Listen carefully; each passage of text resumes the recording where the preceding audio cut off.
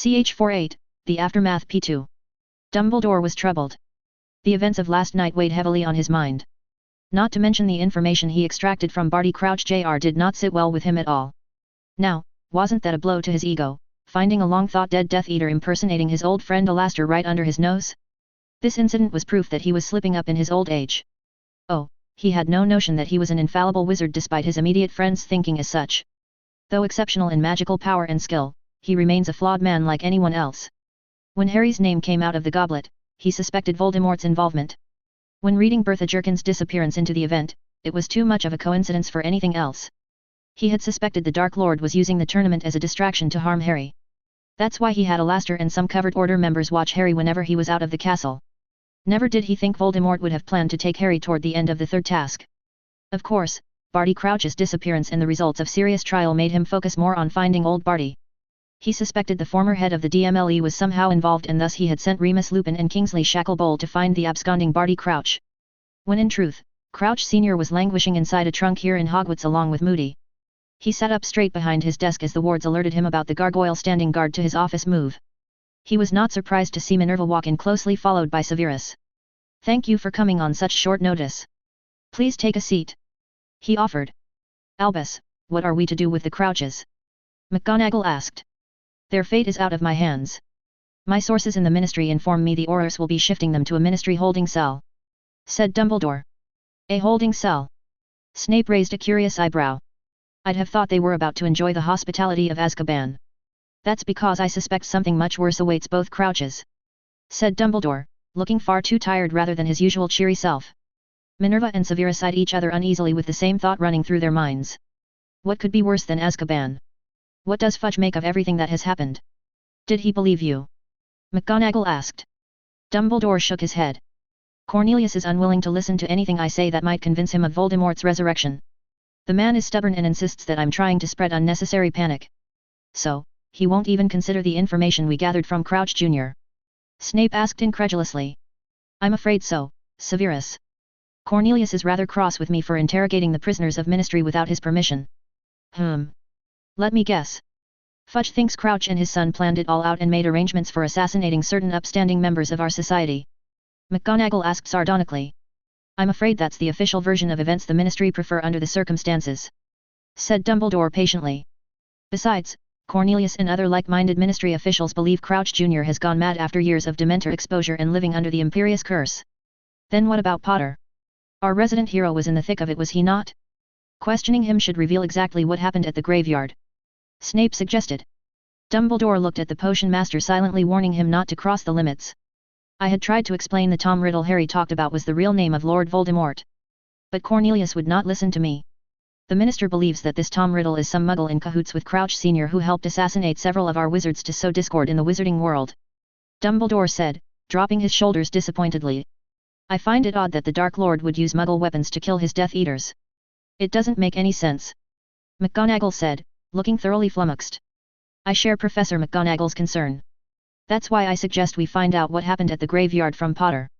The boy knows more than he led us to believe. I say a few drops of Veritaserum should wring the truth from the boy," Snape suggested, earning protests from McGonagall. Dumbledore merely sighed and leaned back in his seat as his two foremost trusted friends bickered amongst themselves. Truth be told, he was also having a feeling Harry was hiding something. If Crouch Jr. was right, then Voldemort's plan required Harry's blood for the ritual to complete. Yet, Harry never mentioned any ritual that took place in the graveyard. From Kingsley, he learned there were traces of dense dark magic residue that was beyond the scope of simple spells. There were definitely traces of heavy dark magic, remains of a sickly-smelling unidentified potion and even shredded pieces of a cauldron. All pieces of evidence point to a dark ritual or at least the setup for one. Only Harry could shed more light on the exact details and he was determined to get to the bottom of the events that transpired in the graveyard. But there was one other issue bothering him. The dark mark was now clearly visible on Severus' forearm.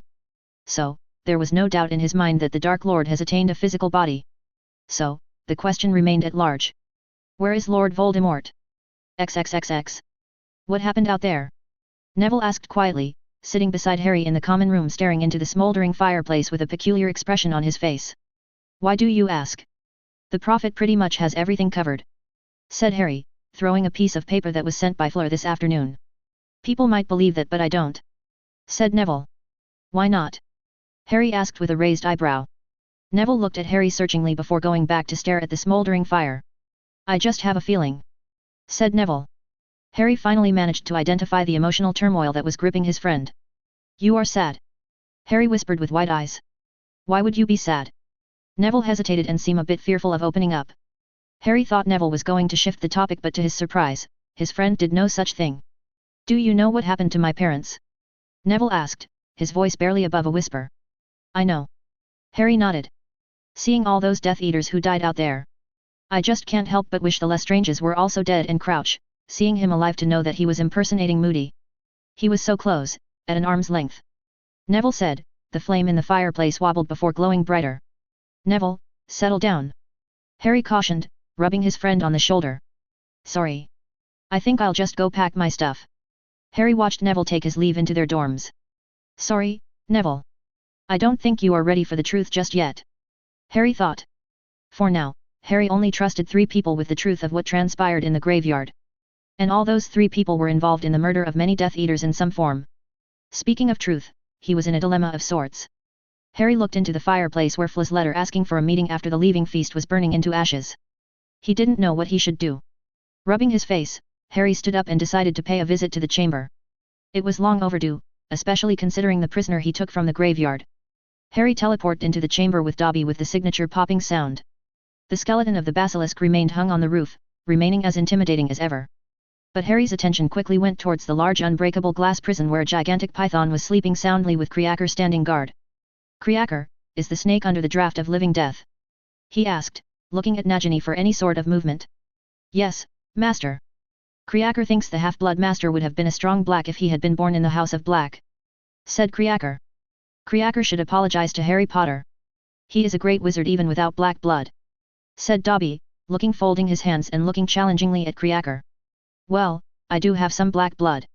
So, there is no need for conflict between you two. Harry intervened before the 2 elves could devolve into one of their infamous fights.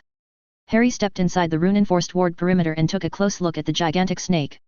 With Nagini in his grasp, only 2 Horcruxes remained beyond his reach, Hufflepuff's cup and the gaunt ring.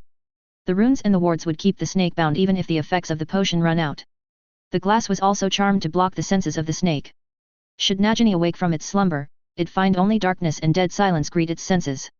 Those spells were a little hard to pull off, but Sirius came through despite the difficulty and rushed timeline.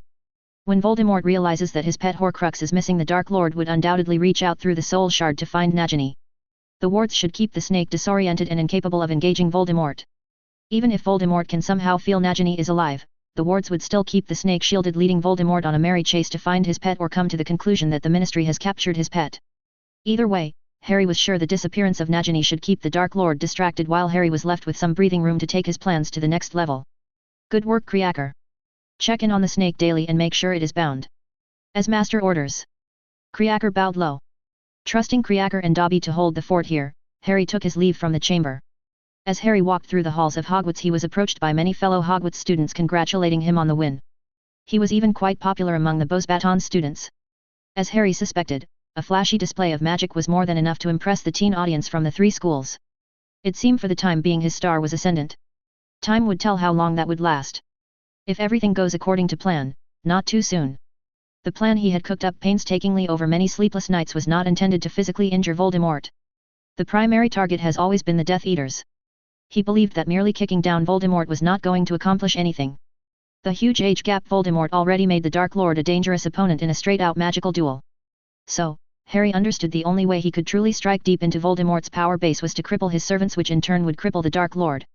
Therefore, the Death Eaters were his target, and it seems he struck true. The upper echelons of Voldemort's Death Eaters were decimated. Harry was still waiting for the official confirmation from the Prophet to come out so that the names of dead Death Eaters could be known. In the vacuum left by the absence of his most powerful supporters, Voldemort would not be able to shape the narrative, and that's where Harry's next phase of the plan kicks in. Harry waited in a secluded spot, patiently looking at his watch. When the time was sharp noon, his ears picked up a low buzzing sound. He found a familiar beetle that transformed into Rita Skeeter. Hello there, Harry. Up for an interview? The readers would love to know the thoughts of the boy who lived after such a splendid victory. Rita Skeeter almost purred sweetly. Harry could see the greed and excitement shining behind her eyes. Maybe some other time. For now, I want you to pursue this story, said Harry, taking out a stack of parchments he had painstakingly formulated throughout this morning and offering it to Skeeter's waiting hands. "What is this?" asked Rita Skeeter, a frown adorning her pointy face. "Everything that you need to start a feature about Tom Riddle. I want you to use the information that I gave you to write a full feature. You need to show me the completed version before publishing," said Harry, leaving no room for argument. "And you'll be suitably compensated for your work," he added, seeing Skeeter was about to protest. "As a bonus, take this piece of advice. Avoid using your beetle form on Hermione Granger. She has her suspicions about you. If you use your animagus form again you might get caught and we both don't want that, do we? XXXX. Harry was resting his eyes when he was awakened by an owl carrying a small letter from Sirius. It asked him to come near the astronomy tower. When he finally arrived at the place, the scene he saw was that of the Aurors taking out the soulless bodies of Crouch Sr. and Crouch Jr. while Professor McGonagall screamed shrilly at Fudge and the Aurors in the background. That's how he ended up walking with Sirius and the minister to the headmaster's office. "Harry, you'll be happy to know that Barty Crouch Sr. and his lunatic son are no longer a threat," Fudge explained with an air of satisfaction and a job well done attitude. "Both of those traitors have been administered the Dementor's kiss. There was a clamor for the two to be put in Azkaban, but Sirius here made me think otherwise." Fudge held Sirius by the shoulder as if the two were the best of buddies since childhood. Harry hid a smile as they made their way towards Dumbledore's office, seeing Sirius roll his eyes. But his godfather played his part well by reciprocating the gesture. "You'd know what's best for the safety of our community, sir." Harry subtly fueled Fudge's ego. "It had to be done, Minister.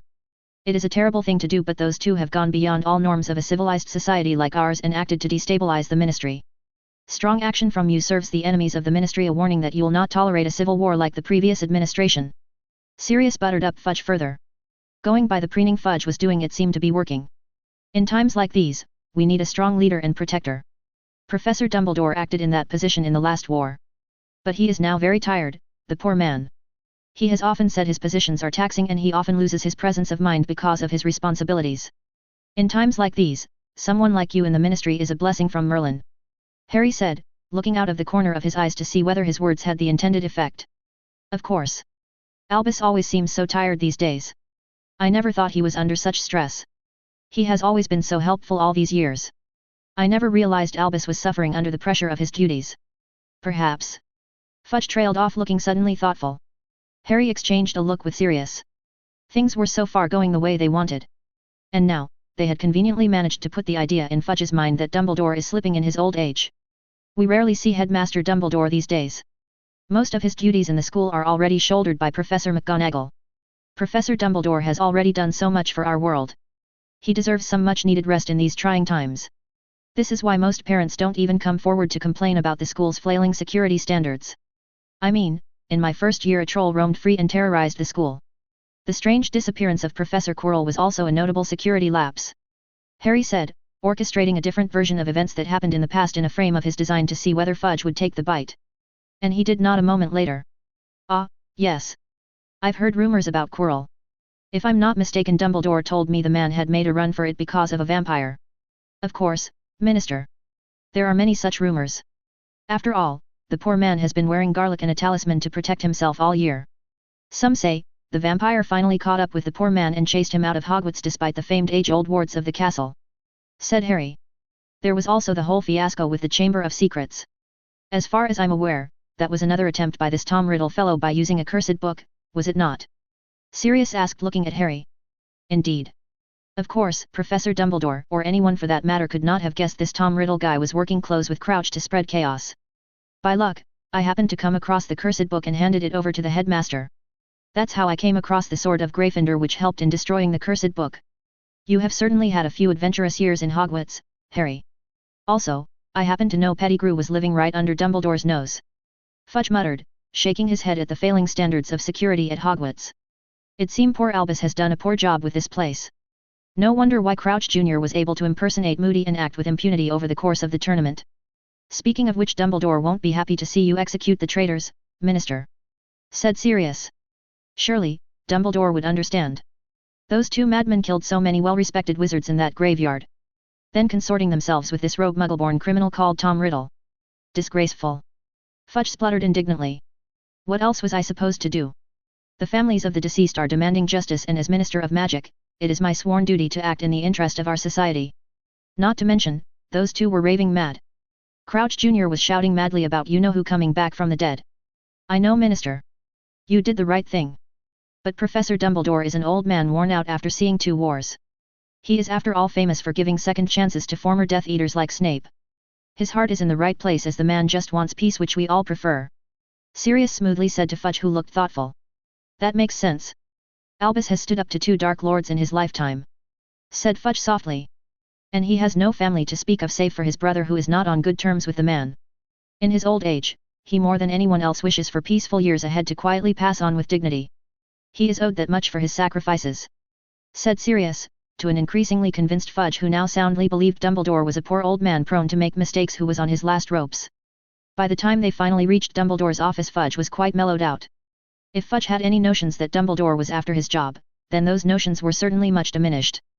Though Harry had his reasons not to trust Dumbledore, he didn't want Fudge to openly fight Dumbledore. It was better to use the resources of the Ministry on Voldemort rather than on Dumbledore. It was purely strategic reasons that influenced Harry to set the board in such a way that Fudge thinks Dumbledore was a tired old man with a bleeding heart rather than a political adversary. When Harry followed Fudge and Sirius into the headmaster's office, he saw the office held other guests. Professor McGonagall and Snape were present, and both of them did not look very pleasant to see them at all. No doubt, Professor McGonagall had informed Dumbledore about what transpired in the astronomy tower. Cornelius, why?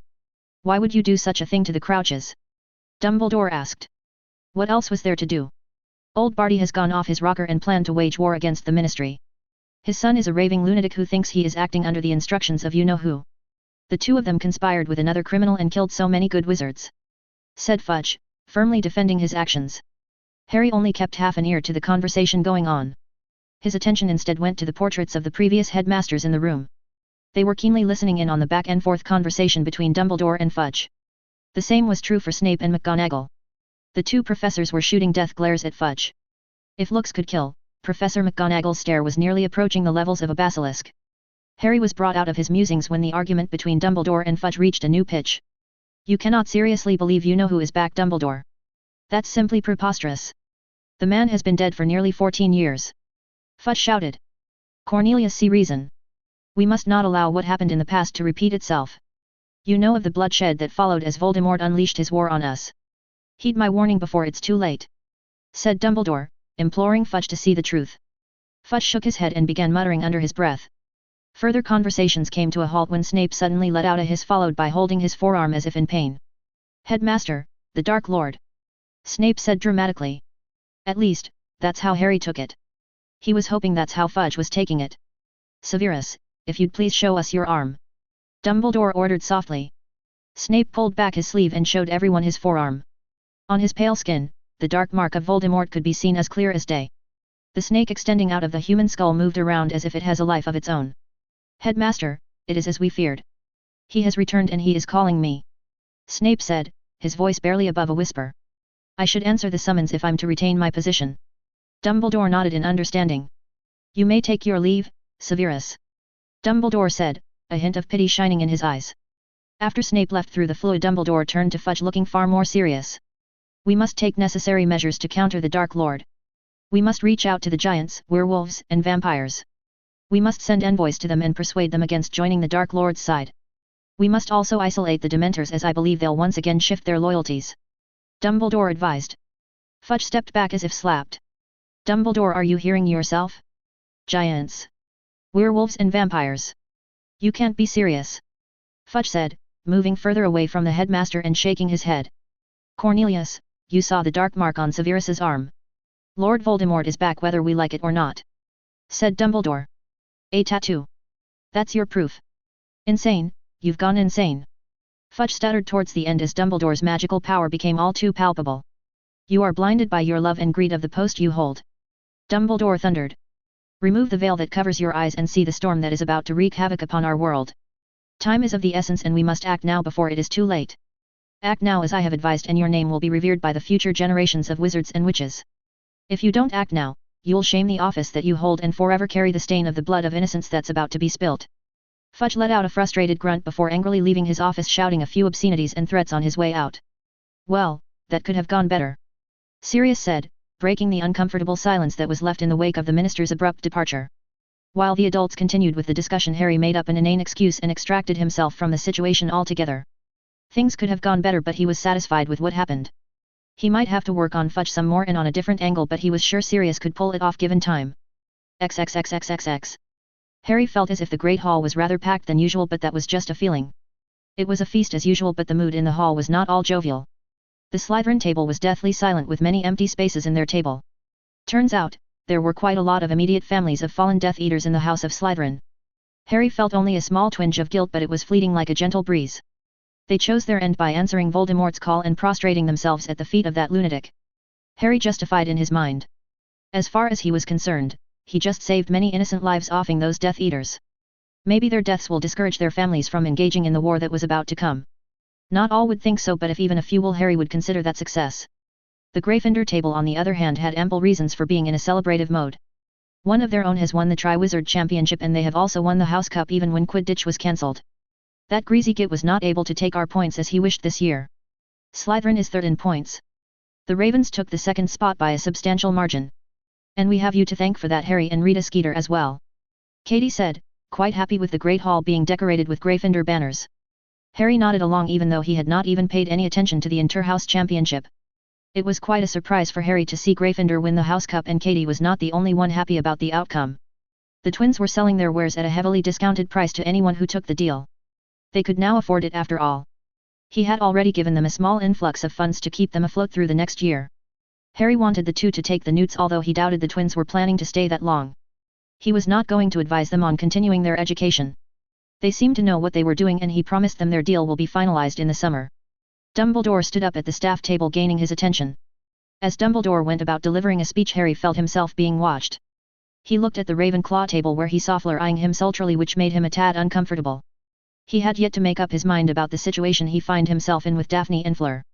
Not to mention, he was supposed to meet Fleur at the Room of Requirement after the feast. Harry absently scooped a spoonful of dessert when suddenly the hall collectively gasped. Feeling a bit funny, he looked around and saw everyone was staring at him, which made him confused. "What's up?" Harry asked curiously. XXXX.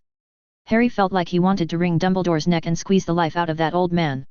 Why the fuck would he drag my name into the foray and claim I saw Voldemort? He thought furiously.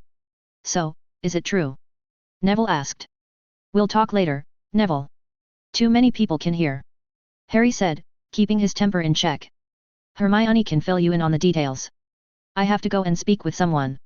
Harry made his escape from the entrance of the hall after the feast by shrouding himself under a Notice Me Not charm and other spells that allowed him to slip away unnoticed. He was furious with Dumbledore and himself. He should have expected Dumbledore to play this trick. He was hoping the headmaster would spare him from this situation. It was with a troubled mind he reached the 7th floor corridor, where to his surprise a door appeared seemingly out of thin air. Harry looked around and reached out with his magic. He couldn't sense anyone under an invisibility spell or cloak. Fleur is already inside and must have set the room to act as per her designs. Harry thought. He pushed the door open and found a corridor lit with glass candles leading to another door at the other end. Once Harry stepped into the corridor of the roar, the door behind him vanished, leaving a smooth brick wall in its place. Harry let out a sigh at the theatrics, but he was impressed by Fleur's deep understanding of how the roar functioned. She's a prodigy in charms. Of course, it was only a matter of time before she found the secrets of the room. Harry thought as he moved forward. When he opened the door at the other end, he found himself in a large room filled with gold and silky curtains and a large chandelier hanging from the ceiling. You are early, Harry. Fleur's smooth voice made him locate her. Fleur stepped out from behind one of the curtains and his breath caught in his throat. She was dressed in a sheer long golden dress that left little to the imagination. He could see one of Fleur's long legs that left him wanting more of her. With a sway to her hips, Fleur moved towards him and Harry found it difficult to look her in the eyes. Fleur reached out with one of her fingers and pulled his chin up so that his eyes came into contact with hers. Chapeau. Fleur said, her blue eyes twinkling merrily. You won Z Cup. Fleur pressed a kiss on his lips which broke the dam, so to speak. He felt as if butterflies were in his gut as he took Fleur into his arms, deepening the kiss. When they came apart, they were both left breathless, which deeply confused Harry. I kissed her only for a few seconds, he thought. That thought fled his mind when Fleur leaned forward, placing her soft lips against his earlobe, making him tingle. Come, Harry. I have a present for you. Fleur breathed into his ear before leading him further beyond the filtering curtains, which looked more like golden smoke. CH49, Fleur de Lis, warning, NSFW content. XXXXXX lemon starts XXXXXX. His mind was blank save for the beauty of Fleur. It was as if he was living under a cave shrouded in darkness and was witnessing a full moon in the night sky for the first time. Everything else became irrelevant in front of the radiant moon. Similarly, Harry found it hard to take his eyes off the radiant moon that was Fleur. It was only when Fleur came to a stop that he snapped out of the daze to some extent. However, he barely had any time to properly form a coherent thought as he was immediately besieged by an overwhelming desire to make Fleur his. It was such a silly thought, but he could not mull that over as his breath was taken away by Fleur taking the opportunity to kiss him. Harry did not protest the action. Instead, he wrapped his hands around Fleur, caressing her curves along the way until one of his hands caught hold of her precious derriere while the other climbed north, settling on her neck. Squeezing his palm against her posterior elicited a squeak from the witch in his arms. He broke away from the kiss and buried his face in her hair. Pressing a kiss against her neck, he took a deep breath, taking in her sweet scent. Pulling back a pace, he stared into her mesmerizing sapphire eyes. "God, you're so beautiful," Harry murmured. Leaning forward, he captured her lips in another searing kiss, one which Fleur was only too happy to reciprocate. Her long fingers weaved through his hair as she pulled him against her lips. He allowed her in when she prodded his lips with her tongue. Harry felt like he was floating like a cloud weightlessly. Harry felt her tongue seek his out, snogging what little sense he had left. It left Harry in a frenzy and in a need for more, as he felt Fleur was quite intent on taking this to the next level. He was not complaining. Harry abruptly pulled back and watched Fleur needily trying to capture his lips again in a kiss. Instead, he aimed lower, nibbling and sucking along her jaw and neck. Fleur let out moans of pleasure that only encouraged him to continue on his current ministrations. All this time they were moving backwards until Fleur suddenly stopped. She could move no further as Harry had her leaning back against the rail of a four-poster bed. With one arm firmly on her sweet rump, Harry took his other arm from her lean neck and fumbled with the strap of her dress. His attempts to get Fleur out of her dress ended in abject failure, which made him growl in frustration. His magic flared and rushed to exert his will, which managed to unhook the sole strap of Fleur's golden dress. The minute the strap came undone, he left a trail of kisses along her neck all the way to her exposed shoulder. He could see her hardened nipples poking through her dress. Trailing his hand further south, he slowly dragged down her dress, exposing her perky breasts before his eyes. "Harry!" Fleur moaned as the fabric of her dress slid down her twin mounds, exposing them to the sultry passion hanging in the air. "MMM." Harry moaned as Fleur tightened her grip on his hair while her other hand toiled to remove his cloak. Guided by her hands, Harry's head moved further south, leaving a trail of fiery kisses along the way. His hands caressed her curves while simultaneously dragging her dress down to her hips. Drunk in lust, Harry reached out with his teeth and nipped at Fleur's hardened nipples, taking turns between the two so that he did not favor one over the other. Judging by the sultry moans that escaped Fleur's lips, she was enjoying his ministrations. "Oh, Harry!" Fleur moaned, enjoying the way Harry's teeth were treating her teats. Filled with unbridled pleasure, Fleur managed to unclasp Harry's cloak, which pulled down behind his feet. With her long fingers, she took hold of Harry's sweater and pulled it over his head in one go. She threw the offending material away from the bedside while Harry moved further south and pressed a chaste kiss on her belly button. She felt like butterflies were flapping their wings in her belly. Fleur giggled as Harry's fingers traced the contours of her hips while showering her belly with fiery kisses and sharp nips that took her to new heights of pleasure. With one sharp tug, Harry disrobed Fleur, her silken dress pooling around her feet. Her cheeks flushed as she saw Harry trace his mesmerizing green eyes along her body, memorizing every nook and cranny into his memory. Not to be outdone, Fleur's hands immediately worked on his shirt. In her rush, she snapped off the shirt from the buttons holding the fabric together. Fleur pushed the white shirt back against his shoulders and forcibly removed the article of clothing which stood as a barrier to Harry's upper body. "Merde!" Fleur gasped, her hands tracing the fine packs of muscles along his abs. 2es chod. Harry was once again at her eye level, pressing steamy kisses on her chin, her neck, and her shoulders. Fleur's eyes became half-lidded with pleasure. Her soft hands trailed towards his back where she explored the finely carved muscles on his back. Her hands trailed down to his waist, caressing his hips. He enjoyed the way her sharp nails scratched through the rough edges of his abs until finally, she took hold of the buckle of his belt. She pulled the buckle free, making it easy for her hands to hook her fingers on his boxers and pants, pushing them loose off his hips. Harry shook himself out of his pants and boxers and pressed himself against Fleur, who was equally bereft of any clothing. His hand trailed behind Fleur, running along her smooth skin until finally grasping her shapely bottom. Fleur wrapped her hands around his neck as he lifted her by her round ass. She gave him a steamy tongue-filled kiss for his efforts that took his breath away. Under normal conditions, his arms should have been under strain by taking the full weight of Fleur. But he hardly felt the strain. It was as if Fleur was as light as the finest silks of the East. "Harry!" Fleur moaned after she came out of the kiss to breathe. She saw the wild look in Harry's eyes and she was aware of the raging hardness that was pressing up against her womanhood. "Harry, make love to me." She leaned forward and whispered into his ear after taking a cheeky bite of his earlobe. Going by the lustful growl Harry let out, Fleur knew he loved it when she became playful. So, she licked the side of his ear slowly as she was carried into the bed. Harry growled under her ministrations while trying to lower her slowly into the bed, but Fleur was not having it. She pulled him along and they both fell into the bed in a tangle of limbs. She was more than ready and she got the feeling Harry was ready as well. Her left hand sneaked in between and took hold of Harry's cock. A long growl escaped from his throat as he felt Fla's fingers wrap around his manhood. He so wanted to ask whether she wanted to do this, but such thoughts escaped him as she pulled him into a kiss with her free hand. Harry's hands were not idle either. One of his hands settled on her hips while the other took hold of one of Fla's bountiful breasts. Looking into the clear blue eyes of Fleur, he slowly pushed in. More. Fleur moaned, urging him forward. Harry pressed a kiss to her neck as he sharply pushed in. The warmth that enveloped him was exquisite and he doubted anything else could garner such a feeling in this world. It took them both a minute to adjust, but passion soon awakened within them both like a raging inferno. Fleur gasped and moaned against his neck as she hid her face in the crook of his neck while Harry plowed her insides. Encouraged by the sounds Fleur was letting out, Harry sharply picked up his rhythm. Merde! Fleur screamed. Harry hissed as Fleur dragged her fingernails along his back, probably drawing blood. He grunted and groaned as the pleasure overwhelmed his senses.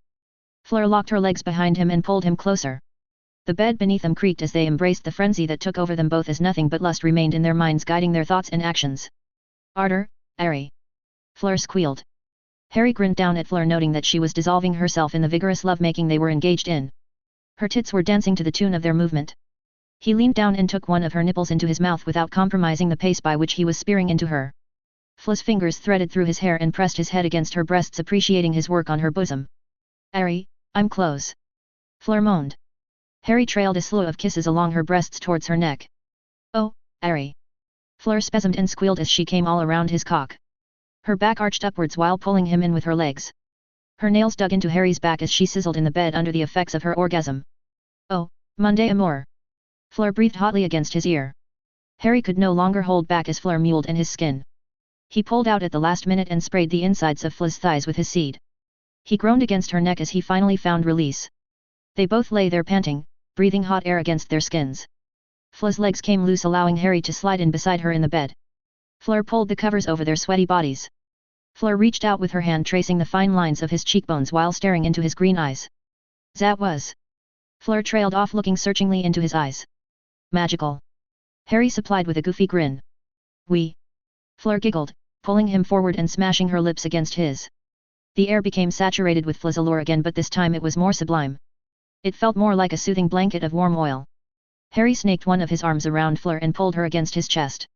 He could feel her breasts getting flushed against his chest as she draped one of her long legs over him. He breathed in her flowery scent from her silver blonde hair as she nuzzled against him in the bed. Fleur pressed a kiss on his chin before she closed her eyes, resting her silver mane against his chest. The lull of the night was such Harry found it difficult to deny sleep, so he closed his eyes with Fleur closely wrapped around his body like a warm blanket. XXXXXXXX lemon ends XXXX. Voldemort kept a strong grip over his right hand, which was once again acting up with spontaneous tremors. At first, he had assumed it was the after effects of his resurgent magic and soul settling into his newly furnished body. But he no longer thought this to be the case. Something must have gone wrong with the ritual. That blasted boy must have done something, or that bumbling moron Wormtail must have botched it up, he thought. If it was Potter, he'd enjoy torturing the boy to death the next time the boy faces him. If it was Wormtail, well, there was hardly anything he'd have to do to the coward. All of them are dead. Are you sure? Voldemort asked imperiously, sitting on a transfigured throne. I'm afraid so, my lord. The remains of your servants shall be handed over to the close surviving relatives at the ministry, said Lucius, keeping his eyes firmly on the ground. Did the ministry find who attacked my Death Eaters? Voldemort asked, conveniently leaving himself out even though he too sustained some injuries. But he was not going to expose his weakness to Lucius. I'm afraid the ministry is under the impression that the Crouches are behind the attack. Also. Voldemort perked up at the infliction in Lucius's tone. Out with it, Lucius. He snapped, not in the mood of entertaining the idiosyncrasies of his servant. My lord, the Potter boy claimed the Crouches were led by a third man who represents a fringe Muggle group, said Lucius. What? Voldemort asked incredulously, wondering for a moment whether Potter has gone mad. So, what you are saying is that Harry Potter has not at all mentioned my presence in the graveyard? Not directly. He has not used my lord's proper name, but the other which Dumbledore alone uses, Lucius reported, a healthy dose of fear shining in his grey eyes. Voldemort felt his rage spike within him at the implications, but he beat it down as he was not at liberty to use the unforgivable curses on those who offend him. Conserving his power was now paramount, and therefore he spared Lucius save for a glare which was enough to put the fear of death on the Malfoy family patriarch. Dumbledore was now most likely aware of his return, which was unfortunate. The ministry, it seemed, has jumped right in and had the Crouches face the kiss of a Dementor. That should neatly tie up any loose ends.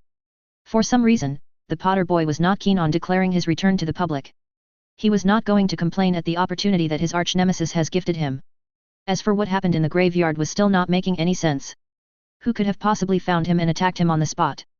Only Crouch was outside his immediate observation, but he doubted the man would betray him. For a moment, he entertained the thought of Potter setting up a trap, but he discarded the thought. He was sure Potter could not have possibly planned it all out and somehow found out his plans. No, this was the work of someone else. But no matter how much he thought, he could not find a possible explanation for how this mysterious enemy found his hiding spot in the first place. Unfortunately, both Crouch Jr. and Pettigrew were dead, leaving him with a huge mystery. I need to revisit my memory and look for something I missed. There must be some clue that could prove useful, he thought. Whoever this rogue enemy was, they were certainly dangerous and had dealt him a heavy blow by decimating most of his favored Death Eaters. They have deprived him of precious resources, and for that, they shall suffer a most painful end by his own hands. Lucius, tell no one of what transpired in the graveyard. For now, let the world believe the lies the Ministry has spun around the eve of my resurrection. Voldemort ordered. As you will, my lord. Lucius bowed low. Voldemort eyed Lucius, and for a moment he suspected the man, but he dismissed such thoughts. Lucius was ignorant of his location and his moves. Besides, the man was hardly knowledgeable when it comes to Muggle weaponry. Not to mention, Lucius was also injured during the attack and had sought him out after the wounds were partially healed. Perhaps Potter had some helpers who managed to track the boy to the graveyard. Pettigrew had not exactly done a thorough check on the Potter boy. Enter. Voldemort said coldly, hearing a knock on the door of the hall halting his thoughts. Voldemort's red eyes narrowed as he watched Severus Snape walk inside and kneel beside Lucius. You have come at last, Severus. I thought you had forsaken your master for that old fool. He hissed at the potion master while carefully hiding a tremor that went through his arm. My lord, I'd have joined you when you called, but I was among the Hogwarts staff with Dumbledore watching my every move. Snape said, his head bowed in deference. I have been ever loyal to you and our cause. On your feet, Severus. I'll be the judge of that. Now, tell me, what has Dumbledore planned? Dumbledore is aware of your return and he is moving as we speak, gathering the former Order members. He is also planning to reach out to the giants and werewolves to keep them neutral in the coming conflict. He plans to hold a meeting once the summer holidays commence. I shall be able to know who all are assigned with which tasks and what decisions are made. Snape said swiftly, keeping himself strictly on the matter at hand. We'll see whether you are useful in the coming days, Severus. For now, return to your post. I shall call on you soon. Said Voldemort, dismissing his sole spy amongst Dumbledore's rabble. Voldemort watched Snape withdraw from the hall. At the moment, he did not trust the potion master to make him even a pepper-up potion, much less find a solution to his weakened state. First, he needed to get out of this Muggle house and get access to a proper wizard's home. Then he needed access to some potion ingredients to stabilize his worsening condition. Everything else can be dealt with later. XXXXXXXXX. Fleur barely held back a moan as she felt Harry leave a trail of kisses between her shoulder blades. So, the Dark Lord is back? Fleur asked, her eyes half closed, enjoying the ministrations of her lover. Harry groaned against her skin, which made her shiver in pleasure. They were just lazing in the bed, reluctant to part just when they had shared the bed together. But there was no other choice before them but to go their separate ways. They were just extending the time they had until the inevitable. So, those Death Eaters. They fell into my trap. Someone needed to take them out at some point. Dumbledore and his goody two-shoes gang are not going to do a thing. So, I acted. Fleur turned around and raised a curious eyebrow. Well. Dobby and Winky acted. I just provided them with the opportunity. Harry amended. Fleur let out a giggle before she pulled him into a kiss. I've to go. I'll see you again, Harry. Fleur said, pressing up against him and giving him another kiss. Harry lay there in bed as he watched Fleur get dressed in a hurry. He was a little let down to see her go, but as Fleur said, this won't be the last time they'll be seeing each other. If everything went according to plan, Fleur would be coming back to Britain after smoothing things out with her parents. Letting out a sigh, he too decided to leave for the Gryffindor dorms. When the sun was up, Harry was dressed properly for the ride back from Hogwarts. His trunk was ready, Hedwig was ready, and he was ready. Dobby had done exceedingly well in packing up everything promptly without anyone noticing. Dobby also had the presence of mind to put his dorm mates to sleep so Harry's disappearance would not be noticed. I should give Dobby and Winky a suitable gift for the splendid work they have done so far, he thought as he tied his shoelaces. You are up early. When did you even return? Asked Ron, who had just woken up from his slumber. You were sleeping. Harry grunted. You know, Mum wrote to Dumbledore asking whether you could stay with us for the summer. He didn't allow it. He said you need to go back to Privet Drive with everything that's going on. Said Ron. Harry raised an eyebrow but didn't comment. He was not going to that place at all like a good little pawn. If dumbass Dor thinks I'll just slink back to that little madhouse like a good little pawn, then the old man is as dumb as his name sounds. Harry thought. Half an hour later Harry was at the Hogsmeade station with his trunk and Hedwig in her cage. He could see the disturbing visage of the Thestrals drawing the carriage. From time to time he looked at the creatures of death and they were eyeing him with a disturbing amount of interest. It took all his willpower not to get disturbed by their stare. You look troubled, Harry. A familiar voice greeted his ears. Fleur was hurrying up towards him with a small group of friends hanging back near the carriages. I couldn't find you at the entrance hall. Sorry. She said before hugging him. See you soon. Fleur pressed a kiss on his cheek before she left to greet Cedric, who was quite happily chatting away with Cho. If there was one thing that made him relieved even though he murdered quite a few Death Eaters, it was the survival of Cedric Diggory. I saved one budding wizard while stuffing out more than 10 criminals. A fair exchange as far as Harry was concerned. What did she want? Asked Hermione, frowning at Fleur who was now hugging Cedric and Cho Chang. Just some pleasantries. Harry shrugged, noting that Ginny was also standing nearby Hermione. So, what about Crumb? Any plans you two have for the summer? Hermione blushed and stuttered out a denial. Out of the corner of his eyes, he could see Daphne and Tracy boarding the train. He still had no clue what he should do when it comes to Daphne. For now, he put that out of his mind as he focused on getting his trunk and Hedwig inside the train. XXXX. The King's Cross station was packed as usual. He easily found Sirius on the platform, but his godfather was not alone. Curiously enough, Damian Greengrass was standing beside Sirius. MR and MRS Weasley were also present, although they kept shooting Mr. Greengrass with distrustful looks. Having endured the endless questioning of Hermione throughout the train journey, he was quite eager to leave the place as fast as possible. So, the moment he collected his luggage he made his way quickly toward Sirius. Mr. Potter. Damian nodded, keeping their familiarity under wraps, which Harry was thankful for. Mr. Greengrass. Here to pick up Daphne. And Astoria. Damian answered. I don't think he knows me, Papa. A small thin blonde girl came out of nowhere and hugged Mr. Greengrass. Harry blinked in surprise. Ah. Really, Harry? You did not know my sister? Then again, she is so small, easily mistaken for a dwarf. Said Daphne, coming to stand by his side as she rolled a trolley along carrying her trunk. I admit I've not seen your sister around at Hogwarts. That doesn't mean I'm ignorant of her existence. Harry said, keeping the surprise off his face. Daphne eyed him doubtfully. Anyway, it is good that we met today, Mr. Potter. Said Damian Greengrass, offering him a neatly wrapped envelope. You and Mr. Black are cordially invited to a small party in the Greengrass Manor. You are allowed to bring a guest each if you so desire. The date and time are in the envelope. Thank you, Mr. Greengrass. We shall endeavour to make it in time. After Sirius and Damian engaged in a polite exchange of words, the Greengrass family took their cue and left. Before we leave, I have to act on a promise to these two pranksters. Harry jabbed his thumb at the Weasley twins as they came nearby. Fred, George. Meet Sirius Black, my godfather. He also goes by the name of Padfoot. He is one of the members of the illustrious group known as the Marauders. Fred and George stared at Sirius and openly gaped. Really? They chorused together. Well, guilty as charged. Harry's father was Prongs, and you already know Moony. He was your defense professor, Remus Lupin. Sirius said, making the twins give an overly exaggerated bow to Sirius. Take us as your students, great master of pranks and chaos. Stop that, you two. MRS Weasley snapped at the twins, smacking them behind their heads. Well, then. Time to go, Harry. Don't expect a warm welcome in my house though. My mother's portrait is not so welcoming to visitors or anyone for that matter. Said Sirius, who shrunk down Harry's trunk for him while Harry took Hedwig's cage into his hands. Sirius, wait. Dumbledore said Harry needs to go with the Dursleys. MRS Weasley protested. Dumbledore is merely the headmaster of Hogwarts. He does not decide where I live, nor does anyone else. Good day, MRS Weasley, Mr. Weasley. Harry nodded at them as Sirius whisked him away by apparition. The last thing he saw was the shell-shocked faces of the Weasleys. CH50, Summer Vacation P1. Mistress is not going to like what Half-Blood Master is doing. Creaker muttered. Stop calling him that, you stupid wanker. Sirius shouted while carrying a large portrait of one of his ancestors down the hall. I have a name, you know. You can use my name. Harry offered while helping arrange the portraits into one of the rooms in the basement beneath the Black Manor. Creaker would never move the portraits of the Great Blacks from their proper place. Creaker muttered dejectedly. Oh, how Creaker wishes he could disobey the master, traitorous scum that he is. He brings nothing but shame upon the House of Black. Why, you little Sirius was ready to launch himself at Kriaker, but Harry put a stop to that while they settled the portraits in the basement. Go. I'll speak to him.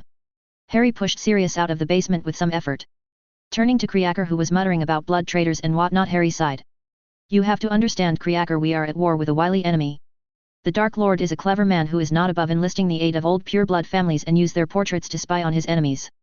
Many of the portraits in this house have links to other portraits outside of this house. Said Harry. Looking around, he found the portrait of Phineas Black, which was frozen by a frame-freezing charm. Look at that portrait. It's the portrait of Phineas Black, who was once the headmaster of Hogwarts. If Dumbledore so wishes, he could use the portrait in the headmaster's office and spy Black Manor with ease. A light of understanding passed through Kriaker's eyes. Kriaker understands. The elf bowed his head, flattening his ears in shame. While you are at it, can you nicely ask him to take down my mother's portrait? Sirius whispered near Harry's shoulder. Why? I think your mother's portrait is quite useful, Sirius. If Voldemort somehow tracks us down, the portrait could either give him a heart attack or serve as a warning for us. Sirius suddenly became thoughtful. You know. I never thought of it like that. You might be onto something there, Harry. Sirius said. Of course, I'm onto something. Said Harry, winking at Kriaker, who looked relieved that Lady Black's portrait was not going into a dark corner of the basement. Now, come with me. I'll show you your room. Said Sirius, leading Harry away from the basement. Well, this is a bit too much. Harry looked at the large expansive room with a king-sized bed and many ornate pieces of furniture that screamed pompousness. A small bedroom with a small table on the corner would have been preferable. Can't have you living like that in my house, Harry. You are a guest of the House of Black and my godson. Tradition dictates that you ought to be treated like the heir. Said Sirius. Since when did you become a man of tradition? Harry asked with a raised eyebrow. Since last night. So, how's the room? Harry looked around at the blue-painted walls and the overall aesthetics of the room. I like it. Harry said, nodding to himself, satisfied with the room even though he thought it was a bit too much luxury. He liked to keep things simple, but he could live here without a problem. I wanted to have your room painted red and gold. Well, I wanted the whole house painted red and gold, but Kriaker would find some way to disrupt the work. In the end, I decided to go with blue and white. That was probably good. I was getting tired of seeing all the red and gold in my dorms. This is a more soothing color. Harry hummed in appreciation. Young master has more sense than the blood traitor. Kriaker muttered while pretending to sweep the floor nearby the stairs. See, even Kriaker agrees. Harry laughed while Sirius muttered about not being Gryffindor enough. Before anything else could be said, the doorbell rang, making Harry and Sirius frown. They looked at each other for a moment before taking their wands into their hands. It has been only 10 minutes or so since they arrived, so they had yet to put up the necessary wards to guard against any unsavory visitors, bar the one that hid them from Muggle eyes. They heard the door swinging open, followed by a loud crashing sound. Blood traitors and Muggle lovers. The lowest scum of this world defiling the house of my ancestors. Well, you were right. Her portrait can be a good deterrent for friends and foes alike. Said Sirius. Harry found Albus Dumbledore in his usual attire of star-spangled robes by the door with a large pointy hat in hand. Harry. I did not expect to see you here. Said Dumbledore, with the customary twinkle in his eyes. I doubt that. Harry deadpanned, folding his hands, but he kept his fingers wrapped around his wand. Harry, you must return to Private Drive for your safety. I must. Harry raised a delicate eyebrow, challengingly stepping forward. Tell me, who do you think you are, Dumbledore? Dumbledore's eyes widened as an oppressive force permeated the air, trying to blanket him in its power. It was quite familiar, as it was something he has also used in the past to scare away his opponents, mostly in battle. Only a strong wizard can exert such pressure by using their magical power, and he was surprised Harry was at a level to manifest a physical aura at this young age. It's remarkable. Dumbledore thought. You are merely the headmaster of Hogwarts. Out here you have no authority or power to decide what I should or shouldn't do. I'm not going to the home of those fools under any conditions. I'm staying here with Sirius. Harry, you must see reason. Lord Voldemort has risen. I don't care. As far as I'm concerned, the Dursleys are not my family and they'll never be. Besides, I doubt they are in any position to host me. Harry said, a wicked smirk on his face. What do you mean? Dumbledore asked, frowning. Oh. Don't tell me your little spy didn't report you about the unfortunate situation with the Dursleys. Harry asked sardonically. Dumbledore's surprise was quite palpable, and Harry quietly enjoyed the fact that he can give shocks to the old codger whom most in the wizarding world consider infallible. Why are you so surprised? You didn't think that I'd fail to see your little spy Arabella Fig, did you? Harry asked as a matter of factly. The fact that you kept tabs on me and knew what I was going through in my childhood leads me to only one conclusion, Dumbledore. You wanted a malleable pawn whom you can throw at Voldemort as bait, and that's exactly what you did in my first year. But you forgot to keep your pawn crossing over to the other side of the board. Once that happens, the pawn can become any other piece except for the king. But... Dumbledore, you may get out. You are not welcome in my house. Sirius snapped. Sirius, don't make me use force, Albus. Sirius raised his wand. Harry watched Dumbledore looking thoroughly flummoxed. Thankfully, the old man regained his wits and chose to take his leave rather than impose upon them any further. Well, I must say good riddance to bad rubbish. This is the first time I saw my son take a stand like a true Black, said Lady Black from her portrait. This day seems to be full of surprises. Dumbledore scurrying away with his tail between his legs, and I heard a compliment from my dearly departed mother. This is quite a day, Sirius declared. You are still a blood traitor, a shame on my house, but at least you stood up to that muggle lover. I suppose that's your one good achievement. Lady Black huffed before she turned her sights on Harry. Now, who are you, boy?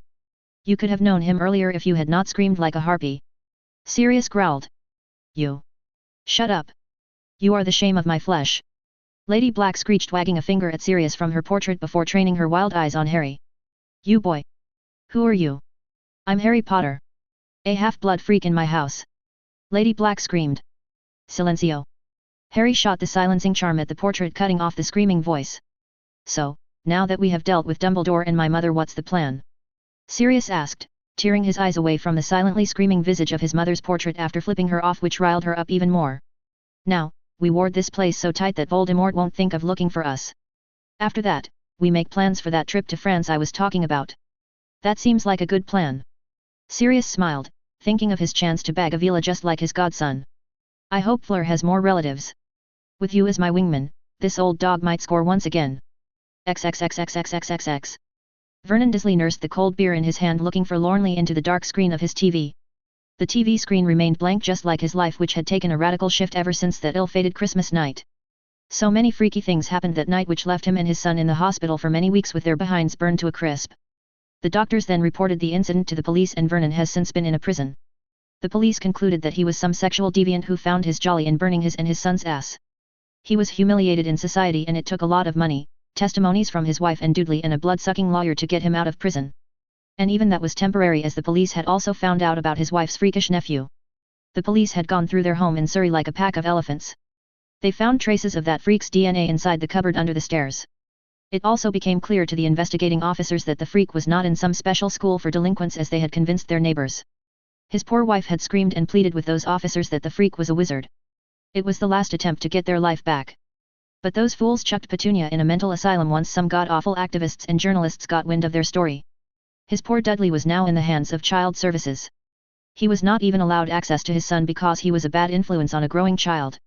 He wanted to rage and rave at the system that denies good folk like him and his wife the freedom to look after their debtors. It's all the freak's fault, Vernon muttered, after taking another swig from the bottle and draining the last drops of beer while sitting in his small rented apartment with nothing much to do. His old job at the construction company felt like a lifetime ago. He was now a glorified gardener who could barely afford rent or put some food on the table. All his other savings were spent trying to keep his ass out of jail, and even with that he was barely successful. He was out on the street as a free man, but only on bail with very stringent conditions. He was to be on his best behavior, and his bail could be rescinded if his wife's freakish nephew does not turn up this summer as he promised to the court. He so wanted to switch on the TV and keep his eye on the news, but the power to his apartment was cut because he could not pay the bills. He prayed the freak walk in on his old house and get caught red-handed. That was the only way to clear his name and get his family back on track. The doorbell suddenly rang, catching Vernon's attention. "Who is it?" he gruffly asked, but no response came from the other side except for the bell being rung once more. Muttering about rude neighbors, Vernon swung open his door only to see one of the freaks at his doorstep. Your kind have the gall to come back after everything that has happened. Step out of my house, you freak!" Vernon roared. In his rage, he rushed at the freak with his fist raised, but he suddenly froze in his steps. "I shall get to the bottom of what has happened, Mr. Dursley." "Perhaps, I might." Dumbledore began, but was immediately cut off. "No!" Vernon roared. "You'll not ruin my bottom again, you freaks." Dumbledore stood there totally flummoxed at the tangent Vernon took, misinterpreting his offer to help. The wild look in the man's eyes also did not sit well with the headmaster of Hogwarts. "Oh, my! What has made you so deranged and mad, my boy?" He looked upon the muggle with pity. "I'm afraid I'll have to speed things along. I apologize in advance for any discomfort." Dumbledore pointed his wand at Vernon and easily slipped into his mind. The things that he found inside Vernon's mind were quite disconcerting. Once he came out with the overall scope of what transpired here, he was left with another dilemma in hand. What am I supposed to do? How do I make things right? Dumbledore wondered. The answer remained elusive, so he decided to pay a visit to Arbella Figg's home to get another perspective on the events that transpired. The Lion Cub, HPSI, Dragon Lord, Hpsaswaf, Durin the Worthy, Prince of Whispers, Patreon, Vex, MCUX Man of Steel, Discord, Sorcerer of Heaven, HPX Bleach. Like reply report. Like reactions Redro OS1, Silent Knight, Sagigi and 46 others. Dragonspectre. December 30, 2023. New. Add bookmark. View discussion. Thread mark CH51, Summer Vacation P2 New. View content. Dragonspectre. Dragonspectre. Not too sore, are you? Join Sep 20, 2021. Messages 401. Likes received 23,841. January 1, 2024. Add bookmark. Number 75. I've got to say that old Coot is one darn persistent stick in the mud. He does not know the meaning of giving up, said Harry, a glass of fire whiskey in his hand and a smoke in the other. He took a small sip of the Wizarding Britain's favorite beverage before taking a puff of smoke. The sun smothered them with warmth as Harry and Sirius relaxed on the long stretched-out sandy beaches of Con. That man does not also know the meaning of privacy, Sirius muttered as he burnt the latest piece of letter from Dumbledore urging them to come back to Britain. It is the fault of that stupid bird. Is there any ward that can ward off phoenixes? You are asking me? Harry asked incredulously. Oh, right. Sometimes I forget you are a little kid, said Sirius, snickering at the indignant face Harry made. Hey! I'm not a little kid. Oh, yet. Bagging one bird, and he thinks he is the man of the world. Sirius scoffed, reaching out and messing his godson's hair, earning an indignant squawk of protest from the teen. Speaking of which, what's the deal with you, Fleur, and that green grass girl? You know you can't lead them both along for a spin. Life doesn't work that way. Harry raised a curious eyebrow, staring at his godfather. Speaking from experience? Harry inquired. Speaking from a bad experience. Sirius corrected, his eyes far away and shivering at the memory. Now stop trying to shift the topic. So, Dealycoor or green grass? Pick one and drop the other gently. It'll save you and the girls a lot of headaches and heartache. It's not that simple. Harry shook his head. Maybe not for you, but trust me, those girls will tear you a new one if you are planning to pull off this stunt. I hear Velas have quite a temper, and they start scorching everything before them when they lose their grip on that temper. Fleur won't be annoyed. She already knows, said Harry. Sirius spat out the fire whiskey he was drinking when he registered what his godson was saying. She knows about the green grass girl, and she's okay with it? Sirius asked incredulously.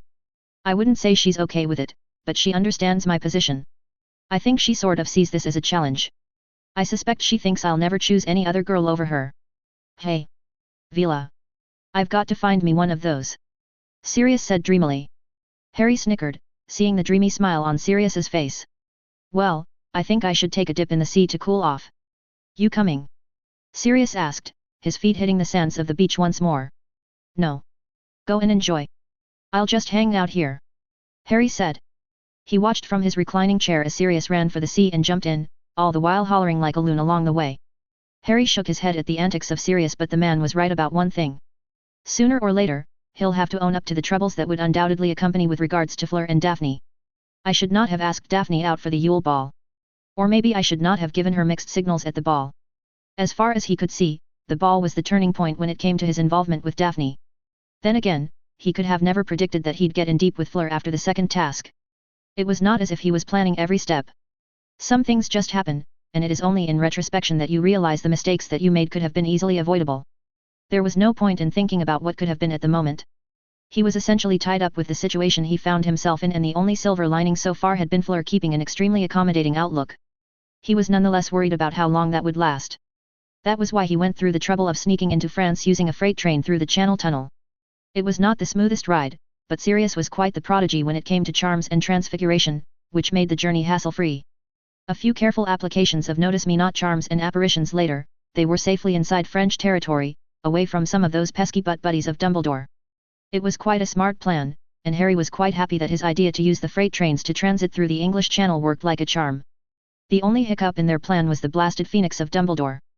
They didn't consider the fact that phoenixes can travel great distances and Fox can somehow track Harry even across the international boundary. Thankfully, Fox had so far not attempted to kidnap him outright, and he doubted the phoenix could communicate his location to Dumbledore. He hoped that was not possible in both cases. Harry closed his eyes and sank into his chair, basking in the sun. He certainly hoped Dumbledore and his stupid followers do not interrupt his vacation plans. The scent of the sea combined with the warm sun smothering him was enough to relax his muscles and make him temporarily forget his woes. He didn't know how long he stayed that was, but he was jolted awake when he felt there was a subtle shift in the wards.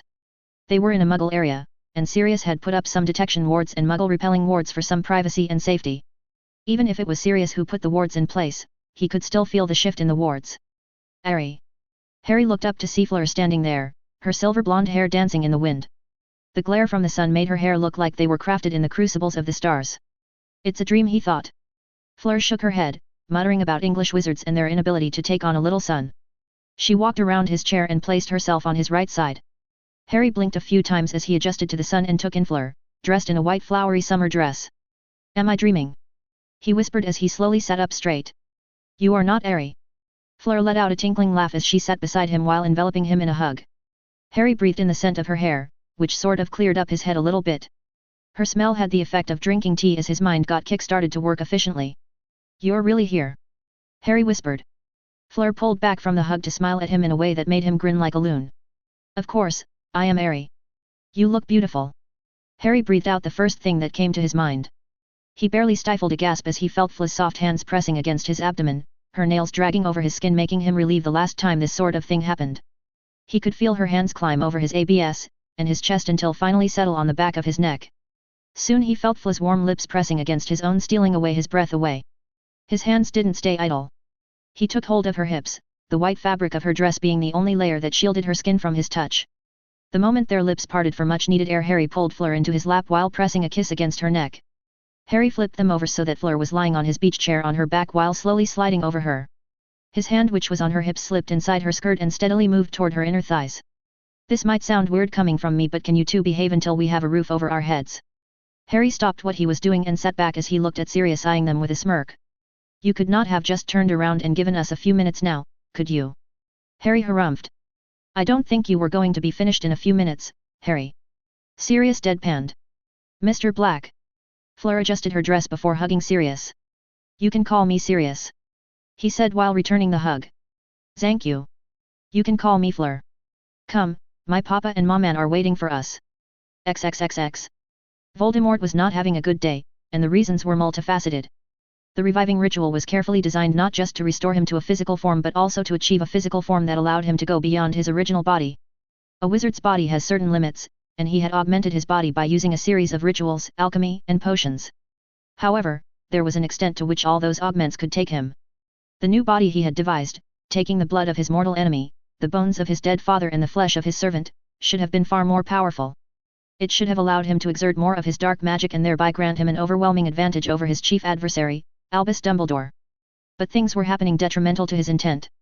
He could feel the power he had so painstakingly amassed over the years diminishing day by day. Well, his magic was as strong as it possibly could, but his body, on the other hand, was getting weaker. No matter how much he thought about it, he could not see where he had gone wrong with the ritual. Everything had gone smoothly as far as the potion that was prepared was concerned. The bones of his father and the blood of Potter were undoubtedly used without a doubt. He had revisited his memory, and he had clearly seen blood leaking from Potter's hand. The only part that could have gone wrong was with Pettigrew. Could that traitorous rat have botched up something? It was a question that'd remain unanswered as the fool had died in the graveyard. The Ministry had even released a formal list of all those who died at the graveyard, and he could no longer feel the traitorous rat through the dark mark.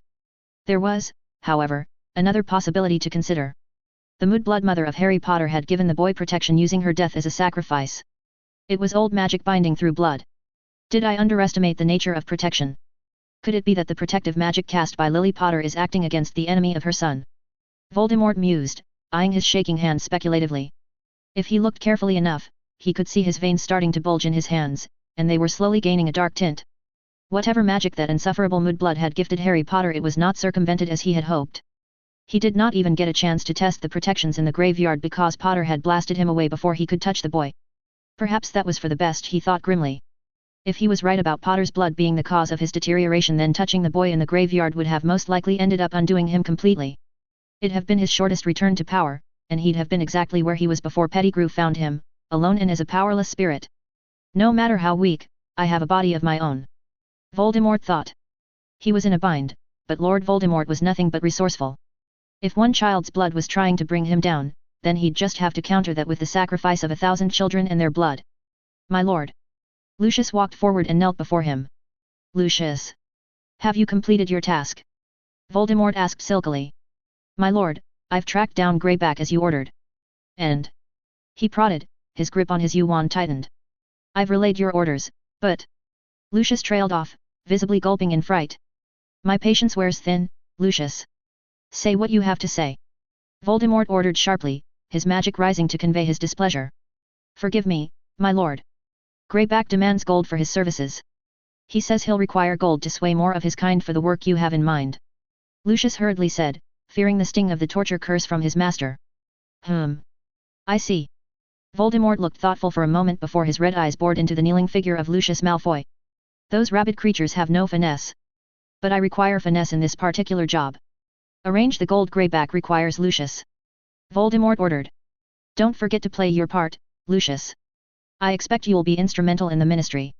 As you will, my lord. A sinister smile blossomed on his lipless face as he imagined the chaos that'd be unleashed on the muggles and wizards alike.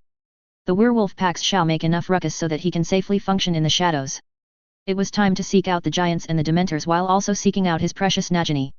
For some reason, she had eluded his attempts to track her. He assumed it had to do with the Aurors hanging around Little Hangleton. Those fools won't be hanging around that place for long, he thought amusedly. XXXXXXXX. Harry has changed so much this year in ways I never imagined.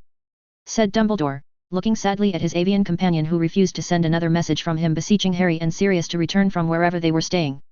He had tried bribing Fawkes with some of his favorite sweets, but the Phoenix won't budge an inch. The sad fact was that he was nowhere near divining Harry's location. He just knew Sirius and Harry were somewhere south, but that was an arbitrary position on a map. I told you the boy was getting insufferable and arrogant. You coddle him too much. Snape said, a displeased frown marring his pale face. No doubt it is the influence of that stupid mutt. No. The fault lies with me. Sirius blames me for not trying to defend him while I've seemingly stood up for you after Voldemort's fall. I think Harry is also of a similar opinion. Snape scoffed upon hearing that. Dumbledore also shook his head at the fact that Sirius was behaving so short-sightedly at this juncture. Voldemort had risen from the dead, and instead of gathering together, his allies were busy nursing old grudges or behaving irresponsibly. He was more than aware Sirius had been the one playing fudge like a fiddle for quite a while now. He just never imagined the last Black would use his influence in the Ministry against him for some petty revenge when the Dark Lord was on the loose. It made him worry how far Sirius would go to get revenge, especially when Harry's safety was at stake. This recent stunt of Sirius spiriting away Harry from King's Cross was another headache that will have serious consequences. The Dursleys were now in Muggle custody, and he was hoping to discreetly get them out from Muggle authorities with none the wiser. However, all his attempts would be for naught if he can't get Harry back to live with the Dursleys. The Blood Wards would come down if he was unable to get Harry in time. He shook his head at what was at stake here. What can you tell me about Tom, Severus? Is he gathering his followers and allies? Dumbledore asked, steepling his fingers and looking curiously at his sole spy among the Death Eaters. He is very interested in having the werewolves joining his side at any cost. I know for a fact the Dark Lord barely blinked after Greyback asked for gold for his services. The Dark Lord I knew wouldn't do that. Said Snape. You suspect something? Dumbledore noted sharply. I suspect something went wrong with the Dark Lord's resurrection, Snape admitted, sitting up straight in his chair. He has been experiencing spontaneous tremors in his limbs.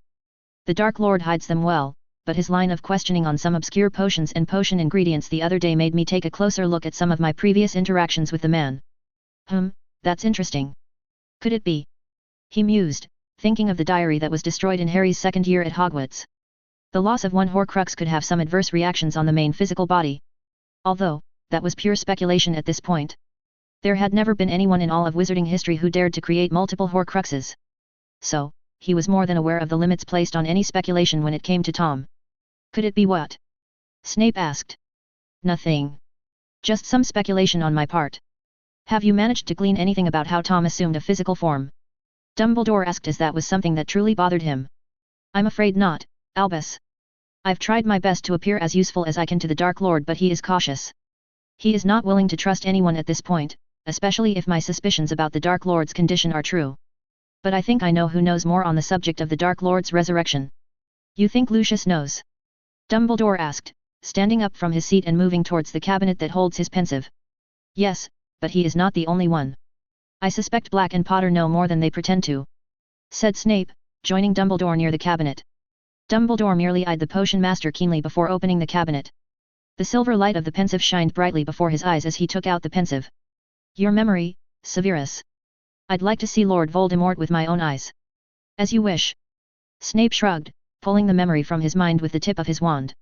There is one other thing that I found curious. The Dark Lord's familiar Nagini is nowhere to be found. It's not much, but I thought you ought to know. Interesting. Very interesting. Dumbledore muttered before pouring the memory into the pensive and diving in. XXXXXXXXX. Harry drained the whole glass of wine in one go, earning a snicker from Fleur. I don't think your father likes me, Fleur. He whispered. I like you, Harry. A squeaky voice joined in, making him jump in his seat. His heart raced in fright, but it turned out to be Fleur's younger sister who was looking upon him with a starstruck look in her eyes. I appreciate that, he said awkwardly, earning another snicker from Fleur, who was amused at his situation. You worry for nothing, Harry. Papa thinks I have bewitched you with my charms, said Fleur. Your English is getting better, Harry noted. I'll be much better after this year, she said happily. Harry couldn't also help but be happy. Fleur would be coming to London and working part-time at Gringotts and at the joke shop the Weasley twins were planning. He had floated the idea with Sirius, and he was quite happy to open the shop in partnership with the Weasley twins. Once they finish up here in France, setting up the shop in Diagon Alley will be the first on the agenda. They'd have to finalize certain matters with the twins before that, but Sirius was more than happy to get involved hands-on with the joke shop. With the shop all but confirmed to go up once they lease the land and set up the shop along with filing some paperwork in the ministry, he promised Fleur a job at this recent venture that should see her stay in London engaging. Although, I have to ask why you want to find a job in London when you have this. Harry waved his arm at the large vineyard that stretched across for miles. The Delacours were loaded with money, and he doubted they'd have to send out their eldest daughter to find a job when this big-ass vineyard gave them quite a nice bit of profit. They were even supplying their less magical wine to Muggle markets as well, which he assumed settled their accounts way above break-even point in a financial year. I'm not ready for ZE business. Papa and Maman look after IIT well. I need something more challenging, said Fleur, draining the last drops of wine from her glass. Harry shook his head at Fleur's attitude. If I was in your place, I'd have taken the vineyard and settled here. You are just saying that because of ZE Sunday. Fleur laughed. Well, that also helps. Harry nodded. If he had a choice, he'd pick France over Britain any time of the day. He liked it here in France where the warm sunny beaches were aplenty and a wide variety of cuisine, as well as wine, can be found in abundance. It also helped that France does not have a genocidal maniac running around killing people who hate his guts.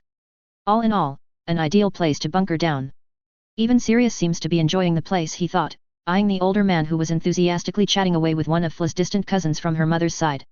Say, Fleur, that all-translate charm you cast on Sirius, can it be used for reading and writing as well? Harry asked, impressed by the ease by which Sirius was conversing so easily with Fleur's folks. No.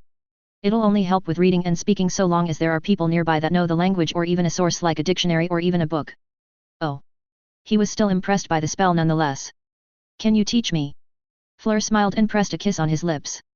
I can teach you many things, mon amour. Fleur whispered suggestively into his ear while playfully nibbling at his ear, stirring him. Harry looked suggestively at her, and Fleur nodded before leading him away into her room while the small party in the Delacour manor went about without a hitch. Ch52, Parties and Werewolves P1. One thing Harry realized after spending so much time with Fleur was that the French witch had a habit of planning things out in advance. Harry liked to think he was also like that, but Fleur took planning to a whole new level. That's why he was not surprised by how prepared Fleur was to move to Britain for her new job. However, he was quite surprised to learn Fleur had been preparing for this shift for a long time. She had been preparing to move to Britain long before she even came to Hogwarts for the Triwizard Tournament. So, his assumption that Fleur moved to Britain for his sake was way off its mark. Now, wasn't that a blow to his ego? He glanced at Fleur's bare back, partially covered by a white sheet up to her waist. He was in bed with Fleur in her apartment, in Muggle London, no less. He had offered Fleur a room in Grimmauld Place, but she had rejected him flat out without even giving it much thought. He knew she was fiery and free-spirited in bed, but it was the first time he was seeing that behavior manifesting outside the privacy of their bedroom activities. Picking up his glasses from the bedside table, he looked at the time. It was 8:30 in the morning, and he was supposed to return to Grimmauld Place by 9 o'clock. Letting out a sigh, he reached across the bed and pressed his lips against Fla's navel, earning a soft purr from the French witch. He smiled against her skin and trailed a flurry of kisses along her smooth skin up to her neck. He breathed in the rosy smell of her silver blonde hair, which made him nuzzle against her all the more snugly. XXXXXX lemon start XXXX. MMM. Ari. Fleur moaned as she woke up, thanks to his wandering hands lighting a fire on her skin wherever they went. Fleur suddenly turned in his arms, looking up at him, her blue eyes wide open. A pair of sapphires. Harry thought, losing himself in her blue eyes. They looked at each other for a moment before leaping at each other at the same time. Fla's soft, ruby lips crashed into his own in a wonderful chorus. He could feel a frenzy being built up inside him as Fla's long fingers combed through the back of his neck. After what felt like an eternity, they pulled apart, looking deep into each other's eyes. Harry reached out once more and stole a peck on her lips, making Fleur laugh. "I've to go," Harry whispered after Fleur pecked him on his lips, her eyes alight with mischief and lust. Fleur moaned before rolling them over so that she was atop him. The white sheet that was barely covering Fla's nubile body pooled around her thighs, leaving Harry to enjoy the vision of beauty sitting on him without any pesky impediments. His hands that were holding onto her thighs climbed up and cupped her pair of breasts in his hands. He knew how sensitive these pair of globes were, so he was not at all surprised when Fleur let out a long moan, arching her back. What he didn't expect, however, was for Fla's velvety snatch to engulf his cock in its warmth. Harry hissed in pleasure as Fla's warm core surrounded his length all the way to the base. His hands squeezed her pair of globes roughly in response, earning a long, drawn-out moan from the French witch. "Oh, Harry!" Fleur purred as she rode him up and down on his cock at a rhythm she set for herself. Harry was not willing to concede that easily, even though he laid back for a little bit and watched Fleur ride him. "Merde!" Fleur screamed in pleasure as Harry decided to meet her thrust with his own. His fingers took hold of Fla's pink nipples and proceeded to rub them together.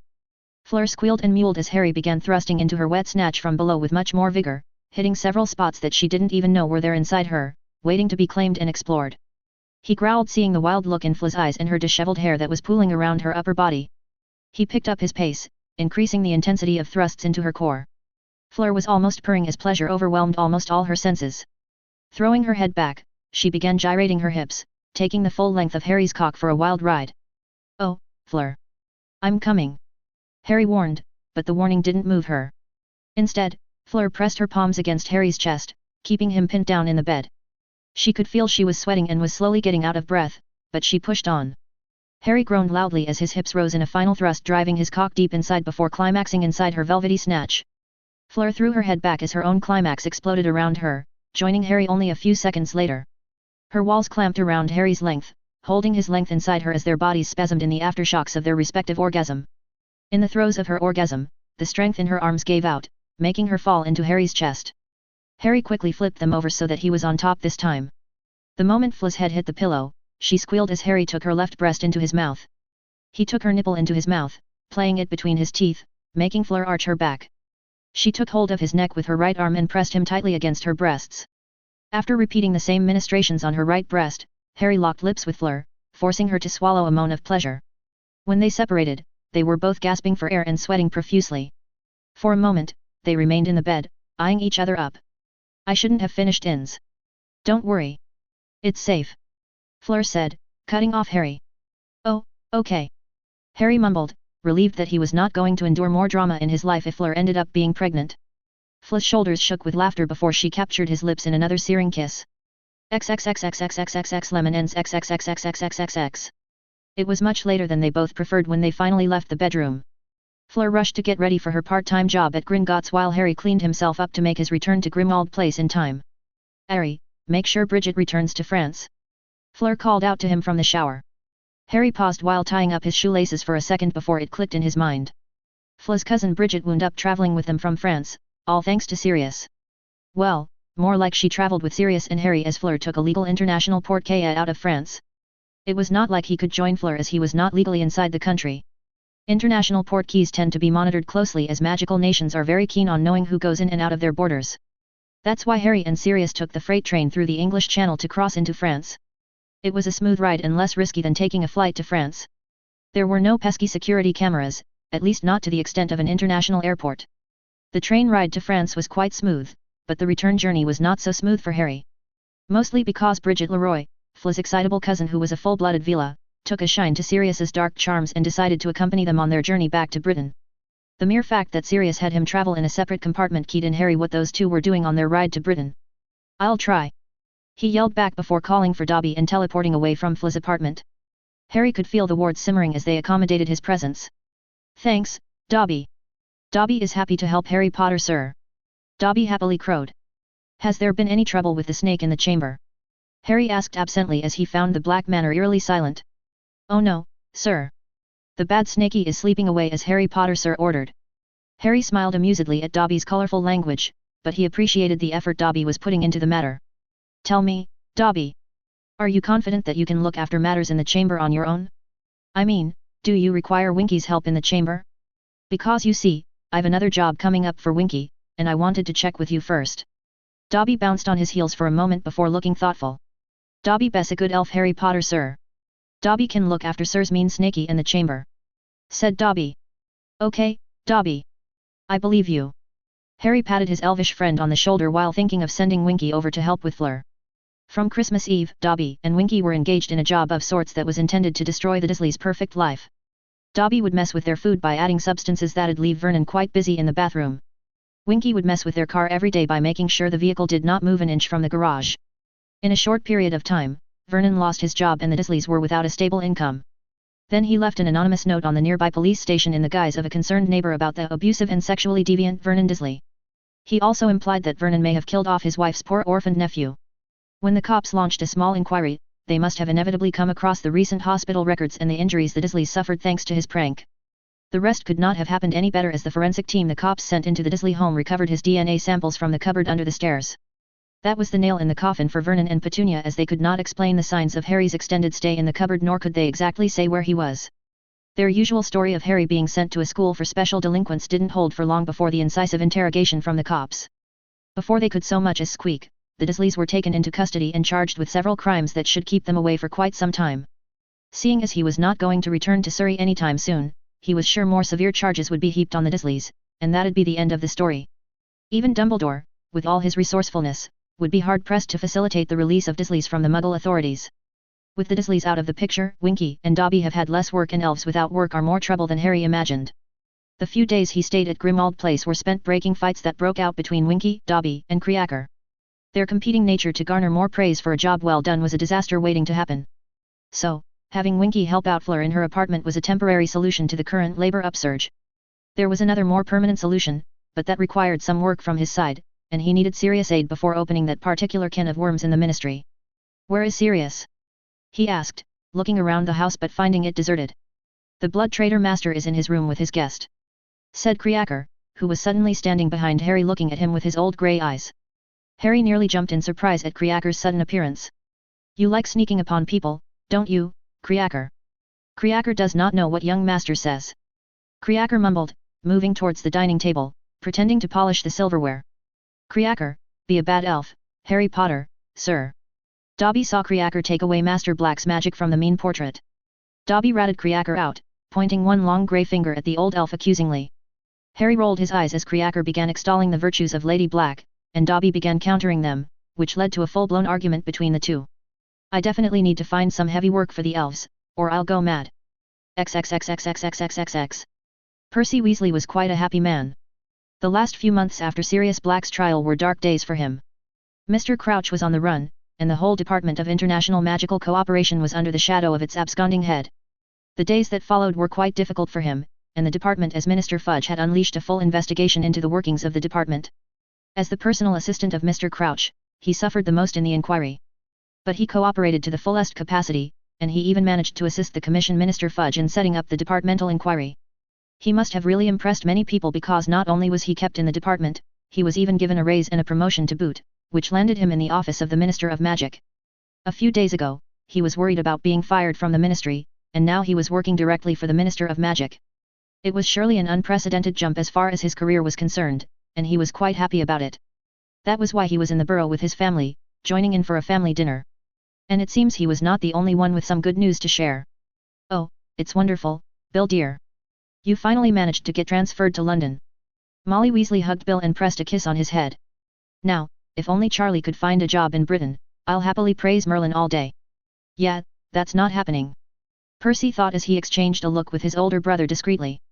Charlie was the most free-spirited among the Weasleys. There was no way Charlie was going to come back when his older brother was having an enjoyable time abroad away from their overbearing mother. Congratulations, Bill. Percy nodded respectfully to his older brother. I know how badly you wanted to return. I'm happy for you. Thanks, Percy. Bill smiled. Out of all his siblings, Percy found Bill the most tolerable. Maybe it was because Bill was the most serious about his career and hard-working to the bone. I also have some good news to share. He said excitedly, giddy that he was going to share this wonderful news with his family. He'd have preferred Charlie present when he breaks the news, but a letter should suffice. Oh, no. Don't tell me the ministry finally decided to fix the cauldron bottom thickness to 5 inches. George mocked. Percy frowned at the twins as they snickered and behaved like the hooligans they were. It has always been this way, and he doubted these two were ever going to stop behaving with some responsibility anytime soon. His eyes strayed to Ron, who was joining in on mocking him, which made him frown a little more intensely. At least, Ginny was behaving far more composed, and she was the youngest. George. Molly warned, quieting down the twins and Ron with a sharp look. Go on, Percy dear. Tell us the good news. Molly smiled encouragingly at him. Well, you know things have not been better at the ministry thanks to the whole business with Crouch and his son. Started Percy, his parents nodding in understanding. The whole department was under inspection, and I thought I'd be, you know, let off for being too close to Mr. Crouch. But I got a letter yesterday inviting me to the minister's office, and he personally handed me a promotion and a new job in his office. Percy could see the absolute befuddlement on the faces of his parents. He became all the more giddier at seeing that. You are looking at the new junior assistant of the Minister of Magic himself. Percy said proudly, grinning from ear to ear. Percy, that's wonderful. You did well. Bill reached out and patted him on the back proudly, making Percy sit straight with his shoulders back, basking in the praise. Well done, Percy. Ginny smiled at him.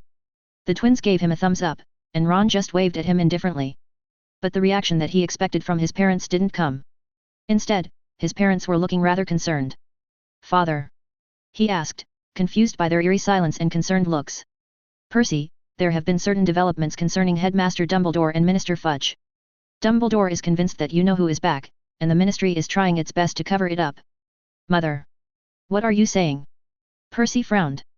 I think what your mother is saying is that the minister knows our family is close to Dumbledore and is perhaps planning to use you. You think I'm a spy? Percy thundered, standing up from the dinner table. You think that's why I got the job, not because I have the ability to do the job. Percy dear, Arthur didn't mean it like that. Molly tried to placate him, but Percy shook her hands away. Then what exactly did he mean by that? Percy screamed at his father with anger boiling in his mind. Percy, just think about it. The ministry has been trying to isolate Dumbledore for spreading the word about you-know-who before it's too late. Minister Fudge has been looking to discredit the headmaster, and he might be seeing you as a means to that end. Said Arthur. At that moment, Percy felt shame and anger. Shame because of how low expectations his father had for him. Anger because of seeing the blind piousness his parents were showing the headmaster. Does he think that I can't get a job on my merits alone? Percy thought. You two fools are believing the lies that old man is spouting without caring what it is doing to the public? Have you all forgotten what happened 2 years back when Ginny was taken into the Chamber of Secrets? Where was your precious headmaster then? Percy, that's enough. Arthur butted in sharply, standing up from his seat. I don't think so, father. That man was lying then, and it took only an untrained second year to save my sister from whatever was down there. And we were all supposed to pretend nothing ever happened because that's what the headmaster wanted. And you, father, bent over backwards for that twinkly-eyed bastard son of a. Percy. Get out. Arthur shouted, his face red with rage. Percy reeled in his anger and looked coolly at his family one last time. Gladly. No, wait Percy. Your father doesn't mean that. Molly pleaded, her eyes watering at the edges before turning on Arthur. Tell him you do not mean that, Arthur. Time will show that I'm right and prove that Albus Dumbledore is nothing but a disease to our society. Goodbye, mother. I wish you all the best of luck. You are all going to need it if you are following that delusional old man. Percy spoke up before his father could make up some empty platitudes, thanks to his mother. He turned on his heel and operated on the spot. As the twisting motion set in, he could hear his mother's pleading voice, but he didn't care. All he wanted was some respect and for his family to acknowledge his abilities. If they were unwilling to see his worth, then he had a girl waiting in London who appreciated him. I'm coming Penny.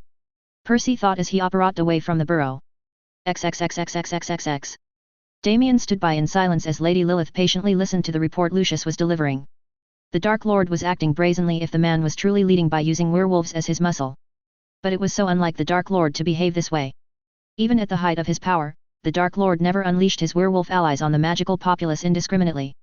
There was always a purpose to the attack from the Dark Lord. This recent plan of unleashing a bunch of rabid werewolves on Godric's Hollow during a full moon didn't make much sense. What am I missing here? He pondered in the safety of his mind. Damien looked suspiciously at Lucius. For a moment, he suspected the man was lying, but then he remembered the unbreakable vow and the oath the man took. Magic would strike down Lucius if the man was misleading Lilith. You may leave, Lucius. Lilith ordered. Damien watched dispassionately as Lucius bowed low before taking his leave. The man was living on borrowed time. One small mistake and Lucius could die a painful death either at the hands of the Dark Lord or thanks to the penalty of breaking a vow on magic. What do you make of this, my dear? Lilith asked, turning to his wife Evelyn, who was standing beside the armchair. A distraction. Evelyn said, looking unsure of herself. What do you make of it, Damien? Lilith asked, turning her green eyes on him and looking searchingly. I do not know. If it is a distraction, then I don't see why the Dark Lord would choose werewolves of all creatures. The Ministry seems hell-bent on denying Dumbledore's warnings. Why would the Dark Lord stir up the pot with werewolves? That'd only strengthen the veracity of Dumbledore's warnings. Damien mused aloud. Why indeed? Lilith trailed off thoughtfully. Make sure Harry Potter reaches your home without fail for the party. Of course, my lady. Ch53, Parties and Werewolves P2. Harry found it strange and perhaps a bit disrespectful to stand before the graves of Lily and James Potter. Here he was standing before the graves of two parents stealing their son's body for whom they gave their lives to protect. But no amount of sacrifice and love protected their son from the harsh world that he was born into. He hoped the real Harry was somewhere safe, or maybe the kid was dead. He didn't know, but he cared enough to ask for forgiveness from the kid's parents even though he was not at fault. Though it's not my fault, I apologize for what happened to your son. I pray that he is safe and in peace. Harry whispered a prayer, closing his eyes while kneeling before the graves of the two Potters. He was not exactly a religious person by any stretch, and he doubted the dead truly cared for what happens in the present. But he prayed for his peace of mind. When he opened his eyes, he felt some relief from the guilt churning in his mind. The last enemy that shall be destroyed is death. Harry traced his eyes over the finely engraved script on the headstone. The script could be seen even this late in the evening. Unfortunately, the game is rigged in favor of death, so we always lose. Harry shook his head, climbing to his feet. He laid a bouquet of fresh white lilies on the grave. Rest well. Harry bowed his head as a show of respect to the brave couple who gave their lives to protect their son before taking his leave. Harry walked out of the cemetery of Godric's Hollow with a lighter heart. Truly, there was nothing he could do for the dead couple other than pray for their son and their souls. The only thing that could come close as a favor to the Potters was keeping their family name and legacy strong. He supposed keeping Sirius out of trouble might also be considered a favor to the Potters. He had been doing all that he possibly could to keep the Potter name in high esteem and nudging Sirius to a more stable life. Even this recent trip to France was a part of that agenda, and it seems to have worked wonders on the last black. Harry was quite relieved. Sirius seemed to love spending time with Bridget.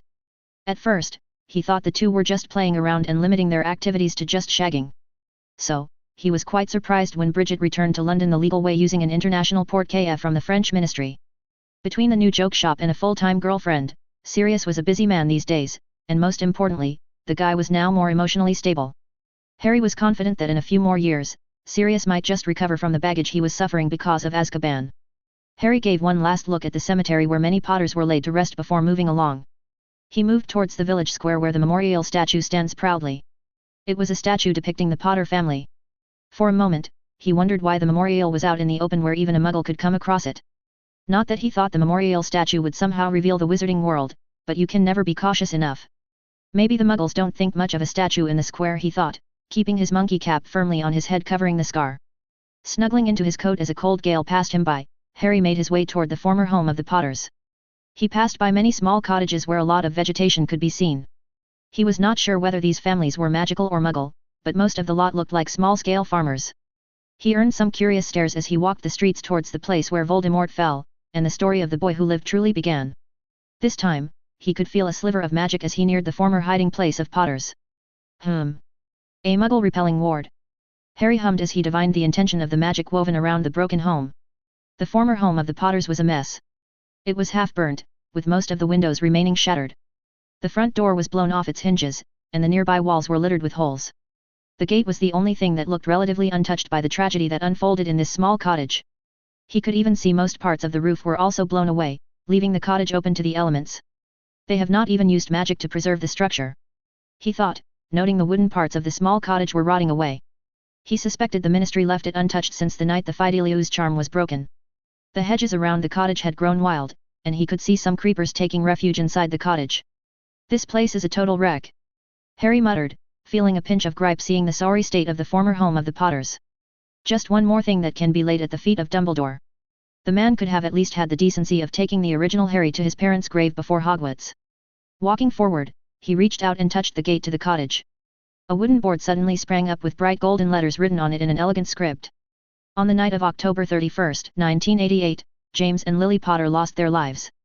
Their son, Harry Potter, remains the sole survivor of the tragedy that took place, miraculously surviving the killing curse.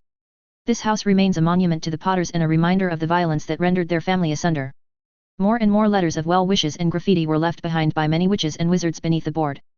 There were even quite a few short messages and poems wishing Harry well, and by the looks of it, many of them were pretty recent. For a moment, he was assaulted by the images of a burning house and the screams of a woman combined with cruel laughter. He was pulled back from that vision when someone came to a stop behind him. "You came at last, Et." Harry frowned at the voice of an old woman greeting him. Palming his wand discreetly, he turned around to greet the woman. His assumption was not wrong as he took in the old wrinkly face and grey eyes of an old woman. "I saw you at their graves. No one has visited them in all these years. So, when a young man just suddenly visits their resting place and leaves some lilies for them, I knew it must be you, Harry," said the old woman, reaching out with her wrinkly palm and touching his cheek fondly. "Who are you?" Harry asked, taking the old woman's hand gently in his. "Me? My name is Bathilda.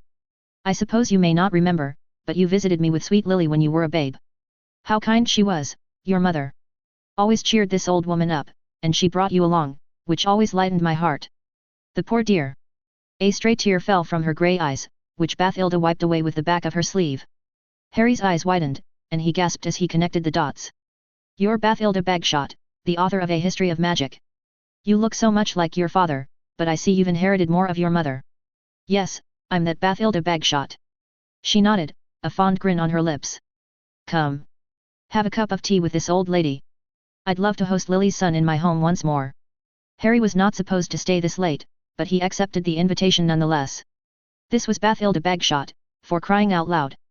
If there was someone who could bring down Dumbledore's castle of cards, then it was this woman. He had all but forgotten about this treasure trove of scandal while planning out Dumbledore's fall from grace. While he was not stupid enough to use this old woman's knowledge about Dumbledore's dark secrets at a time like this, he got the feeling that it'd come in handy in the distant future. Bathilda's home was a small little cottage just across the street from the old Potter's home. That explains why the old woman was familiar with the Potters. Harry helped the old woman inside by holding out the door. "Thank you, dear. Come, make yourself at home." Bathilda invited him in. Harry got a distinct impression that the old woman was all alone. The house was not as well kept as it should be. He could see many of the portraits, furniture, and collectibles gathering dust inside the home. He followed the old woman to the kitchen and helped her set the kettle. He did so despite her protest. "Sit down now." Bathilda pushed him into a couch while she straightened her back against a cushy chair with a hot cup of tea in her hand. Harry took a sip from his cup and felt the warm liquid flow down through his system. He hummed appreciatively as he could feel a surge of energy within him.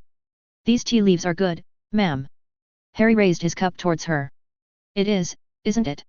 It's a special blend. I have the owl address somewhere around here if you like it so much.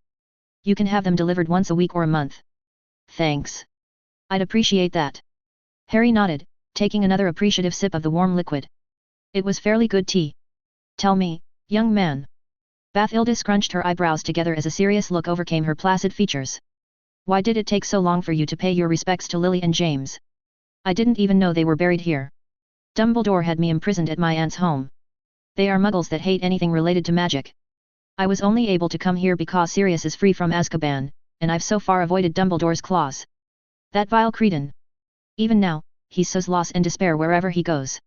Do not trust Albus Dumbledore, no matter how dire the situation gets.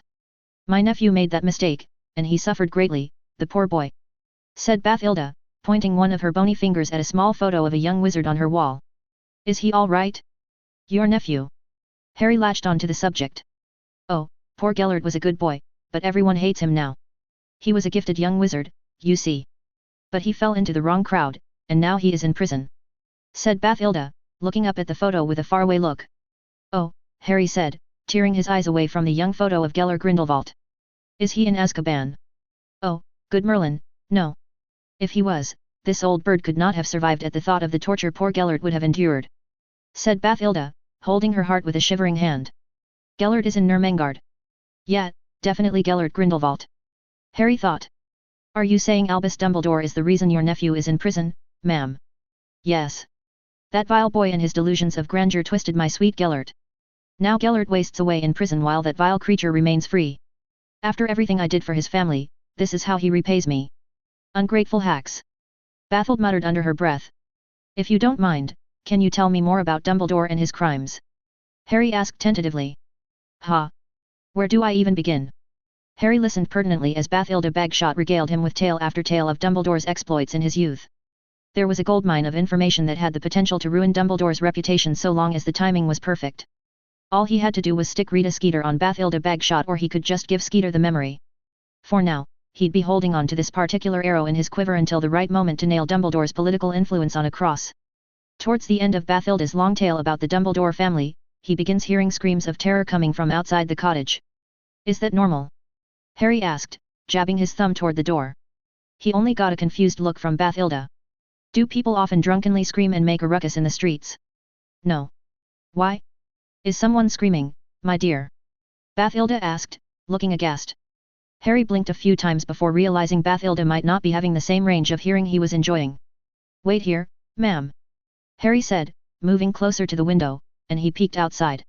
It was quite dark outside, but he activated the Horus glasses, which gave him a near-perfect vision.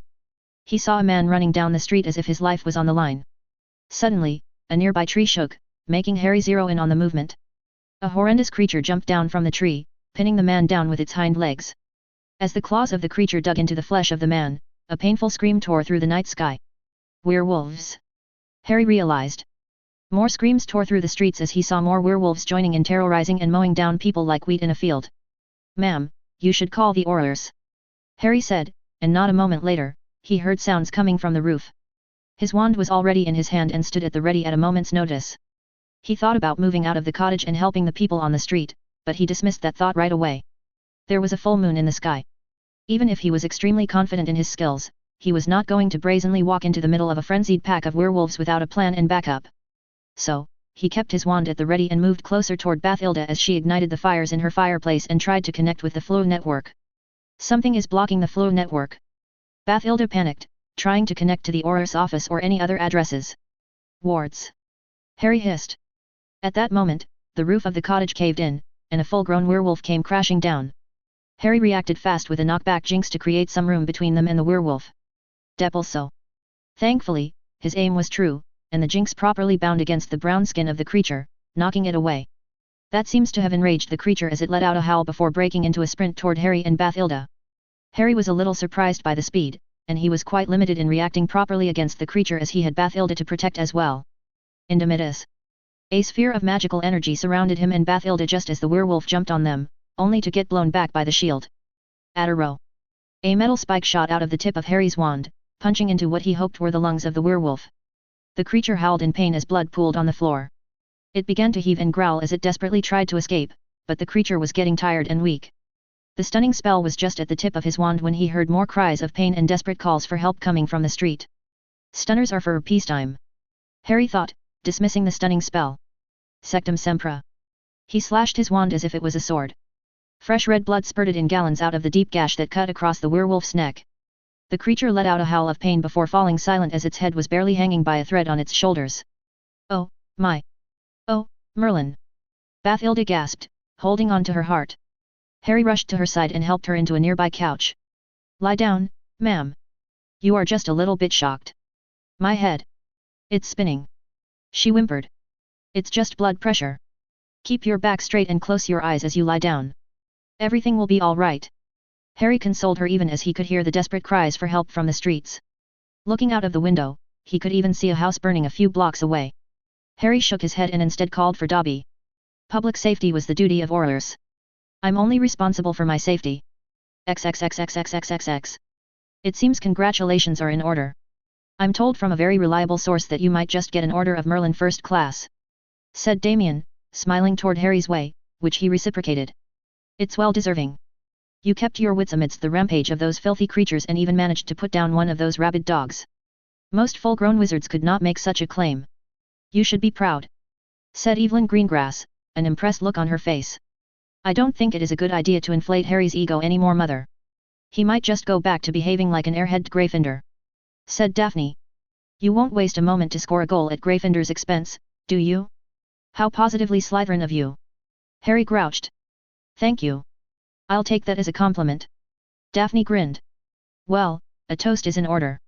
To Harry Potter, the youngest Triwizard Champion, Slayer of Werewolves, said Damien, raising his glass, which was reciprocated by the small number of gathered guests in the green grass manor. Harry waved and smiled appreciatively. He was also careful to mingle with the guests on an individual basis. Many of the gathered guests were Wizengamot members and their votes were valuable in securing Sirius freedom. There was Bertie Higgs and his son Terence Higgs, whom Harry was quite familiar. The Higgs were no noble house, but they might as well be considered one because they were filthy rich, and they even owned Puddlemere United. He was quite surprised to come across the former seeker of the Slytherin house. I lament at the fact that Slytherin has lost out on quality players because of Malfoy. You were a tougher opponent, Terence, and you played the game fair and square. Thanks. Terence Higgs smiled at the praise. I hear you are doing quite well as a seeker. Any plans to go professional? Not that the guy needed one. Higgs was now a seeker in the reserve squad of Puddlemere United.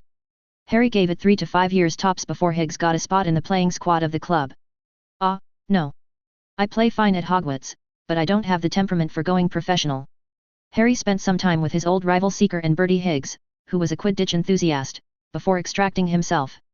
Next, he met with Tiberius McLaggen, who was a Wizengamot member and an influential one at that.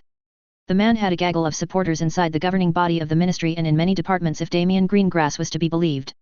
He saw out of the corner of his eyes that Sirius was in his element entertaining a group of ladies, even with Bridget hanging loosely by his side.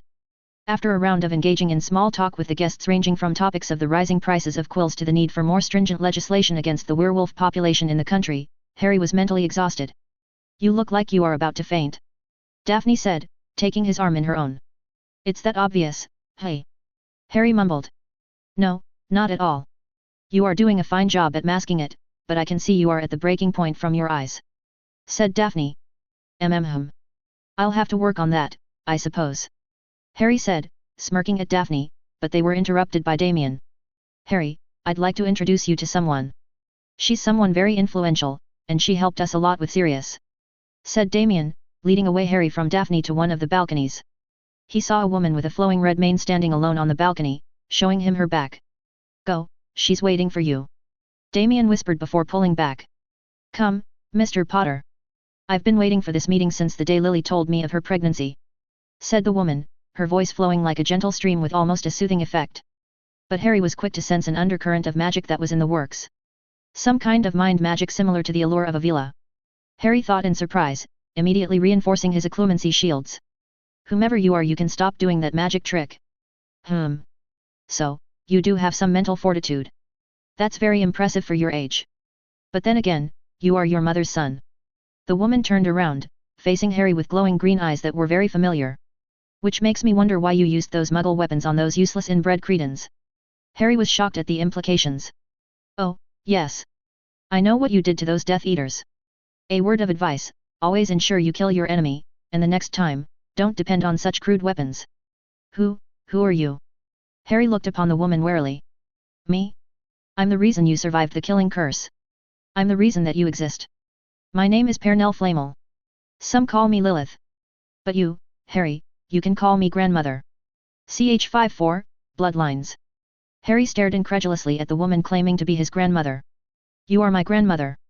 He asked slowly, his disbelief glaringly obvious on his face and tone. Yes. That's what I said. The red-haired woman looked at him with a quirk on her lips. Who are you? The woman let out a snort as she flipped her red hair behind her shoulders snottily. Please don't behave like a mentally challenged idiot in my presence, Harry. It's very difficult for me to see someone carrying my blood act like a buffoon. The red-haired woman said, stepping closer to Harry. As for who I am? I already told you. I'm Pernell Flamel, your grandmother. Pernell Flamel is dead, and you are not related to me. My grandmother was. I'm sure you have all kinds of notions that you and your mother are born from some unamusing muggles. But the truth is you carry my blood in your veins, Harry. The only way to prove my claim is through a blood test. So. Pernell sliced open her palm and let a few drops of blood into a glass vial. Here. Take it. She held out the vial. Harry looked at the vial dubiously before taking the offered vial of blood into his custody. But, you can't be my grandmother. Harry insisted. If you somehow were my grandmother, where were you all these years? Oh, is that it? You're going to play the lonely orphan card, aren't you? I thought you were better than this boy. Was I wrong? Pernell scoffed, looking disinterestedly at Harry. If you should know, I offered your mother the means to save herself and her family. She rejected me, her own mother, out of some idealistic nonsense. Seeing the confused look on Harry's face, Pernell explained further. Your mother wanted to take a stand rather than taking her rightful place by my side. She chose to trust in her friends and Dumbledore. You see, Harry, your mother was what most people would term as someone with a good heart. But here is the thing most people don't tell you about these good-hearted people. Pernell leaned down, looking into Harry's eyes while placing her hand on his shoulder. Good-hearted people seldom live their lives to the fullest. Your mother chose the path of Dumbledore, and therefore, you were also put on the same path. When you decided to break away from that path, I helped you by pushing Damien and my allies to your side. So, a thank you would be nice. Harry stared at the woman, confusedly at the woman struggling to comprehend all that he heard and learned from this short conversation. But Dumbledore said the Flamels were dead. Ah, yes. Pernell scoffed sardonically. Let me guess. That buffoon used that little incident with the stone as an excuse to extol the virtues of smiling happily and embracing death. Harry nodded numbly. Ha! Why am I not surprised? Pernell cackled amusedly. Ideologues are so dumb and easy to predict. Let me ask you something, Harry. Who do you think is more susceptible to being tricked? An old buffoon who cannot even properly finish a war despite his vast magical power, or an immortal who has lived in this world for centuries triumphing over many dark lords, idiot wizards and greedy muggles? You tricked Dumbledore. Harry said, eyeing the woman warily. Guilty as charged. Pernell let out a laugh. But why? If you were my grandmother, why didn't you raise my mother? Why did you abandon her with some muggles? Harry asked. I didn't abandon her with just some random muggle family. I left her with her father's family. Harry was so confused right now. You left her with the family of Nicholas Flamel? He asked confusedly. No, dummy. I left your mother in the custody of her father. Your grandfather Harry is Jonathan Evans, and he brought up your mother in the Evans household. I'm so confused. Harry muttered. One day, I'll explain everything to you in detail when you've earned my trust. In the meantime, I extend to you the same offer that I offered your mother. Join me. Stand by my side, and I'll lend you my power, knowledge, and resources to destroy your enemies. Harry looked searchingly at Pernell's green eyes. You'll help me deal with Voldemort and his Death Eaters? He asked. Yes, and any other enemy that stands in your way. What do you want in return? Harry frowned. The same that I offer you, Harry. To stand by me when I need you. To use your power, knowledge, and resources when I call on you. Pernell smiled, patting him on the shoulder before leading him away from the balcony and towards the ballroom. But you don't have to decide immediately. Think through my offer for however long you want. We'll talk again soon. But till then, keep my identity to yourself. Now, go and enjoy the party. I'm sure young Daphne is most eager to get you back. Harry forced a smile as Daphne came towards him, looping her hands into his. Where did my father take you? I was just talking to. Harry trailed off as he couldn't find Pernell behind him or anywhere nearby, for that matter. What? Daphne asked, her blue eyes boring into his own questioningly. Never mind. You up for a dance? He quirked an eyebrow as a new song was being played by the band. Thought you'd never ask. Said Daphne, dragging him off to the dance floor. XXXXXXXXX. Did my mother speak anything about her parents with you, Sirius? Harry asked, poking his fork at the vegetable salad cracker prepared for them. Ah, I'm afraid not. The only time I saw Lily's parents was during her wedding and your aunt's wedding. All I know about them are their names, Jonathan and Emma Evans. Said Sirius, making a face as Creacker dumped more veggies into his plate. Harry rolled his eyes at Sirius' compulsive need for meat. His godfather had been gobbling up beef and chicken like an addict, especially after the French cuisine at the Delacour Manor doing a number on Sirius' taste buds. Not that it seems to have dissuaded the guy from acting like a lovesick puppy around Bridget. I'm sorry I can't be of much help with Lily's parents, Harry. You see, Lily always kept stuff like that away from the rest of us except for James. She couldn't be blamed, though. There was a war going on, and the Death Eaters were targeting Muggleborns and their families. I know Lily's parents moved out of their home for a time at some point, but other than that, I know almost nothing. I was busy with aura duty in the war. Lily and James later went into hiding after you were born, so. I understand. Harry nodded, a little disappointed at learning nothing useful. You know, your aunt knows more about them. Maybe she'll speak up if we ask nicely enough. Sirius suggested. Not bloody likely. She'll likely try her best to murder me rather than share stories of the family if I show up before her. Harry scoffed. What made you suddenly interested in Lily's parents? Nothing. I was just curious, that's all. Harry shrugged. Harry looked thoughtfully into his plate, contemplating the merits of sharing what happened at the Green Grass Manor. But he held off the urge as he was stepping into unknown territory. The Flamels were a powerful couple, as evidenced by their more than 7-century-long survival in this world. He felt like he had to be extra cautious when it came to the alchemist couple. He also found it interesting that Pernell Flamel only claimed he was related to her but not to her husband. He had gone over the conversation again and again in his head last night, and nowhere did she say he was the grandson of Nicholas Flamel. The fact that Pernell Flamel also said she left Lily Evans in the care of her father, which most assuredly meant the Muggle father of Lily Evans rather than Nicholas Flamel. So, a question emerged in his mind. Why? Why did Pernell Flamel choose to have a child with a no-name Muggle like Jonathan Evans? Was there a rift between the two immortal alchemists, or was there something more going on that he was missing? I suppose I first have to see whether Pernell Flamel was speaking the truth. Harry thought. Oh, I almost forgot. Remus is coming over to have a talk with us. Sirius said out of the blue, making Harry blink a few times. On Dumbledore's orders. He raised an eyebrow. Possibly. Sirius nodded. Might be interesting to learn what he has to say. Harry muttered before focusing on the food. So, you are okay with Remus coming over? Sirius asked tentatively. Sure. So long as he minds his business and stays in his lane rather than suddenly finding an ounce of concern about how I choose to live my life after 14 years of complete apathy. Then yet. I'm okay with his visit. Said Harry, taking to his feet. I'll be going to Diagon Alley. I need to buy some stuff. Wait, Harry. The werewolves just launched attacks all over the country. I don't think it is a good idea for you to go out in the open. Sent Dobby. Harry didn't like that one bit. You can still go visit Fleur, but no public areas where you are exposed too much. That's the only deal you are going to get, kid.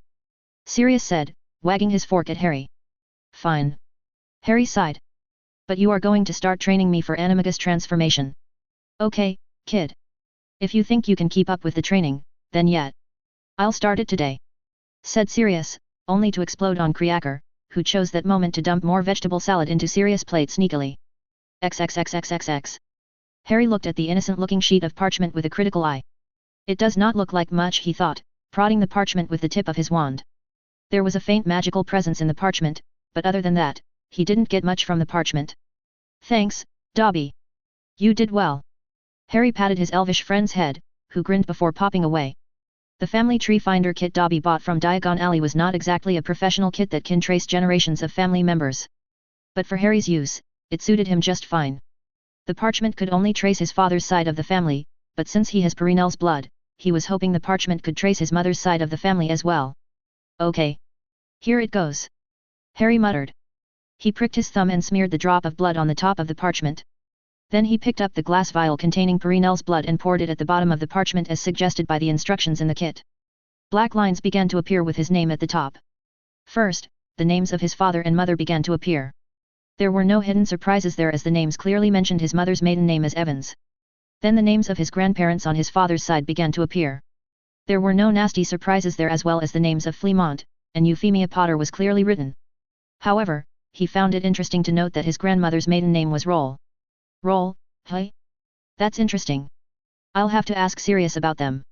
Harry thought. For a minute, the parchment remained unresponsive, stopping at the name of his grandparents. Then, slowly, a black line began to trace out from the name of Lily Potter née Evans. The first name that came out at the end of the line gave him a nasty shock.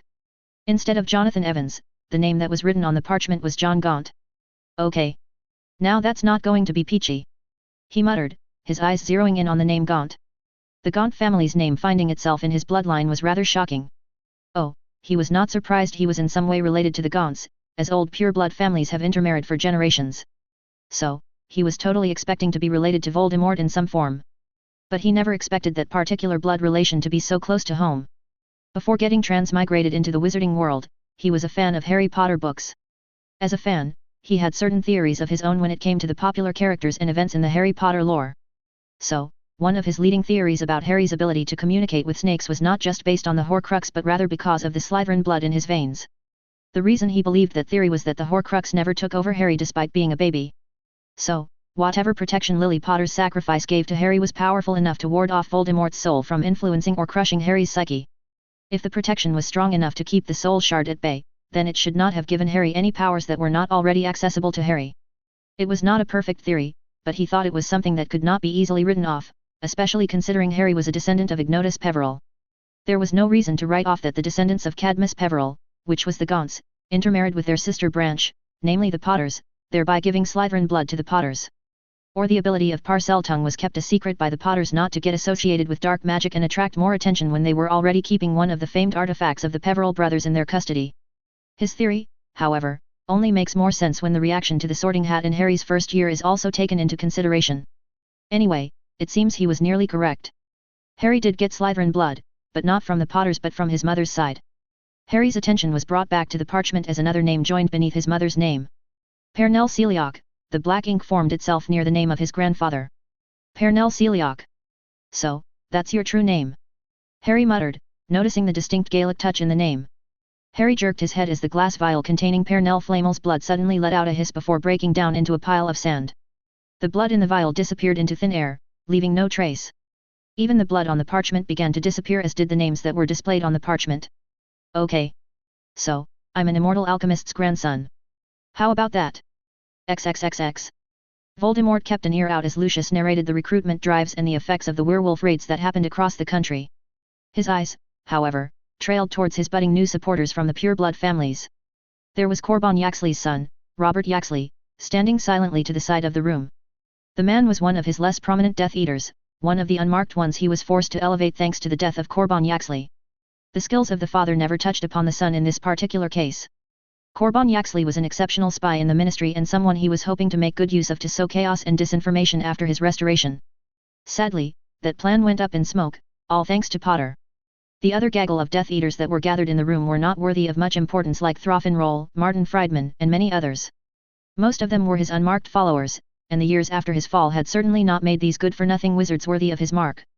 But in his present situation, he was forced to depend on these buffoons until he could break his elite troops from Azkaban prison. However, he was pleasantly surprised to learn that Evan Rosier was still alive and remained uncaptured. That was to be expected though. Voldemort thought. He had managed to fake Evan's death to send his trusted Death Eater abroad to recruit and spread the word about his good deeds. That was just one of the missions Evan Rosier was sent off. The main mission, however, remained between the two of them. Looking back, he found that particular mission to be useless and a waste of time. That was why he had called upon Evan once again. Evan had delivered many of his useful recruits, including Barty Crouch Jr. Having the man by his side would undoubtedly bolster his troops. His attention went back to Lucius' report as the man finally came around to the Ministry. The attacks by the werewolves have emboldened the factions in Wizengamot to push for more stringent actions against the werewolf population. The DMLE has taken the brunt of the blame for not keeping the werewolf population under surveillance. For now, the Ministry is not associating the werewolf attacks with our Lord's rise, but Dumbledore's supporters are trying their best to frame the attacks that way. Are they successful, Lucius? Voldemort silkily asked. My lord. Lucius stuttered. Are Dumbledore's supporters managing to convince the Wizengamot to connect the attack with my rise? Voldemort asked, his red eyes burning into Lucius' own great eyes. Of course not, my lord. The Undersecretary of Fudge is a woman passionate about eradicating werewolves and other creatures from our society. She has been instrumental in shifting the narrative to favor our side. The Ministry firmly believes the werewolves are acting of their own accord. Lucius reported, a trickle of sweat snaking down from his brow as he faced the intense scrutiny of the Dark Lord. Good work, Lucius. I expect the narrative continues to remain favorable to our cause. Yes, my lord. Lucius nodded. Good. Now, tell me more about what our Auror friends in the DMLE are up to with the investigation of the graveyard. Voldemort asked. My contacts in the DMLE suggest they are dropping the whole investigation for the time being. They collected several pieces of evidence and secured them in the department. But other than that, the investigation does not seem to make any gains. Fudge is also content to let things be by blaming it all on Crouch and Pettigrew. I see. Voldemort looked coldly at Lucius, making the elder Malfoy gulp. You are dismissed, Lucius. Voldemort coldly said before retiring to his personal chambers in the dungeons. He strode confidently into the prison, his black robes billowing behind him. His red eyes fell on the innumerable children he had spirited away from several Muggle orphanages across the countryside while the Aurors were too busy dealing with a werewolf outbreak. The children inside the prison flinched as they saw him and backed away from the iron bars in fright. Like a pack of rabbits seeing a wolf, he thought amusedly. With a flick of his wand, the iron bars came loose, and he magically pulled a screaming child into his hand. A quick stunner made the child fall silent. Waving his wand, the iron bars came crashing down, making the remaining children in the prison cry for help in fright. A sacrifice in blood and soul, he thought, eyeing the unconscious child floating before him. Soon, I'll get rid of Lily Potter's corrosive magic with the sacrifice of 100 souls and their lifeblood.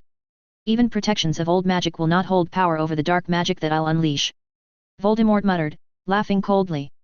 His laughter echoed through the dungeon as he made his way towards the ritual chamber. CH55, Regrets in a Batch, NSFW content. Harry kept an eye out on the closed door where Remus and Sirius were discussing what Remus claimed was too dangerous for young ears, as if that meant something to him. He was more than aware that Remus was here at Dumbledore's bidding. At least he could understand why Remus Lupin blindly followed Dumbledore more than other grown adults of the fabled Order of Phoenix. The werewolf population of the wizarding world had always faced far greater discrimination than even Muggleborns. He could guess the kind of discrimination Remus must have endured in early childhood. At that time, Dumbledore must have come across as a savior, like a speck of light in the dark world for a young boy. Harry would even go far as to say Dumbledore most likely was genuine in his intentions when he allowed Remus to study at Hogwarts. He'd give that to the old man. However, that doesn't mean Dumbledore wasn't above cashing in on his good deeds of the past in the present. On the other hand, he thought he was a hypocrite for judging Dumbledore. He was also using several people to meet his needs. Not to the same level as Dumbledore, but given more time, he'd catch up. Harry shook his head and went back to reading the book on becoming an animagi. Sirius kept his word by giving him the relevant study materials for his animagus training. The Black family library was a goldmine when it came to magical knowledge. The library remains a repository of arcane magical knowledge, and he had been abusing the hell out of it. The ancient scrolls and makeshift books in Slytherin's chamber were also pure gold, but most of the stuff in there was either too complicated or written in a long-dead language. Not to mention, most of those spells were outdated and, therefore, too complex. The Founders' era was so long back that magic was not as developed as the present day. Most wizards and witches back then struggled even to control the elements, and wands were not as common at that time. Therefore, a whole lot of spells were designed for a staff user. So far, Harry had kept his focus on the material left by Tom Riddle, which was not much. Anyway, he doubted the Chamber of Secrets holds anything on animagus transformations. According to the books and scrolls Sirius gave him, the origin of animagus was far away from the European continent. There were two recognized sources of animagi magic. One was from Africa, and the other from South America, modern-day Uganda, and Brazil, to be exact. The books spoke of an ancient tribe called Vanar in Africa, where their wizards and witches, from a young age, learned to transform into beasts and function as the protectors of their tribe. Sadly, the information on the South American origin was not mentioned in detail. There were some wild conjectures, but other than that, there was not much information. Exactly how the magic of the Vanar tribe became popular in Europe was not mentioned in the book, but it became clear to Harry that wizards across the world practiced the image techniques developed by the African tribe. Even now, Africa holds the largest number of animagi in the world. Sirius claimed children start their journey to become animagus as early as they start their formal magical education in Africa. Perhaps, the South American method is far more difficult and went out of practice. Harry theorized. Not that Harry had any notion that becoming an animagus was an easy process. Sticking a mandrake leaf in the mouth was only just one part of a long process. The ingredients required to make the potion were frankly way out of his league. There were just so many hurdles involved to perfect the potion, but he was determined to see it through. One thing was for sure. His Hogwarts days were going to be rather difficult because of the perilous journey that was before him to become an animagus by the end of the year. Are they planning on coming out anytime soon? Bridget asked, plopping down on a plush chair wearing a yellow floral summer dress. If it wasn't for the warming charms that were ubiquitous in Grimmauld Place, Bridget would have most likely been shivering like a leaf. The weather had been on a roller coaster ride with long hours of rain and cloudy skies. It was a wonder how someone like Bridget could spend her time here when she could be enjoying the warm sun of France. He'd have chosen France in a heartbeat. They are old friends. I suppose they've got a bromance going on the sidelines. Harry said, marveling at the fact that the all-translate charm Fleur taught him was one extremely useful spell. He was having a full conversation with Bridget without any linguistic impediments whatsoever. She'd hear everything he said in French, while he'd hear everything she said in English. Whoever constructed this spell should be given an Order of Merlin. Bromance. Bridget looked at him and then at the closed door with a look of trepidation. It was then Harry realized that Bridget might not be familiar with that particular term. It was the 1990s, and he doubted anyone was going around mentioning the word in the open. Not to mention, the word must have had another meaning in French, and that was when he realized a flaw in the all-speak spell. I certainly didn't know the tone or the vocabulary used when the language gets translated. Shaking that particular thought away, he consoled Bridget and assured her nothing was going on between Sirius and Remus other than brotherly love.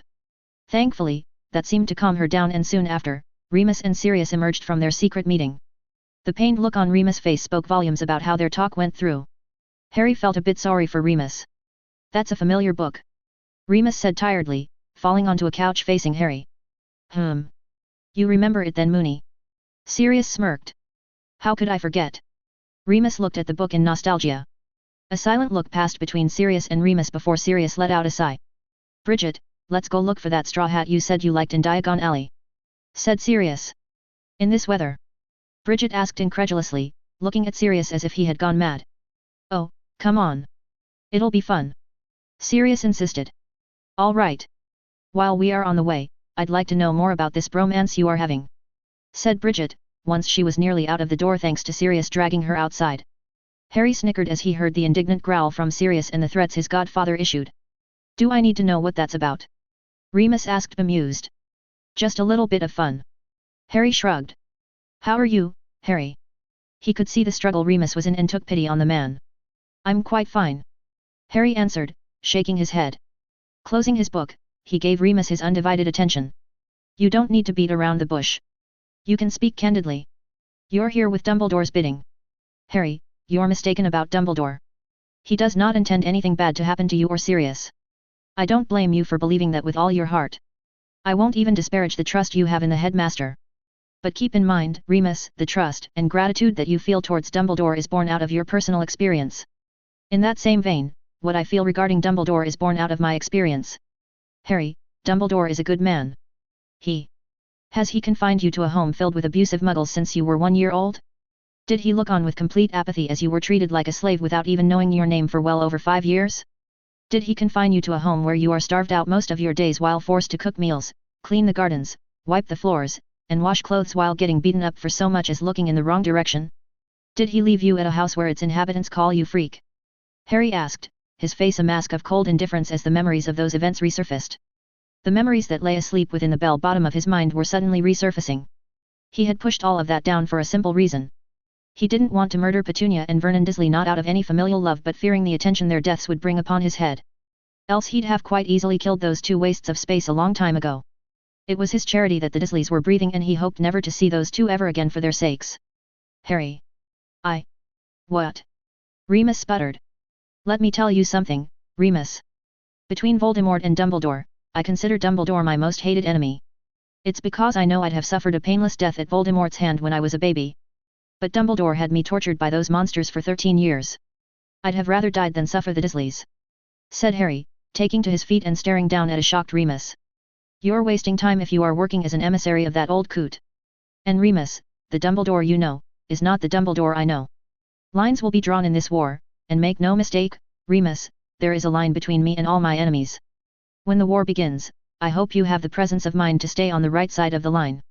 Because I'll show no mercy to those who stand on the other side of the line, whomever they are or whatever reason they have. XXXX. Dumbledore stared unseeingly into the night sky that was reflected on the ceiling of the Great Hall. Sometimes, he wondered whether it was a curse to have been born with magical power as he was. It had only brought him grief and tragedy throughout life. No, he admonished himself. Thinking that way leads to nowhere. He had to believe all the grief, loss, and pain he had suffered was for something. That there was a purpose to all that was his life. That his father was put in Azkaban and the death of Ariane was a lesson for him from fate or destiny, that the great power that was bestowed on him has a purpose for the greater good. His power was not for his betterment or his family's or even just for the wizarding world. He was blessed with this great power for the benefit of the whole world, both Muggle and magical. But he had once again naively assumed he was destined to unite their two worlds, and that's where he failed with Tom Riddle. He could see it clearly now. Tom, a descendant of Salazar Slytherin and of Muggle descent, was meant to unite them all. Young Tom was blessed with great power and charisma. Destiny had led him right to Tom's doorstep, and he showed the boy only suspicion and disrespect. If he had taken it upon himself to guide young Tom and took the boy under his tutelage, the world that was would have been different. He could only regret his actions and curse his hubris. Hubris. My fatal flaw. Dumbledore thought painfully. When his father died in Azkaban, he went out into the world to redeem the family name and honor. He thought that was his destiny, seeing as he was blessed with great magic. For a time, he thought his father went to Azkaban because the man was not strong enough to stand against the might of his fellow wizards.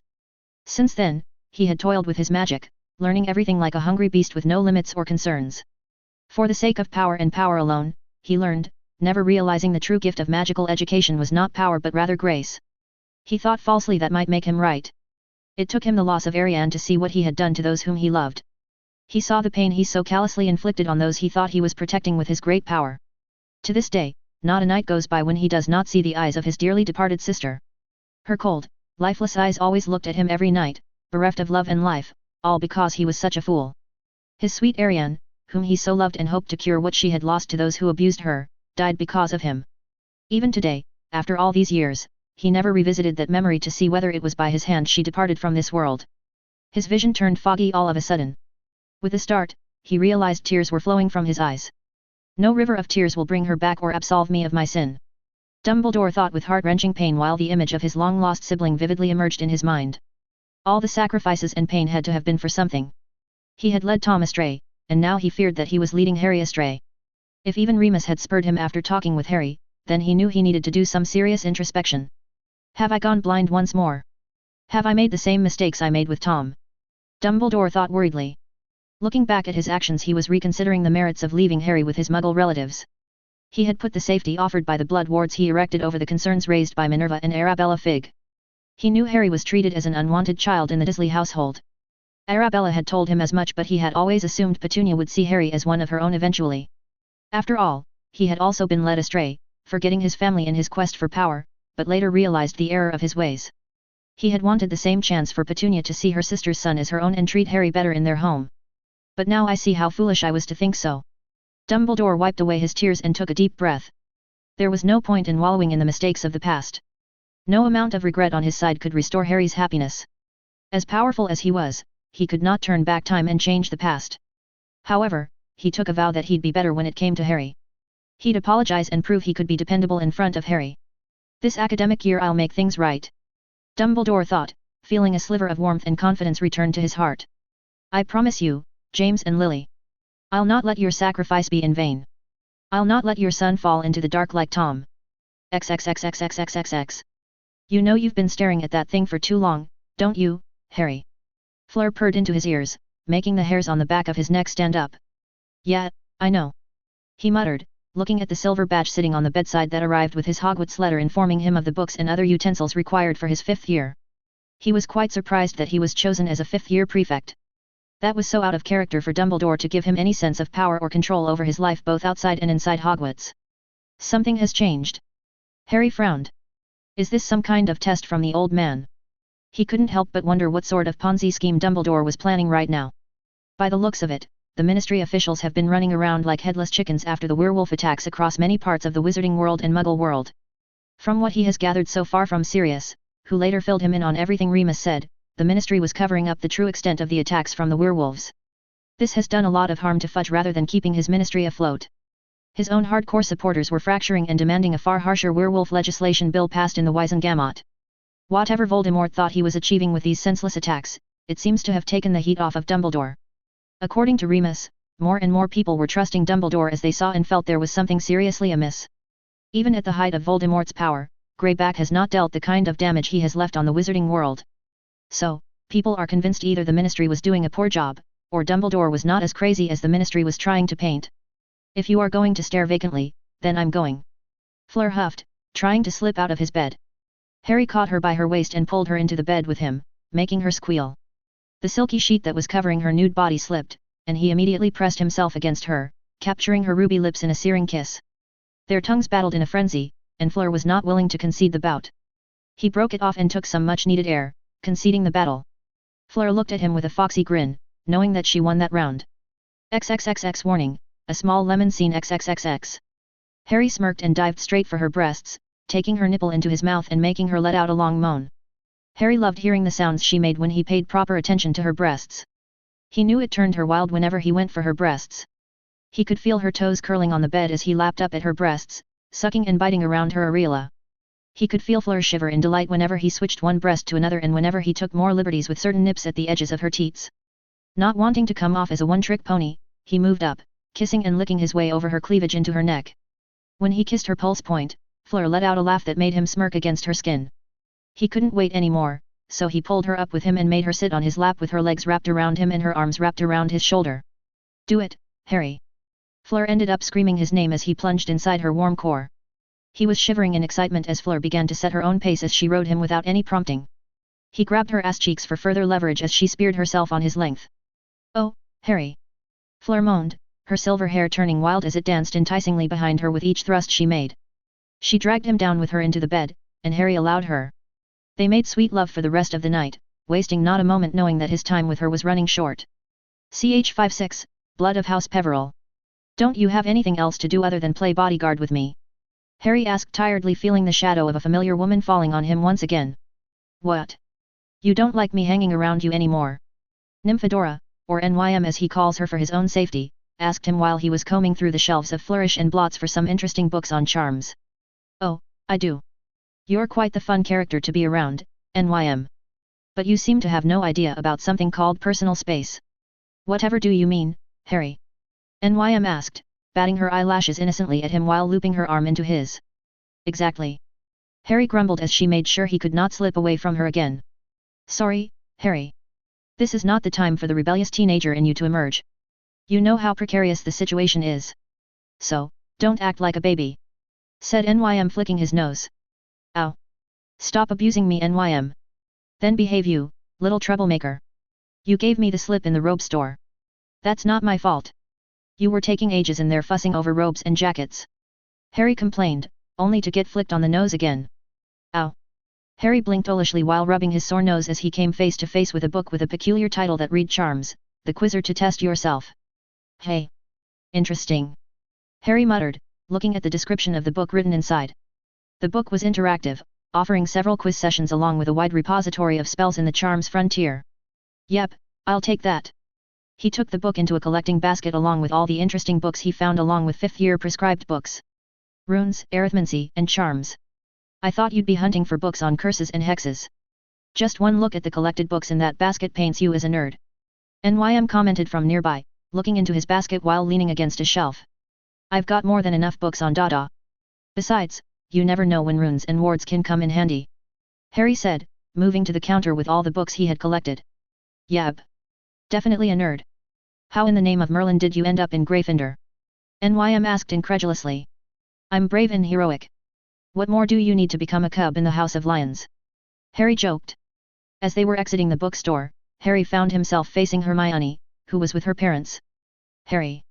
Hermione came running towards him, enveloping him in a hug. "Oh, hey there, Hermione. I didn't expect to find you here today," Harry said, patting her on the back.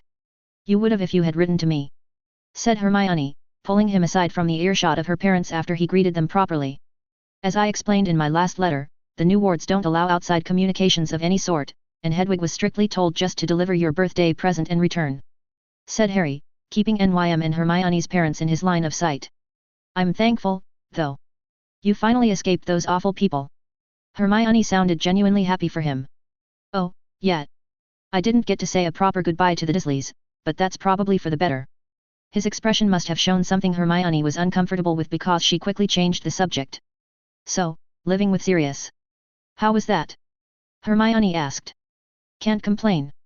It's been a roller coaster ride for sure," said Harry, thinking about his many trysts with Fleur under Sirius' roof.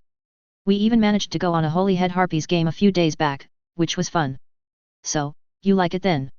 Hermione asked, her brown eyes lighting up when he nodded affirmatively. Harry. Why is she with you?" Hermione pointed at Nym. "Oh, she's on order business." "I don't quite follow," Hermione said, looking curiously at Nym, who was chatting away with her parents.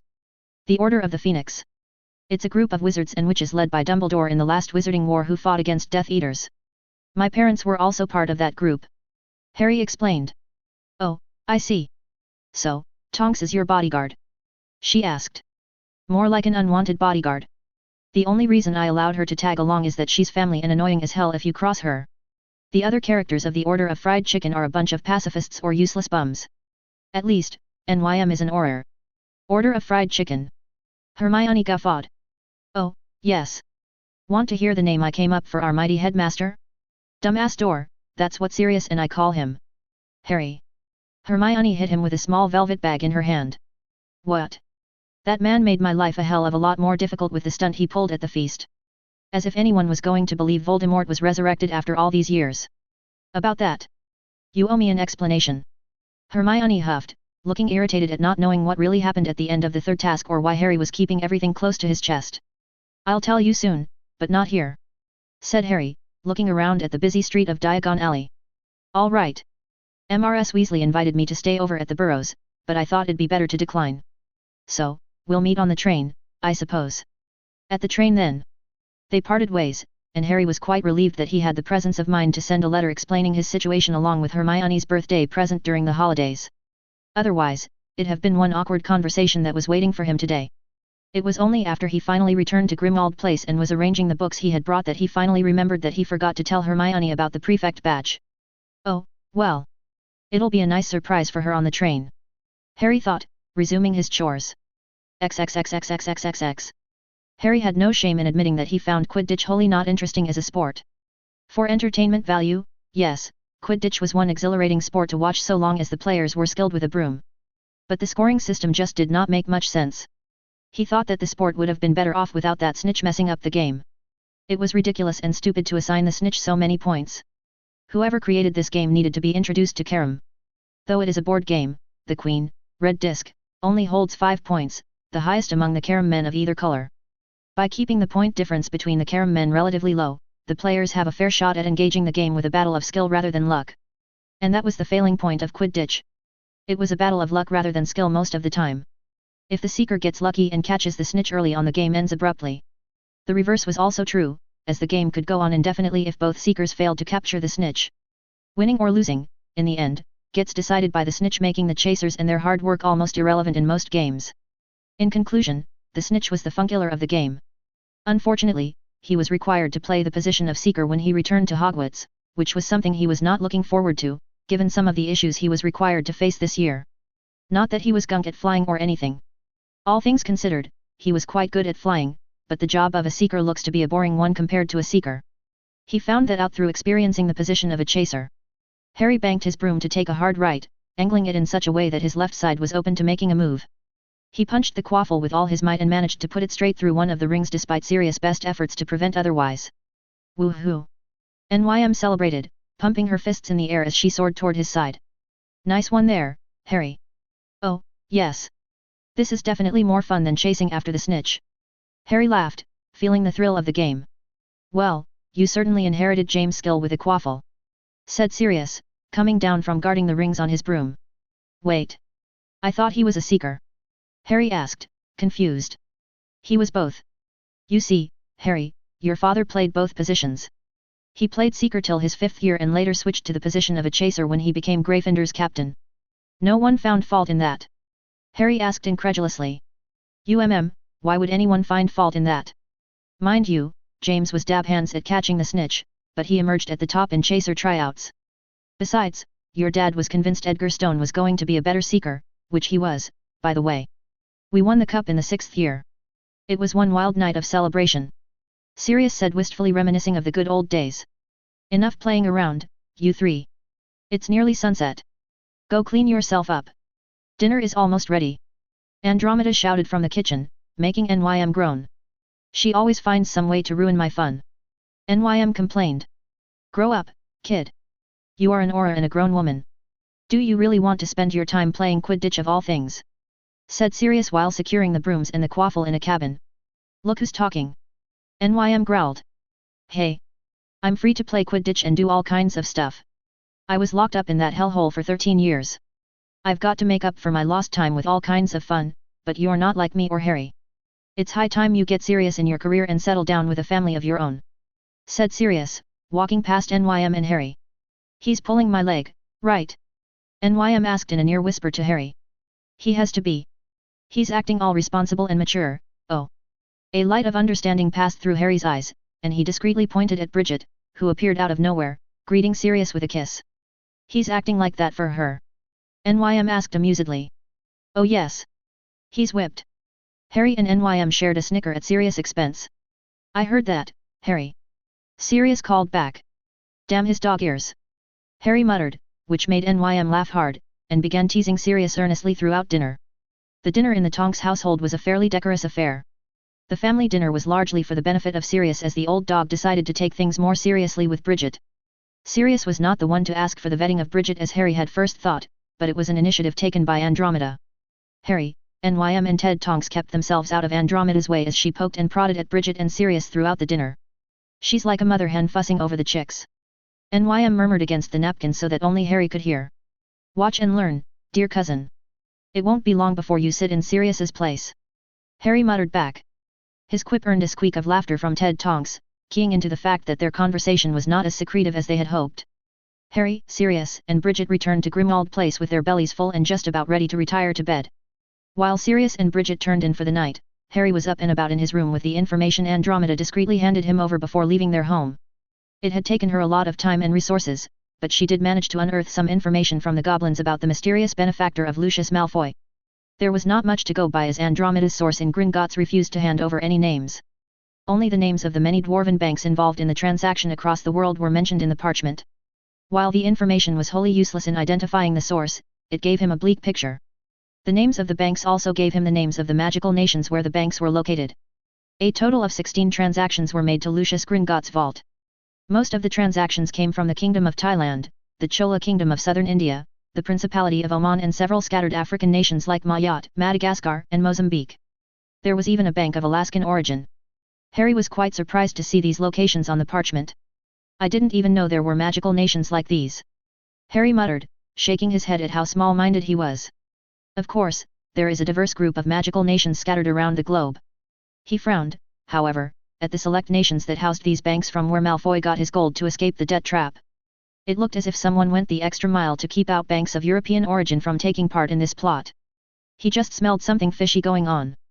If anything, he'd have expected Malfoy to get aid from his extended relatives in Italy or France. Malfoy is not so thoroughly connected, is he? Harry thought, once again looking at the obscure magical nations, and most of them were even ruled by royal families judging by the names. Then something clicked in his mind. The well-connected network of financial aid and Lucius' miraculous survival from the graveyard never made sense. He was sure he saw Malfoy go down with several bullet wounds that night. An unlimited supply of gold and magical knowledge to heal someone from critical wounds. That line of thought led him straight to his newly revealed grandmother who also happened to know what exactly transpired in the graveyard. Lucius Malfoy is her creature. Harry muttered disconcertedly. It was a wild conjecture on his part, but Harry was sure he was onto something. Otherwise, he'd have to assume that Lucius Malfoy has powerful friends with very deep pockets and powerful healers at the man's beck and call. No, Pernell Flamel is involved somehow. One way or another, I'll have answers, he vowed. Harry knew just how he was going to get those answers. XXXX. Harry marched down to the edge of the wards that surrounded the green grass manor. He was about to tap the ward with his magic, announcing his presence, but before he could do that, the wards parted, making him blink in surprise. He only paused briefly before he strode in purposefully through the garden of the green grass family. He found Damien and Lady Evelyn in the garden, drinking tea. Harry, welcome. This is quite the unexpected surprise. Damien greeted him with a pleasant smile. Enough with your games, Greengrass. I know how Malfoy magicked the gold he needed in such a short time and how he remains as healthy as a horse despite other circumstances. I don't quite follow, Harry. Said Damien, his face a mask of complete innocence. I know. Harry emphasized. You made those transactions too squeaky clean. You and Pernell Flamel are all involved in this. Deny all you want, but I know. You used me for your gain, and somehow Malfoy is now working for you. You make it sound like you didn't benefit from our partnership. Said Damien, rolling his eyes, not even bothering to hold the charade any longer. Sirius came out a free man, and he was suitably compensated with millions of galleons, making him the richest man in Britain. And you have a place to stay and the protection of House Black instead of wallowing in misery with your Muggle relatives. It took Harry a considerable amount of effort not to blow a gasket. He forced down the impulse to just rage at the man and instead burned away the emotions tugging at his mind that was bombarding him with irrational thoughts. When he began to think clearly, he realized he was wasting time with the Greengrass family. These people were pawns on the board. In a game of chess, the most powerful pieces are cast inside, waiting for the opportune moment to deal maximum damage to the enemy. I'm wasting time by focusing too much on the pawns, he thought. I want to talk with Pernell. Harry said. He saw Damien Greengrass eye his wife, and at that moment, he realized he had assumed wrong. It was not Damien who was pulling the strings here. It was the man's wife. He saw Lady Greengrass ever so minutely nod at her husband. That can be arranged. In the meantime, how about you enjoy some tea? Said Damien, a chair suddenly appearing in the garden courtesy of a house elf. I'm sure Daphne and Astoria will also enjoy your company. XXXX. I apologize, my lady. Mr. Potter was very insistent that he needed to meet you. Evelyn Greengrass said, shooting an apologetic look at her mentor. You know Evelyn, if I'm required to handle even the littlest of things, I'm failing to see what use I have for you. Said Pernell. My lady, I thought it prudent for you to speak first so that we may not lose Mr. Potter like we lost Miss Evans. Evelyn, however, wilted under her mentor's stare. If you can't even handle a teenager, then I'm afraid I've vastly underestimated your abilities, my dear. Pernell shook her head, walking away. She finally found her grandson in the company of Damien Greengrass by the fireplace. Leave us, Damien, she said, entering the room. My lady. Greengrass bowed his head before walking away. Pernell flicked her palm, forcing the door to close shut behind her. Now then, dear grandson. I assume you've taken a peek at my blood and saw for yourself that you are my blood. Yes. But you should know blood matters very little in the world. Said Harry, his green eyes darkening, making Pernell smirk. Oh, don't be so quick to judge. You who have been gifted with the tongue of serpents should know that blood is not without its uses. Said Pernell, taking her seat in a chair. But we are not here to argue about blood. Take a seat and ask away, Harry. I'll see whether I can answer your queries. You used me to trap Malfoy into a debt trap only to sweep in and rescue the man at his lowest moment. You turned him to your side, possibly using a magical contract or a vow. If I'm to guess, you now have a mole in the Dark Lord's camp, one that is high enough in the pecking order. All thanks to you. It was a welcome surprise that you decimated the upper echelons of the Death Eaters. Good work, by the way. Pernell interrupted. Going by the look on her grandson's face, she knew that annoyed him. Thanks. Harry gritted out. So, tell me. What are you playing at? What is your interest in Voldemort? In Voldemort? Pernell scoffed. Nothing. My interest has always been in you, Harry. In me. Of course. Tell me, Harry. What do you know of the Peverell brothers? Pernell asked. The way all color drained from her grandson's face and the light of understanding frankly surprised her. Nonetheless, it made her all the more certain that it was time to gift the boy a small peek into what his destiny holds. Not all of it, but she could leave enough breadcrumbs for the boy to get interested in following her. In time, perhaps, he'll understand the true calling of the blood coursing through his veins. Ch 57, 5th year begins. Book 2 of the Lion Cub story begins today. Harry Potter now faces a resurgent Dark Lord, a scheming Dumbledore, and the shady reach of his grandmother. All the while he'll have to face the perks of being a hormonal teen, play Quidditch, make more friends, become an animagus, and somehow travel a narrow path between life and death. Last but not least, OWL exams await at the end of Harry's 5th year at Hogwarts. The remains of Potter Manor. Harry mused, taking in the sight of burnt and decaying wood and a mostly grown mini forest atop the destroyed remains of the manor. There was nothing we could do at the time to restore it. Voldemort and his Death Eaters were hunting for your parents across the country. I suppose they looked here first, and when they didn't find what they wanted, they burned it down. Said Sirius, genuinely sad to see his old home getting destroyed. You lived here, huh? Harry asked. Oh, yes. The best years of my life. Your grandparents were good people, Harry. They took me in and treated me like their own son. I lived with your dad until I joined the Aurors and moved out. Said Sirius, a reminiscent look on his face. I'll have the manor restored before the winter holidays. Why? For what? You are living with me. Sirius protested. I know.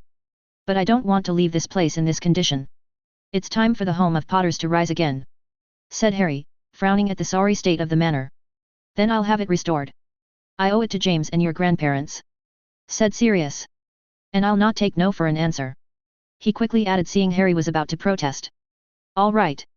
Harry eventually nodded, seeing the conviction in Sirius' eyes. He was not comfortable using Sirius wealth to restore the Potter Manor.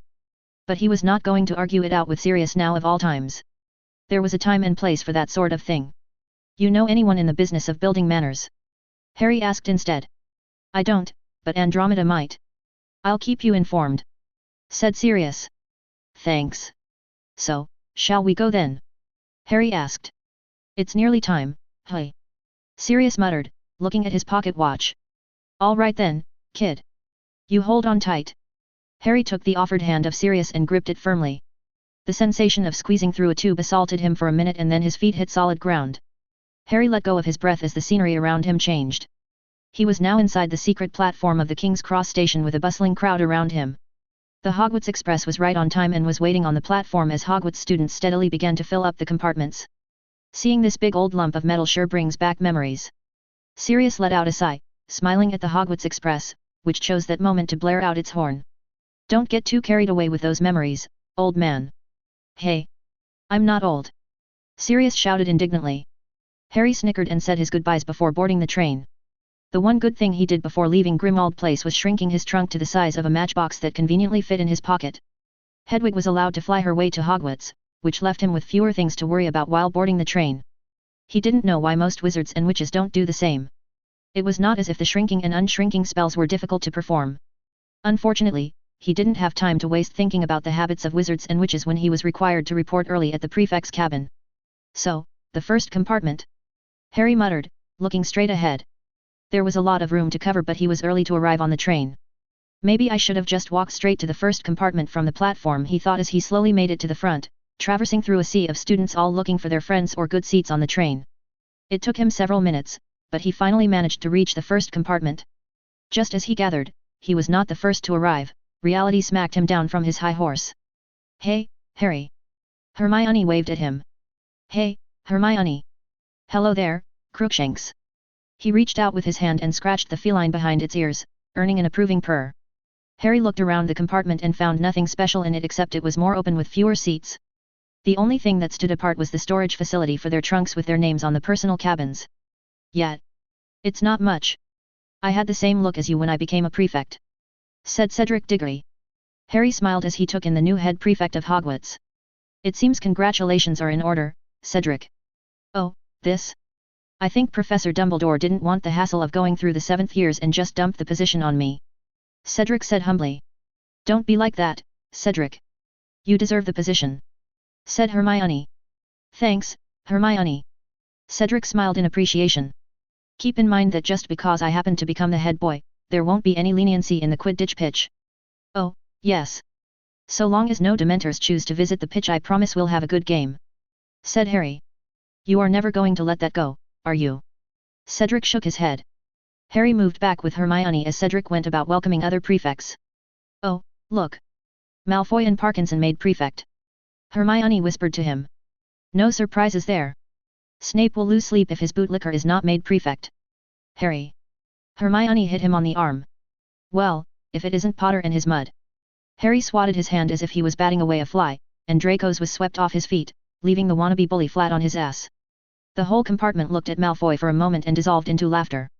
I'm sure we all wish Malfoy learned some basic skills like walking and generally being a good wizard, but I believe our new head boy was about to explain our duties, Harry said blandly, giving a dismissive snort at the reddening face of Draco Malfoy. Yes, thank you, Harry. Now, the duties of the prefects are quite simple on the train. Your patrol duties are as follows. Cedric began listing out compartments and assigning a pair of prefects to those compartments. Harry was a bit surprised to know that each compartment gets a pair of prefects. Percy Weasley was the only prefect he had seen patrolling on the Hogwarts train. He, along with Hermione, was assigned to watch over compartment 5. Also, one more thing. 5th-year prefects are supposed to escort first-year students to their dorms. So, you are excused from any patrol duty tonight. You'll have to report to your respective head of house after the sorting ceremony. The rest of you lot will meet me outside the Great Hall to discuss patrol duties. The compartment door suddenly was forced open, attracting the attention of everyone. Harry raised an eyebrow when he met the brown eyes of one Barbara Collins. If he was surprised by the head girl badge pinned on the 7th-year Slytherin's robes, he didn't show it. Oh, hey, everyone. I got delayed by the crowd. Barbara gave them an innocent smile. So, what did I miss? Harry and Hermione exited the prefect's compartment just as the Hogwarts Express lurched from the platform. While Hermione was gushing about the fact that they get to escort a bunch of first ties as if that was some great honor, he was thinking more about the fact that the head girl was his ritual colleague from last year. Oh, he knew Collins was well connected in Hogwarts, but he never thought she'd be considered head girl material. Harry. Are you listening? Hermione jabbed his side. Sure, I am, Harry replied, rubbing his side. Let's not waste more time and do our patrols. I think I'm famished. The drawback of working with Hermione was that she was not satisfied with simply doing the job. As an avid perfectionist, she goes well beyond the range of what is asked or expected of her. So, by the time Harry was allowed to take some rest by the she-demon that was Hermione, he was just about ready to sleep his way through the rest of the train ride. "You all right there, Harry?" asked Neville, offering him a chocolate frog his friend saved. "I love you, Neville." Harry teared up and gave the Longbottom heir a manly hug before gorging on the chocolate frog like a caveman. "What did you do to him?" Neville asked, looking at Hermione, who turned her nose up. "Nothing. He is just being overly dramatic. My legs are killing me, all thanks to you and your insistence on patrolling the compartment and making sure to visit all cabins." "Neville. Who's that?" Hermione asked, trying her best to sound inconspicuous but failing pathetically. "Hey, Luna. You don't mind if I sleep for the rest of the ride, right?" Harry asked. "Not at all, Harry. I can see those nargles are being a bother. A good sleep should keep them away," Luna said airily, peeking at him from the top of a magazine in her hand. "You know who that is?" Hermione asked in a whisper, looking between him and Luna. "Of course. You should introduce yourself. Luna is a fun person to talk to," Harry said before making himself comfortable on his seat and slipping into a peaceful slumber. When he woke up, it was to see Ron shouting something by their cabin door and going away in a fit of anger, muttering something unintelligent under his breath. "What did I miss?" Harry cranked his neck, coming out of some much-needed sleep. "Nothing much." Ron made some stupid comments, and Hermione became annoyed, ending in a fight. "The usual," said Ginny, who was now sitting opposite him near Luna. "Hi, Harry. Did the nargles disturb you in your sleep?" Luna asked brightly, her eyes now covered by strange-looking spectacles. "No. Thankfully, I had a peaceful sleep," Harry said happily. "Good. Then let's go. We need to do one last patrol to make sure everything is fine. We are nearly at the Hogsmeade station," said Hermione, standing up from her seat and looking expectantly at him. "Oh, come on." Harry groaned. XXXXXXXXX. Several hours later Harry was cursing himself for thinking gaining the position of a prefect was somehow a good thing. It might have been a good thing as he could see his fellow fifth-year prefects in Ravenclaw, Slytherin and Hufflepuff rather happily conversing with their friends as opposed to Harry, who was just about ready to eat an elephant and call it a night. "I hate you," Harry whimpered, glaring at Hermione. "What happened to you?"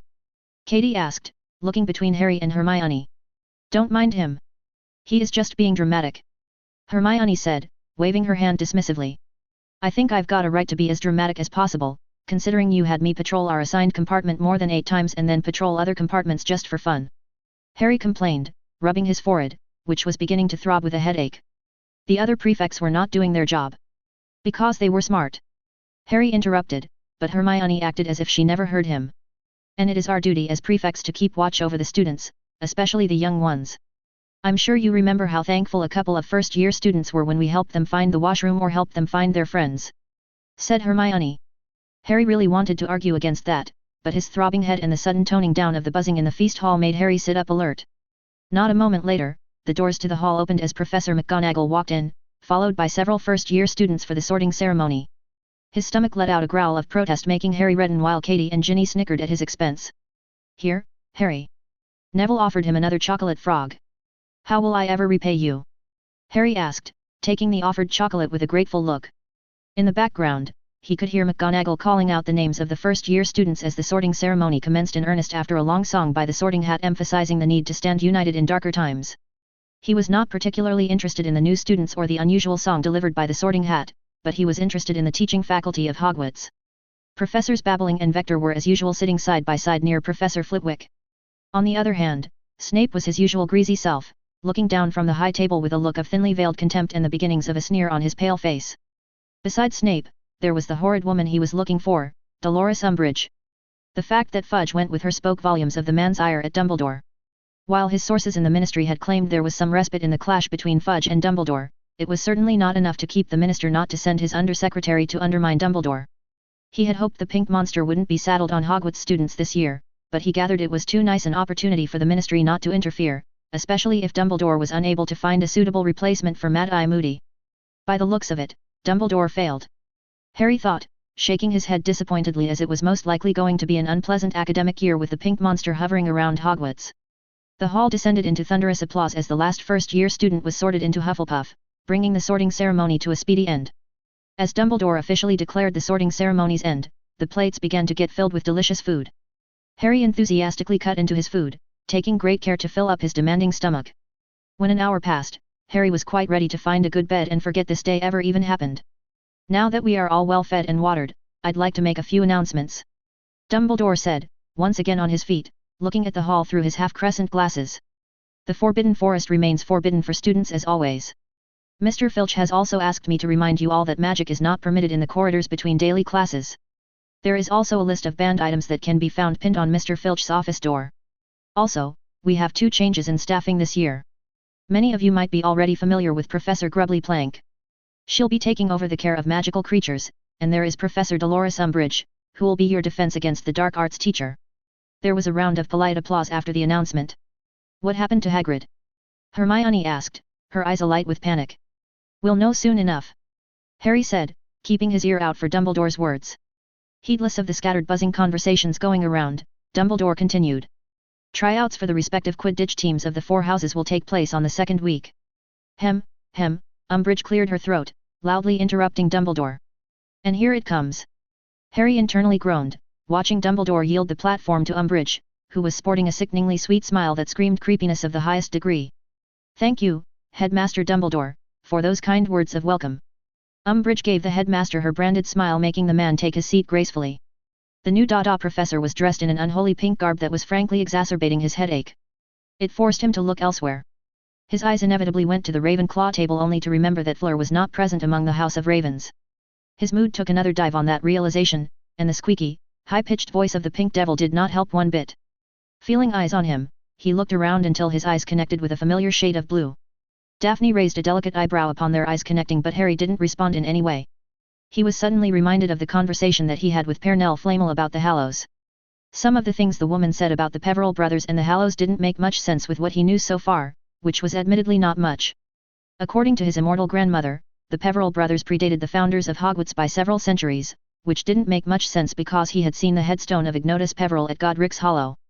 The illustrious ancestor of House Potter was born after the time of Hogwarts, according to the date carved on the headstone. Not that he trusted the version of the story illustrated in Beedle the Bard's book about the Deathly Hallows.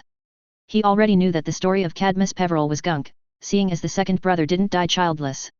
The Gaunts were the descendants of Cadmus Peverell, just as the Potters were the descendants of Ignotus Peverell. If his grandmother was to be trusted, then she was a descendant of Antioch Peverell and thus the root of her interest in him. His blood was the meeting point of 3 exceptional wizards long lost in history whose tales remain a fairy tale. And for some reason, his grandmother was interested in him for this simple fact. Most curiously, she was dismissive of the entire plot about being the master of death, as illustrated by Beedle the Bard. It's all a bunch of made-up nonsense by an airhead cochon. Harry remembered his grandmother's response. If one aspect of the story was wrong, then it was not a leap of logic to assume the rest of the tale was also similarly wrong. The question was, did Beedle use a familiar tale and give his own twist to spice things up, or was there an agenda behind the whole tale? If his grandmother was right and the Peverell brothers predated Hogwarts and its founders, then he suspected the chamber holds more secrets than he previously believed. If Cadmus' bloodline merged with Slytherin's, then it was a reasonable assumption that Salazar Slytherin was a descendant of the illustrious second brother. It could be even possible that Cadmus faked his death and allowed his descendants to go into obscurity by killing the Trail of the Resurrection Stone with his alleged suicide. Frankly, he didn't know what to believe. I suppose I'll soon find out, provided Cadmus' bloodline merged into Slytherin's before Salazar's time, he thought. If that was the case, and he hoped that it'd be, then he'd have the advantage against his immortal grandmother in whatever scheme she was cooking. If he could find and learn the necessary information about the Hallows and the Peverells from Slytherin's dusty old scrolls and books, then he'd be one step closer to knowing what his grandmother and her shady followers are after. It was a very bad idea to give those books to Daphne and her family. Harry thought, cursing his past self for being an idiot. He had all but announced to his grandmother and the Greengrass family that he had access to Slytherin's chamber. It was now going to bite him in the ass because Pernell wants access to the chamber in return for her help in eradicating Voldemort. It was a good deal as far as he was concerned because having a dead Dark Lord was in his interest for continual survival. The sword that hangs over his neck would be gone, but he was equally cautious of aiding an even bigger monster. I need to know more about the Peverells and more about the Flamels. Harry thought resolutely. He was broken out of his musings by the lone clapping coming from Dumbledore. Harry frowned at the headmaster, wondering whether the man finally lost his marbles. He was heartened to note that was the prevailing look among most students, or they were confused as hell by the long arduous speech delivered by Umbridge. What the hell was that? The twins were looking at the new Dada professor as if she just spoke gobbledygook. That, Messrs. George and Fred, is Umbridge saying she's going to be one giant itch on our backs for this whole year? Said Harry. Thank you very much, Professor Umbridge. That was most illuminating, said Dumbledore, once again taking center stage while Umbridge slinked back to her seat. Now, as I was saying, oh dear me, where was I? Ah, yes. The Quidditch tryouts shall be. Harry shook his head and turned his attention away from the high table. He was wondering whether Dumbledore purposefully left the dot opposition unfilled as bait for Fudge. It was not the first time Dumbledore used Hogwarts as bait. This one seems far more benign compared to what was in store in the first year. When the time finally came for the students to retire to their beds, he was left with the unpleasant task of escorting first-year Gryffindor boys to their dorms. It didn't help that all of them were sporting stars in their eyes and a million inane questions along the way. He just gritted his teeth and faced the first ties with a smile on his face. The faster he was done here, the faster he could sleep in his bed. Ch58, Umbridge. Harry quickly tied up the laces of his shoes as breakfast was about to begin, and he needed to fuel up for the first day of class. First in the morning was Snape, and that was an arrow to the heart. He was about to suffer for 2 whole hours before skipping his way to the circus that was Dada with Umbridge. His morning schedule was packed to the brim, but thankfully he got 2 free hours in the afternoon, followed by an hour of charms to end the day. You seem to be in a hurry, Ron said, walking into their dorm after getting freshened up. The gingerhead had been somewhat reserved compared to last year, and Harry was happy about it. So long as Ron was not looking to restore their friendship to what was before the tournament, he was pretty pleased. I'm famished. I could eat an undo and have room for more in my stomach, said Harry, quickly finishing up his laces. See you in the Great Hall. Harry ran out of the shared dorm only to halt upon seeing a dangerous sight in the common room. Hermione was there with all the first ties assembled in neat lines, all prim and proper. Oh, good. You are finally here, Harry. We can escort the first-year students to the Great Hall for their breakfast, said Hermione excitedly, as if that ought to make him happy. It didn't help all those curious little eyes were being trained on him, and he felt like he was swimming in an ocean surrounded by hungry sharks. Hey, Hermione. A minute if you will. Harry pulled his bushy-haired friend out of earshot of the first ties before turning on Hermione, frowning in displeasure. What the hell are you doing? There was nothing about escorting the first ties to the Great Hall in the job description. I don't remember any prefects doing that for us in our first year. We found out the layout of Hogwarts on our own or by asking around. Harry whispered angrily. Exactly. We didn't get any help, so we should set a good example by being helpful to the first-year students. Hermione whispered back. If we were to hold hands for the first-year students in everything, how would they learn on their own? Hermione, learning about Hogwarts is not some subject you can cram into their heads like some words in a textbook. It helps them socialize better to find some things on their own. You are just saying that because you are lazy, Hermione accused, to which he shamelessly grinned. I can be lazy and speak sense at the same time. Harry suddenly felt a poke on his arm. Turning around, he found a small brown-haired boy looking at him curiously. Can you show us the scar? The boy squeaked out. Harry turned away from the boy and looked at Hermione accusingly. You deal with this mess. I've got better things to do than entertain a bunch of curious first ties, said Harry before quickly making his escape from the Gryffindor Tower. He could hear Hermione admonishing the kid about being polite to others and, in the same vein, asking Harry to act more responsibly.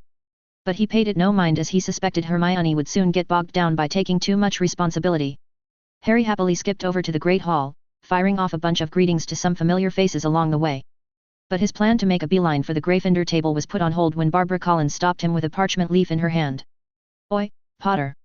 Here is your patrol schedule. The head girl handed him a parchment with details of patrolling times and areas under his name. Oh, nice. What is this? A complimentary side dish for breakfast, Harry joked.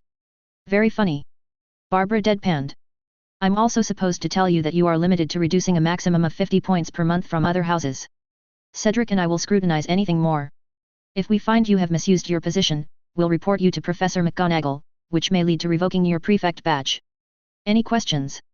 Yeah, 1. If I see a prefect abusing their position, can I dock points? Harry asked.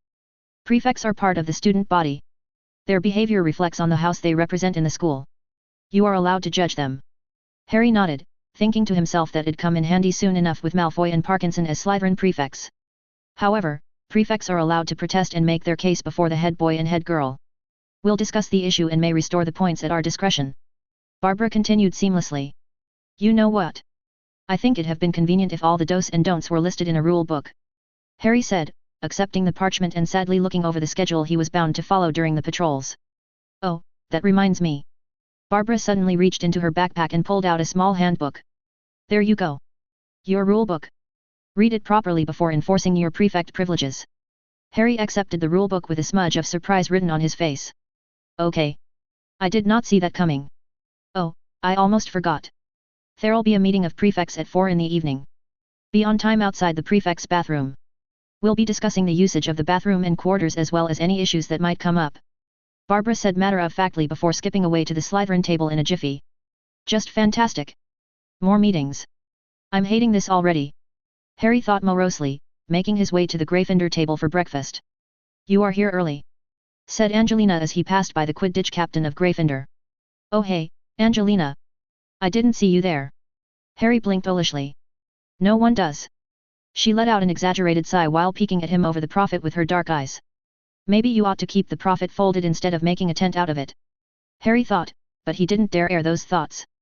Harry sat across from Angelina with his back to the Hufflepuff table. Just out of curiosity, was Dumbledore true? Is you know who back from the dead? Angelina asked out of the blue in a whisper. Harry froze and looked around to see whether anyone was listening in on their conversation. Thankfully, they were well removed from most of the students. What brought this on? He asked, hoping to get some breathing space. Just curious. The prophet is trying very hard to paint the headmaster as some sort of senile old man. I mean, we all know Dumbledore is eccentric, but he is not that senile as the prophet makes him out, is he?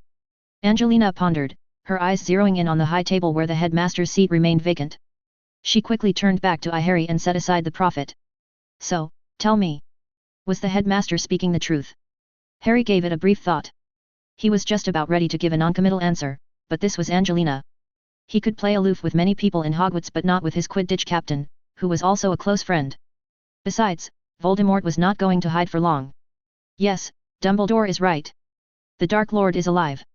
Harry confirmed, making Angelina openly gape at him. Wah! You're not messing around, right? No. He is back. Bulletin, but... Why didn't you say anything? Angelina gasped.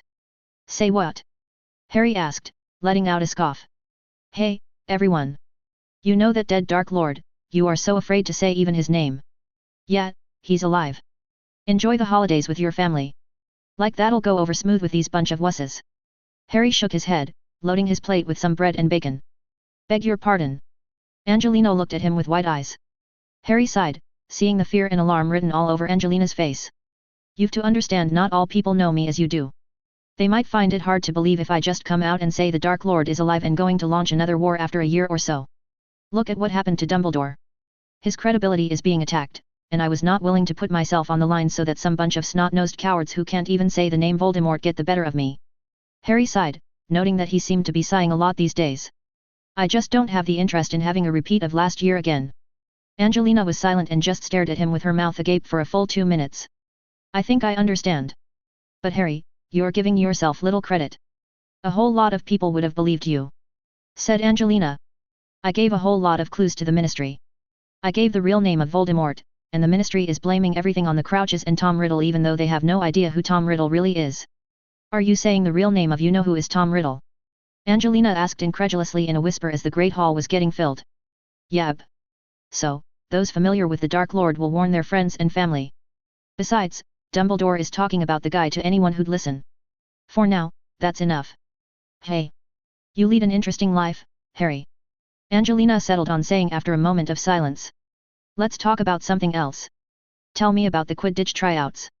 Harry nicely changed the subject, and Angelina, bless her soul, complied. Well, we have our reserve team all set up thanks to some mock games last year. All we have to do is look for a good keeper to replace Oliver. There is McLaggen. He performed well in the mock games last year. Said Harry, taking a bite of his bread. Yes, he did. Angelina nodded slowly. That doesn't mean someone better might not turn up this year. Uh-huh. Harry eyed her suspiciously. Oh, fine. I don't like that Ponce and would rather play without a keeper if that guy came on top in the tryouts. McLaggen has the skill, but he has a big mouth. I hear you, Captain. So, a new keeper, hey? Well, let's hope we get a suitable replacement in the tryouts. Said Harry before focusing on clearing out his plate. XXXX. You can expect a lot of things to change, but never the greasy bat of the Hogwarts dungeons. Harry thought as Snape barged into the potions classroom with his usual theatrics. The door closed with a bang, startling many in the classroom while Snape swept into the center of the class with his black robes billowing behind him. It definitely has to be a spell. Harry mused, eyeing Snape's robes, thinking about their unnatural tendencies showcased whenever the potion master moved. Harry, as usual, was with Neville, who looked a bit intimidated as Snape's cold eyes passed over them. Harry raised an eyebrow when Snape's eyes lingered on him more. "Settle down," Snape said, his lips curling with the beginning of a sneer. "Come June, you'll be taking your owls exams. I don't have to tell you the importance of the owls. You'll have to prove how much you dunderheads have learned since you first stepped into these hallowed halls. While I consider most of you moronic, I expect you dunderheads to at least scrape together an acceptable in potions. Otherwise, you shall suffer my displeasure." Snape came to gaze at Harry and Neville. Harry could feel his friend shrink into his seat under the cold gaze of Snape. "On a more positive note, I suspect many of you will not be having potions class after this year. I only accept those who have scored an outstanding in my subject into the Newt's class of potions." Snape was now sporting a full-blown sneer on his ugly mug. Harry couldn't wait to have this dude thrown in Azkaban. Truly, Snape deserved to be put in that place. He suspected the Dementors would be happy to have one more of its kind in their group. The man had an uncanny ability to suck out even a sliver of joy and hope from anyone's life. The grave and fearful faces he saw on his classmates were a testament to this fact. "Unfortunately, we have several months ahead of us until you dunderheads are removed from this class. Therefore, I advise you to concentrate on your studies and classes to get the grade necessary for Newt-level potions class," Snape said silkily. "Now, today, we'll be brewing a potion called the Draught of Peace. It is often a common potion asked to brew in the OWL practical exam. As its name suggests, it is a potion to calm anxiety. The list of ingredients." Snape waved his wand, and the instructions to prepare them are on the board. "You'll find everything you need in the cupboard. Now, what are you dunderheads waiting for?" Snape snapped coldly. "Prepare the potion." Harry sprang into action by writing down the list of things he needed from the board on a small piece of paper before rummaging through the cupboard for supplies. It took him nearly half an hour to prepare the ingredients as instructed. A lot of grinding, crushing, and cutting involved in the potion-making process tested Harry's patience. Then came the difficult task of following the instructions in brewing. Once the cauldron was heated, the Herculean task of giving a proper number of stirs after each ingredient was added came into play.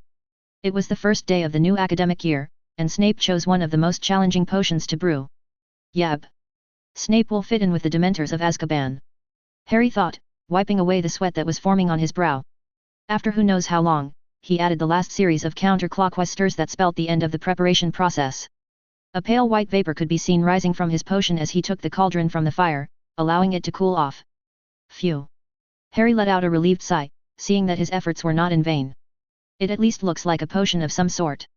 Harry looked at the potion in Neville's cauldron and saw it was pale yellow, while Ron's was greenish. Hermione's potion looked milky white, which he supposed was the correct look for the potion. Snape routinely inspected the cauldrons, and the potion master passed by his potion without any comment. Harry took that as a job well done. "Those of you who have completed the potion can take a sample of your potion in a vial and label it. Have it brought to my desk for testing," Snape ordered.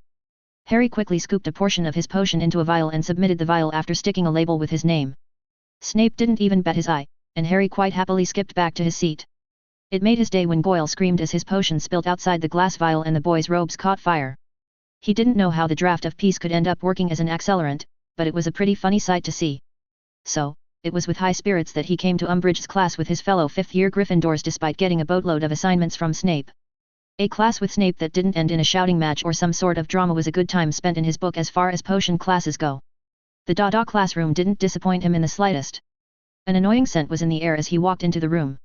The pink demon sent by the ministry was already seated behind her desk with a sickeningly sweet smile on her toadyish face. She was dressed in an awful pink cardigan and a pink bow on top of her head. There was even a pair of pink earrings on her ears. Harry could feel the eyes of the ministry stooge following him as he took his seat. He set his backpack down and made himself comfortable, all the while doing his best to avoid Umbridge. He didn't have to wait long as all the seats filled, and the class remained quiet, waiting for Umbridge. "Well, good afternoon," she said, taking to her feet after everyone settled down. Some half-hearted mumbled good afternoons came in reply from the students, but that didn't satisfy Umbridge.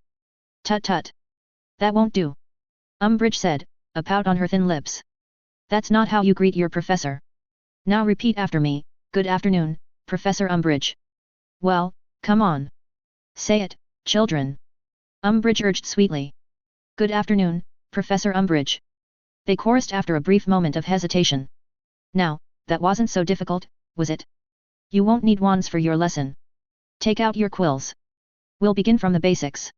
A lot of edgy looks were passed around at that strange mix of instruction and declaration. The basics of Dada without wands would not be a fun lesson. A few minutes later, Harry was peacefully adrift in a wet dream of him and Fleur in bed while pretending there was some hidden well of knowledge in the frankly ludicrous book Umbridge had them read in the class.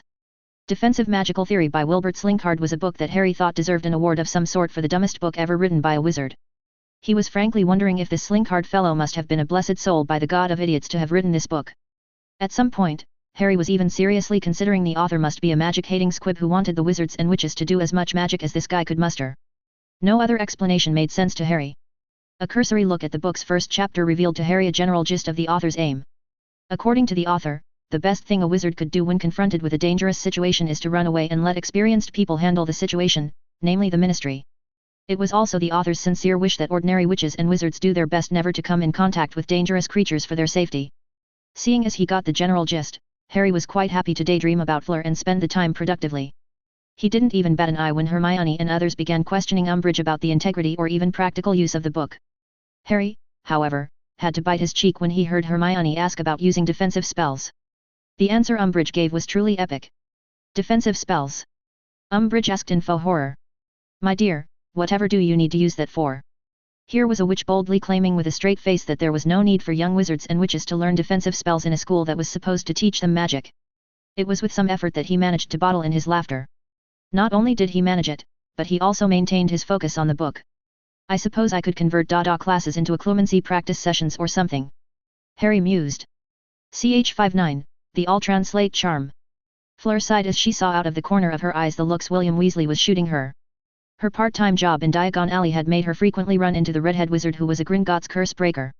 They had quickly struck up a conversation in one of their random meetings on the street, and ever since then, she had noticed William springing up near her frequently. Oh, she knew why the redhead was following her around, but it was frankly becoming a little too bothersome.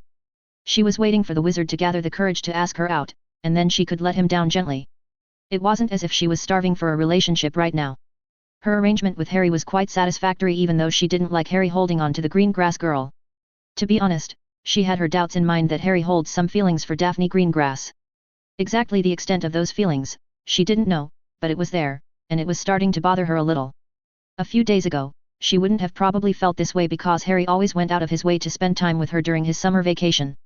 But now, Harry was in Hogwarts, and she was busy with her own job in Diagon Alley. It didn't help she had to hear all the lewd details of her cousin's relationship with Sirius while she was constantly reminded of how lonely she was in bed.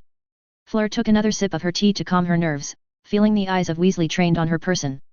Oh, how she wished she had Harry or someone like Bridget with her in the tea shop. Hey, Fleur. I didn't expect to see you here. Fleur's eyes widened, and relief flooded her as she saw Nymphadora Tonks waving at her enthusiastically. She could not believe her luck, but she pounced on it like a cat about to get the canary. Come, Tonks. Sit with me. Tell me, how are you doing? Fleur pulled the older witch to her table. Her relief and excitement must have been easily readable because Tonks immediately looked around the tea shop. Who are you avoiding? Tonks asked curiously. How'd you know? Fleur frowned. Oh, please. I know that look on the face. I'm very familiar with the situation you're going through. Tonks waved dismissively before leaning forward, her eyes darting around discreetly. So, who's the stalker? Fleur looked at Tonks searchingly before deciding to answer. Outside the window to your right. The redhead pretending to read a leaflet. Fleur said embarrassedly. Isn't that William? Tonks immediately recognized the familiar red hair and face. Yes. You know him? Fleur blinked in surprise. Yes. William was my senior at Hogwarts. His younger brother Charlie was in my year, though. Said Tonks. Fleur felt really stupid. Of course, Tonks would know the redhead wizard because of Hogwarts. Is he bothering you? I mean, the guy is not a troublemaker as far as I know. No, no. William never misbehaved or anything. I think he is just trying to muster up the courage to ask me out. And? You're okay with it? Tonks raised an eyebrow. No. I mean, I'd prefer if he left me alone. Said Fleur. Are you sure? Tonks asked skeptically. Yes, I'm sure. Tonks eyed her closely before suddenly going straight for the window on a dime before Fleur could protest. Fleur didn't know what was said between Tonks and William Weasley, but when Tonks returned, the redhead wizard was gone from the window side. She suddenly felt a wave of affection for the older witch whom she admired for her bold, carefree attitude. Thank you. Fleur chirped brightly. You saved me from an awkward conversation. Bill won't be bothering you anymore. Tonks waved away her gratitude before directing a coy smile at Fleur. I just said you're already seeing someone. There is someone, right? 'Cause Bill is a nice guy, if only a tad shy. Fleur was immediately on guard with that line of conversation. She had given Harry her word that their relationship would remain under wraps. She found it enjoyable initially, as the thrill of secrecy in Hogwarts always riled her up. But now that she was not allowed in Hogwarts, she saw the secrecy as unattractive. Her extended silence, however, didn't go unnoticed by Tonks. Hey, you don't have to tell me if you're uncomfortable. We've only known each other very recently. Tonks offered her a graceful way out, but that made it worse. No, Tonks. She hesitated a little bit. It's just complicated. Fleur eventually settled on rubbing her forehead with the back of her hand. It's okay. You don't have to feel pressured into saying anything. Said Tonks, her hair taking a yellow streak taking Fleur's attention briefly. She shook her head. I'll need something other than tea to discuss my love life. Fleur ended up saying. Booze? Oh, I've got that covered. Let's go.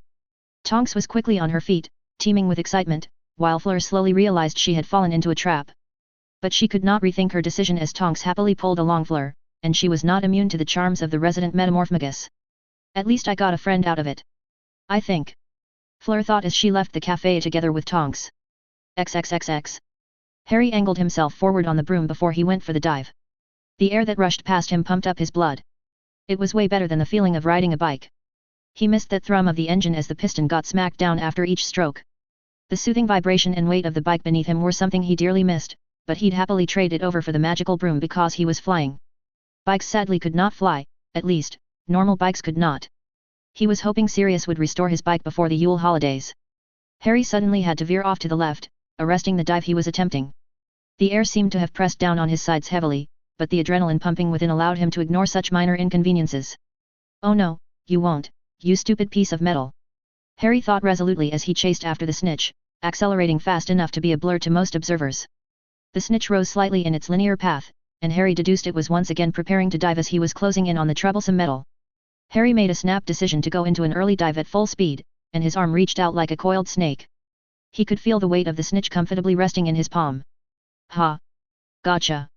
Harry smiled, watching the snitch helplessly beat its wings in his palm before slowly giving up and admitting defeat. Good one there, Harry. Ginny said, zooming past him on her broom.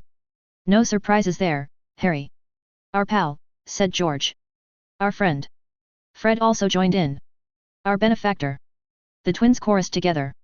Okay, guys. Remember our deal. No publicity for now. I don't want your mom to send me howlers, said Harry. Oh, Harry. You don't have to worry. Said George, putting his arm around his shoulder. Yet. Our dear mum reserves the howlers for Ron or us. No one else will ever get that honor. Said Fred. Good work there, Harry. Any advice for our reserve seeker? Angelina asked once she neared him on her broom. Ginny is fast and has good reflexes. She needs a faster broom. I think I'll just let her practice on the firebolt. If you wish, you can let her have a go at one of the matches. Harry suggested. Why? Are you planning on skipping a match? Angelina asked with a dangerous undertone. What? No. I think it'd be better if our reserve seeker gets some experience. Said Harry, suggested tentatively as he slowly realized he might have overstepped here. Angelina was the captain, and he sort of put her on the spot by springing up this suggestion with Fred and George watching. You'd be comfortable with Ginny playing a game? Angelina asked, a thoughtful frown on her face. She has the talent required for the position. Anyway, it was just a suggestion. I think Ginny is good on the broom, that's all. She handles herself well in the air. Said Harry. I know. I've been hoping to use her as a reserve chaser, you know. I don't know what you Weasleys are fed, but y'all are turning into a bunch of Quidditch geniuses. Not perfect, Percy. Fred reminded. Brought shame to our family, he did. George agreed with a serious look that frankly looked comical coming from the chaotic Weasley twins. Well, I hope your brother Ron inherited enough Quidditch skills somehow because this tryout is all about finding a good keeper. Said Angelina before she took her to leave by rocketing away on her broom to the ground. Well, I hope Ron does his best. He has been practicing a lot at the Burrow. George said, eyeing Ron, who looked red as a tomato with several keeper hopefuls near the hoops waiting for Angelina. "He'll get the spot. All he should do is maintain his confidence in the pitch," said Harry. "I think." He whispered the last part. After a long practice session in the Quidditch pitch, which Angelina insisted was keeper tryouts to the rest of the team, Harry hit straight for the shower. The moment he was out of the shower, he was immediately accosted by Hermione and Neville, who were waiting for him outside the locker room. "You owe us an explanation." Hermione looked imploringly at him, initially confusing Harry, but then it clicked in his mind. "Oh." Harry looked between the two before sighing. "All right, what do you two want to know?" "Everything that happened in the third task," said Neville. "Yeah, right. No way I'm going to incriminate myself to a bunch of teenagers," Harry thought. "There is nothing much to tell. The Triwizard Cup was a portkey. It transported me to a graveyard. There was Peter Pettigrew and Voldemort. Voldemort used a ritual to restore himself to a physical body, and we dueled while his Death Eaters watched.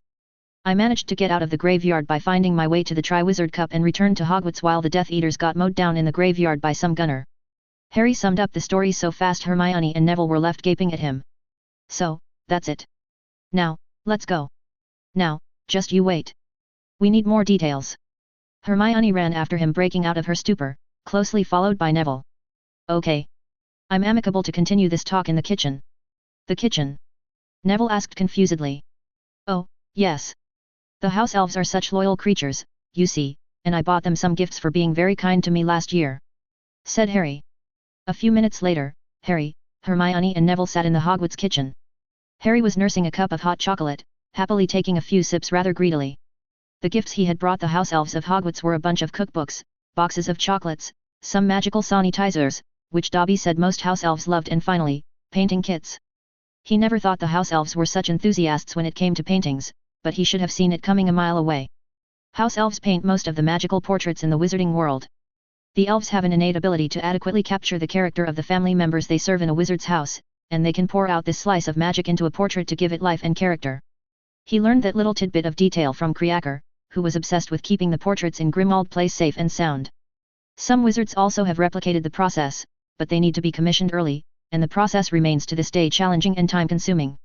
Since the house elves are essentially a bank of secrets when it comes to their serving family, they know everything about their masters better than they know themselves. The task of transferring a wizard's memory into a portrait was a difficult piece of magic to pull off, but not for a house elf. If Harry were to guess, he suspected the magical portraits in Hogwarts were painted and maintained by the house elves of Hogwarts. So, it was safe to say that the house elves were close to tears when he pulled out the gifts and handed them to the excitable little creatures. He was careful to leave out any clothes lest he accidentally set the elves free. "It was a nice thing you did, Harry," said Hermione before muttering to herself about how she didn't think about doing something nice for the elves. Harry was happy Hermione had yet to take extreme measures like forcibly setting the house elves of Hogwarts free. He liked his kitchen privileges too much to let something like that happen, especially when the house elves have a comfortable life in the castle. As far as he knew, no one was here to boss them around in Hogwarts. There was no doubt in his mind the elves were far better off in Hogwarts rather than binding themselves in servitude to wizarding families like the Malfoys. "So, you know who is back for real?" Neville muttered, bringing down the merry mood in the kitchen. Even the otherwise happy house elves were suddenly silent and gloomy. "Yes," Harry confirmed. "But why didn't you say anything, Harry?" Hermione asked tentatively. "Why should I?" Dumbledore knew Voldemort had never died a decade back, and he didn't say anything. He knew when Voldemort tried to steal the Sorcerer's Stone in our first year. Dumbledore knew all this time, but he was content to keep the public ignorant of the danger. He never did anything to find and destroy Voldemort all these years. He was happily playing his role here at Hogwarts. So why should I be the one to come out and say Voldemort is alive to all of Britain? They'll declare me mad the next day just like they're doing to Dumbledore. That's true. The Ministry would have made your life difficult, Harry. Neville said after a moment of silence. I think you did the right thing. But I don't think you know who'll leave you alone, Harry. I know. What did you think I'm going to do from now on? I'll be training in all the magical disciplines known to wizardkind and kill that son of a bitch down for good. Said Harry. Harry. Language. Hermione jabbed him. Ow. Harry directed an angry stare at Hermione, but she ignored it. I like the sound of that. I'll help you in any way I can. Neville said, his brown eyes filled with steely resolve.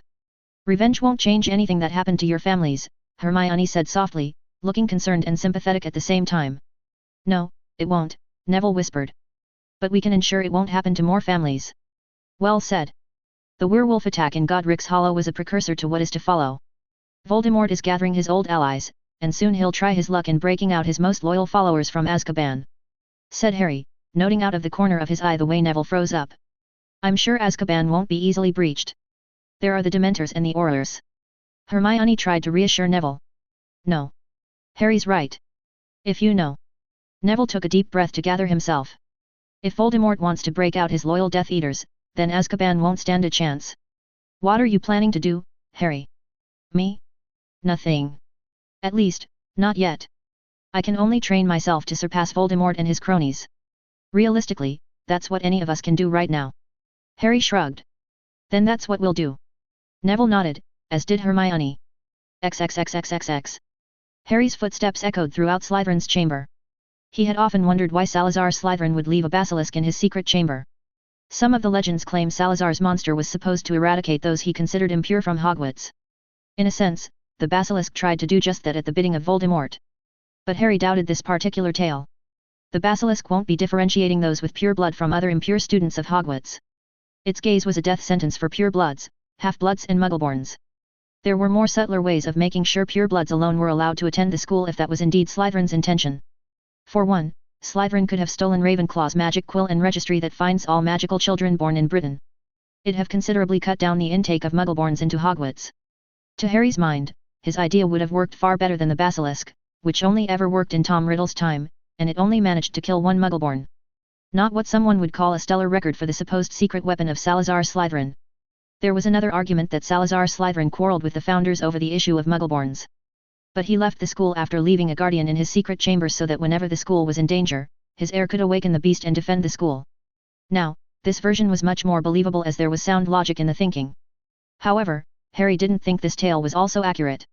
Most of the battles that happened outside the Hogwarts walls were recorded in great detail as Hogwarts had always triumphed. While Hogwarts had functioned as an educational institution, it had also functioned as a fortress against hostile forces that had cropped up in the wizarding world intent on subjugating the British Isles. In all those recorded battles, not once has the infamous beast of Slytherin, which was supposedly guarding Hogwarts, made its presence known. So, Harry theorized there were only two conclusions he could arrive at after learning all this. Either Slytherin's descendants never found the chamber or the chamber of Salazar Slytherin and the basilisk in it had another purpose. Two things could be true at the same time. It could be said that Slytherin's heirs never found the chamber, and at the same time, Salazar could have created the chamber and left the basilisk as the guardian to safeguard the secrets contained in the chamber. If Slytherin had indeed intended to use the chamber as a place to protect his secrets, then Harry regretted having the effigy of Slytherin modified. There was nothing he could do now other than restore the original face of Slytherin. But first, he was eager to know what other secrets the chamber was hiding. So, he made a beeline for the books written in a combination of ancient Celtic languages like Welsh, Franks, Gaelige and Breton. He had only identified these languages with some help from some of the obscure books of the Hogwarts library. There were many other languages that he could not identify, and he doubted he could translate any of them without devoting at least decades of his life. He didn't have that kind of time to waste, but thankfully fate intervened in the form of Fleur. The all-translate charm Fleur taught him in France was a trump card. The charm could help him read and speak foreign languages so long as there was a source of the language nearby when the charm was cast. Taking a deep breath, Harry envisioned the charm in his mind before tapping the tip of his wand against one of the books in Slytherin's collection. The tip of his wand glowed white before it changed into pale blue. As he dragged his wand back, he could feel something in the space change. The spell pulled some magic from the book, confirming his theory of the spell's working. He suspected the spell was pulling the magical residue or memory from the writer's intent imprint in this book. I've got to learn exactly how something like that is incorporated into a spell. Perhaps a talk with Professor Flitwick and Professor Vector is necessary. Harry mused. Harry smiled and pressed his wand against his temple. He closed his eyes as the charm washed over him like a blanket made of silk. When the sensation passed, he opened his eyes and the strange squiggles and symbols in the book were making sense to him. He took the book to his study and began taking notes on his notepad. For once, he was ahead of his immortal grandmother. When I find what you want, Pernell Flamel, I'll be the one with the upper hand, he thought, going back to the task at hand. After all, he didn't have an iota of time to waste. There was a total of 3 books and some 20 or so scrolls for Harry to read up and find any clues about the Hallows and their connection to Salazar Slytherin. Ch60, a wasted mandrake leaf. You've gone bonkers if you believe Dumbledore. Nobody sane would trust Dumbledore over the Ministry of Magic. Everyone knows Dumbledore has gone senile. Seamus argued at the top of his lungs. Oh yeah, right. Dumbledore is senile for telling the truth about you-know-who while you believe the words of the Ministry that still can't find the Death Eaters who attacked the Quidditch World Cup final. Sometimes I wonder what's in your head, Seamus. Ron snarked. The two Gryffindors were arguing back and forth at the top of their lungs, and this was the scene Harry walked into. Nope. Not getting involved in the lovers' quarrel, Harry said before turning on his feet and making his escape from the dorm. A loud guffaw followed his exit from Dean Thomas, who fell on the floor from his bed, laughing his heart out. Harry merely shook his head and summoned his transfiguration book along with some parchment and quill before he shut the door behind him. Hey, Harry. Are you not going to sleep? Neville asked upon coming across Harry, who was exiting their shared dorm. There is a shouting match going on between Ron and Seamus. I thought I'd finish the transfiguration essay on vanishing spells in the common room before calling it a night, said Harry. That bad, hey? Neville frowned at the closed door. That bad? Harry nodded. Just save a seat for me. I'll be right back, said Neville before climbing into the dorm. Harry fell into an armchair in the common room and sighed in relief. He could feel the tension build up on his back dissipate as the cushioning effect of the magic on the furniture worked its magic on his spine and the muscles nearby. Oh, yes. I definitely need more relaxing time, Harry muttered before opening his transfiguration text, searching for the chapter on vanishing spells. Neville shortly joined him, dropping into an adjacent chair carrying a few books and parchment. They still going at it? Harry asked. With renewed vigor, Neville said, both of them sharing a grin. So, vanishing spells are of two types. Harry and Neville spent the rest of the night concentrating on tackling the essay in the dimensions required by Professor McGonagall. Vanishing spells were not exactly rocket science, but as always, wizards like to overcomplicate simple things. There were two spells that came under the umbrella of vanishing spells. There was one for vanishing small objects like a rock or a pin. Then there was the other spell used for vanishing objects larger in size and mass. The wand movements and incantations were polar opposites, making it rather complicated. Considering the whole thing was a giant waste of time when it required no unique wand movements or incantations if you master silent casting, Harry considered the energy and time spent learning the two vanishing spells a giant waste of his time. Unfortunately, the Owl's test requires all these silly wand-waving stuff and incantations. At least, the practical exams of Charms, Dada, and Transfiguration were supposed to be a little more liberal as the only requirement was the smooth performance of the spells. Harry hoped it was the case because learning all this inane stuff for the written exams was one thing, but if he had to perform this circus in the practicals.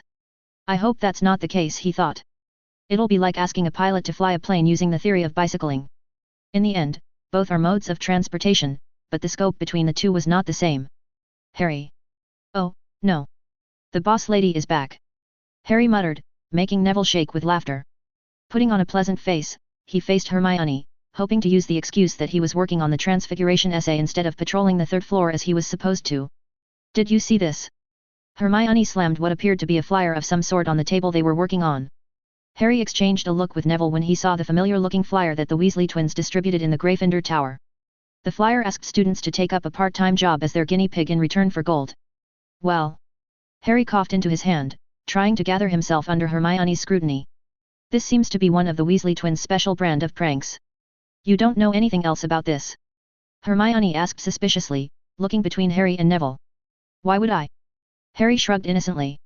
What would I know about what the twins are up to? They're not called the Chaos Twins of Hogwarts for nothing, Hermione. Hermione scrutinized him a little more before turning her sights on Neville. Well, do you have anything to say, Neville? Me? Nothing. I know nothing. Neville stuttered out, sweating bullets. HMMPH. Hermione let out a huff before she power-walked her way into the girls' dorms. Now's the time, Neville. She'll wring the truth from Parvati or Lavender. We need to make our escape before she returns, said Harry, hurriedly packing the books and parchments. But Seamus and Ron? Neville reminded Harry. I'll take them over, Hermione, any time of the day. The following day Harry felt like his head was just about ready to explode after the dressing down he received from Hermione. She had rightly found out that he was involved in keeping the side business of the twins away from her hawkish eyes. He had even patted himself on the back by keeping the flyers a secret for a whole week. It was, after all, for a good cause. But all was for naught as Hermione discovered the ploy over the span of a single night. You all right there, Harry? Angelina asked from down the Gryffindor table, looking concerned at his half-dead state at breakfast. I think so. My head is killing me, though. Harry grouched. Is that so? Maybe you volunteered to be experimented on by the twins. Hermione snarked. Oh, please drop it, Hermione. How many times do I have to apologize? Not nearly enough, Harry. Who knows what could happen if those two are allowed to test their merchandise on unsuspecting students?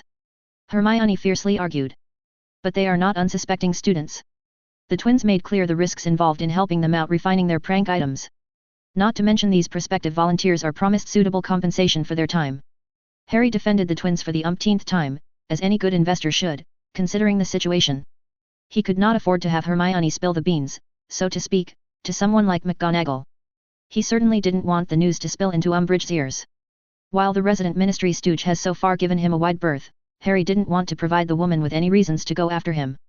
He was thrilled with Umbridge ignoring him and going about her business in Hogwarts. After all, he was pretty busy with a lot of other things that demanded more of his time, like becoming an animagus, for instance. It is wrong. The only reason I'm not going to McGonagall with this is that you assured me the twins wouldn't go through with this stupid plan. And don't you think I didn't notice you skipping your patrol duty last night? Oh, come on, Hermione. All the other prefects do this. How else do you think we can find time to finish our assignments, keep up our studies and attend classes every morning? Harry asked. I'll make a schedule that will not interfere with your prefect duties. Hermione offered, making Harry groan at the very thought. Harry was starting to think Dumbledore didn't assign him the position of prefect to wield some form of power in the school or even as a reaching out to mend broken bridges. He suspected the headmaster wanted him mentally and physically exhausted. I'm turning into a whiny little bitch who always blamed Dumbledore. That is not healthy. Harry thought. XXXXXX. Professor Binns was once again going through his usual lecture, droning on about some goblin war. It was interesting at first, with some references to battles that were fought between the goblins and wizards. But that interest quickly dissolved when the ghostly professor began droning on about the personal lives of some of the main characters involved. Harry quietly switched his history textbook for the notes he had prepared for his animagus transformation. The long, arduous process of becoming an animagus would hopefully end today. Tonight was a full moon night, and he hoped to have the mandrake leaf removed that had been sticking to the roof of his mouth for this entire month. If tonight was cloudless, he could remove the mandrake leaf from his mouth and treat it with a nice dose of moonlight. The rest of the ingredients for the animagus potion, like the dew untouched by sunlight and chrysalis of a deathless hedgehog moth, were ready on short notice, safely stored under Sirius custody in Grimmauld Place. It would be one exciting night if everything went according to plan. After History of Magic, Harry and Hermione were left with 2 free hours while the rest of his Gryffindor peers suffered their first lesson from Trelawney. Good luck, Neville. I hope Trelawney's inner eye is not focused on you this year. Harry said, as Neville split from their group. I don't know, Harry. Maybe she'll take pity on me and leave me alone since I didn't become dragon food as she predicted last year. Neville said his goodbye before hastily following Seamus, Dean, and Ron. So, what are we doing? He asked Hermione since they were free till lunch. Well, I have the Transfiguration essay to complete. I guess I'll be going to the library. Hermione said, smoothing her skirt and hauling her backpack over her shoulder. What about you? I'll join you shortly in the library. You go ahead, said Harry. Where are you going? She asked curiously. Well, I was hoping to have a word with Fred and George if they have a free hour or... Harry searched for an excuse as Hermione looked on expectantly. Suddenly an idea clicked in his mind. Or I was hoping to run into Daphne. Harry was relieved to see Hermione take his excuse at face value. All right. I guess I'll see you in the library, Hermione said before taking her leave. All right, Potter. You earned yourself some time. Let's use it for the cause, he muttered before calling on Dobby and teleporting himself into the chamber with his elfish friend's aid. The cause, as it turns out, was not that intent on making it easy for him. Harry looked at the immobile snake in the glass prison in suspended animation. Did it give any trouble, Dobby? He asked, walking around the glass prison of Voldemort's familiar. The mean snaky has always been asleep, Harry Potter, sir. Dobby said happily. That was a relief for Harry.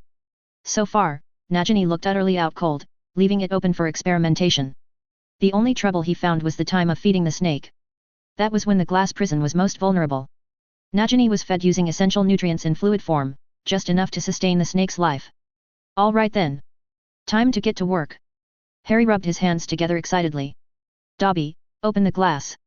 With a snap of Dobby's finger, the glass prison opened. Harry levitated the snake out of the glass prison and strapped Nagini to a table using a series of charmed metal clamps. The sheer size of the snake made him a little queasy, and the fact that he was dealing with one of the darkest pieces of magic known to wizardkind made him walk around the snake on eggshells. After all, Voldemort intentionally made Nagini a Horcrux. There was no telling what sort of abilities Nagini had besides higher intelligence. The data he collected and his experiences with the Horcruxes suggest that the host containers facilitate some kind of perk for the soul shard, which acts as a defense mechanism. For the diary, it was the ability to absorb magic and life force. Slytherin's locket tries to prey on fear, while Ravenclaw's diadem offers wisdom and knowledge to lead the host into a trap of some sort. Anyhow, it was better to be safe than sorry. Therefore, Harry used some sensory deprivation charms on the snake to ensure the Horcrux could not act out against him with full force. After confirming the snake was covered with all the security charms in his repository, Harry went forward with the spell that facilitates the splitting of the soul in the Horcrux ritual. From the notes he unearthed in the chamber and the books he took from the Black Library, the Horcrux process was not so cut and dry as killing someone and then splitting the soul. There was a ritual involved that opened the soul for tearing away a soul fragment before the murder was committed. Another interesting fact was that the killing curse had to be used for the murder. It was the only way to create a fissure in the soul. He wondered why another spell, like a powerful cutting curse, would not work as a substitute for the killing curse. Anima Rescindo. Harry drew a small circle with his wand on the snake's skin in the anti-clockwise direction and pulled. He could feel his magic latching onto something initially, but whatever it was didn't seem to like what he was doing. The magic in his spell was abruptly cut off as if there was nothing to be plucked using the spell. Harry took his notepad and wrote down what he felt on his first attempt at the spell and the intent he used behind the spell. It was his logbook for this experiment, and he wanted all details recorded for future reference. Setting the logbook down, Harry looked at the massive form of the sleeping snake. That's the first attempt. Here goes the second, he thought, using the spell repeatedly with little result. In the end, he had to call it off after successive failures, and he was cutting it close to the lunch break. The failure was not surprising. After all, Harry was expecting something along the lines when he decided to go through with the attempt. It was not as if he was expecting success on the first try. The chances of failure were glaring, considering there was no recorded event of anyone attempting to remove a Horcrux from a sentient being in the long history of wizard kind. That thought brought him to a halt as Harry realized one crucial element he was missing while using the spell. He realized that the soul-splitting spell was not actually designed to pull out a soul shard after making a Horcrux. As intent, wording, and wand action does matter, there was a considerable chance that the sentience of magic recognizes the spell as something to be used on Horcrux creation, not for pulling a soul out of a Horcrux. I need to deconstruct the spell to its basic form and reconstruct a new spell to work specifically for removing a soul shard from its container, he thought. In hindsight, he should have seen this coming, especially after he found out the reason why most cultures insisted on using Latin words and silly gestures with wands. The magical energy prevalent in the world was sentient to a certain extent. This sentience implies that magic has some form of arbitrary memory it draws on to engage with the broader world. In simple terms, magic held a long memory, and every spell was remembered by magic for producing certain results. The ICW, in a bid to organize the magic of the world into one conscious entity, suggested the use of one language above all for constructing spells so that they could judge their legality cross-culturally. He was not exactly sure about the ICW's involvement because it could be said that magic pushed wizardkind into one umbrella so that magic as an entity would not be constrained by language barriers. After all, words take on different meanings in different languages. Having one single language for spells universally used for spell crafting made it easy to use cross-culturally and streamline it for the magic to encapsulate the intent behind the spell. This was also one of the reasons that wizarding schools across the globe focused on verbal spells from an early age, as it helped to streamline the intent and imagination behind the spell. Otherwise, magic would happen in a wild and crude manner, much like accidental magic. Looks like one more additional project just fell into my lap. I need to create a spell to pull out the soul shard from a Horcrux. Yay! Lucky me! Harry muttered, rubbing his eyes tiredly before taking his leave from the chamber. The rest of the day was thankfully not a drag as his morning turned out to be. The afternoon classes were thankfully arithmancy, which was turning out to be his favorite class thanks to Professor Vector's engaging way of teaching by giving the class small assignments.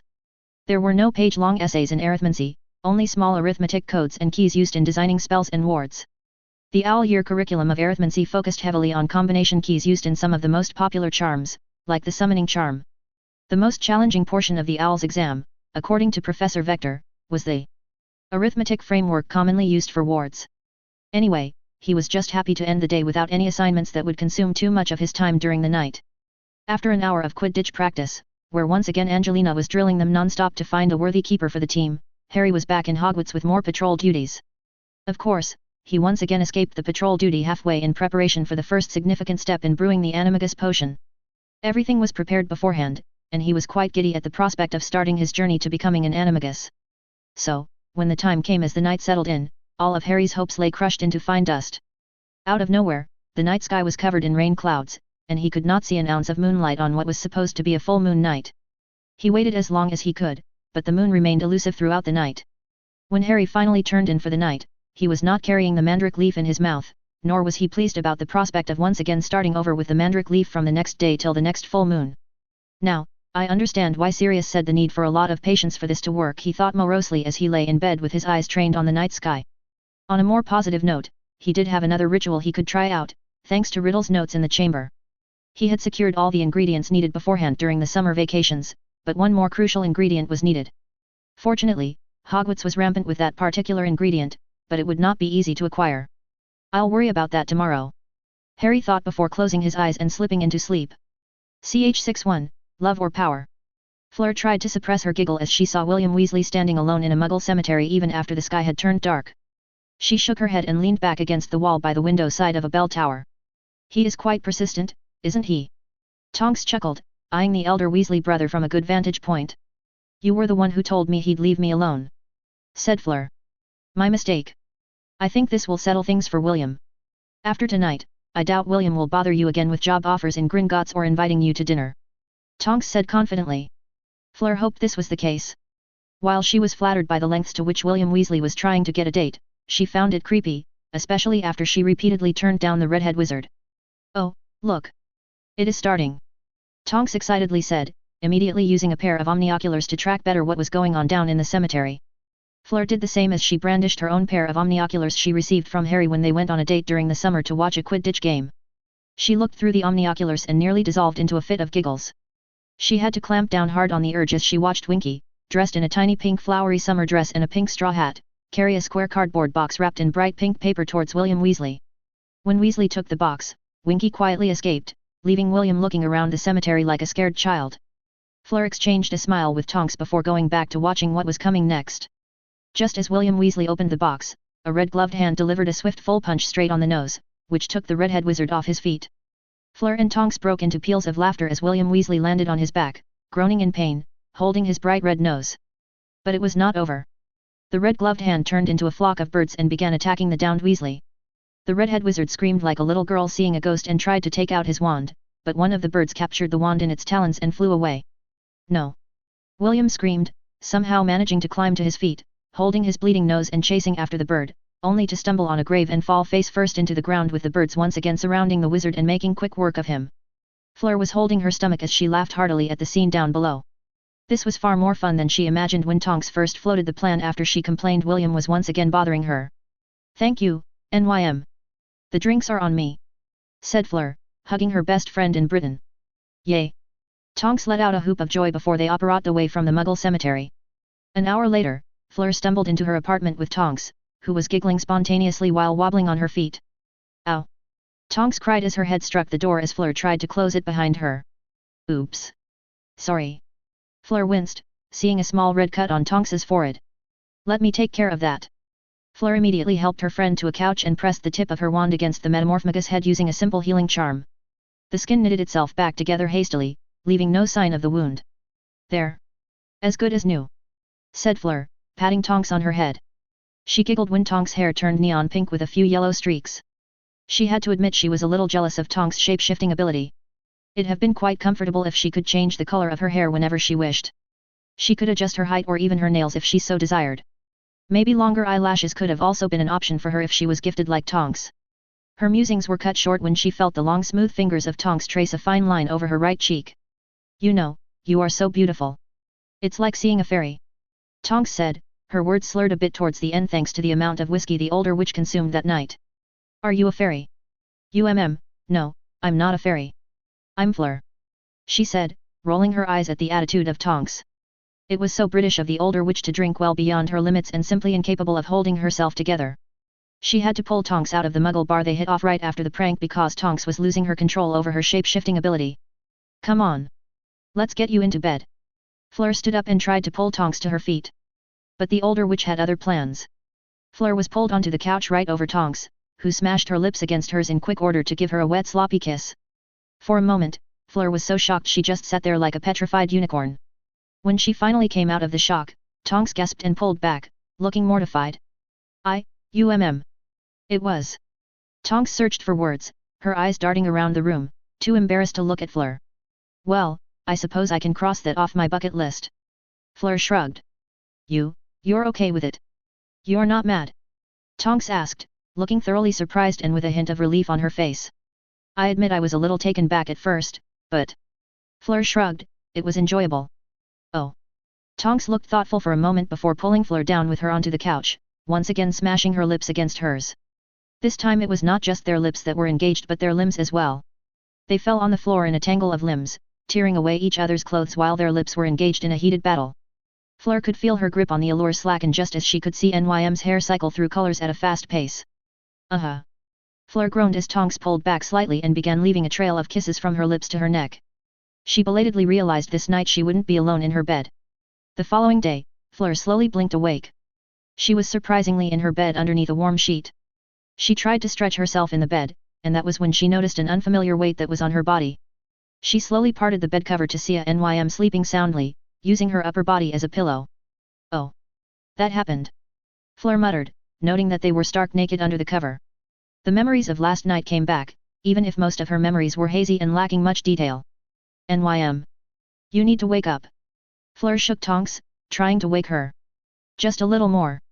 Tonks groaned and snuggled herself closer to Fleur, which garnered certain interesting reactions from her body. Tonks. Fleur yelled a little more forcefully while shaking her again. Tonks was wide awake now and looked around in panic. When Tonks' onyx eyes settled on her, she could see the light of realization enter Tonks' eyes. So, that happened, hey. Tonks said awkwardly, trying in vain to cover her body with the edge of the bed cover. Fleur slowly sat up, not at all minding the way the cover slipped down her body, giving an eyeful to Tonks.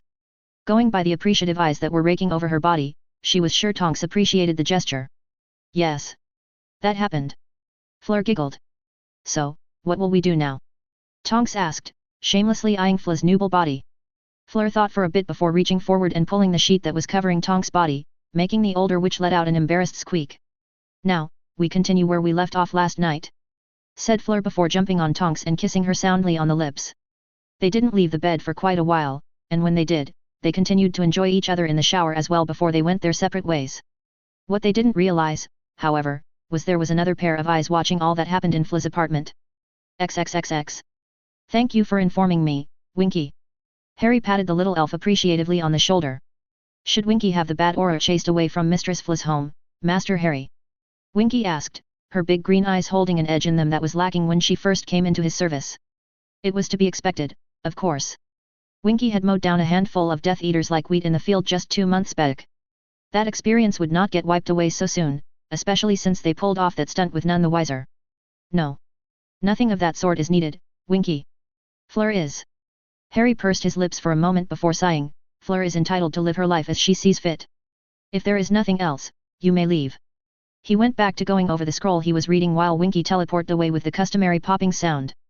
Letting out a sigh, he took off his glasses and rubbed his eyes tiredly. He found himself a bit confused at the moment. He was sort of expecting Fleur would get tired of their arrangement at some point, but he didn't expect it to happen so soon and with Tonks of all people. Taking a deep breath, he forcibly expunged all emotions from his mind slowly and carefully. He regulated his breathing for nearly half an hour and just submerged in occluding his mind from everything around him. When he finally came out of the exercise, he was much calmer and collected, enabling him to approach the recent development with a fresh perspective. He thought from Fleur's perspective and saw the damage he could inflict on her should she continue their current arrangement. He realized that his selfishness would only hurt her sooner or later. However, there was one more option.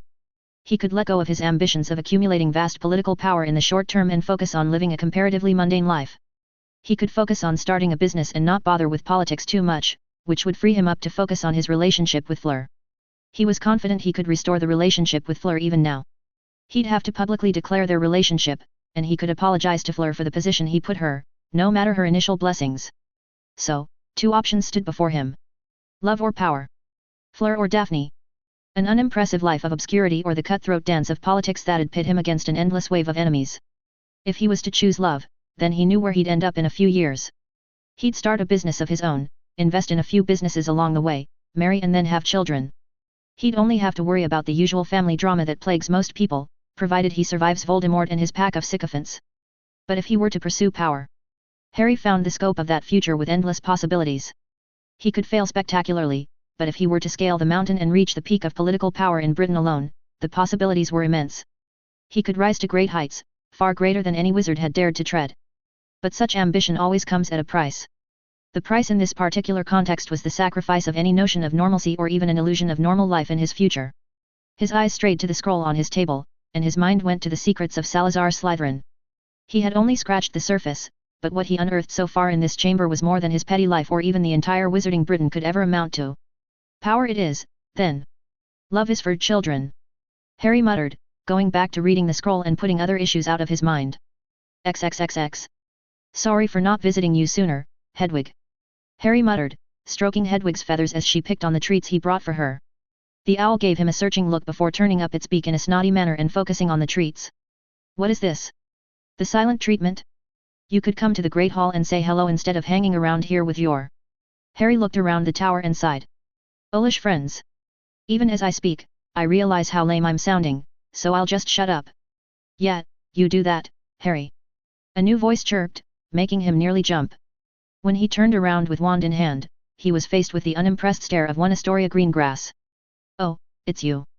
Harry sighed in relief. What does that mean? Astoria scrunched up her nose, and her eyes narrowed at him. I mean, A sharp kick on his shin made him scream and hold his leg in pain. What the fuck was that for? He cried, holding his leg as pain flared up right below the knee of his right leg. When he saw Astoria was about to execute another deathly kick on his one good leg, he put up an honest-to-good shield, silently making the young Slytherin witch halt. Oh. A shield charm this fast and silently too. Astoria looked impressed. Then she looked at him amusedly. Don't you know magic should not be used outside the classroom, Harry? A prefect ought to know better. Would you prefer that I defend myself by punching you unconscious? Just give the word. I'll gladly knock you out. Harry sniped, rubbing his poor leg that had got pulverized by what appeared to be a dragonhide boot. You won't. Your reputation as a good white knight will get tarnished if word spreads that you beat up a girl. Astoria smirked at him, her blue eyes alight with victory. I respectfully disagree. Who'd believe the story concocted by a budding evil Slytherin like you? Harry smugly pointed out, snuffing out the smile from Astoria's face. Drat.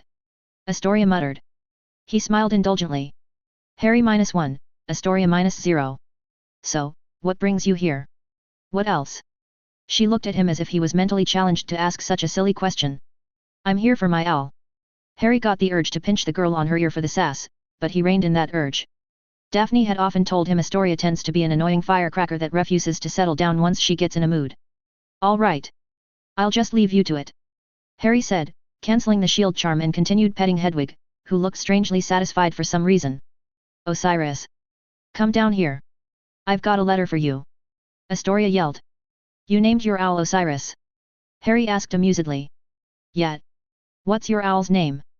Astoria challenged, making him shut up immediately.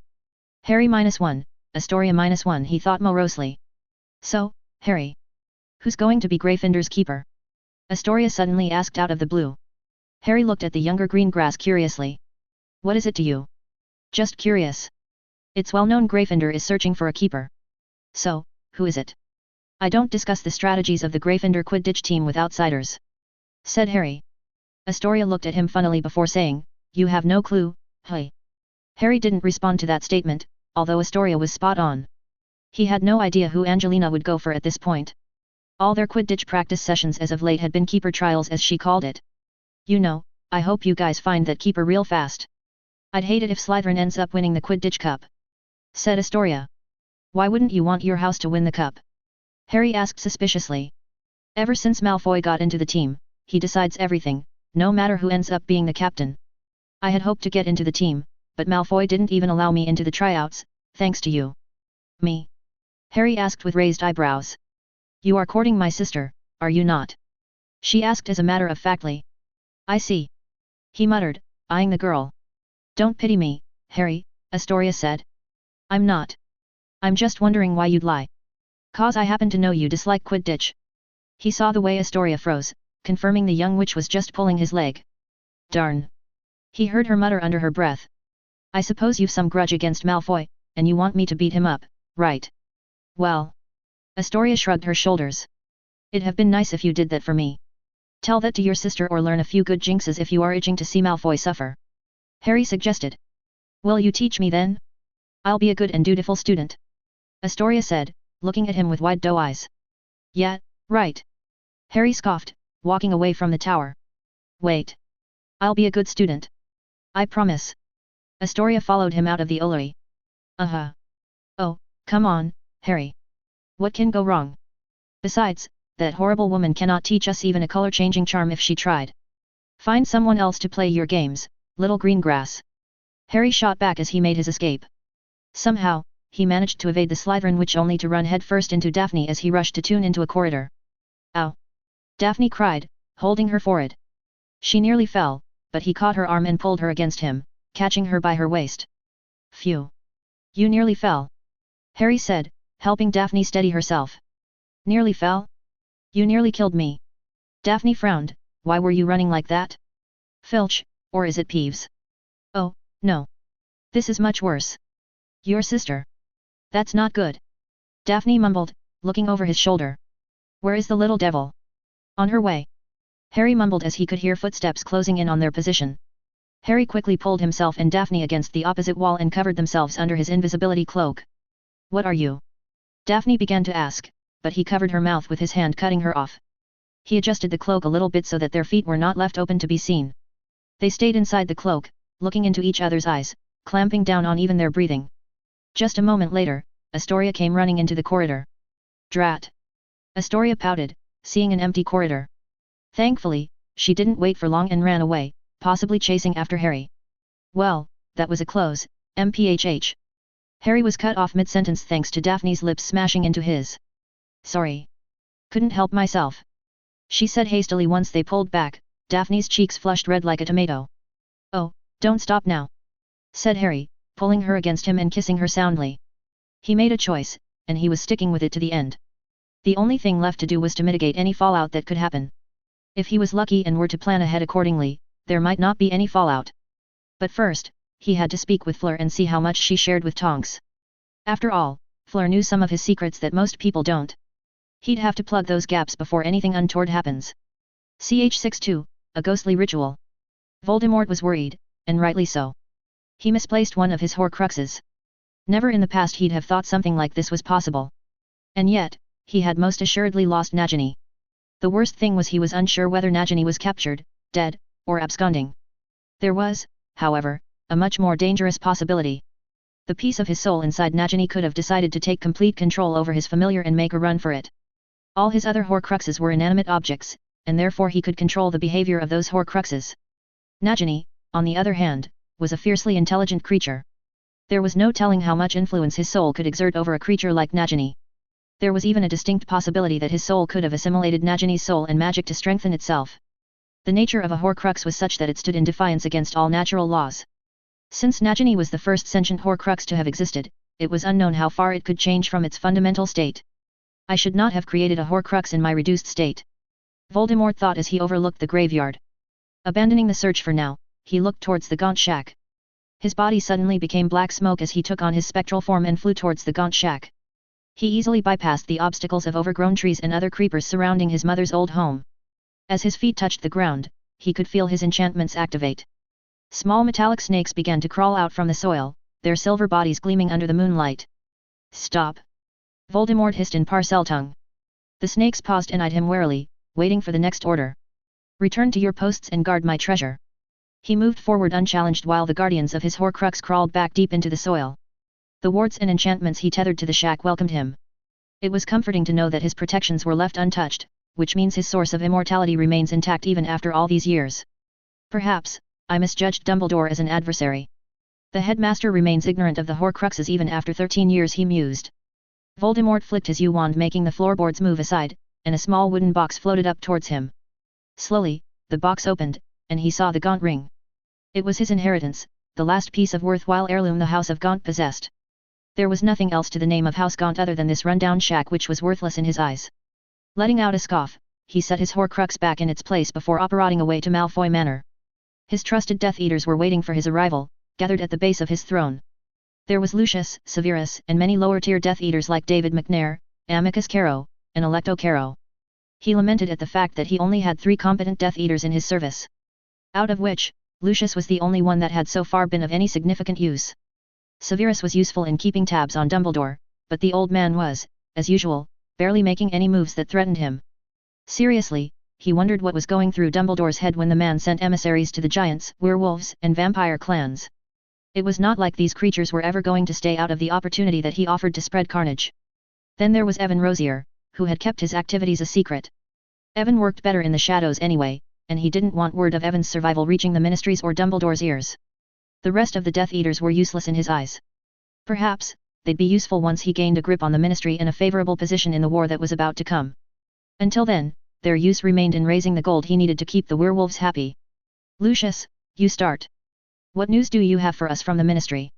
He asked, his red eyes boring into the grey eyes of the blonde-haired wizard. Everything is proceeding as planned. The DMLE is kept engaged by pursuing the werewolves across the countryside. I've made sure they go after the werewolves from the list Greyback gave us. It should cut down the naysayers among the werewolves and increase the strength of our werewolf allies. Good. I'm not ignorant of your concerns, Lucius. Greyback is growing too strong using our generosity. I shall look into an alternative to Greyback should the beast become too bothersome to our goals. For now, we must use the beast on our enemies," said Voldemort, knowing well that Greyback could become a costly mistake if he were not careful. "Thank you, my lord. I've discreetly inquired about the orb that has caught your interest," Lucius tentatively said. "Oh." Voldemort sat up in interest, steepling his fingers. "Do go on." "Unfortunately, the Unspeakables won't allow anyone from outside their order to gain access to their department. Perhaps, if we had Rookwood amongst us, we could have been more successful, my lord," Lucius reported. Voldemort was disappointed that it wouldn't be easy to gain access to the prophecy. He needed to know the rest of the prophecy if he were to move against Potter. He could not afford to face Potter without full knowledge of the prophecy. For too many times, the Potter boy had escaped him, and he had to know what made the boy special. The clue must be in the prophecy, and if he could find the clue, he could easily defeat his nemesis and end the threat to his power before the boy grows too powerful. But Lucius was right. Having Rookwood would undoubtedly gain further insight into the inner workings of the Department of Mysteries and the Unspeakables that work in that obscure department of the Ministry of Magic. "My lord. I've got an idea to secure the orb. I do not know whether it'll be successful, but if I have your blessing, then I'll make an attempt on the orb," said Lucius. Voldemort eyed Lucius for a moment before slowly nodding. "Make sure you are not directly involved, Lucius. I'd hate for you to incur the wrath of the Unspeakables or even get exposed before the Ministry at this juncture." "I shall be conscientious, my lord." Lucius bowed. Voldemort nodded before setting his eyes on his spy in Dumbledore's camp. "What do you have to report, Severus?" he asked imperiously. "Dumbledore is gathering more allies as we speak. He is approaching old pureblood families and beseeching them to be on guard against your influence," Snape reported. Voldemort hummed, looking thoughtful. The death of his chief Death Eaters had indeed depleted his following. It didn't help that most of the extended families of the Death Eaters blamed him for the death of their family members in the graveyard. Combined with Dumbledore's outreach to many of the old families in recent months, had left him with few supporters in the Wizengamot. Even the Knots have gone into hiding, and they were one of his oldest supporters. No matter. They'll all come crawling back once my most loyal Death Eaters are released from Azkaban, he mused. What about Potter? Has Dumbledore started training the Potter boy to face me in battle? Voldemort asked, a bit excited at the prospect of crossing wands with his main nemesis on the battlefield. No, my lord. Snape answered. What do you mean no? Why would Dumbledore not train Harry Potter? Voldemort asked with a frown. Now that you've regained your full-fledged form, Dumbledore fears the Potter boy is vulnerable to your mind arts. Snape's answer only confused Voldemort further. Why would Dumbledore believe so? It was not as if he could reach Harry Potter and use mind arts on the boy. The boy was far away from him, enjoying the safety of Hogwarts. Explain. He commanded. The Potter boy claimed his scar flared up in pain whenever you were close to the boy in his first year. Dumbledore believes a magical connection was formed after your curse rebounded, my lord. He thinks your mind is connected to Potter, and he fears his proximity to Potter might function as a trigger and lets you gain access to Potter's mind. Voldemort was very much confused and giddy at the same time. He was not exactly sure whether there was any connection between his mind to Harry Potter's mind. If there was a connection, as Snape suggested, then he was bound to notice it earlier. If this connection was real, then he could go about using it to his advantage. I need to explore all possibilities. XXXXXX. Harry found himself attending the first project meeting of Ancient Runes. He ended up getting paired with Daphne, but that was Professor Babbling's choice, while Hermione ended up getting paired with Tracy. He got the feeling Professor Babbling purposefully paired him with Daphne specifically to curb his more ambitious projects from coming to fruition. No, we won't be doing anything that has to do with Muggles and their strange trinkets. Daphne put her foot down on his idea to develop a runic array that could potentially shield Muggle electronics from getting fried in a dense magical environment. Oh, come on. It'll be fun. No, it'll not be fun. Have you given it no thought, Harry? You'd be breaking one of the provisions of the Statute of Secrecy. Wizards and witches are not allowed to magically charm any objects of Muggle origin. They are heavily regulated by the Ministry of Magic. Daphne pointed out, looking at him as if he had lost his mind. Well. Harry rubbed the back of his neck a bit embarrassedly. You didn't even think about it, did you? Daphne asked, rolling her eyes. And to think I thought you were smart and not an unthinking Gryffindor. Hey. They bounced ideas back and forth for the rest of the hour and came up with a list of ideas they thought were worthy enough to pursue. Simply coming up with the idea was not enough for their project to get approved by Professor Babbling. They had to do some research and present the concept before Professor Babbling in coherent and sensible language. If the professor was not convinced they were not prepared to take on the task, she reserves the right to reject their idea, and then they would be back to square one. It took them 3 days of constant brainstorming to come up with an idea both of them could stand by. They even had a backup idea if the first one failed to meet the approval of Professor Babbling. And that was how they ended up before the scrutinizing stare of their ancient runes professor. Their professor eyed them both doubtfully. Are you sure you two can construct a runic chain that can absorb memories and display them mid-air? We can. Harry said confidently. What about you, Miss Greengrass? Keep in mind Potter already completed what constitutes for project work last year. I merely assigned him to you so that I won't have to create a 3-person project team. If this project work fails, it'll affect your owl grade alone. Professor Babbling warned, making Daphne squirm. I understand. I'd like to proceed with the project, Professor. Daphne said. All right then. Professor Babbling nodded, taking the piece of parchment they gave her and putting her signature on it, giving her approval of the project. You two will have to present your findings 6 months from now. It'll be a preliminary assessment. If I'm not convinced of your progress, I'll cancel your project, and you two will have to start from the beginning. Am I understood? Yes, Professor. They chorused. A month before your OWL exam starts, I'll ask for you to submit the project in its entirety. Whether you finished your project or not is irrelevant at that time. I'll ask for your project, and you'll submit it without fail, as I'll allow no concession on the submission date. Professor Babbling said, looking far more serious than she usually appeared. We understand, Professor. Daphne said, a bead of a wet forming on her forehead as she squirmed under the stare of Professor Babbling. Good. Tomorrow evening, I'll give you a list of books that you'll find useful for your project. If there is nothing else, you may leave. Harry and Daphne came out of Professor Babbling's office only to see Professor Umbridge coming their way. Mr. Potter, Miss Greengrass. What are you doing here? Umbridge asked in a sickly sweet voice that came off as patronizing more than anything else. We were attending a review meeting for our Ancient Runes project with Professor Babbling, said Harry, in an even tone. And you have a note to prove Professor Babbling granting you permission to walk freely during school hours. Umbridge flashed them a simpering smile. This is our free hour, Professor, said Daphne, but the Ministry stooge just smiled at Daphne indulgently. Of course, dear. It seems there is a lot of free time for students when they should be attending classes. Umbridge mused aloud. Harry got the urge to laugh at the pink toad's face or even just smash the idiot woman's teeth in. He knew it was irrational to hate Umbridge since the woman had so far avoided him, which he was only too happy to reciprocate. He wondered whether Umbridge was just looking for a confrontation after studying the general ambience of Hogwarts. An absentee headmaster and an increasingly divided student populace of Hogwarts was a thriving environment for a snollygoster like Umbridge. Professor Umbridge. Is there a problem? Professor Babbling suddenly asked, appearing behind Harry and Daphne as if summoned. Harry and Daphne quietly excused themselves as the two Hogwarts professors made chit-chat in the middle of the hallway. I don't like that insufferable woman. She is just too creepy, said Daphne once they were out of earshot of the two professors.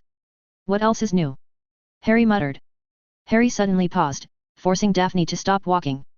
What? Did you forget something? She asked with a frown. No. Harry eyed the corridor where he just saw Helena Ravenclaw floating away in her ghostly form. Seeing the ghostly form of Rowena Ravenclaw's daughter gave him an idea to make it less complicated for the ritual he was planning to perform this week. Daphne, you just go ahead. I'll be right back. No, wait. Harry, where are you going? Daphne called out after him as he ran after the ghost of Ravenclaw's daughter. I'll explain later. Trust me. You go ahead to the library. I'll be right back. He yelled back as he chased after Helena Ravenclaw. No matter the speed his legs could manifest, he was no match for the ease at which the ghost of Ravenclaw's daughter glided through the many halls of Hogwarts. To make matters worse, the moving stairs of Hogwarts decided to dump him on the 3rd floor when he was supposed to go to the 5th floor. He was out of breath and sweating a river, but he was unable to catch up with Helena Ravenclaw. "Hey, Harry!" He nearly jumped at the sudden voice coming from nowhere. When he found the owner of the voice, it turned out to be none other than Luna Lovegood. "Luna!" Harry gasped. "You startled me. What are you doing here?" "Oh me? I was just looking for some nargles," Luna said airily before pulling down the purple-colored glasses on her face, which were somehow tucked inside her sandy blonde hair. "And I found them." "You seem to be carrying around a lot of nargles on you, Harry." Harry cracked out a laugh as some of the tension that was built up vented out, leaving him a bit more composed. "These nargles? What exactly do they do to you?" Harry raised an eyebrow curiously. "Oh, they prey on unsuspecting minds and create discord, Harry. The only way to ward them off is with this." Luna touched her butterbeer cork necklace and showed it off to Harry. "I see," he said, nodding slowly. "So, you were running after Helena. Why do you want to meet her, Harry?" Luna asked, tilting her head to the side and looking at him curiously with her pale blue eyes. "You saw her?" he asked, startled. "I may have," Luna said, shrugging her shoulders. "Can you lead me to her?" he asked politely. "I suppose. If I don't help you, the nargles will make short work of you, Harry," said Luna before happily skipping away with a spring in her steps. Harry shook his head and trailed after his Ravenclaw friend. Along the way, Luna explained to him in detail the dangers of getting exposed to nargles for a long time. She even gifted him a spare butterbeer cork necklace she kept as a backup. He didn't have the heart to deny the gift from Luna. So, he took it, promising to himself that he'd add Luna to his list of important friends worthy of getting a gift from him on the winter solstice. They walked quite a lot in the castle, but Luna kept her promise and found Helena Ravenclaw for him. The long-dead daughter of the infamous Rowena Ravenclaw was looking down at the Hogwarts grounds from a tower close to the Ravenclaw dorms. "Helena, Harry has something to ask of you," said Luna in a blunt manner which made Harry fear Helena would find it offensive. Thankfully, the Ravenclaw ghost merely turned around and looked at him coldly. "I'll leave you two to talk it out between yourselves," said Luna, trotting away whistling a jolly tune with her long sandy hair dancing on her back. "First of all, I want to assure you that your mother's diadem is free of the dark curse desecrating it." Harry started, hoping the Horcrux's destruction would be an excellent place to start. "I already know. You destroyed my mother's diadem in the process," Helena said blandly. Sorry for that. There was no other way to remove the curse." Harry was genuinely apologetic as he knew there was no other way. If there were a way, he'd have taken care to preserve the artifact of one of the great founders of Hogwarts. Unfortunately, the destruction of the host object was the only way to destroy a Horcrux, especially when it comes to powerful magical containers acting as hosts to the soul shards. "Don't be Harry Potter. Say what you have to say instead of wasting my time," Helena said sharply. "She's one snippy witch," he thought with a scowl. "As you've probably learned by now, Riddle is back in a body. He is slowly regaining his power, and he seems hell-bent on trying his best to kill me. I've been trying to shorten the gap in magical power and knowledge with the Dark Lord. You can help me with." "I'm not interested, Harry Potter," Helena said coldly. "The wisdom and knowledge that I coveted from my mother only brought ruin to me. It'll no doubt bring ruin to you as well. The knowledge that requires no self-discipline to acquire is bound to be a curse rather than act as a source of wisdom or power. I do not covet your knowledge, Miss Ravenclaw. What I need is your willing consent to participate in a ritual of sorts," Harry hurriedly explained. "A ritual? What kind of ritual?" Helena asked with a frown. Here Harry knew he was taking a risk in trusting Helena Ravenclaw with the details of the ritual. But he had no other choice but to trust Helena. The other ghosts in Hogwarts were gossip queens, unlike Helena Ravenclaw, who was a treasure trove of secrets. Besides, he got the feeling that Helena would be inclined to help him out of her interest in seeing Voldemort's downfall. There was also the fact that she owed him a favor. After all, he did undo her mistake by destroying her mother's diadem. Hoping against hope, he began narrating the ritual and what it entails to a curious Helena Ravenclaw. Ch 63, the Ritual of Vimana. The Ritual of Vimana. Helena muttered. You want to conduct the Ritual of Vimana while you're this young? Harry sensed immense disapproval coming from the daughter of Rowena Ravenclaw. Ritual of Vimana. Is that what it's called? You don't even know about the name of the ritual, but you're willing to go through with it? Helena asked incredulously. Well. Harry coughed embarrassedly. I know how to conduct the ritual. Really? Helena eyed him skeptically.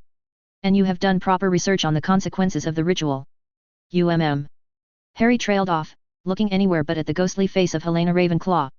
Of course, you don't know. Show me all the notes you prepared for this ritual. I would like to see what I'm getting into even if you have no concern for your well-being. Harry was forced to take her to the chamber and show her all the notes he had prepared for the ritual.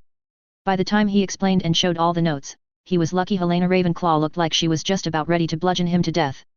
Since she couldn't physically assault him, she had a few choice words to say to his face.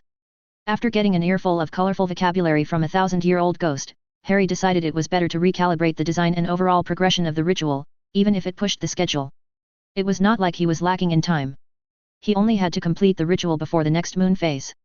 Till then, he was free to conduct the ritual. Besides, the proposed changes by Helena were not that difficult to implement. He just had to brew 2 new potions and make some adjustments to the rune circle to accommodate the 2 potions.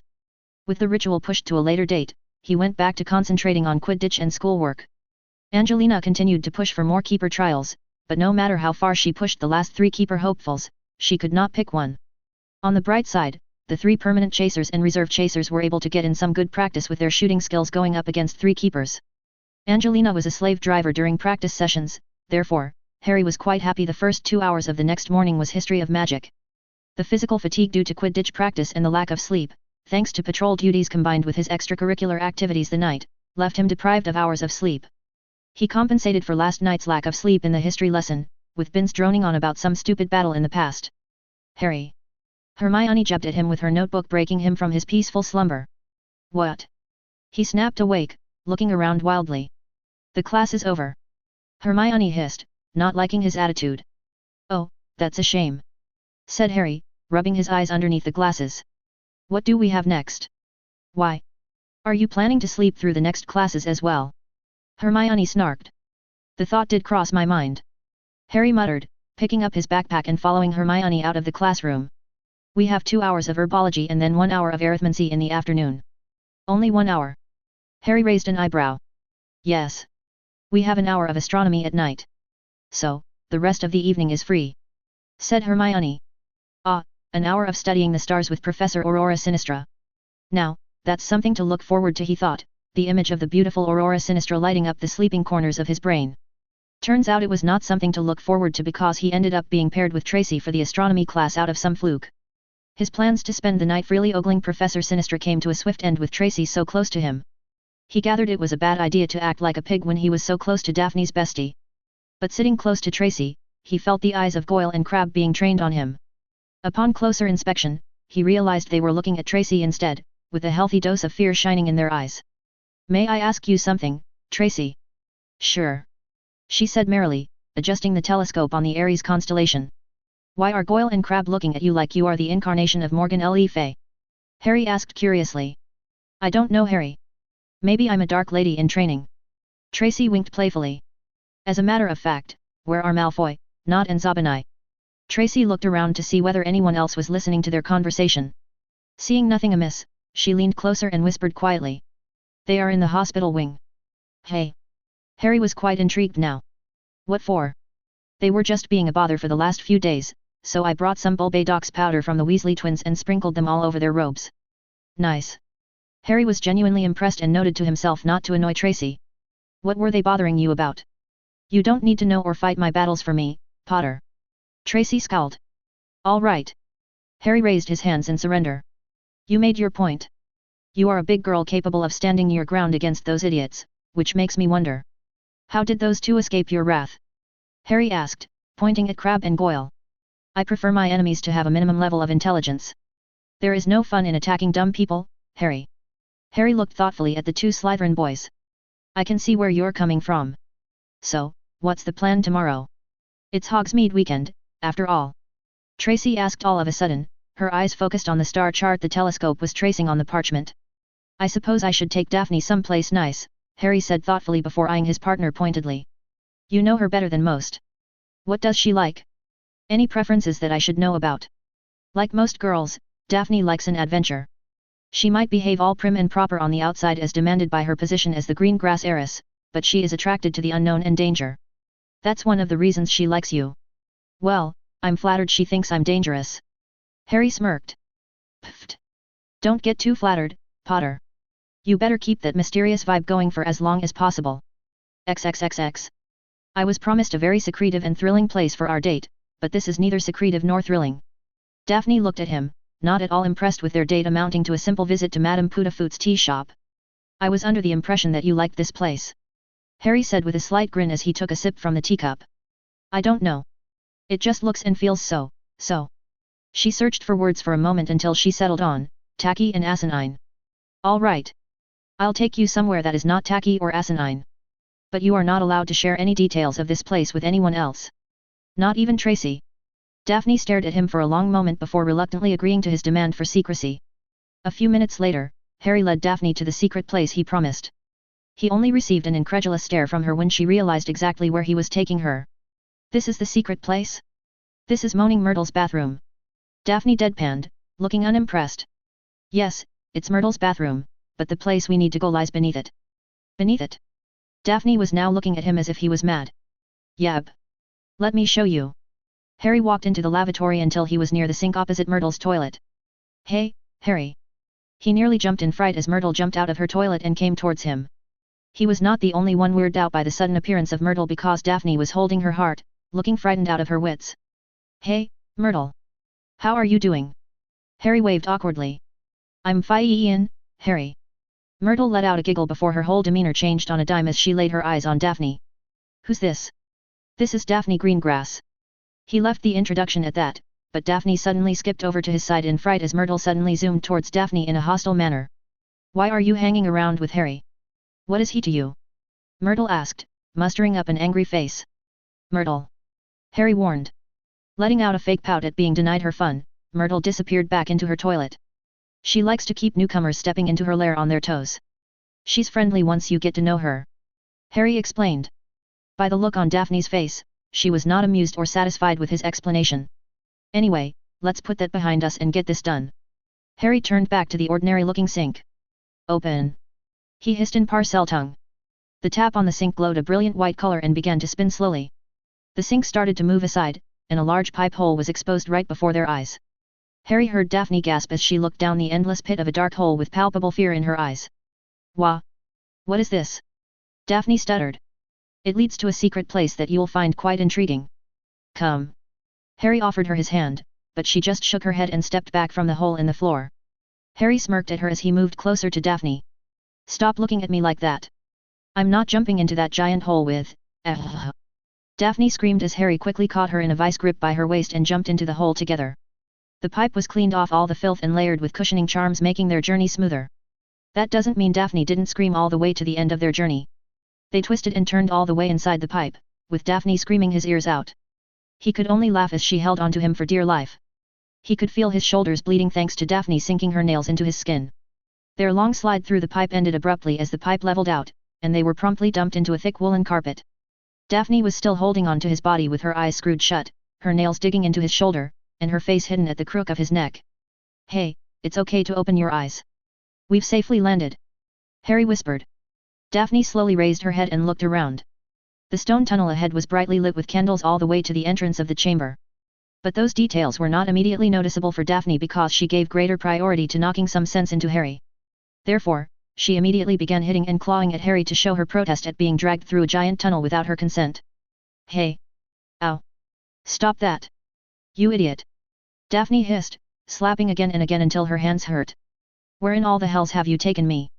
This is the vaunted chamber of secrets created by the illustrious Salazar Slytherin. Perhaps now you might stop beating me to death, said Harry, carefully extracting himself from a mad Daphne, who had gone into stunned silence upon learning that she was in the Chamber of Secrets. Wait. Are you saying? Yes. He nodded. You are not pulling my leg, are you? She asked, her blue eyes alight with a rising sense of excitement. No, I'm not. This tunnel leads to the famed Chamber of Secrets. Oh, Harry. She let out an excited squeal and quickly came to his side as if she used teleportation. All right then. Are you ready to see Slytherin's chamber? Yes. Oh, yes, Harry. Let's go. Daphne was visibly vibrating with excitement. The tunnel remained silent except for their footsteps as they made their way forward. The candles along the tunnel lighted their way forward until finally, they stood before a solid wall with two giant statues of snakes could be seen. Merlin. They are beautiful. Daphne whispered in awe. Harry looked at the girl in his arms and shook his head. If that's your reaction to seeing a simple stone wall, then wait till you find what's in there. Harry whispered into her ears. Daphne visibly shivered at that. Looking at the stone wall and the carved snakes on the wall, Harry hissed out, "Open!" in parcel tongue. The emerald eyes of the serpents came alive with light, and they slithered on the wall. The wall cracked open dramatically with proper fanfare that impressed Daphne going by her wide-eyed look. "Welcome to the Chamber of Secrets," Harry said with a flourish and guided Daphne inside. Bright candle lights lit the long chamber, showering the whole massive structure in golden light. Massive stone sculptures of snakes and lions stood guard on the gigantic pipes that ran through the chamber. Massive pillars and archways were a common sight inside the chamber. "This is so beautiful," Daphne said in awe, taking in the famed lair created by her house's founder. "Come." Harry led her out of the long series of pillars to see the towering giant statue at the far end of the chamber. "Is that?" Daphne whispered, too stunned to even take her eyes off the sculptured face of Salazar Slytherin. "I assume so, yes. That might be the statue of Salazar Slytherin," said Harry, looking at the restored face of Salazar Slytherin. He had, in his infinite wisdom, decided to transfigure the statue into a lion head out of some misplaced notion that Slytherin was the cause of all things wrong in his life. But after reading through some of the scrolls and books in Slytherin's collection, he could not see a Voldemort-like figure when he thought of Salazar Slytherin. There was no doubt Salazar was a well-accomplished dark wizard capable of great evil acts, but so were the other founders of Hogwarts. The first millennium of the Common Era was rife with battles, genocide, and large-scale wars. Britain was not exactly a peaceful land during that time period. The Roman Empire was cutting a bloody swath through Celtic Europe during that time period, and anyone would be an idiot to think the four founders of Hogwarts had squeaky clean hands. He was pretty sure the founders had seen their share of blood. Anyway, the point was he now knew better than to take out his frustration with the situation surrounding Voldemort and Death Eaters on the footprints left by Salazar Slytherin. It also helped that all the records he had gone through so far never indicated that the basilisk in the chamber was meant to kill Muggleborns. There was a scroll written in ancient Greek that spoke of a giant serpent guarding the secrets to Elysium. He had yet to find whether the scroll was necessarily talking about the basilisk in the chamber, but he would soon find out with more research. "Why are there so many lions in here?" Daphne asked with a scrunched-up nose. He didn't want her to find out the lion statues were a recent addition. "Perhaps, they are a tribute to the friendship between Slytherin and Gryffindor," Harry suggested. Daphne looked at the lion statues and then at him with suspicion. "Come now. Our table awaits," Harry said, snapping his fingers. Suddenly, a table appeared with all sorts of food neatly arranged on plates courtesy of Dobby and Creaker. The two elves also appeared beside the table with two ornate chairs from Grimmauld Place. Even the silverware came from the House of Black, seeing as the black crest etched on the plates and other utensils. The air smelled of cinnamon thanks to air-freshening charms that swept away all the smoke from the burning candles. Then again, these were magical candles. Not the mobile cancer factory that goes around in the Muggle world that looks like candles. Even as Daphne took her seat graciously, she was still looking around the chamber with awe and unbridled curiosity. "Harry. Wasn't there supposed to be a monster of some sort in the chamber?" Daphne asked, her eyes darting around with a touch of fear. "Oh, yes. You want to see it? It's nearby," Daphne asked worriedly, chewing her bottom lip. "In a way," Harry said with a secretive smile.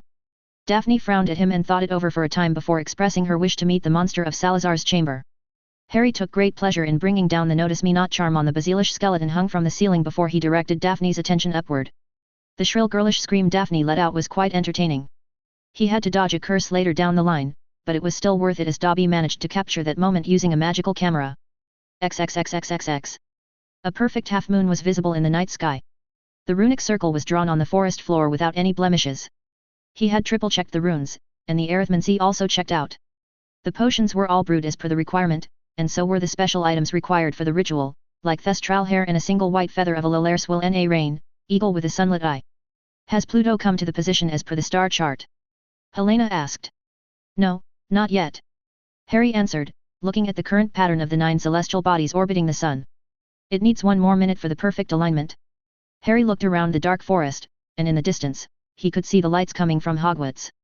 They were not too deep into the Forbidden Forest, but at the same time, they were at the edge of the boundary between the Acromantula-controlled area and Centaur land. Curiously enough, there was no sign of the Centaurs. "Maybe, my warding skills have gone up a notch if even the Centaurs have not noticed intruders in their territory," Harry thought. There could be another reason, though. The presence of Helena Ravenclaw might have given him a free pass from the Centaurs. He knew ghosts were a particular subject of interest in the Centaur community for some reason. The Centaurs, for whatever reason, give a lot of leeway to ghosts, no matter their race. "I was meaning to ask. Why are you helping me?" Harry suddenly sprung the question on Helena. The ghostly face of Helena Ravenclaw didn't so much as twitch despite his intent to put the Ravenclaw ghost on the spot. Why? You do not like my help? Helena asked, raising a delicate eyebrow. Oh no. I'm quite flattered and thankful for your aid. It's just that you said your mother's knowledge is not meant for others. And I didn't lie. Those who sought my mother's knowledge have perished or become corrupted by it. I don't need to depend on my mother's knowledge to assist you in this ritual, said Helena. Harry grunted, eyeing Helena like a puzzle. You need not worry, Harry Potter. I'm unlike my mother, who hoards her knowledge inside a tiara of all things. What good is knowledge if it is kept in darkness and away from the light of the world? If my knowledge serves in aiding you against Tom Riddle, then so be it. My knowledge will serve a greater purpose. Harry could detect a lot of hostility for Rowena Ravenclaw in that short monologue from Helena. But he was not complaining. I made the mistake of trusting my mother's knowledge and legacy with Tom Riddle because he was a bright student. I saw so much of myself in him and the potential good he could have become for the wizarding world. Now, he could feel a great deal of disappointment and pain from the ghost. Perhaps, it was the resentment towards her mother and the attachment that she holds to her mother's legacy that tethers her to the world of the living despite her death thousands of years ago. Oh, look. The alignment is complete. Harry crowed happily. Helena quickly took her position in the portion of runes assigned to her. Her spectral body pulsed as she touched the ground riddled with runes. Do it now, Harry Potter, said Helena. Harry placed the tip of his wand against the sun rune and energized the moon runes to absorb the light of the half-moon in the sky. The moon runes glowed silver-white, and then the runes representing the 9 celestial bodies came alive with magical energy as they absorbed the properties of the potions and other vital pieces of the ritual. The magic in the runic circle reached a tipping point before it coalesced into a wave of energy that washed into his body. Unlike other rituals he had engaged in, this time, he didn't feel heavy with magic. In fact, he was feeling lighter with each passing second. I can feel it now, Harry whispered. He first lost feeling in his legs, and then one by one, he lost feeling anything from the rest of his body. He could feel no pain or earthly worries. It was as if he was in an entirely other realm, separate from the earthly realm. The deafening silence that surrounded him was so peaceful that he felt like he could sleep peacefully for 1,000 years. Then, there was a flash of light, and Harry felt like getting reoriented on the planet. His senses suddenly snapped back into place, and a rush of emotions and alien feelings flooded his mind. When he looked down, he was floating a good 5 feet from the ground. His body was gone, and in its place, there was a grey spectral smoke akin to a ghost. Wow! Harry willed himself up, and he flew up towards the sky. He quickly flew straight into the clouds at a speed that didn't feel any sort of air friction because he lacked a body. His material body was converted into a mass of grey ghostly smoke that allowed him magically sustained flight. He was now a formless mass of energy which should theoretically allow him to bypass most wards and material obstacles. Woohoo! Harry excitably yelled as he twisted and turned among the clouds to his heart's content until finally, he landed back on the ritual ground. It was all natural as his body materialized on his will as his feet touched the ground. The grey spectral form disappeared altogether, and he was back to his normal self. It was a success. We did it, Harry said, smiling wide at Helena, who gave him a slight grin before promptly turning away. You need to get back to the castle, Harry Potter, said Helena. After thanking her a few more times, Harry made his way back to the castle, leaving Helena alone in the forest. It is curious to see that you've taken an interest in the Potter boy, Lady Ravenclaw. Do you not see Mars and Saturn moving in the heavens to shine their light upon the boy? A centaur spoke as it slowly walked out of the darkness. Do you not see the light of Jupiter making its presence known with the boy? Helena asked back. I suppose you must have a reason for helping him. The centaur muttered. Reason? Ah, yes. The thing that gives meaning to all life. You forget, Wes Greexy, that I live beyond the edge of all reason, said Helena before turning into wisps of white smoke and disappearing into the Hogwarts grounds. CH64, the Blood Quill P1. So, you are saying we need a spell that can seek out the position of eyes of every viewer in the vicinity to adjust the projected imagery in such a way that they get a frontal view rather than a slanted one. Daphne looked curiously at Harry while discreetly munching on a chocolate bar Harry generously gifted her. Yes. Otherwise, our project won't be that attractive. We need to look for a charm that encompasses detection and targeted image projection, said Harry. I know a book that can be of help on that front, said Daphne, immediately disappearing into the charms section of the library. Harry looked around the library to see whether anyone was in the immediate vicinity. Madame Pants was sitting behind her desk near the entrance, reading what he assumed was a magazine of some sort. Standing up from his seat, he followed Daphne to the charms section. He found her climbing a ladder to reach for the top shelf. He waited beside the ladder, keeping an eye out for any intruders the whole time, until he heard a muffled aha from Daphne. Look, Harry. I found the book. Daphne said excitedly, climbing down from the ladder with a thick time in her hands. The cover read, Detecting the Undetectable by Veronica Moon. I think I have a copy of this back home. I've seen it in passing in my mother's study. Daphne continued to ramble without realizing the changes around her. Suddenly, she found herself cornered with her back against the bookshelf. She took note of how close Harry was to her, with his hands on either side of her against the bookshelf. Daphs, Harry murmured against her lips, just a hair's breadth between them. Daphne moaned, her eyes fluttering as Harry pressed against her. A pair of warm lips pressed against her, stealing her breath away. She could no longer keep her eyes open as she dissolved into the warm sensation that was blanketing her whole body. Her whole body was tingling as Harry sucked and prodded her lower lip. She distantly felt the book in her slipping down from her grasp. Her hands, now free of the task of holding the book, went into threading through Harry's black hair. In the throes of passion, she accidentally sunk her nails into Harry's skin near his neck, earning a hiss from her boyfriend. They broke off from the kiss, making Daphne silently protest in her mind. Sorry. She muttered dejectedly. Harry only chuckled, and she was immediately forced to bite her lip as Harry dipped his head and began leaving a trail of kisses and sharp nips all along her neck. It was like her skin was set afire, but instead of drowning in pain, she was consumed by pleasure. She felt Harry push her robe to the side, exposing the skin of her right shoulder before pressing kiss after kiss. She could feel the buttons of her shirt slip away one by one as Harry explored more of her skin. She'd have enjoyed it more if Harry was entirely successful, but they froze upon hearing footsteps drawing closer to their location. Daphne looked down at Harry, who was just shy of a few inches from her right breast. Their eyes locked for a moment before suddenly they sprang into action. Harry was quick to comb his hair with his palm and adjust his robes, while Daphne quickly adjusted her white shirt and green robes. She acted quickly by pressing her wand against her blonde hair and applying the grooming charm that set her disheveled hair smooth and curly. She could do nothing about her flushed face or even her reddening lips. Harry immediately pushed into her hand the charms book she took from the shelf. She quickly caught on to what Harry was thinking, and she quickly hid her face behind the book. Harry meanwhile went about climbing the ladder and made a show of browsing the books on the shelf. The footsteps suddenly came to a halt, and Daphne peeked from behind the charms book. It was none other than Madame Pants. The Hogwarts librarian looked at them suspiciously for a long moment before walking away. It was only when the footsteps of Madame Pants became a distant echo that Daphne let out the breath she was holding. Her whole body sagged in relief that she was not found in a compromising position with Harry in the library. She would have been the talk of the school should something like that was to happen.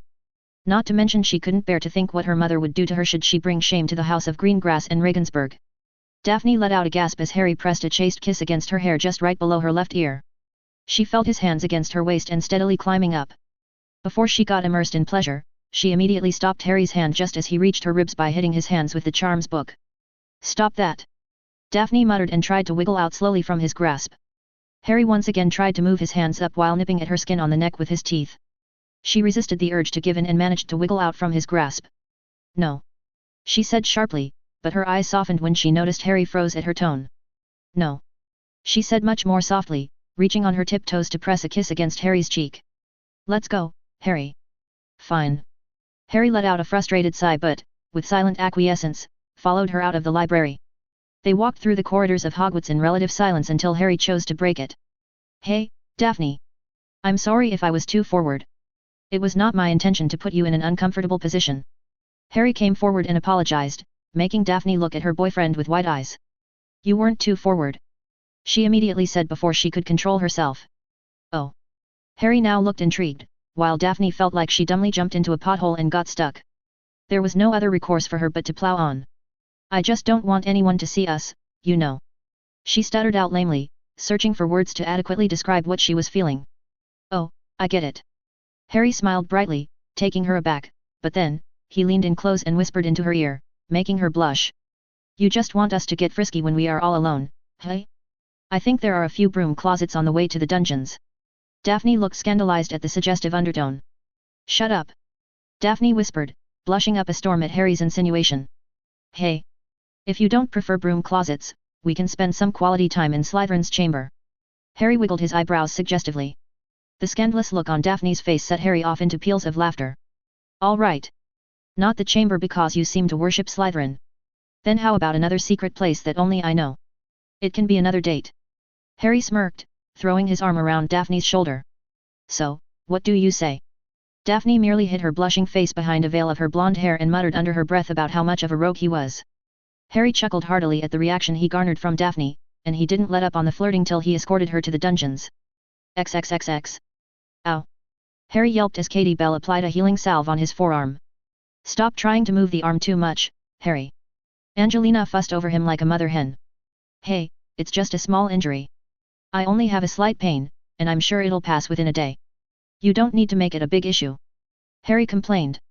If my seeker is injured when we are so close to the match, then it is a big issue, Harry. Said Angelina. Harry stared at the Quidditch captain incredulously. What are you talking about? Our first match is weeks away. Weeks, not months. Angelina emphasized with a deranged obsessive look that set both Harry and Katie on edge. Which means we have fewer practice sessions. I want you playing more interference to give our chasers an edge because, frankly speaking, I don't have much hope for our keeper recruit. And you can't do that if you are injured. Harry exchanged a look with Katie, but the older girl just signaled him to shut up and go along with Angelina's wishes. Giving in to Katie's wisdom, he stayed still and allowed Katie to treat his injury, which was nothing but a product of a bludger grazing his arm when he was trying to play interference with the quaffle against the opposing chasers. I'll look after Harry, Angie. You can focus on the keepers. Katie offered. Angelina sped away on her broom, muttering about having to focus on the keeper trials. It seems our queen bee is on fire today. Harry muttered. Angelina is just under a lot of pressure. I think she's still second-guessing her choice of keeping Ron Weasley as keeper. She made the right choice given the options. Said Harry. I agree. She's just trying to outdo Oliver.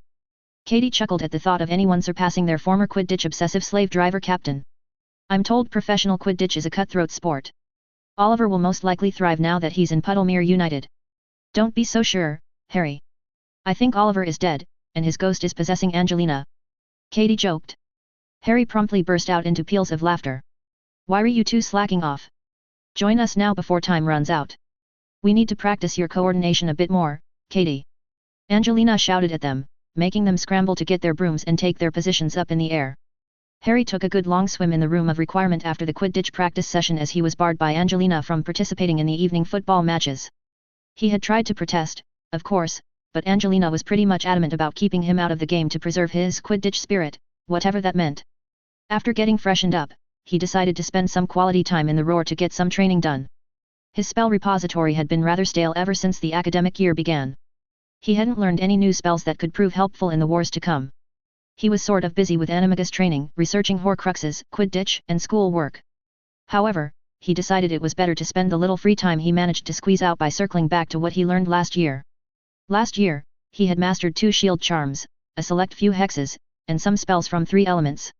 He started with the shield charms. The first was the standard Protego charm, then the more powerful Indemitus. Then he went on to practice with the disarming charm and stunning charm with the practice dummy provided by the roar. After a few bouts with the dummy testing his speed and precision, he went on to practice elemental spells, conveniently skipping spells like Conf Ringo, Bombard and even the Patronus charm. He started with fire when it came to the elemental spells, as Harry found it almost as easy as using water spells nowadays. At first, his affinity to master water-based spells were prodigious, but now he was gaining a sort of grudging competency in fire spells as well. Harry had a theory that elemental spells have a certain connection to mindset as well. It was not just simply a combination of magical energy and imagination that perfected elemental spells. A certain mindset was also crucial for elemental spells to function properly. Water requires fluidity in mind. The more flexible he was with his imagination and allowed water-based spells a certain freedom, the more the spell gained power and precision. The impression of going with the flow was quite useful in the context of water elemental spells. It was like sacrificing control to gain greater control. The concept was hard to put into words, and Harry only noticed this from his continuous training with water spells throughout last year. Wind element spells were also somewhat similar to water, but he had sparingly spent time or effort to master wind-based spells. He knew 2 spells, but other than that, he didn't pay much attention to wind spells simply because he had yet to find many lethal spells when it came to the element. Finally, there was the fire element. Fire spells were tough to master because they required a disciplined mind to control the output of fire. The initial stage of a fire spell requires unleashing strong emotions, mostly passion or anger, but then the emotion needs to be brought under immediate control to exert full control over the fire. Harry was able to quickly master this aspect of fire elemental spells, probably thanks to his occlumency training. Even now, as he was using the fire spells he learnt last year, he was nearly there for finesse. Not at the same level as using water spells, but he was nearly there. Perhaps, with more training, I might be ready to tackle the Fiend Fire Curse. Harry thought as he blew a hole through the obstacles prepared by the roar using the fiery ram spell. The next two elements on his bucket list to master were earth and lightning. The earth element remains the most unattractive element from the perspective of defensive and offensive magic. The spells are too complex to perform, and they are energy intensive. The earth is far more saturated with magic than any other element in the world because of its connection to old magic. For this reason, the earthly element always tends to resist a wizard's will, making it unattractive for battle magic. Most earth element spells he came across in the Roar library were performed by using a wizard's staff. He didn't know the exact reason why this was the case, but there were alternatives for earth element spells. The most prominent one was transfiguration spells. Instead of using complicated elemental spells, one can just transfigure a small rock into a giant boulder or a wall of granite. It serves the purpose of earth elemental spells from a battle perspective, and it was easy to master, comparatively speaking. For this reason, Harry had decided to give a pass on earth elemental spells. He'd rather focus on transfiguration or even straight-up conjuration, which was restricted only by the imagination of the caster. But one element that eluded him so far was lightning. It was the most dangerous element of the 5 elements. Unlike other elements, there was no comprehensive, diverse set of spells graded by its power when it came to lightning. There were no low-tier spells when it came to lightning. So far, he had come across only 2 lightning spells, and both were listed as dark magic by the Ministry because of their lethality. No matter the case, he took up the resolution that before this year ends, he'd master the Fiend Fire Curse and the 2 lightning spells. He supposed if he was to war with Voldemort and his Death Eaters, then he needed some unforgivable curses up his sleeve. I'll just add training with a pistol to the list. Harry muttered, quickly drawing his notepad from his bag and making a note of his 3 new resolutions for this year. While he was at it, Harry crossed off the second resolution in the list as he had completed the ritual to attain magically sustained flight. Now, there was a total of 4 resolutions on his list for the year. 1. Become an animagus. 2. Complete the ritual to attain magic-aided flight. 3. Create a spell to remove the Horcrux from the scar. 4. Master Fiend Fire. 5. Master Lightning Elemental Spells. Putting the notepad back into his bag, Harry checked the time. He was just 5 minutes away from starting his patrol duty, and that made him cancel training with his flight ability in the room of requirement. Some other time then, he thought before taking his leave. XXXX. Harry was walking through the hallways of Hogwarts with his silver prefect badge shining under the candlelight that lighted the dark pathways. He whistled a jolly tune as he was in a good mood. Unlike the last few times he was cajoled by Hermione to finish his assigned rounds, he had yet to meet a troublesome bunch of junior students sneaking around. If he managed to wind up catching someone like that, he'd have to report it to the house heads of the students, which was no fun. The whole thing was a bother, and it ate into his sleep time. But today was one of those days when Lady Luck was showering him with her blessings. Just a little bit more, and I can take a long nap. Harry thought with a wistful sigh. His jolly mood came crashing down like a castle of cards when his ears picked up a whimpering sound coming from a nearby classroom. Oh, come on. Please don't this be a first-year girl crying her eyes out because she's lost.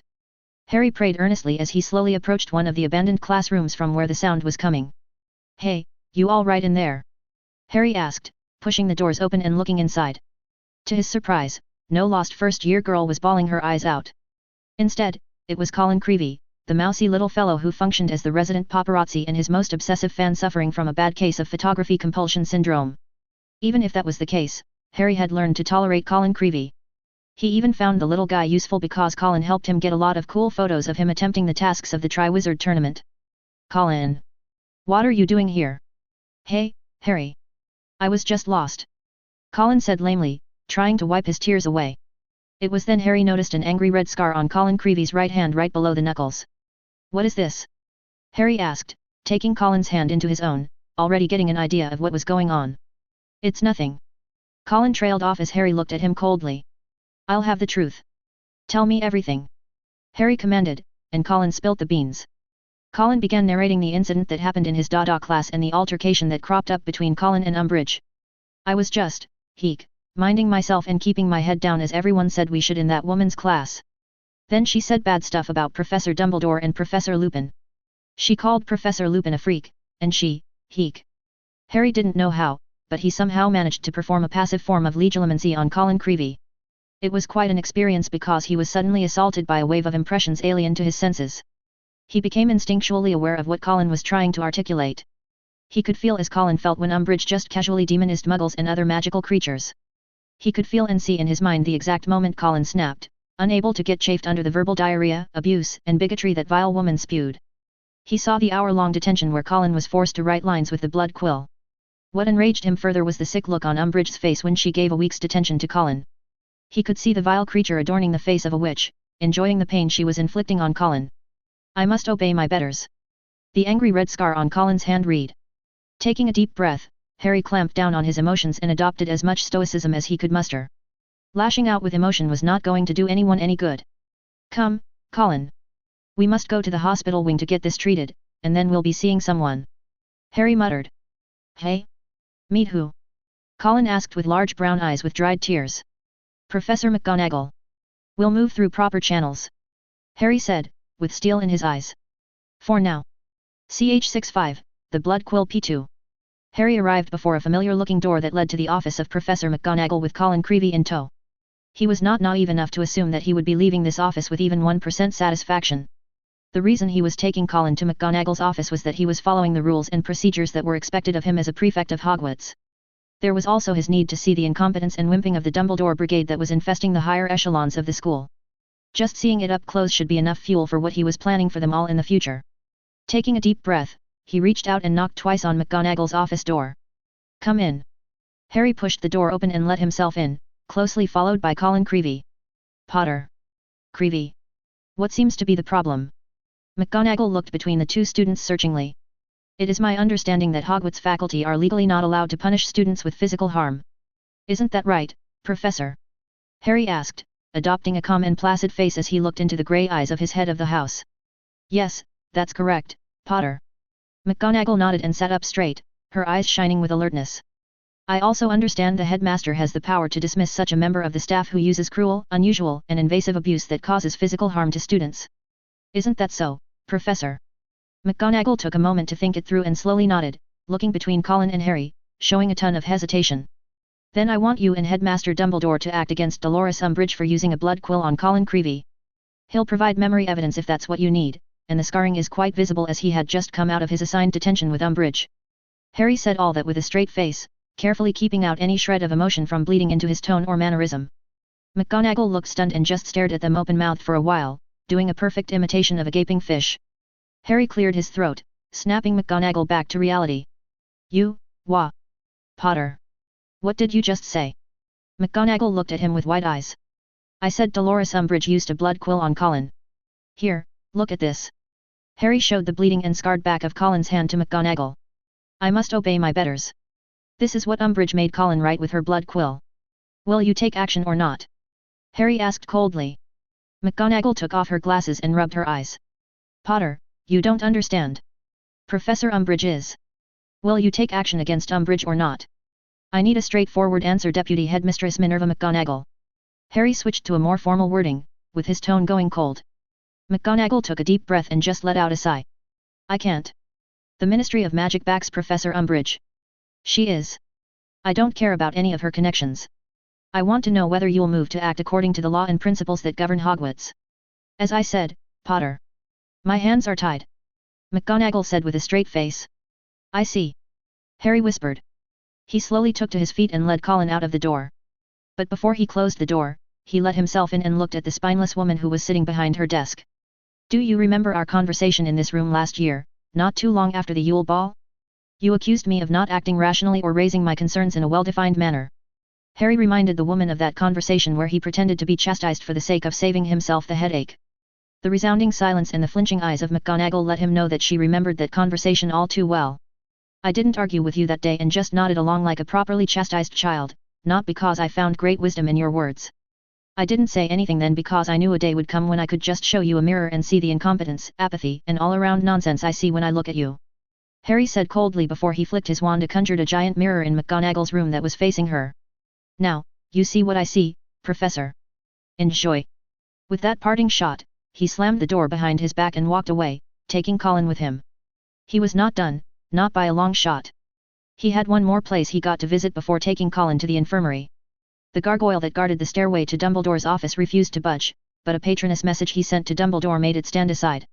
Wow, Harry. That was just cool. Said Colin, his brown eyes sparkling like stars after witnessing the patroness charm. I'm awesome like that. Now, come on. We'll submit a written complaint to the headmaster. Harry, you don't have to trouble yourself for my sake. Colin said meekly, looking away shyly. On the contrary, I have to do this. Now, come on. Said Harry, dragging the fourth-year Gryffindor up with him. The headmaster's office did not undergo any notable change since the last time he visited the place. Fawkes was perched on his stand, but the phoenix looked to be sleeping going by the way it was dozing off. There was a light rain outside, so Harry gathered the phoenix was just taking a nap enjoying the moderate chill in the air. "Please take a seat, you two." "What seems to be the problem, Harry?" Dumbledore asked, looking anywhere but Harry's eyes. He could not help but roll his eyes at the wimpiness on display. Nonetheless, he fished out the folded parchment from his coat and placed it on Dumbledore's table. "What's this?" Dumbledore asked, looking curiously at the parchment.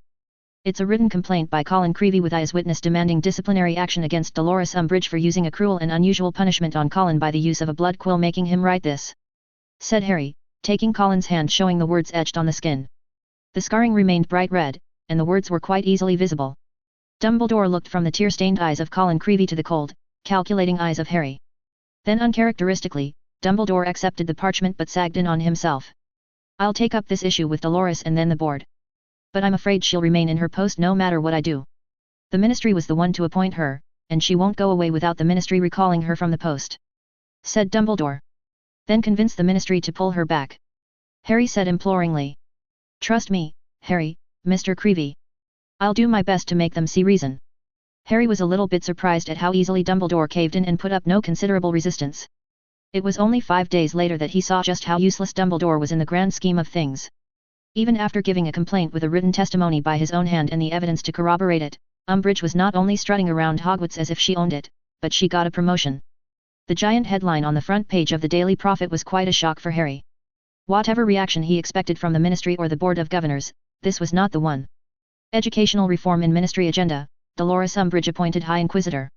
Harry felt like he just wanted to burn the whole thing down and set Umbridge on fire for good measure. He managed to set the paper down and grip the sides of the Gryffindor table with his fingers straining against the wood. The urge to unleash a fire with the intensity of 1,000 burning suns on Umbridge and the other Hogwarts staff was quite tempting. He knew why he was feeling heightened emotions like rage right now. He had the unfortunate timing of testing out some dark curses and venturing out into lightning spells in the last couple of days. He had to vent out some of the anger in the room of requirement, considering Dada was a dull affair and charms and transfiguration classes were not exactly giving him enough to work with as far as practical spells were concerned. "Harry. You need to calm down," Neville quietly whispered. It was then he realized he was being noticed. "Sorry. Don't be. I think everyone in the hall is rather angry at Umbridge and the Ministry," Neville muttered. Harry was not exactly sure how that little news travelled around in Hogwarts. Sure, he had shared the details of his appeal to Dumbledore among the prefects and his friends. He was obligated to share the details with the prefects as Cedric had called an emergency meeting once the deputy headmistress notified him. The prefects had a chain of command, as all complaints or appeals were generally passed through the head boy or the head girl. The meeting was to determine whether his breaking of the usual protocol was warranted, and that was when he recounted the details of Colin's situation. It was safe to say the rest of the prefects were quite horrified to find out Umbridge used a blood quill. There were some notable exceptions, like Malfoy and Parkinson. So, the prefects might have leaked the whole affair, or the portraits in McGonagall's or Dumbledore's office tattled to other portraits, which spread the word in the Hogwarts rumour mill. Whatever the case, almost all students now knew what awaited them in Umbridge's detention. All Harry could see were fearful faces and hushed whispers among the students, and he couldn't really blame them. They just witnessed the Ministry reward the walking pink toad with a promotion even after being accused of torturing a fellow student. If he were in their shoes, he'd have also been scared witless at their age. "Do you think Umbridge will come after you now?" Neville asked worriedly. It was a relevant question. Harry was almost sure Fudge must have expended some political capital to keep a lid on Umbridge's folly. Considering the student in question was a Muggleborn, it'd have been a bit easier for Fudge to keep it hushed up in the Ministry and the board. "She'll turn her sights on me eventually, but not today or tomorrow. She'll find some way to strike back. What'll you do? Maybe you need to talk to Sirius before anything untoward happens," Neville advised. Harry scoffed, eyeing the head table where Hogwarts staff were having their breakfast. Just looking at the toad-faced woman brought a fresh surge of rage. Harry realized if he stayed any longer, he might just end up doing something he'd later regret. "Hey, Neville. I forgot something in the dorms. I'll be right back," Harry whispered against Neville's ear and made his escape from the Great Hall. He made a beeline for the room of requirement. When he entered the room, a training dummy that suspiciously looked like Umbridge was facing him. He launched 2 elemental spells in quick succession. Expugno. Torrens Incendio. A stormy vortex blew back the dummy and had it pressed against the back wall before a large wave of fire consumed the dummy and the floor. The fire burned bright orange as it ate away at the dummy. The fire was suddenly sucked out, and, in its place, the pink dummy stood without a single blemish on its body. Okay. Now, you're just pissing me off. Harry growled, his ire only rising and a strange weight settling just above his eyes. Harry began using cutting curses, gouging curses, and even the bloody organ liquefying curse, which only knocked the dummy back a few feet as it had no organs to liquefy. The use of darker spells didn't relieve him of the anger that was being built up inside him as he had assumed. It only made his emotional condition worse. It was that exact lack of self-control that led him to think it'd be a good idea to try out a lightning spell. Fool minis. Harry jabbed his wand, and from its tip, a purple bolt of lightning struck the dummy. The dummy was shattered into pieces, and a charred smell also permeated the room. The tip of his wand was smoking after the spell, but strangely enough, Harry was no longer feeling the headache. He was feeling a lot better and comparatively calm than a few minutes ago. He was also feeling like he could bring down a mountain as he was charged up as far as magical energy was concerned. He took several deep breaths to calm down as he didn't want to lose himself to the addictive power that was influencing his mind. I need to cut down on dark magic for a few days. Harry muttered, seeing the need for disciplining himself to be aware of his proclivity to megalomania. He was just a mile or two away from reaching Tom Riddle levels of megalomania, and that was not good. Not good at all. XXXX. Harry went through a strict regimen of sorts that cut off all practice of dark spells and even elemental magic. It left him with a good amount of free time, so he took up swimming and running to keep his body in top shape. He was no longer compromising his sleep by staying awake till midnight. Instead, he went to bed early and awoke early in the morning for a run. There was a marked difference in his temperament after keeping up with the new schedule for 2 days. The most significant advantage in disciplining himself was that he managed to regain a semblance of control over his occlumency practices. He just wished the practice of occlumency would allow him easy control over his mind and body, but that was not how the mind arts work. The mind arts require constant practice and self-discipline. Breathing exercises and meditation can help, but occluding the mind from the emotional baggage of life was no easy task. It was a cumulative process that demanded versatility in a wizard and constant engagement. His mistake was that his engagement with occlumency slips up from time to time, especially when he takes up practicing darker spells. He knew what the problem was, but the solution happened to be a difficult one. Either he'd have to give up on dark magic completely, or he'd have to be highly orderly when it comes to employing countermeasures against the influence of dark magic. His old plan to counter dark spells with more light spells ended up being a complete failure. He found himself reverting to a mild addiction to magical power and an unhealthy dose of megalomania assisted by uncontrollable rage. There was also the distinct possibility that he was overthinking and overanalyzing everything. It could be that the ire and mild dose of the "I could do better if I were in charge" attitude was not correlated to his use of dark spells or his alleged failing occlumency standards. Occlumency was not primarily a defense against the addictive nature of dark spells. Occlumency had always been an art that was specifically developed to combat mind magics. It had the added effect of gaining an organized mind for a practitioner of occlumency. What he needed right now was some sound advice, not just in the matter of dark magic but also in the matter of umbrage. Initially, he wanted to ask for Hermione's advice, but he already knew some of the answers she'd give him. There was also the fear that she'd immediately tattle to McGonagall about his dalliances with dark magic. He all too well remembered what happened with his firebolt in the 3rd year. So, he didn't want a repeat of that ever again. So, what did you want to talk about, Harry? Asked Daphne. Harry was still mulling over whether he should take advice from Daphne. He was already in hot water after tattling to Fleur about his actions in the graveyard. Nonetheless, he was in a vulnerable position, and Daphne was someone he trusted who could give him a different perspective. I have a problem. Or more like 2 problems. I don't know whether it is as dangerous as I think, but I need your advice on the matter. Okay. Daphne sat up straight in full alert instead of relaxing against the tree. I'll try to be as helpful as I can. Harry looked at the black lake and enjoyed the quiet the place offered. Taking a deep breath, he squared up his shoulders to expose his vulnerability. I think I'm suffering from an addiction to dark magic. Harry managed to bite out. Daphne's eyes widened as she heard that. She looked at him curiously for a long moment. Okay. Why do you think you are addicted to dark magic? She asked, taking his hands into hers. Harry started to relax a bit, seeing that she was not immediately jumping to conclusions. I think I'm having bouts of rage from time to time, said Harry, leaning against Daphne as he too joined her in sitting against the tree on the ground. So, when exactly did you notice you were becoming rageful? The morning when Umbridge was declared High Inquisitor of Hogwarts, Harry said after looking thoughtful for a moment. Could it be that you were just angry more than usual on behalf of Creevy? Daphne asked. He took a moment to think it through before slowly nodding. Yes, it's possible. I was angry on behalf of Creevy, but it's also true that I felt my rage dissipate when I trained with dark spells and elemental magic. The rage would resurface again at some random time, and then I'd require to practice again, perpetuating the cycle of addiction," said Harry. "But you admit that you started feeling the effects of this addiction after Creevy's issue became a core issue, right?" Daphne looked imploringly at him with her blue eyes. "Yes," Harry admitted after giving it some thought. "Then I'll give you a simple suggestion. If you cannot follow it, we can approach Professor Babbling. Did you know Professor Babbling once served as a mediwitch in St. Mungo's hospital?" "I did not know that," Harry admitted, giving some thought to the matter. "All right. I'll hear out your suggestion before approaching Professor Babbling." Harry came to a decision. "Okay. So, in mind arts, there is a theory about fissures that form over time inside the mind of a witch or wizard who practices legilimency and occlumency. Certain strong emotional connections with an issue or a person could adversely change the mind on a dime. I think this is what is happening with you, Harry." Daphne took a deep breath. "I suggest you look at Creevy's issue not as something to be fought on his behalf but as an opportunity." Harry frowned as he heard Daphne's assessment. "I don't follow. Instead of trying to fight for Creevy, why don't you take a step back and allow Umbridge to make more mistakes? In short, I'm asking you to do nothing and allow Umbridge free rein in Hogwarts." Harry was horrified at Daphne's suggestion to step back and allow that pink toad to do as she pleases in Hogwarts. "Your reaction speaks volumes, Harry. You need to let it go and make this an opportunity that benefits you," said Daphne. Harry was just about ready to reject whatever Daphne was suggesting, as it involved turning a blind eye to Umbridge torturing children. He was quite aware that he was not an all-encompassing moral person, but he drew a line when it came to torturing innocent children. And kids like Colin Creevy were defenseless because of their status of being Muggleborn.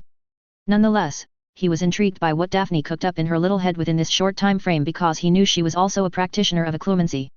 Anything she had to say on the subject was intriguing as she had been practicing the art far longer than him. Besides, he could still go for the second option by approaching Professor Babbling. He'd just have to cook up a magical contract to protect his privacy. "All right. Explain how I am supposed to make an opportunity out of this situation. I'm all ears," said Harry. Daphne smiled at him before leaning forward and began explaining her idea. "Ch66, Weasley is our king." Harry twisted and turned in mid-air, easily slipping right through the conjured hoops hanging from the roof of the room courtesy of the Room of Requirement. His spirit form was relatively easy to control as far as the flight was concerned. He'd say it was far better than a broom when it comes to maneuverability, but in speed, the firebolt would undoubtedly win. He wondered whether any supplementary spells could augment his speed in this spirit form. He'd have to check with the books in the chamber or, better yet, Helena if he could somehow track down the elusive ghost of the Ravenclaw Tower. Not that he was in any hurry to modify his current ability. He was already quite happy with the magically sustained flight. If anything, he'd spend more time deciphering the Horcrux conundrum or even the constant references to Elysium in the ancient scrolls he found in Slytherin's library. Not to mention he was back to trying his hand at mastering the animagus transformation. He had already stuck a mandrake leaf on the roof of his mouth. He fervently hoped his second attempt would be the last because having a leaf clinging to the roof of his mouth for days without end was just downright uncomfortable. He had to be extra cautious too, as he had to ensure no one noticed the mandrake leaf in his mouth. Finished with his flight training, Harry left the Room of Requirement after taking a long swim in the pool. He walked through the vacant hallways of Hogwarts, whistling a jolly tune and a spring in his steps for good measure. There were quite a few reasons for his rather happy mood. Daphne's advice with his occlumency was immensely helpful. He had followed her advice and employed occlumency against the unfortunate events surrounding Colin Creevy. It was a difficult task, but he managed to let go as Daphne had suggested. When he managed to shield his mind from overfixating on the issue with Colin Creevy, the uncontrollable rage that was fast becoming a problem vanished instantly. He had planned to use his considerable influence over Rita Skeeter to smear Umbridge and chase her out of Hogwarts. He'd have used the same tactic he employed against Snape against the resident pink toad, but Daphne's advice made him rethink that strategy. Where he saw injustice in the situation, Daphne saw an opportunity to increase his influence within Hogwarts. If he were to charge right out of the gate with a sword swinging against the Ministry and Umbridge, he'd probably win. He could potentially bring down the pink tyrant to her knees, but what would that change in Hogwarts? The criminally negligent staff of Hogwarts would continue to function like everything was right in the world while he'd end up playing the role of hero. No, Daphne was right to say that allowing Umbridge's reign of terror to continue was an opportunity. The more Umbridge terrorizes the students, the easier it'd be for Harry to make inroads into certain groups in Hogwarts. It also exposed the Hogwarts staff for what they were, a bunch of good-for-nothing cowards. Besides, it was not his place to butt into every little problem. If Umbridge turned against him, now that was a different matter. For now, he was going to step into the shadows and observe Umbridge from afar. When he was just about to reach the portrait of the fat lady, the entrance of the Gryffindor Tower swung open, and it was Ron Weasley on the other side with a broom in his hand. Seeing this, Harry was a bit confused. "There is Quidditch practice today?" he asked curiously. "No. Ron muttered, looking a bit embarrassed all of a sudden. Then where are you going with the broom this evening? Nothing. I'm just, taking some time to practice, as Angelina said. Just on my own, though. I bewitch the quaffle to fly at me, and then I try to keep it out of the hoops. Ron said nervously. Hey. Good for you. Keep up the good work.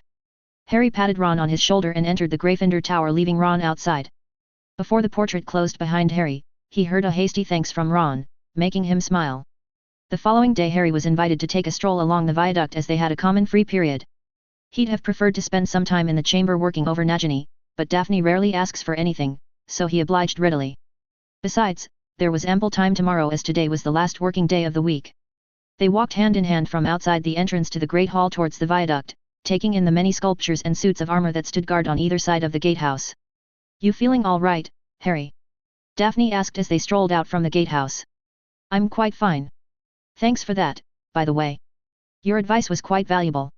Daphne smiled upon hearing that. That's a relief. Anyway, I asked for you to give you this. Harry raised an eyebrow when Daphne presented him with a book that had no title or the name of the author on the cover. It's a copy of the book from my family library. It should help you better with acclimacy than the standard books on the subject, said Daphne, handing over the book with a black hardcover. Oh. Harry was a bit surprised by the gesture but happy nonetheless. Thanks a lot, Daphne. I'll take good care of it. I promise. I know. That's why I gave it to you.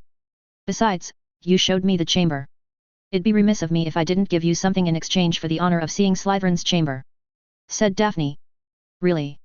I show you a 1,000-year-old secret chamber of one of the illustrious founders of Hogwarts, and you give me a copy of one book from your family library. Come now, Daphs. You can do better. Harry smirked at the cute frown that came over Daphne's delicate features.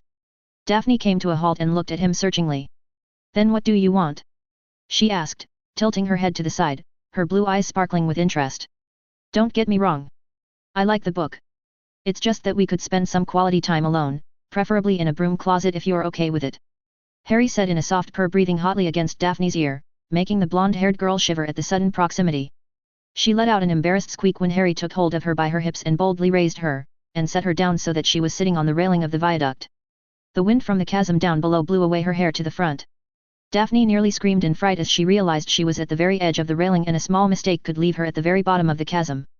But no sound came out from her lips because they were otherwise engaged in a heated kiss. When they parted after several minutes of battling it out with their lips, Harry could see how intoxicated Daphne's eyes were.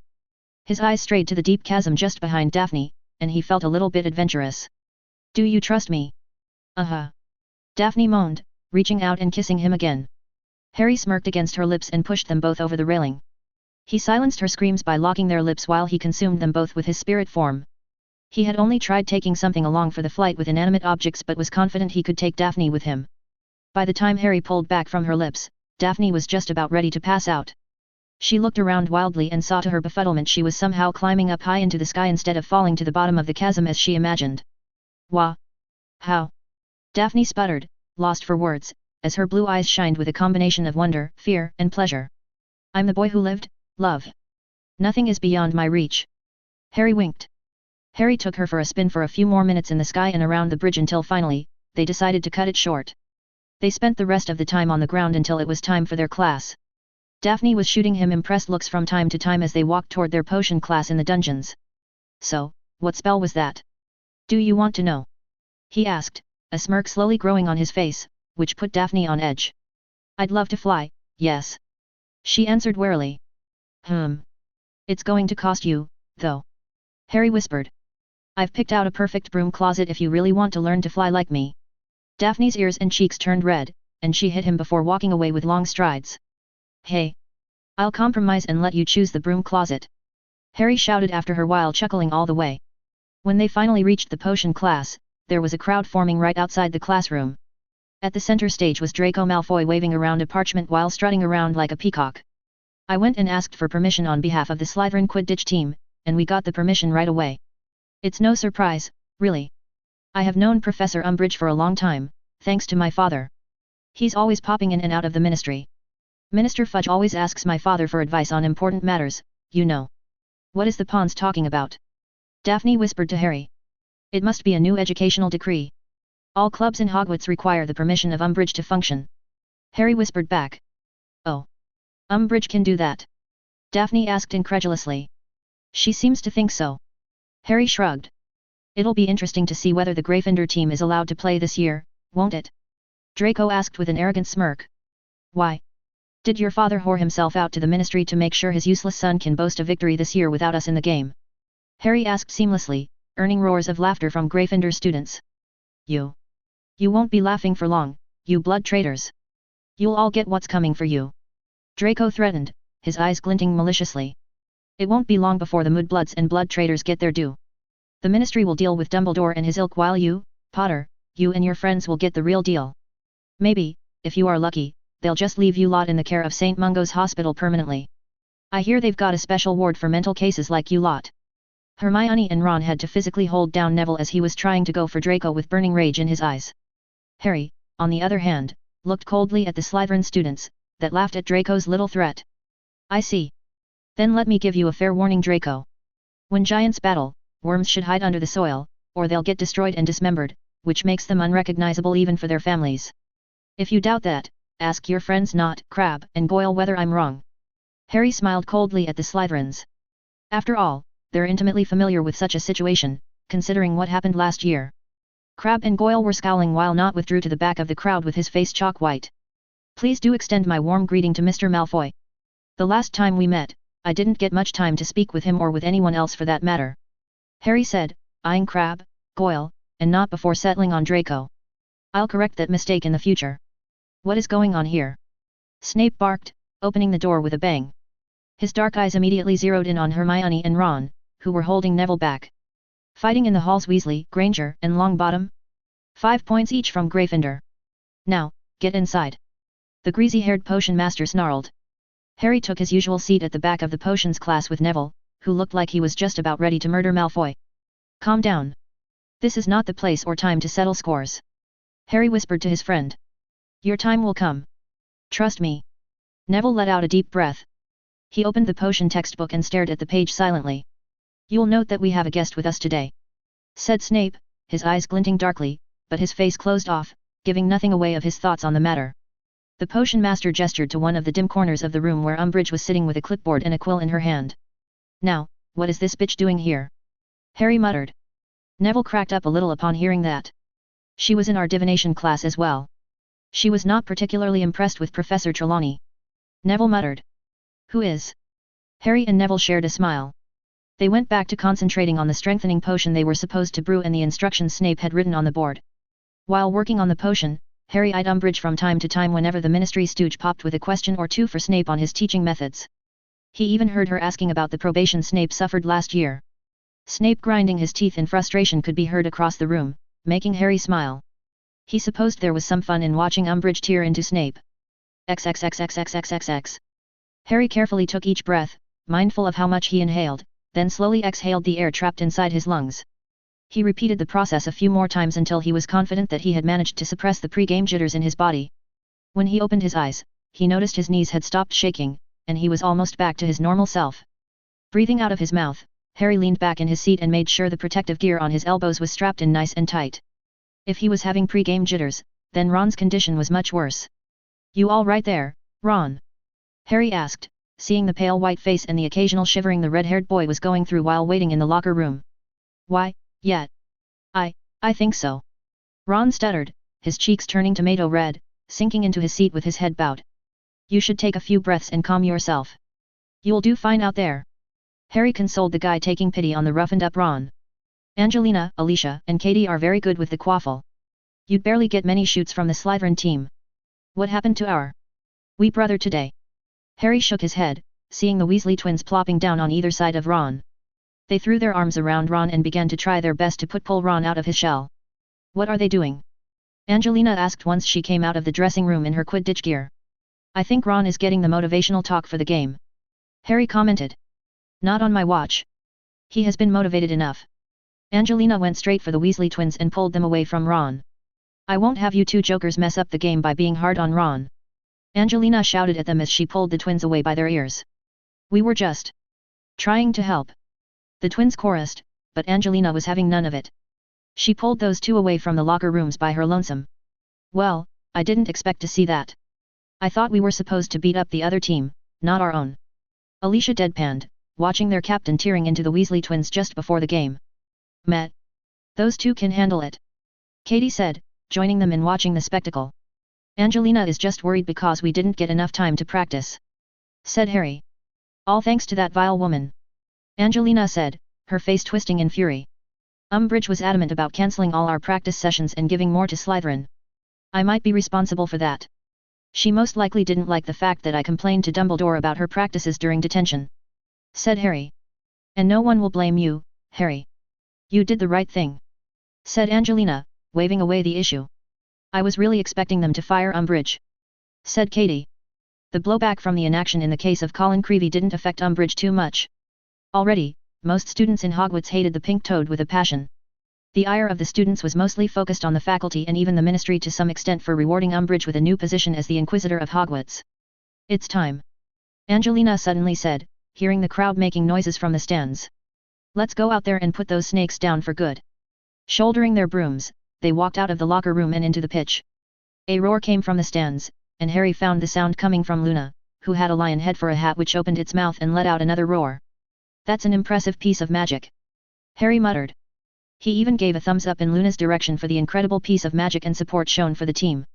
The Slytherin team also filtered into the pitch with a confident swagger in their steps. He saw Crabbe and Goyle among the Slytherin team sticking close to Draco Malfoy. It was then that he noticed the crown-shaped badges on the Slytherin team's robes, which read Weasley is our king. Madam Hooch.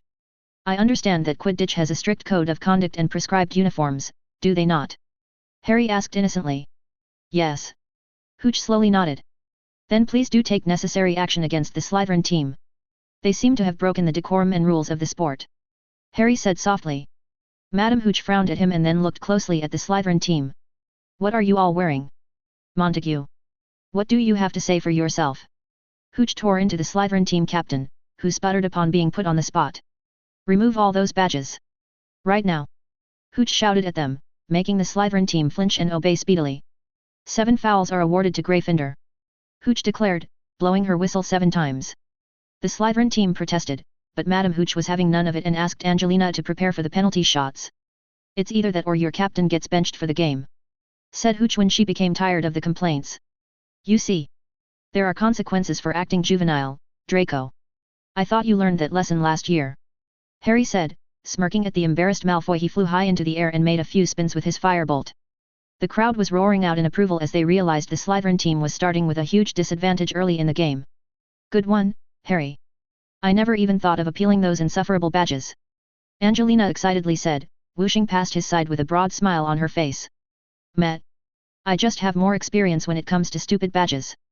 Harry smirked, earning a hearty laugh from his captain. Nice, Katie said, high-fiving Harry while Alicia bumped fists with him. Bloody brilliant, Harry. Ron excitedly yelled as he took his position guarding the hoops. It seems the slimy snakes. Jordan. McGonagall shouted. Just sayin' as I see it, Professor. Lee Jordan defended himself. Anyway, the Slytherin's team just conceded 7 fouls in a row thanks to an appeal from Harry Potter. What a great bloke, Harry Potter is, hey? Always have a keen eye for detail. That's why Potter is the best seeker out there. Jordan. McGonagall cried again. Just giving the details for the crowd's benefit, Professor. Harry shook his head and laughed, sharing a grin with the twins as well. Oh, look. It's Angelina Johnson taking the first penalty. Lovely girl. Has a good record on the pitch and is quite easy on the ice. Shame she turned me down when I asked her out for a date. Jordan. What, Professor? It's true. She turned me down. I swear. Harry was holding his sides while floating in midair on his broom. Lee Jordan's trolling was on full blast, and he supposed Jordan was making the most of the opportunity to mock the Slytherin team. Going by all the yelling and cheering, the crowd was also enjoying it very much. There she goes into the snake's lair boldly with quaffle in hand. Malfoy looks on with a scowl as the Gryffindor captain swooshes past him with blinding speed straight for the Bletchley, who looks a tad green. She shoots, and she scores. Gryffindor 10, Slytherin 0. It's not over, folks. There are 6 more penalties to go. Jordan chimed happily. The grave silence that was coming from the Slytherin stands was quite glaring. Harry suspected Draco would get a less than warm welcome when the match ends today. Oh, look. Alicia Spinnet takes the next penalty. She is a sharp one. No way she's going to miss it. This is more trouble for Bletchley. Lee Jordan aired out from the stands. Harry cheered, as did the students in the stands, when Alicia delivered the quaffle with a spin that made the ball swing out and go through the outermost ring on Bletchley's right side. The crowd roared out in approval. Katie was next, and she also scored in a similar fashion, making the crowd roar out their approval. The Gryffindors in the stand were on their feet and dancing with fervor at the 3 consecutive goals. The following 4 penalties were of a similar fashion, where Angelina, Alicia, and Katie took turns and found their marks quite easily. By the end of it, Bletchley looked like he might just faint as Gryffindor was leading with 70-0 on the scoreboard. Harry, change of plans. You don't have to play interference. Catch the snitch as fast as you can. Let's not take any risk and destroy Slytherin for good. Angelina ordered. You got it, Cap. Harry said, giving a fist bump. Madam Hooch blew the whistler and released the Bludgears and Snitch into the field while Angelina took the quaffle and sped towards the Slytherin side with Katie and Alicia on her heel. Harry flew straight up as he traced the Snitch all the way to the Slytherin side of the pitch. He didn't make any sudden moves as he didn't want to give away the position of the Snitch. Instead, he chose to barrel towards Crabbe in full force. Just as he neared Crabbe, he dived straight down, scaring the Slytherin beater out of his wits. It had the added benefit of the bludger smacking straight into Crabbe's stomach courtesy of Goyle. Out of the corner of his eye, he could see Draco speeding towards him, attempting to cut off his dive, most likely thinking Harry was after the Snitch. Harry pulled out of the dive halfway and allowed Draco to needlessly sail down while he went straight up at full speed straight for the Snitch. Oh, look! Katie Bell scores another goal. This is a good hunt for the Lions. Lee Jordan commented with cheers coming from the crowd. Harry chased after the Snitch taking twists and sharp turns, but he was not willing to give up the chase that easily. The Snitch went low all of a sudden, zooming past Goyle's ear. Harry followed, and Goyle tried to take a swipe at him with his bat, but Harry rolled along with his broom and evaded the swing easily. While he was at it, he gave a sharp kick to Goyle's face as he barreled down at full speed. The Snitch went as low as half a meter from the ground, forcing Harry to level out, but the Snitch didn't escape him as he reached out and plucked it out of thin air. The small golden ball helplessly beat its wings against his hand, but there was no point. What an amazing save by Ron Weasley. And look at that, folks. Harry Potter caught the Snitch in just under 15 minutes. This must be a record. Lee Jordan yelled. His teammates swarmed Harry as they celebrated the easy victory. It was also the first Quidditch match after a year's gap, so the excitement was quite palpable. We won! We won! Angelina was crying her eyes out while the rest of the team was laughing and hugging.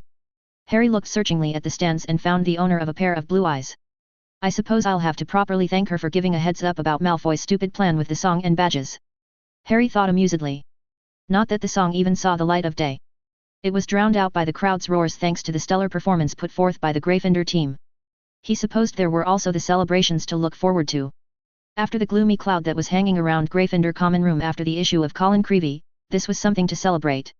The twins started chanting Weasley is the king as they pulled Ron over their heads and began dancing around like a pair of hooligans, making everyone laugh. Pretty soon, everyone took up the slogan. Harry chuckled and looked at Draco Malfoy, who looked like he swallowed a lemon. Childish. Harry mouthed at the Slytherin Seeker as he, too, joined the festivities by taking up the slogan. CH69, the Loyal Army P1. Harry enjoyed the pleasant feeling of profound silence in the deepest confines of his mind. The only companion to him was darkness and nothing else. He didn't know how long he stayed that way, but after a long while, a small glimmer of light parted the darkness. He saw a proud lion slowly emerging out of the darkness. Its mane was golden, and how the lion carried itself screamed strength. The lion looked straight at him and roared, making Harry step back in fear. Harry woke up with a gasp finding himself in his bed in the Gryffindor dorm. He sighed in relief when he realized it was just a dream. A strange dream but a dream nonetheless. The last thing he wanted right now was a pissed-off lion on his tail. Oh, wait. He already had a pissed-off lioness on his tail in the form of Professor McGonagall. After Umbridge went unpunished for torturing Colin, the stupid woman tried to give him detentions for laying into her without inhibitions. He told her off straight to her face and never attended any detention. His official policy was now to only attend detentions from the Hogwarts staff when Umbridge gets fired from her post. He had said so to McGonagall in her office before the Quidditch match with Slytherin. Since then, McGonagall had given him the cold shoulder, which he was all too happy to reciprocate. The less he interacted with the hypocrites in the teaching staff, the better. Besides, he had enough on his plate to worry about. There was the planned meeting with Fleur coming up in just 2 weeks. That was a more troublesome issue than the idiosyncrasies of the Hogwarts staff. His plan constituted of gaining a magical oath from Fleur to protect the secret of his involvement in the death of the Death Eaters. He lost a better part of his training time researching magical contracts, but it was time well spent if Fleur agreed to a secrecy pact enforced by the contract. He initially considered using a verbal binding oath, but those tend to be too detrimental and vague, often leading to dangerous situations. On the other hand, a magically binding contract could be more inclusive in scope and much more humane in his view. He had yet to finalize the contract's wording because he gathered Fleur would have some of her suggestions to include. Shaking those thoughts away, Harry stretched out his limbs while sitting on his bed before preparing for the day. After getting ready for the day ahead, he walked out of the dorms with Neville in tow when they found a large crowd gathered in their common room. "Are we celebrating the Quidditch victory again?" Neville muttered. "We already had a party for that. Besides, this doesn't look like a party," Harry observed. They looked at each other before entering the crowd to see what was happening. There were snippets of conversation Harry picked up, but they didn't make much sense. He finally found some familiar faces in the form of Katie, Alicia, the Weasley twins, and Angelina. "Hey, what's going on? And why is Angelina looking like she just took a blasting curse to her face?" asked Harry. "Harry. Umbridge just suspended the Gryffindor Quidditch team. Will not be allowed to play the matches for the rest of the season," said Katie, handing him a leaf of parchment addressed to Angelina. "For what?" Neville asked incredulously. "Apparently, we cheated to win the game against Slytherin, in the bitch's expert opinion," George and Fred said in their usual twin talk. "This cannot be allowed to stand. Umbridge is also messing with our Dada classes as well." Hermione butted in, earning many sounds of approval from the crowd. "Yet, that evil woman even tortured one of us," someone angrily growled, earning more approval from the crowd. "She's worse than Snape. She hates us all, and we must teach that woman a lesson. Yet, she's got to pay." Many other voices joined in, all of them intent on taking the fight to Umbridge head-on. "We should complain to McGonagall and Dumbledore," Hermione suggested, but all the gathered students snorted and groaned. "You saw how useless they were, Granger.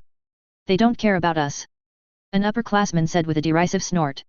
Yet, Harry took Colin's issue to McGonagall, Dumbledore, and even the Board of Governors. "Look what they did to her. My gran says Minister Fudge protects Umbridge," said Neville. More and more angry comments came from the Gryffindor students. Harry read the parchment from top to bottom of the letter and snorted out a laugh, making everyone look at him. "Oh, you guys don't need to worry. The pink toad can ban us all she likes. But she won't be enforcing that ban," Harry said confidently, as he felt this was a personal attack against him more than anything else, and he would respond in a way the bitch would understand what real power looks like. "What did you mean, Harry?" Angelina asked, looking hopeful all of a sudden. He saw that all eyes were on him. Harry felt like this was the moment Daphne was talking about.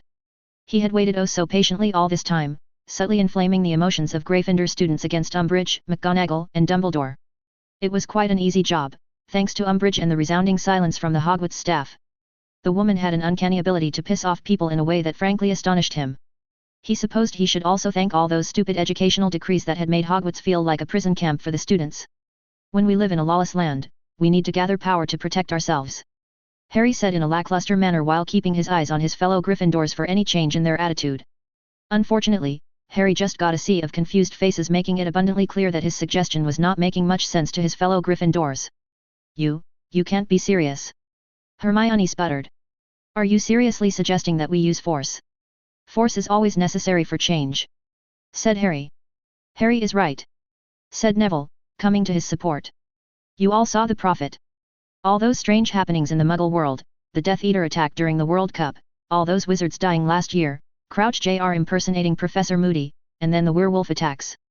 We need to learn to defend ourselves." "Well said, Neville," said Harry, bringing the attention back to him. "If you think all of these incidents are just coincidence, then you thought wrong. The dark mark seen on the Quidditch World Cup was not a scare tactic but a declaration of war. Instead of doing something, the Ministry is trying hard to suppress anyone pointing out the obvious." Harry took a deep breath as he knew this would be a contentious issue and a dangerous step as he was opening himself more to Umbridge. But this was a necessary step. The Dark Lord Voldemort has risen to power. I fought him at the end of the third task when Crouch Jr. had me transported to the Dark Lord's side by turning the Triwizard Cup into a portkayette. Dumbledore was speaking the truth last year, and the Ministry is trying hard to discredit Dumbledore because Fudge is under Lucius Malfoy's thumb," said Harry. "I knew it. Those Malfoys are always evil." Ron growled immediately. The discussion then revolved around Umbridge being an agent sent by Lucius Malfoy to help Draco and the other Death Eater children in Slytherin. Some suggested she was sent here to assassinate Dumbledore and Harry. Many wild theories were spun around quickly, making even the staunchest conspiracy theorists cringe. In the end, Harry got what he wanted. His fellow Gryffindors agreed to form a secret group that'd train in battle magic to fight against Umbridge's tyranny. The first official meeting was scheduled for the evening, and he made them swear not to breathe a word to other houses. After all, the last thing he wanted was for word to spread about their little group before their first official meeting. XXXX. What exactly did you say to McGonagall when she assigned detentions? Daphne asked with some mirth in her eyes. Met. It's water under the bridge. Harry tried to shrug away the whole event. Oh, come on, Harry. You can tell me. Daphne grinned playfully at him. You like it when we lions are at each other's throats, hey? Harry asked. Love it. Just like you love it when we snakes are sniping each other. Daphne smirked at him. Harry grinned, knowing that was true. So, any developments in Slytherin House I should know about? If Draco is making any trouble, just say the word. I can have the ferret cry like a baby in front of everyone. After last year's poor performance from Draco, I'd have expected him to be shunned in Slytherin House. But, the upperclassmen have shown no interest in keeping Draco contained. It looks like they almost fear what might happen should they publicly oppose Draco. Daphne said with a frown. I see. So, they fear acting against Draco may perceive them as someone standing against the Dark Lord. How did the pawns manage to convince your house of such a thing? Because he had been running his mouth that his father was now the right-hand man of the Dark Lord to anyone who'd listen. Daphne rolled her eyes while saying that. As expected of the idiot. Harry sighed, shaking his head at the stupidity displayed by Malfoy. Or maybe, the pawns knew the ministry was weak, and nothing would happen to him. In that case, it was a brilliant move to hold influence over the Slytherin students. Are you sure you're okay in Slytherin? I suspect Draco and his cronies are most upset with you, and the idiot might just take his frustrations out on you after suffering a series of setbacks. I'd be more than happy to deal with the ferret with force. Harry offered, taking Daphne's hand into his as they walked down the hall and into the courtyard of the clock tower. I can handle Draco's shenanigans. However, should I need you, I'll ask for help, Harry. Daphne assured him, squeezing his hands while smiling up at him. The evening sky let out a rumble before suddenly raining in full force. Harry and Daphne made a run for it straight for the wooden bridge.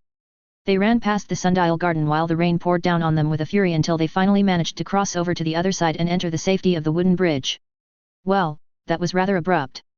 Harry commented, wiping the rainwater from his face with his sleeve while watching the rain get rather strong, accompanied by gales of wind. Daphne screamed in protest when the wind carried sharp stingy raindrops sharpened by the wind against their bodies. Harry at least had the glasses on him to protect his eyes, while Daphne had no such shield. So, Harry shielded her with his own body by holding her close to him. The wind slowly died down as they moved further into the wooden bridge. Some of the trees growing from the bottom of the canyon shielded some parts of the bridge, and they took refuge there. Harry wiped clean his glasses and put them back on his face as it was getting blurry with all the water. As his vision cleared, he saw Daphne drenched from head to toe, her blonde hair losing its curls and sticking to her skin like it was glued. Tiny drops of water clung to her full red lips while trails of drops ran along her long neck. You're breathtaking. Harry breathed out before capturing her lips in an abrupt kiss that took Daphne by surprise. He could feel her hands nearing his chest, and when he thought she was just about to push him away, her hands instead fisted his robes and pulled him against her. Feeling a bit bold, Harry pushed his tongue against her lips. To his pleasant surprise, Daphne not only allowed him entry but greeted him with her own. Soon, their tongues were battling it out against each other as they pushed and prodded against each other. When they parted, they were breathless and flushed. Daphne lightly pecked him on his lips and smiled at him sultrily, her nose nudging against his. Her playful smile let him know that Daphne was ready for more. His hands that held her hips climbed upward and took hold of her green robes over her shoulder. He was just about ready to slip those robes down and explore more of her skin when someone cleared their throat, making Harry and Daphne abruptly look to their side. Hi! Lavender and Parvati waved at them, their faces beet red. Harry barely held back a groan as he realized he would be the popular topic in the Hogwarts grapevine circles for a few days.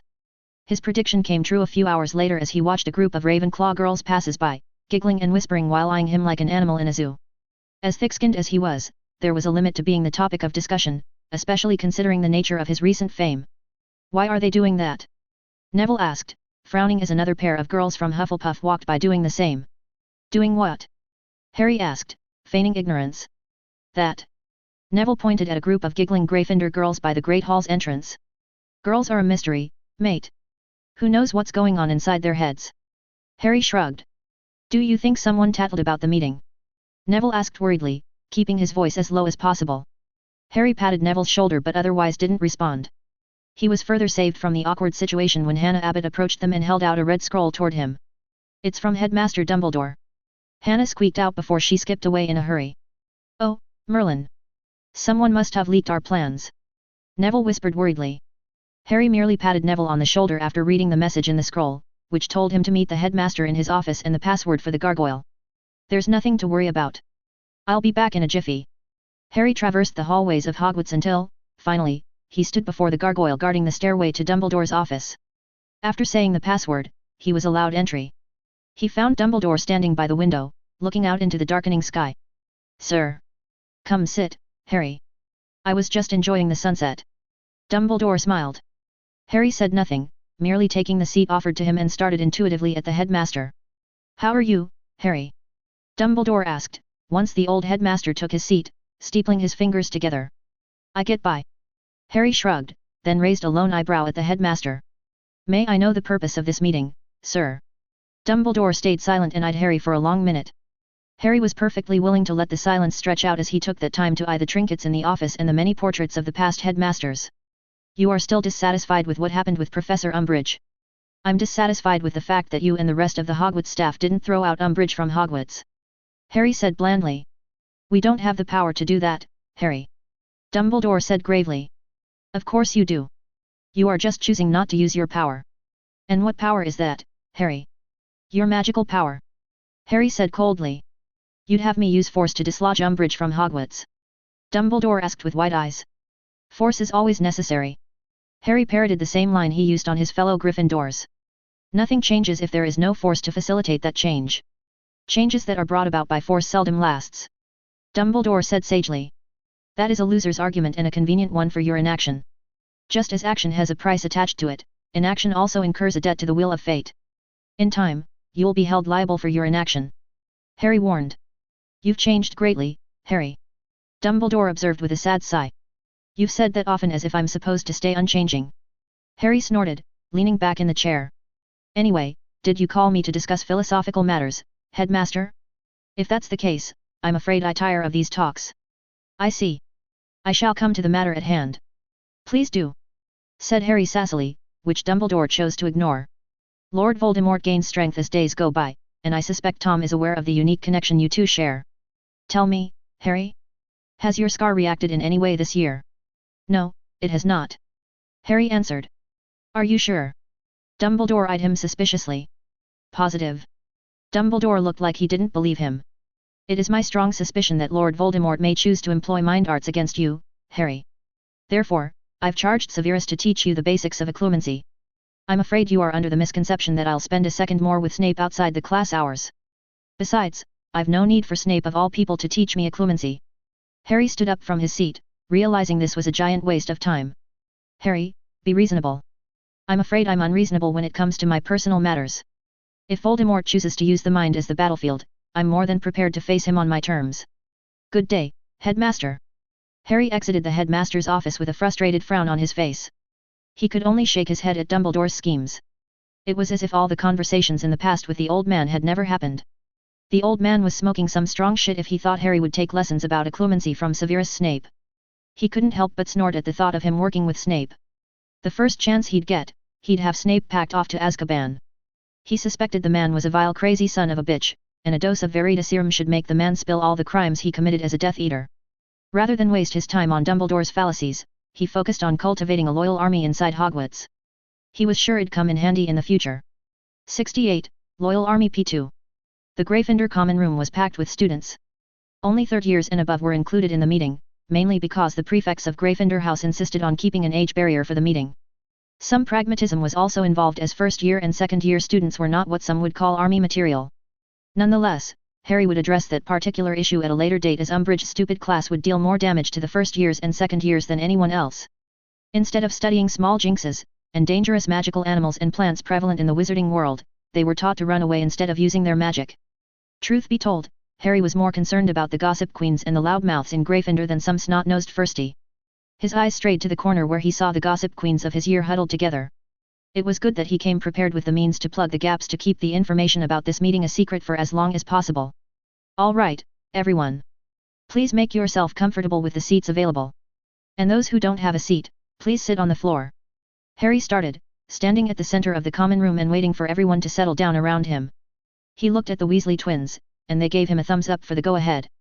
He had handed the twins the Marauders map to keep an eye on the Hogwarts staff. The last thing they needed was for McGonagall to crash their meeting accidentally. Taking a deep breath, Harry decided to start things off. As you all know, Umbridge is on the warpath against Hogwarts. So far, she has been targeting our education by messing with our Dada lessons. But now she has switched her ire to Gryffindor House alone. This is why she went after Colin.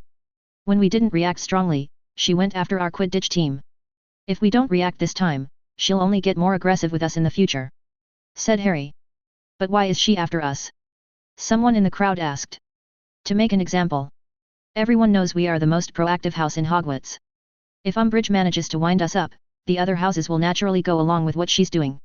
Trust me, her next step will be forming a secondary prefect squad to stifle us," Harry explained. "What can we do against her? Even Professor McGonagall and Headmaster Dumbledore failed to do anything against Umbridge." Cyril Meeking asked with a raised hand. Harry supposed the sixth-year prefect would know better about the uselessness of Hogwarts staff, as the Gryffindor prefects had tried their best to support him while moving the complaint against Umbridge. "You're right. Dumbledore and McGonagall are not going to do anything against Umbridge. But if we keep our heads down, Umbridge will only gain more power and make our lives difficult in Hogwarts. Dismissing our Quidditch team was just a start. She's testing the waters, and we can't allow her to gain a foothold in our school. It's time that we take a brave stand." "All right, Harry. What do you suggest we do?" Angelina asked. "If we are to do something against Umbridge, we need power. I can handle the political situation by shielding any of our actions in the Ministry. But we need to build our personal magical power if we are to contend against Umbridge. And most importantly, we need to be united in our actions," Harry said, nodding at Hermione and Neville, who passed leaflets to their fellow Gryffindor students. "Read it carefully before writing your name and sign at the bottom of the parchment." While the Gryffindor students began reading the parchment, Harry further explained his plan. "We'll be creating a club exclusive for training in defensive magic. In this club, I hope to impart to everyone the knowledge and skill to defend yourself and your family against dangerous magical creatures and, if need be, the Death Eaters of the Dark Lord," said Harry, earning a few wide eyes and muttering from the crowd. "We certainly won't be learning anything from Umbridge this year other than how to run for our lives." That little joke towards the end garnered a smattering of chuckles from the crowd. "This is a magical contract enforcing secrecy," Jacob Flinton, a seventh-year student, claimed loudly. "Yes. We cannot afford to let a word about this meeting reach Umbridge's ears. Should anyone purposefully betray our secrecy, they'll be exposed. The details are on the parchment. Sign the contract if you are loyal to our cause, or leave the common room if you are not brave enough or lack the courage to be a lion." Harry nearly smiled when all the Gryffindors rushed to sign their names on the contract as fast as possible. After ensuring everyone signed the contract, Harry began explaining the finer aspects of how the contract worked and what he intended to do with their secret club. Everyone agreed that they'd meet once a week for the club activity, and he promised the meeting would not interfere with other activities like Quidditch practice, prefect patrols, tests etc. "Now that we are all agreed on how the club functions, we need a leader for our club. Someone who can organize and make decisions on the club's functioning. Harry should lead. He came up with the idea of the club, so he should lead," said Angelina. Almost everyone supported her suggestion immediately, and no one contended. "All right. So, we have a leader. But we need a meeting place for the club," said Hermione. "I know a place," said Harry, earning a curious look from Hermione. "It'll have to be a place we can train and learn secretly," Hermione warned. "I know. I've got the perfect place for our needs," said Harry, with the room of requirement in mind. "We have a leader and a place to convene. Now we need a name for the club. Any suggestions?" asked Neville. "The Anti-Umbridge Army," Fred suggested, letting out a snicker along with George. "The Defense Club. The Dada Club. The Lion Army." "Okay. Enough. This will get us nowhere." Hermione put a stop to all the names being thrown around. "Harry, you suggest a name." "Knights of Avalon. We can use coffers short. That should make our conversations easier in public, and it keeps the identity or intention of our group shielded for the time being," Harry suggested. There was some murmuring in the group until, finally, everyone agreed to go along with the name. "There is one more issue. What about adding more members from other houses?" Hermione asked. "We'll function as a Gryffindor group for now," Harry said after a moment of thought. "Any new member will have to be accepted by a Senate formed out of representatives elected from each year. The election for formulating the Senate starts now. Please arrange yourself into your year groups and elect a representative." It took nearly 20 minutes, but the elections finally ended with representatives for third years and above. Daisy Lynn represented the third years. Ginny Weasley represented the 4th years. Dean Thomas represented the 5th years. Katie Bell represented the 6th years. Alicia Spinnet represented the 7th years. Harry was a bit surprised to see Hermione not getting the majority vote among the 5th years. At least, she won't complain she lost because she was a girl, seeing as the majority in the Senate goes to female representation. Harry thought with some amusement. Shaking such inane thoughts away, he focused on the next step. It was now time to formulate certain powers of the Senate and his own position in the Knights of Avalon. The date for their next meeting also had to be fixed, which of course, was going to be a problem as the following weekend was a Hogsmeade weekend. He had his work cut out for him. XXXX. So, you want me to keep the ministry tied up should Umbridge make a ruckus in the ministry about any of your activities? Sirius asked with a frown. Yab. Keep Fudge on his toes. But don't go to him tomorrow itself. I'll warn you if any major incident in Hogwarts requires tactic silence from the ministry. Harry said, looking into the two-way mirror while lying in his bed with the covers down and a silencing ward for good measure. I don't know about this, Harry. Don't you think this is going a little too far? Sirius asked with some trepidation. I know. But Umbridge was the one to cross the line, and then the Hogwarts staff, the Board of Governors, and the Ministry of Magic all crossed the line. It's time to game the system and defeat them at their own game. Harry said firmly. All right. If you're confident this is the way forward, then that's what we're gonna do. Sirius said in a placating manner. Anyway, you'll be happy to know we're all set to open the joke shop on the Christmas holidays. Hey. That's rather fast. Yeah. We could open it tomorrow if we want, but we're letting it stall a bit for the twins. Fleur and Remus sped things up a lot. I see. Harry said. He was tempted to ask Sirius about Fleur, but then he thought better. He didn't want to involve a third person in their problems. Besides, he would see Fleur face to face a few days from now. Have you informed the twins? Harry asked. Not yet. I'll send the letter tomorrow. We did a small pre-opening sales as they suggested to gauge the customer reaction, which was good. They'll be happy to know that. Good night, Sirius. Good night, Harry. Harry put the mirror away and stared straight ahead at the ceiling with thoughts swirling around his head. He was tempted to recall Rita Skeeter to Hogwarts and run a smear campaign on Umbridge. Still, that particular action would deprive Rita of pursuing her leads for her story on Albus Dumbledore. The last contact he received from Skeeter put the woman in Germany trying her best to gain access to Ermengarde prison to have a one-to-one talk with Gellert Grindelwald. He dearly hoped the former Dark Lord hadn't ripped his asset to pieces. Skeeter was a useful tool and a potent one at that. It'd be a significant loss if the woman were shredded to bits by Grindelwald. I'll have her come to Hogwarts after she returns from Germany. Harry thought. Clearing his mind, Harry relaxed into his bed and slowly drifted off to sleep. He didn't know how long he slept but was jolted awake when his senses triggered a malicious magical signature in his proximity. Sitting up in his bed, he quickly took his wand into his hand and looked around for the danger to present itself. A few minutes passed, and he could sense no dangerous magical signature in his proximity. He laid back into the mattress with a frown on his face, but he did not let go of his trusted wand. Harry was just about to close his eyes when he sensed the same malevolent magical presence again. But this time, he was awake and alert, therefore, he identified it as a presence trying to breach the sanctity of his mind. Realizing what was happening, Harry immediately immersed himself in the depths of his mind and shored up his defenses. It was pretty easy for him to identify the foreign presence, which was desperately trying to breach his mind to no avail. After some deliberation and reinforcing his mind, he allowed the foreign presence entry into the core of his mind. But once he did, he immediately clamped down his faculties on the mental probe and contained it in a well of darkness. After that, he began to dismember it bit by bit until the malevolent energy accompanying the probe dissipated, leaving the probe safe for the sanctity of his mind. It didn't take long for Harry to assimilate the probe and see what was contained inside the mental attack. When he saw what the probe contained, he was not surprised. It was a fake memory of a large door with an abandoned hallway leading to the door. So, you are getting desperate. Good. Harry smirked. No doubt, Voldemort expedited his plans to get the prophecy, most likely because of the Dark Lord's waning strength. I suppose I'll have to employ some countermeasures and prepare my mind for intrusions during sleep hours. Harry thought before closing his eyes and going back to sleep. From the next day, he picked up the pace of his training and his experimentation with Nagini. Since the lightning element was oddly easy for him to master, he went back to making variants of the lightning spell. The Room of Requirement was quite a useful tool when it came to researching and finding ways to modify spells.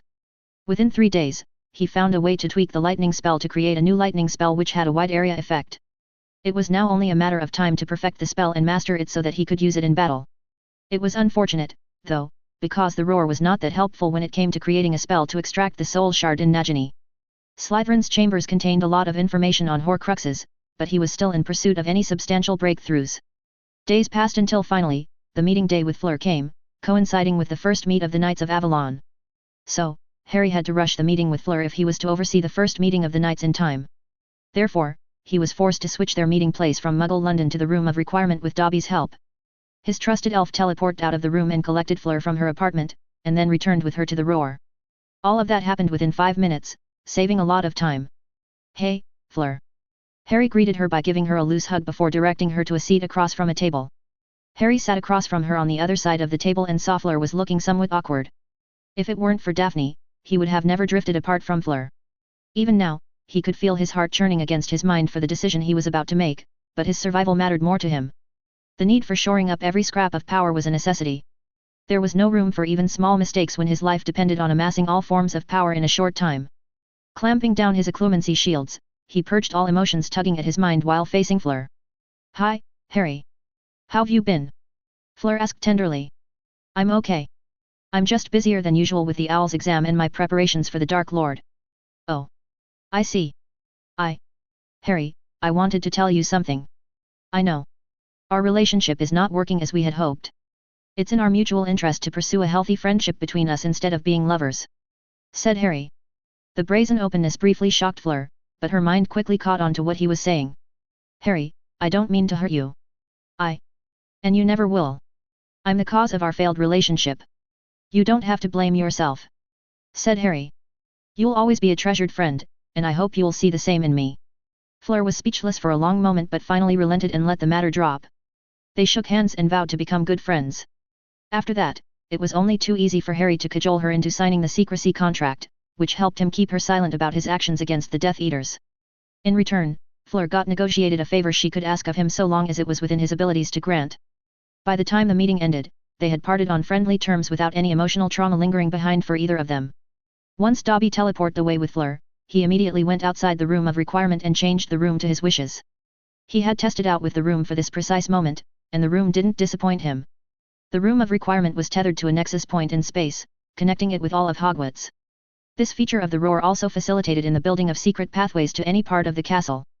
Harry stopped pacing outside the room, and a door suddenly materialized on the plain wall. The door behind him vanished when he entered the room, leaving a smooth brick wall on his back. The room he stepped into was long and wide, capable of holding a large number of people. But most importantly, there was a red door on the side, which Harry was quick to open. The door opened outward, and he saw a long dark tunnel. Harry quickly conjured his patroness and sent it off down the tunnel. A few minutes later, he saw the Weasley twins lead the members of the Ka through the tunnel. "Harry. Old chap. Tell us all about this place," they said together while placing their arms over his shoulder from both sides. "That's a secret I'll share with only you two, 'cause we're partners. But don't tell it to anyone else," Harry said.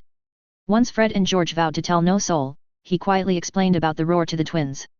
While he had a quiet conversation with the Weasley twins, more and more Gryffindor students began to arrive, taking the secret passage that conveniently appeared behind the fireplace of the common room. The sheer wonder in the eyes of his fellow students was quite a sight to see. "All right, everyone. I know you all have many questions about this place's location, but it'll stay quiet to keep the secrecy. You can expect the door to materialize behind the fireplace whenever we convene our meeting," Harry explained before arranging the students into their respective year groups. "Today, we're going to learn to use the disarming charm properly," said Harry, earning a slew of disappointed groans from the upperclassmen. It seems quite a lot of our friends here know the disarming charm. Care to demonstrate?" Harry challenged, flicking his wand, and a sizable podium made of white stone was conjured into existence.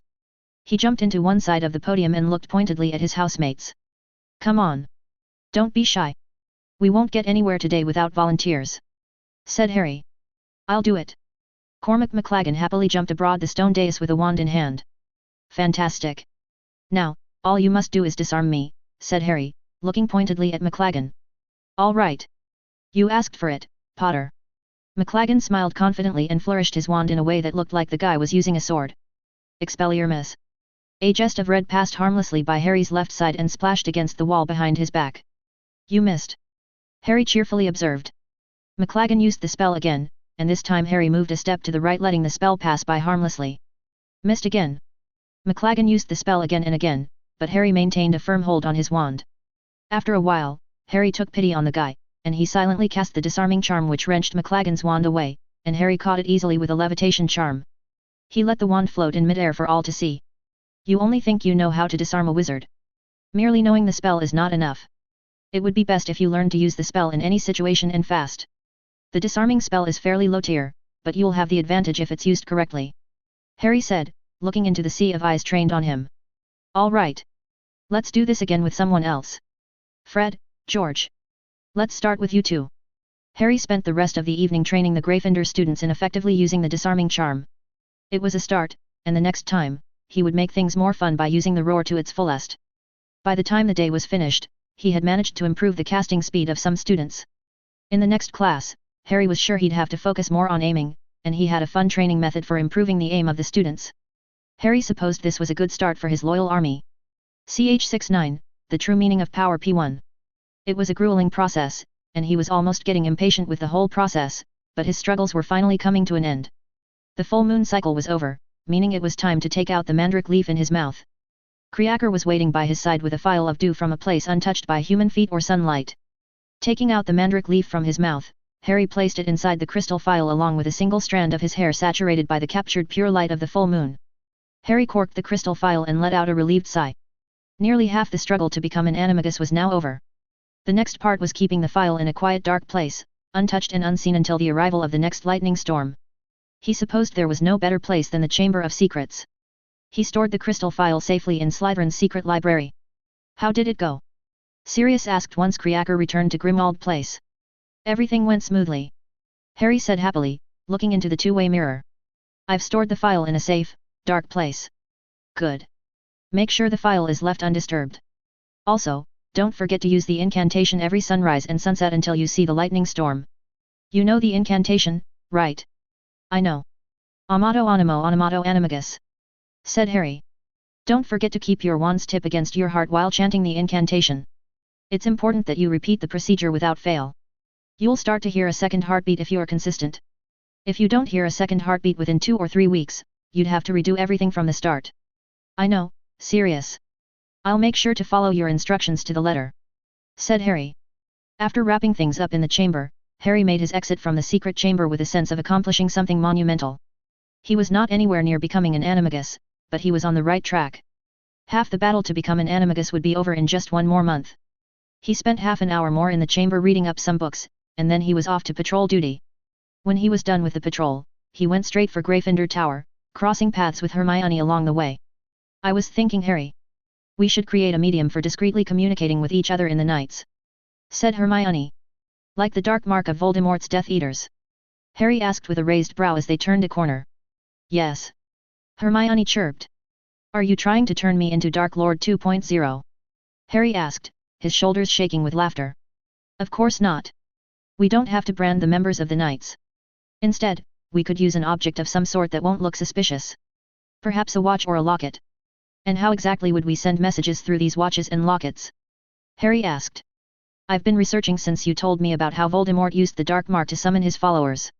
I think I found a spell that Voldemort has used on his Dark Mark. It's called the Protean Charm. And you think you can produce a similar effect and use the charm to connect with multiple objects to pass messages?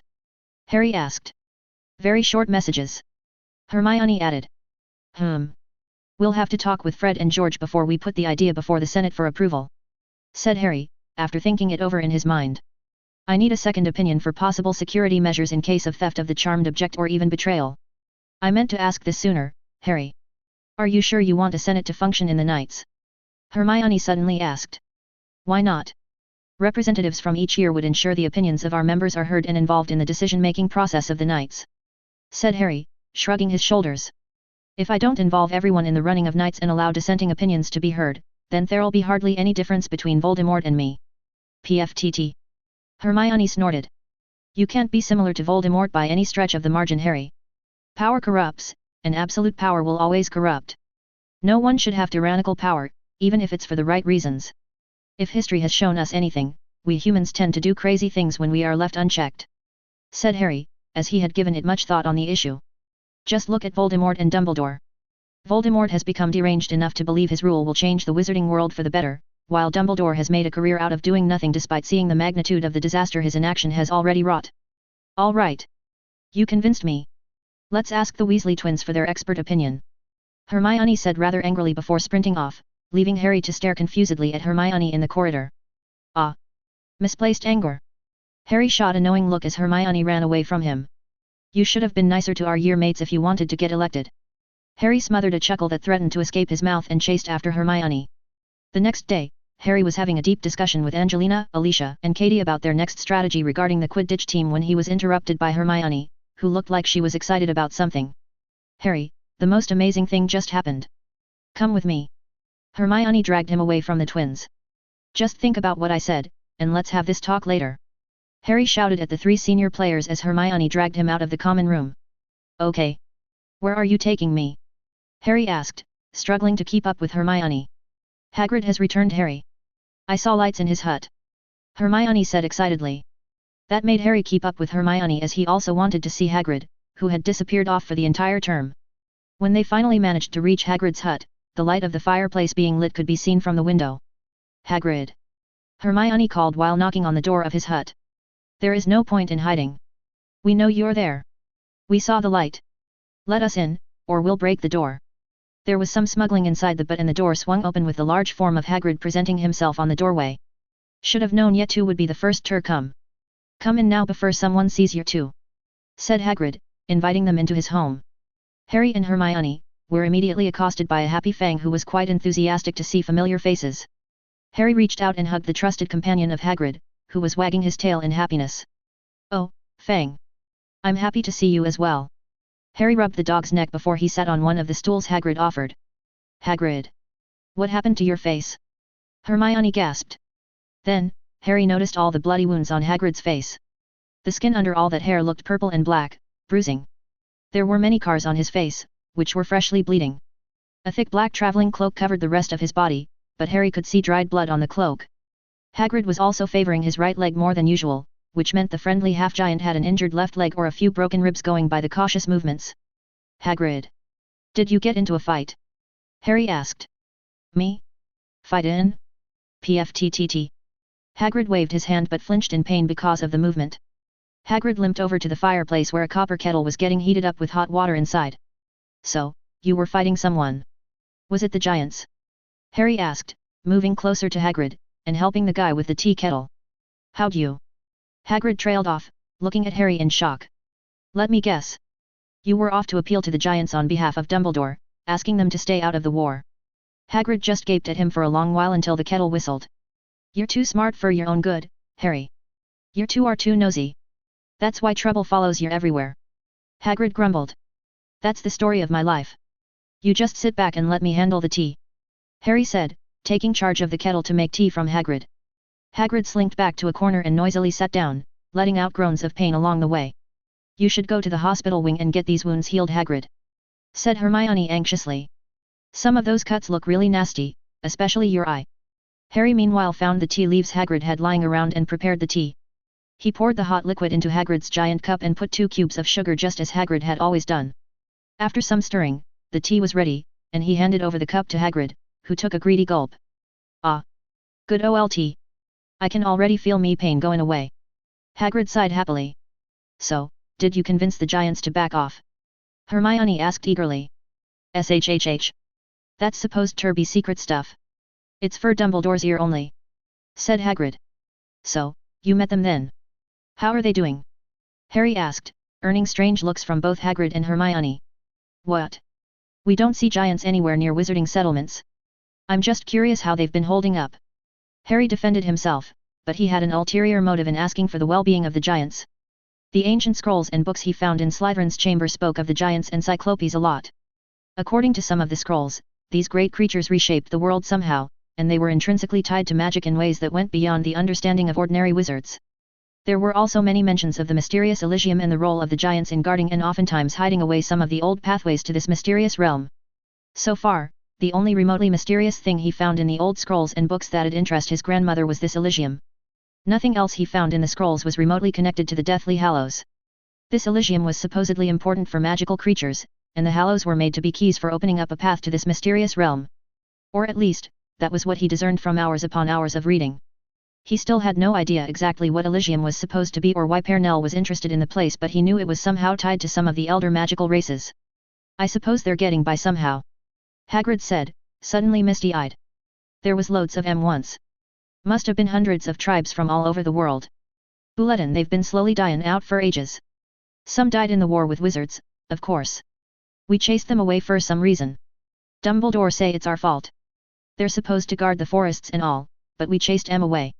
How did they take your visit? Did they welcome you peacefully? Harry knew it was a stupid question to ask considering the state Hagrid was in, but he wanted to keep Hagrid talking. Well, I had to sneak upon their home. Fell creatures guarded their camp. So, I waited till morning to talk to the Gurg just as Dumbledore wanted. What's a Gurg? Hermione asked curiously. Oh, the Gurg, it means the chief. So, there is a leader to the giants. Harry noted with interest. So, what did the Gurg say when he met you? Not happy. Not happy at all. I gave him a branch of the Gubrathean fire as gift. Dumbledore had charmed it to burn evermore, which no wizard can do. I went on my knees and gave him the gift. Said it was from Albus Dumbledore. Hagrid paused, taking large gulps of the tea from his cup and pouring some more from the kettle once it ran out. What happened next? Hermione asked eagerly, her eyes alight with wonder. Nothing much. That big lazy fat carcuse just grunted and said nothing much. But he liked the present. So, I bowed and told him I'd return with another gift the next day to pass on a message from Albus Dumbledore. Fat load of good that did. Hagrid said, shaking his head disappointedly. Why? What happened? Hermione asked in worry. They fought during the night. The sounds kept me awake the whole night. It even caused an avalanche in the mountains. Hagrid said. The next morning I saw Carcuse head down the valley. But why? Why did they fight? Hermione asked, perplexed. I told you the giants were chased away. They're not supposed to live together like that in groups. They kill each other when they move around in groups. They like to keep things simple. Too many giants keeps in one place causes squabbles between them.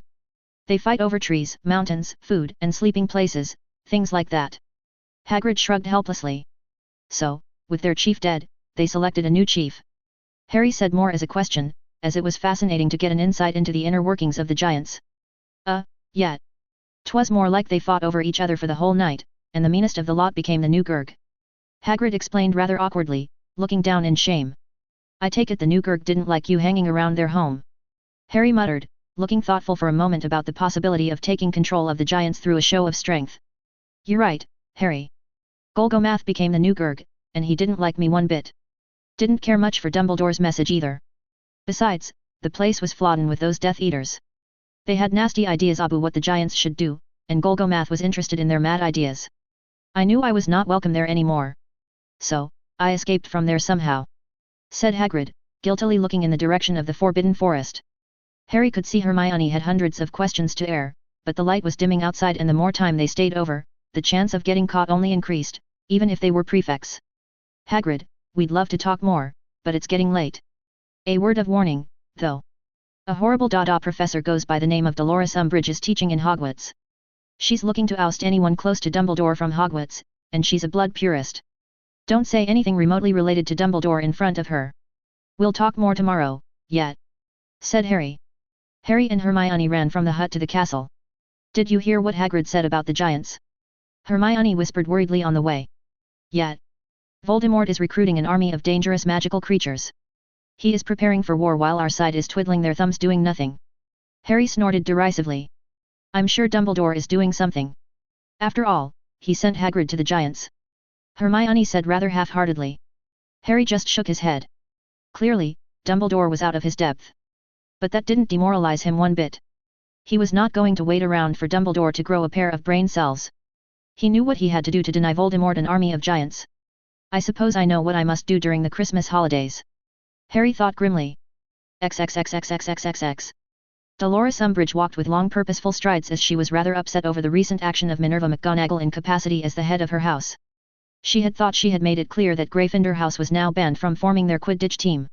She knew she made up some excuses to enforce the ban, but that was for Potter's benefit. The brat needed to know not to challenge his betters. She had rightly punished the Creevy brat for spreading lies and believing the pack of lies Dumbledore was peddling. The Potter brat had no right to put his nose where it did not belong. His stunt with taking his complaint to the Board of Governors lost her a lot of goodwill in the ministry. It was Minister Fudge's patronage that kept her out of the claws of the vultures. There were a lot of vultures circling around, waiting to sink their claws into her. She was aware of those enemies like Bones and Scrimgeour. She could not afford to let anyone in Hogwarts place a toe out of line. That was why she took away the Quidditch privileges of the Gryffindor team as a whole. She wanted to send Potter a message that his actions would affect him and his friends.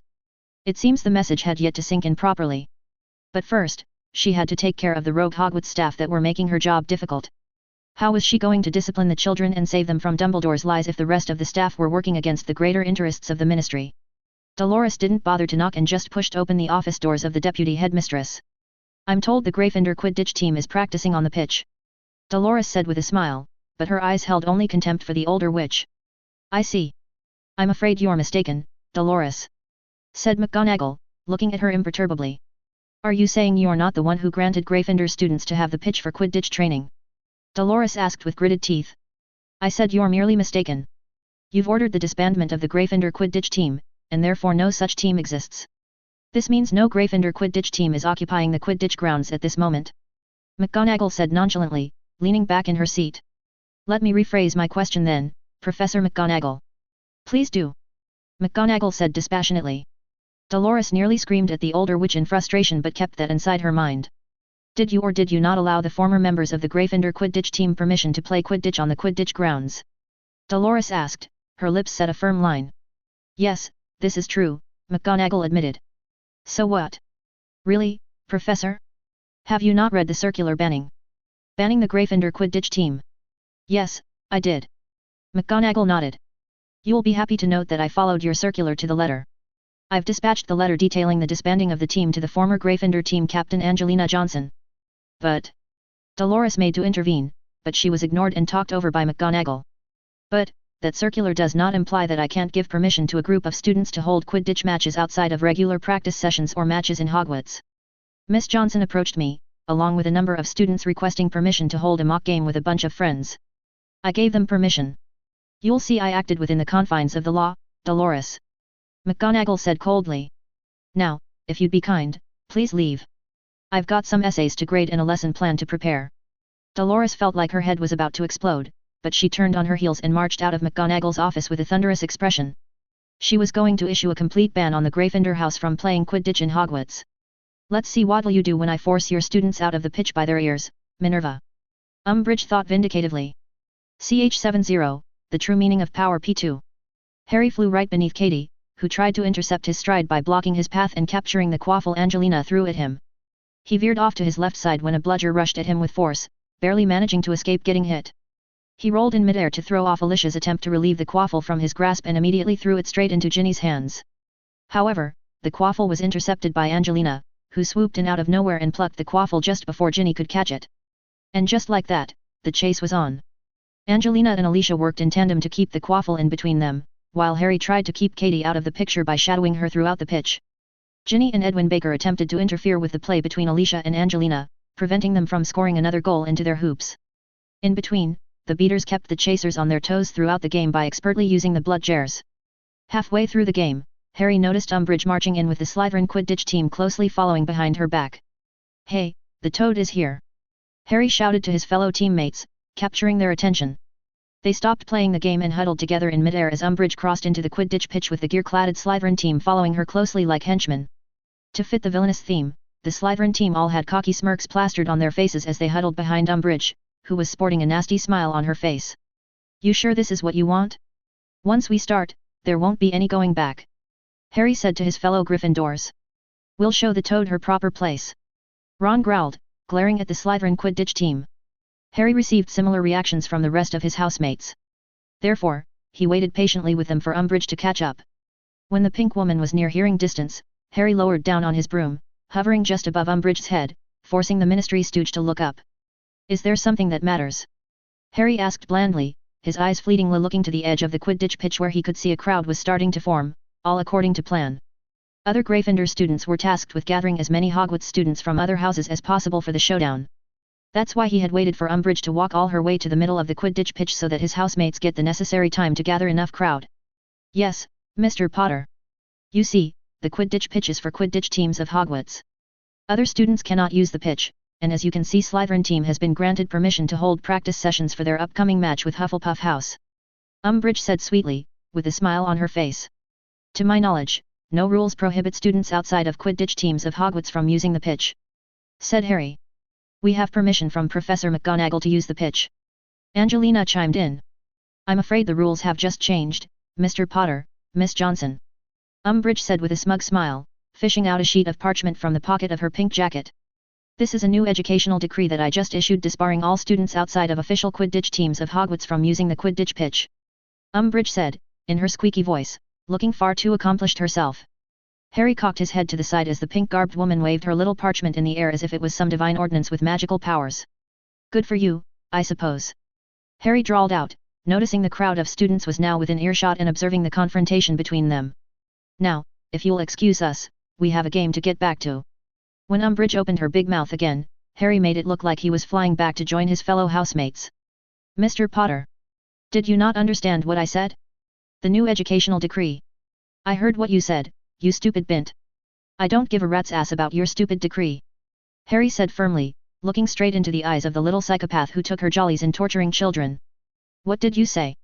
Umbridge looked at Harry with wide eyes. I said I couldn't care less of your decrees. Harry said slowly, like he was explaining something to a dumb person, infuriating Umbridge and wiping off the smiles from the Slytherin Quidditch team. Detention, Mr. Poe.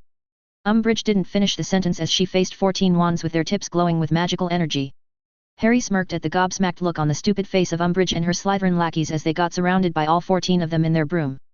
He could see the dawning realization set in Umbridge's eyes that she had pushed too far and the horror written on Slytherin students' faces as they walked right into a trap. Harry tapped his wand against his throat. Sonorus pervasus, he thought, applying a special type of amplifying charm, expanding the reach of his voice so that everyone in the pitch and the castle would hear him clearly and loud. Since you went to the trouble to come to me with your silly decrees, Umbridge, let me give you a decree in return voted unanimously by all the members of House Gryffindor. Harry declared, fishing out a parchment of his own which was prepared beforehand, and agreed upon by all members of the Gryffindor house. Taking a deep breath, Harry began reading out the declaration. From this day forward, we of House Gryffindor do not recognize the authority of the ministry-appointed servant named Dolores Umbridge in any matter or manner whatsoever. We've collectively decided not to attend the Dada classes until Dolores Umbridge is either dismissed from all posts in Hogwarts or apologizes to one of our own whom she tortured with crude devices and pays due recompense for the crime she committed. It is also hereby decided by House Gryffindor to take over the custody of the Quidditch pitch until such time that the unfair disqualification of Gryffindor Quidditch team is recanted and Umbridge recuses herself from the house point system, power to assign detentions or any form of power in Hogwarts should she continue to hold the post of Dada for the rest of the academic year. Until our terms are met, any action taken by anyone within Hogwarts or outside Hogwarts in an official or unofficial capacity to harm the interests of House Gryffindor and its members shall be considered a hostile act. Anyone involved in such actions shall be met with the collective might of magical power of House Gryffindor. Harry's voice reached far and wide. In the wake of his declaration, there was dead silence in the pitch, with everyone outside the House Gryffindor astounded by the true meaning of his declaration. You. Umbridge sputtered indignantly, her eyes twitching and face reddening at an alarming rate. Harry hoped the woman was having a stroke. You've gone mad. This is madness. Umbridge snarled, fishing out her wand from her pocket and opening her mouth to fire off a spell. Harry waited patiently for Umbridge to take that next step, and he was not left disappointed. To his disappointment, she didn't use an unforgivable curse which would have worked exceedingly well in the days ahead. Reducto. Umbridge screamed at the top of her lungs with a shrill voice, jabbing her wand in Harry's direction. Harry watched Umbridge perform the spell almost in slow motion. He could have taken apart the woman with 3 curses between the time she raised her wand and shouted around the spell for him to hear. He didn't dare move a muscle the entire time. He allowed Umbridge to perform the spell and acted the moment the spell escaped the tip of her wand. Remembering the lessons he got from Sirius, Harry conjured a thin layer of magical energy at the tip of his wand and caught Umbridge's spell. With a flick of his wrist, he deflected the spell right back into Umbridge's hand, where the reductor curse tore apart her wand into a fine dust. The blowback from the spell also smashed Umbridge's fingers in odd angles with a sickening crack. Umbridge went down screaming, clutching her ruined hand with tears streaming down her eyes. Harry could feel the shock emanating from the crowd of students watching the scene unraveling before them. I think this is the first time Hogwarts students are watching how truly incompetent their teachers are. Harry thought with some amusement. His mind then conjured up the image of a blonde idiot who only knew to smile and make ridiculous poses. Or maybe not. Harry snickered internally, thinking of Gilderoy Lockhart and all the shenanigans the man was up to in Hogwarts. Compared to that guy, Umbridge was competent in magic at the very least, even if the vaunted Dada teacher got smacked down by her own spell in a similar fashion to Lockhart. It took a moment for the Slytherin Quidditch team led by Draco Malfoy to comprehend what happened correctly. When they did, Malfoy somewhat bravely raised his wand, followed by other Slytherin students. However, Harry noticed the fear written in the eyes of the Slytherins as they realized against whom they were raising their wands in a challenge. Really, Draco? Harry snorted derisively, taking note of the fact that Draco's wand arm was shaking.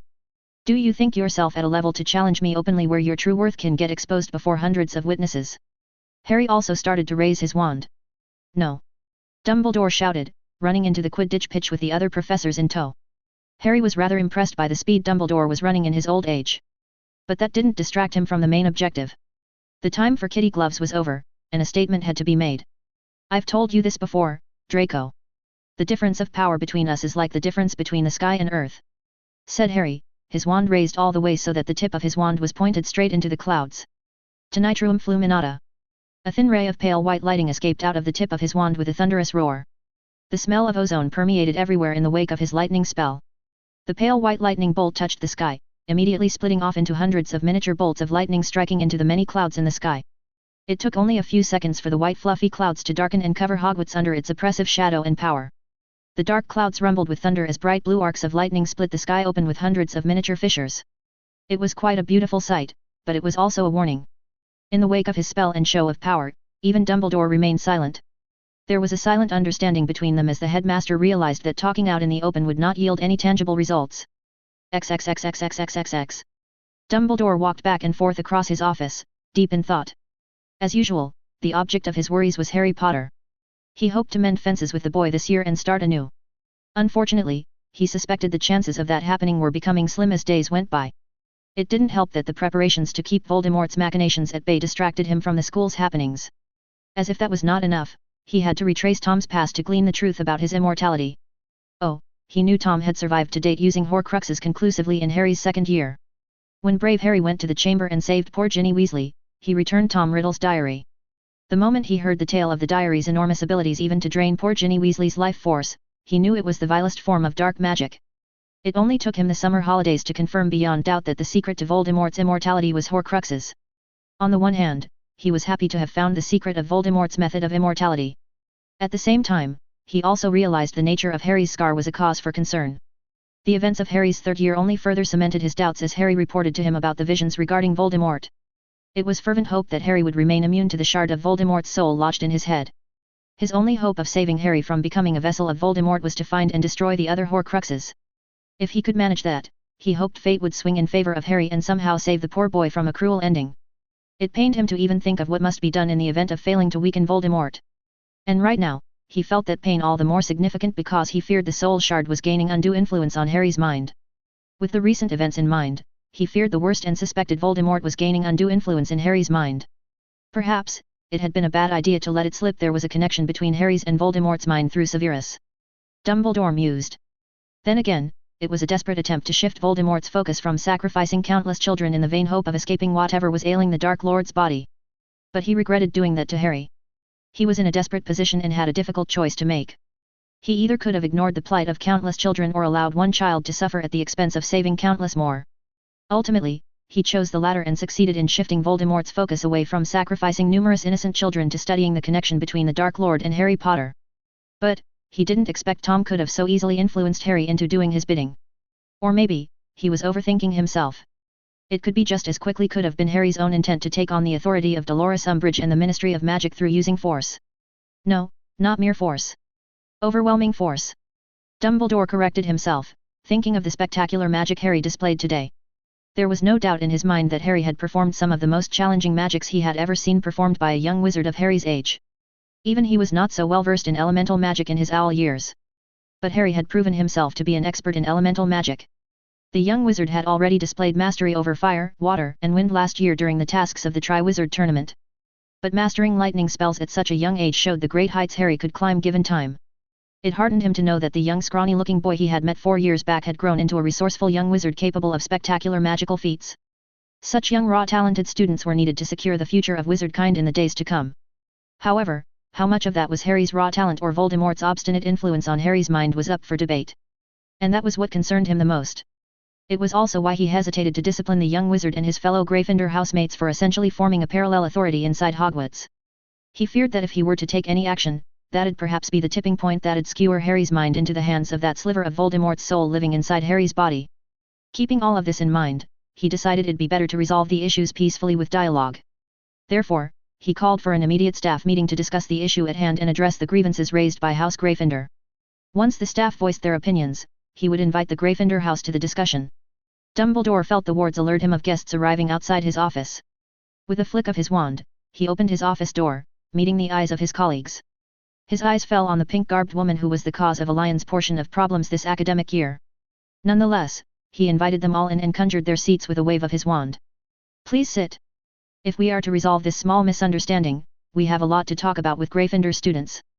Misunderstanding? Umbridge screamed in a shrill voice. You call this misunderstanding, Dumbledore? The Potter boy called for a rebellion against the Ministry and attacked me. I'll see him expelled from this school and chucked away in Azkaban for this. This is the same attitude that has led to this in the first place, Professor Umbridge. You tortured one of the Gryffindor students, and when they complained through proper channels, you used your position in the Ministry to smother it. What did you expect that those children were going to do? Sit back and shut up while you continuously poke them with your juvenile tantrums and decrees. McGonagall snarked back. You'd support this madness of Potter? Umbridge asked, aghast, her eyes wide as saucers. I don't condone his methods or that of my Gryffindor students, but I certainly don't condone your methods, Professor Umbridge. You needlessly poke them again by banning the Gryffindor Quidditch team out of a personal vendetta. When you defy laws to suit your needs, you forget that you encourage lawlessness. You have reaped what you've sown, and that's all I have to say on the matter. McGonagall said frostily, eyeing Umbridge with cold indifference. I agree. I'd like to add that everyone here should remember the Hogwarts motto, never tickle a sleeping dragon. Flitwick added, throwing his support behind McGonagall. Pomona. Dumbledore nodded at the head of House Hufflepuff, who was nervously turning over her pointy hat in her hands. I'd like to think my puffs would show the same loyalty House Gryffindor displayed to Mr. Colin Creevey. We failed when we didn't act on what we knew was wrong. Though children they are, I see the Gryffindor students exhibit the most profound form of loyalty and sense of right. If Lady Helga Hufflepuff were alive, she'd have been proud to have such students in her school as I am. Said Pomona Sprout, her grey eyes shining with passion and resolve rarely seen in the head of Hufflepuff House. I see. Dumbledore murmured, looking at the gentlest of all his colleagues for a long moment before his eyes fell on a pair of onyx eyes belonging to the resident potion master. Severus. He promoted the head of Slytherin House. You've known my opinion on the Potter since the day the boy stepped into this school. Severus said, his dark eyes flashing with emotion that only Dumbledore could decipher. That said, I don't approve of actions that sideline and corner an entire house for the actions and egos of few. Dumbledore looked to the other professors and patiently heard their opinion on the matter. Professors Sinistra, Babbling, Vector, Burbage, Grubbly Plank and Hagrid supported Harry's actions. He supposed he shouldn't have expected anything less from Hagrid, who loved Harry like family. But the firm support for Harry and, by extension, the Gryffindor house from the other professors was quite surprising. He supposed the reason was sitting right among them, fuming and glaring at them all. Professor Umbridge. Now, it would be your turn to say your opinion. Dumbledore offered calmly. My opinion? My opinion. Umbridge screamed shrilly, climbing to her feet with her eyes ablaze. For a moment, Dumbledore regretted asking Madame Pomfrey to heal Umbridge's injured hand speedily. It'd have been better for the woman to learn some lessons in pain. Yes, it helped that you express your opinions instead of screaming our ears out, Professor Umbridge. Are you willing to apologize to Mr. Creevey and accept that what you did was wrong? Dumbledore asked, rather serenely keeping a tight lid on his emotions. I already knew you would turn a blind eye to the rebellion brewing in this school. You don't suppress a rebellion by apologizing but by force. And I know what I must do in the interest of the Ministry. Umbridge said fiercely before turning on her heels and storming out of the meeting without looking back. Dumbledore let out a sigh and rubbed his eyes tiredly. I suppose we have not seen the end of this madness. Dumbledore muttered. What are you going to do, Albus? You know that horrible woman will bring Aurors into the school. McGonagall said, looking nervous at the thought of Aurors getting involved in Hogwarts. Albus, we should not allow the Aurors to harm the children. Flitwick said, with steely eyes. Dumbledore sighed, knowing that the situation would get out of control once Aurors stepped into the school. He'd have to find a way to defuse the problem before it comes to violence. Ch71, the protector of Hogwarts. Harry walked in between the rows of Gryffindor students practicing the disarming charm and watching over their progress. The younger students of 3rd year and 4th year students needed far more practice on the spell compared to the 5th year students and above. It primarily stems from the fact that they had never gotten a competent Dada professor to teach them. The only competent Dada professor they had met was the fake Moody. Still, owing to their lower designation in the year system, they were not adequately instructed in using the disarming charm. Therefore, it fell to Harry to train them quickly to shorten the wand movements and perform the spell as fast as possible. He didn't mind it, though. After all, he had the bright idea to involve his senior Gryffindors in accelerating the learning process of the younger students. Teaching someone else a spell was the sure way to master said spell in his experience. After all, it was pretty recently that he learned to tweak the simple disarming charm to disarm multiple opponents at the same time. He was still developing the spell to be more effective, but he deconstructed the disarming charm to the basics and built up a new spell because he was teaching the basics to his fellow knights. All right, everyone. Harry clapped his hands, attracting the group's attention as he took center stage. Most of you now know to perform the disarming charm. We'll practice it more under different circumstances and settings in the coming days to increase its effectiveness and binding speed. However, I plan to introduce you to another useful but simple spell today. Harry brandished his wand facing the training dummy in the room of requirement. Harry made it a point to shout out the spell for the crowd's benefit. Stupefy. A red ball of energy exited the tip of his wand, striking the immobile training dummy in the chest, knocking it 3 feet back. This is the stunning spell. It's a spell commonly used by Ministry Aurors to apprehend a hostile wizard or magical creature safely. The spell, once hit, renders the wizard unconscious. As you can guess, a spell to knock an enemy unconscious is handy in a magical duel. There is also a simple counter spell to cancel the effects of the stunning spell. Renervate. A lighter shade of red-colored ball of energy hit the dummy without any marked effect. If someone were to volunteer, I can show the spell's real-life performance. Harry said, belatedly realizing that showing the spell's effect on a dummy was not exactly a sound idea for a demonstration. Thankfully, there was no shortage of volunteers as Harry saw several hands being raised in the air. The session continued from there on out smoothly, with Harry showing the natural effects of the stunning spell and teaching them the wand movements. When he was done demonstrating and explaining the basics of the spell, he let them practice it on each other. Neville. Hermione. Let's start with you two. Come over here. Harry beckoned them and made them stand across from each other. Harry flicked his wand and conjured a cotton mattress behind Neville. To cushion your fall. Harry explained at the curious look from his friend. All right, Hermione. You may use the spell. Hermione performed the stunning spell flawlessly. He was not surprised as he was quite aware of the spell beforehand as she was quite involved in his preparations for the tournament last year. Neville fell on the mattress, unmoving once the stunner hit him head-on. Renervate. Harry waved his wand over Neville, and his friend woke up with a gasp. You all right there, Neville? Harry asked, pulling Neville to his feet. Yeah, I'm fine. Neville muttered, rubbing his eyes as he climbed to his feet. Okay. Now you stand in Hermione's place and use the spell. Said Harry. Neville looked a bit troubled as he raised his wand against Hermione. Just visualize the spell's effect as you go through the wand movements. Make sure that you intend Hermione to fall unconscious. Keep that intent in your mind as you utter the spell. Harry advised. Neville nodded in understanding. After taking a deep breath, Neville gathered himself and performed the spell. Stupefy. A red beam of light hit Hermione square on her chest, knocking her out. Harry revived her just a moment later and pulled her to her feet. Good work, you two. Harry nodded at them before turning on other members of the group. So, who's next? Harry asked. Many hands were raised in the air, eager to master the spell. After nearly half an hour passed, Harry decided to wind up the session and let the Gryffindor students return to the tower. However, he made the Senate members stay back as there were certain issues they needed to discuss in the privacy of the room of requirement. Once all the regular members were out of the roar, Harry opened and pulled a lever on the side of a sculpted dragon head on the wall. Suddenly, a portion of the wall fell away to show a small chamber housing a round table with 6 chairs. Please come in and take your seats. Harry welcomed the elected senators into what he called the Senate chamber.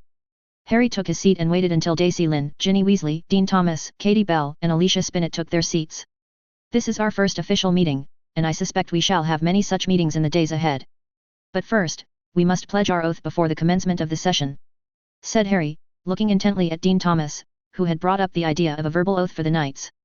Harry knew Dean took up inspiration from the oath of allegiance given to the British monarch with some changes here and there. Harry and other Senate members had some minor corrections to suggest. After much debate, there was a verbal oath they all approved. But this would be the first time they'd use it in an official sitting of the Senate. As the prime creator of the oath, Dean went first to recite the oath.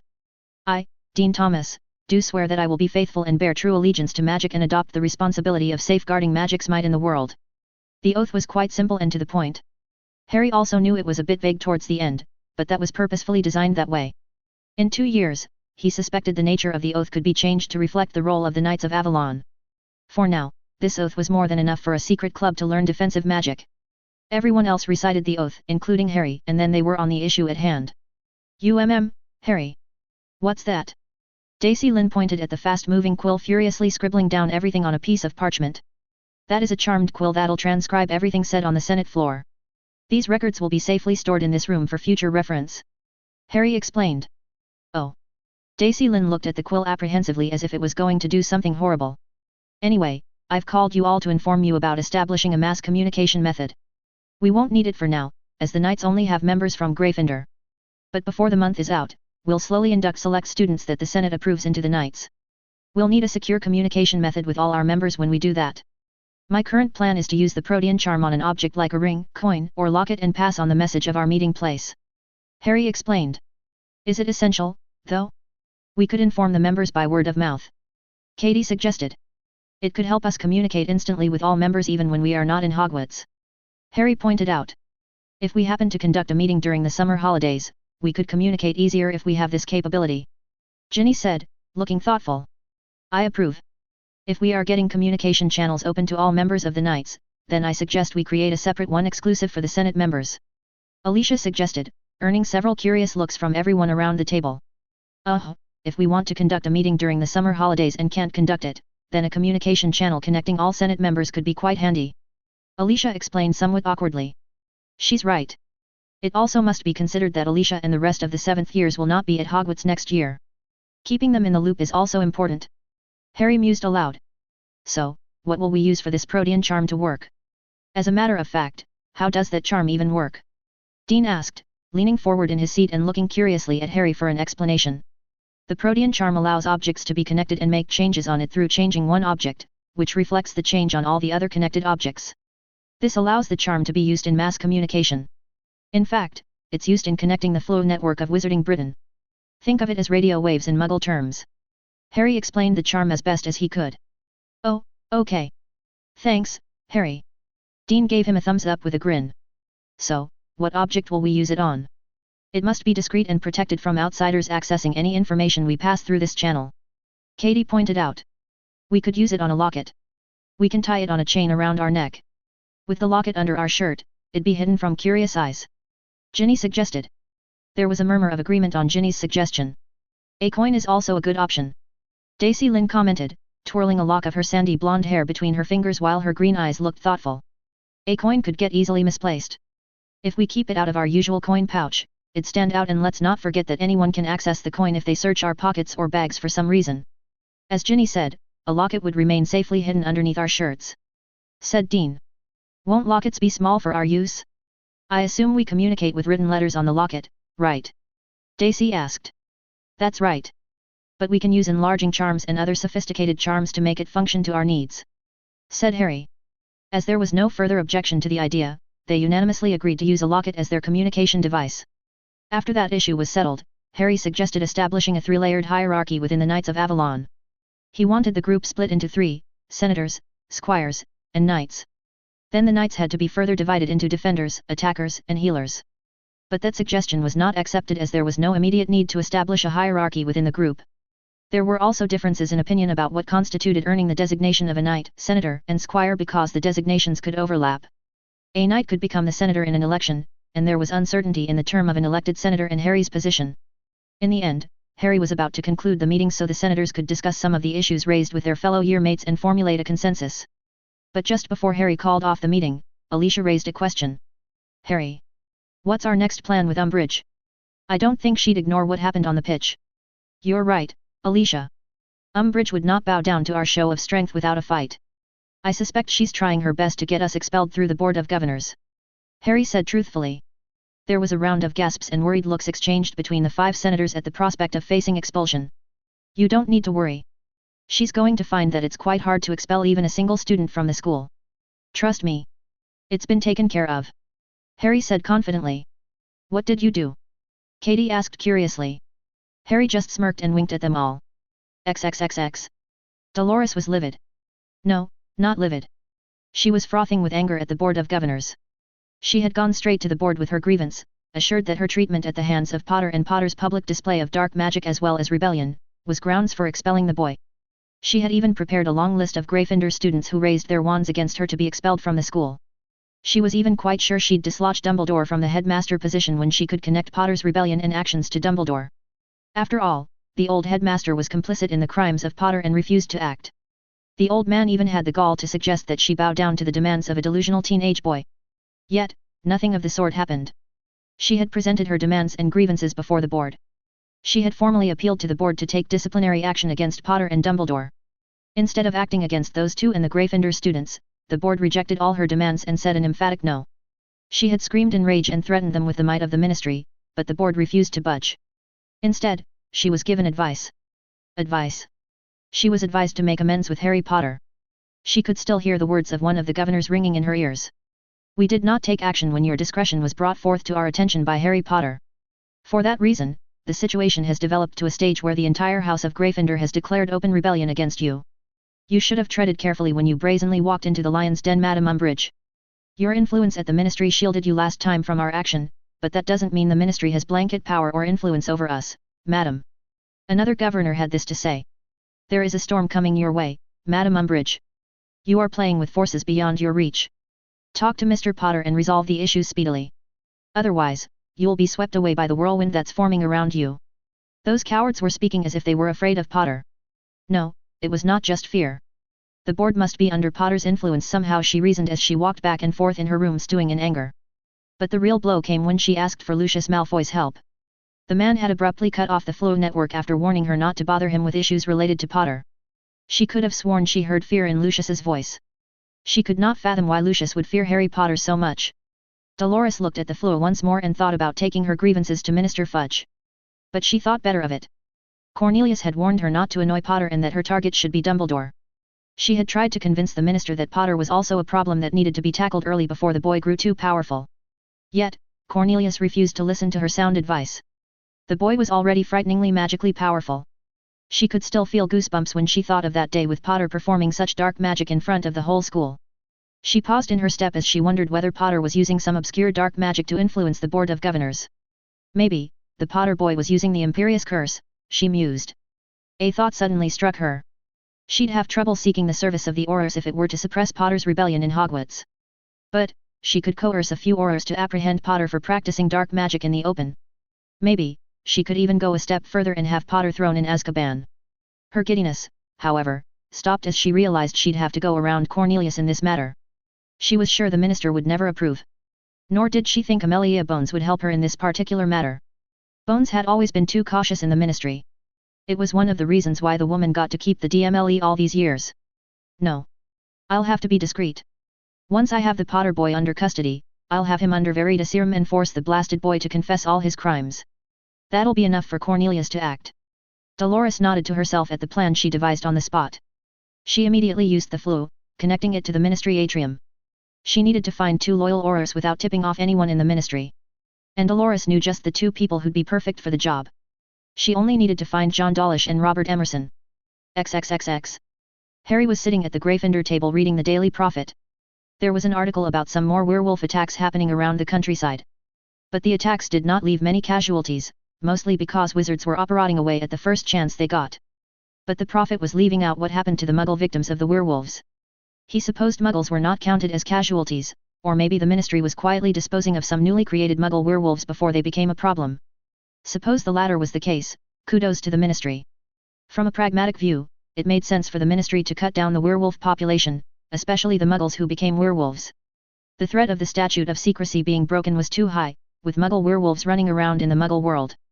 The only other solution would be to hold Muggle werewolves imprisoned for life, which was far worse than death, in his opinion. Harry made a mental note to reach out to Rita Skeeter. He did not find any of her articles in the Prophet but hoped the woman didn't get skewered to death by Grindelwald. She had taken quite a sum of galleons from him to buy her way into Nurmengard prison to visit Grindelwald for the ultimate weapon he was preparing for Dumbledore. After that, there was no sign of Skeeter. He was starting to get worried about her. Skeeter was not the only woman going missing. Harry thought, looking at the staff table where Umbridge's seat remained vacant. Even Dumbledore was missing, but that was common throughout this year. Umbridge was not seen in Hogwarts for a few days. Rumor was that she had packed up and left the castle, but he knew she was trying to arm-twist the Board of Governors to act against him.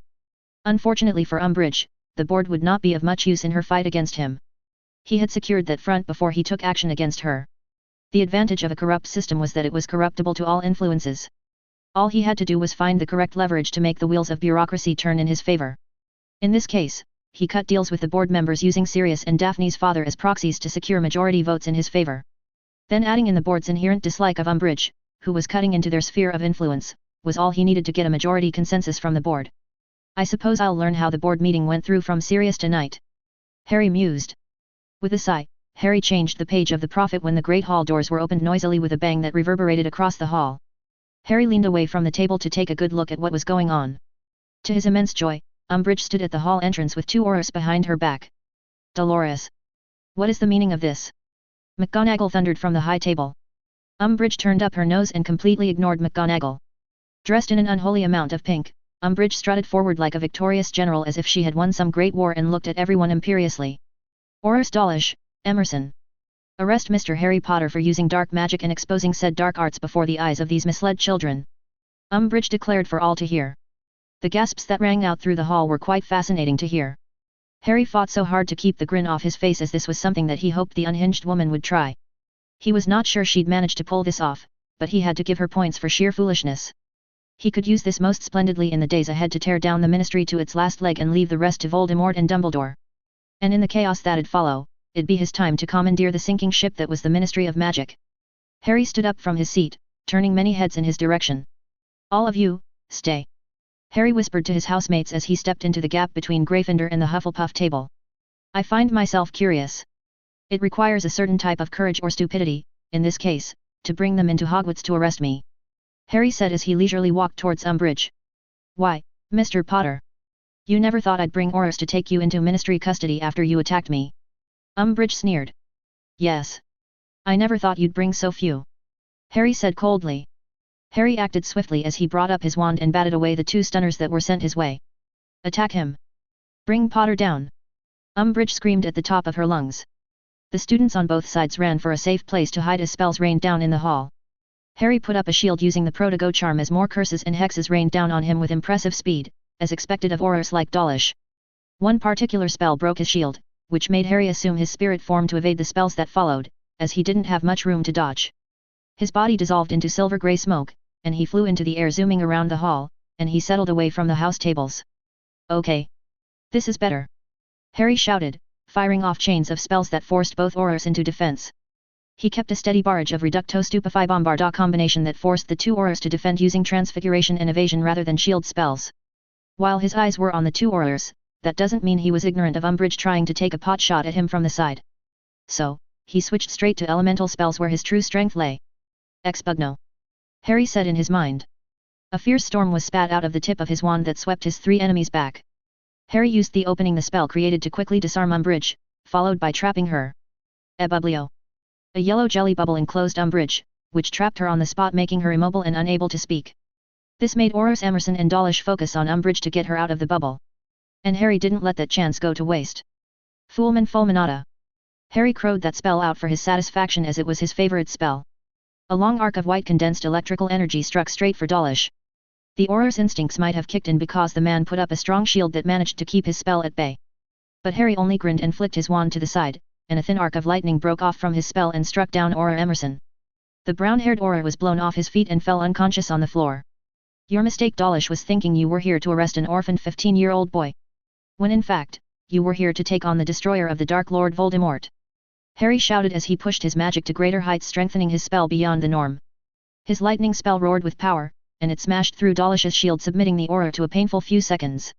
Harry abruptly cuts off his magic into the spell lest he kills the Auror in front of hundreds of witnesses. He sauntered towards the immobile Umbridge while he waved his wand, summoning the wands of the 2 Aurors into his hand. You think you can act with impunity in these halls? You think you can torture one of the Gryffindors and walk away without any consequences? Harry thundered as he neared Umbridge, who was struggling inside the bubble with her eyes wide with fear.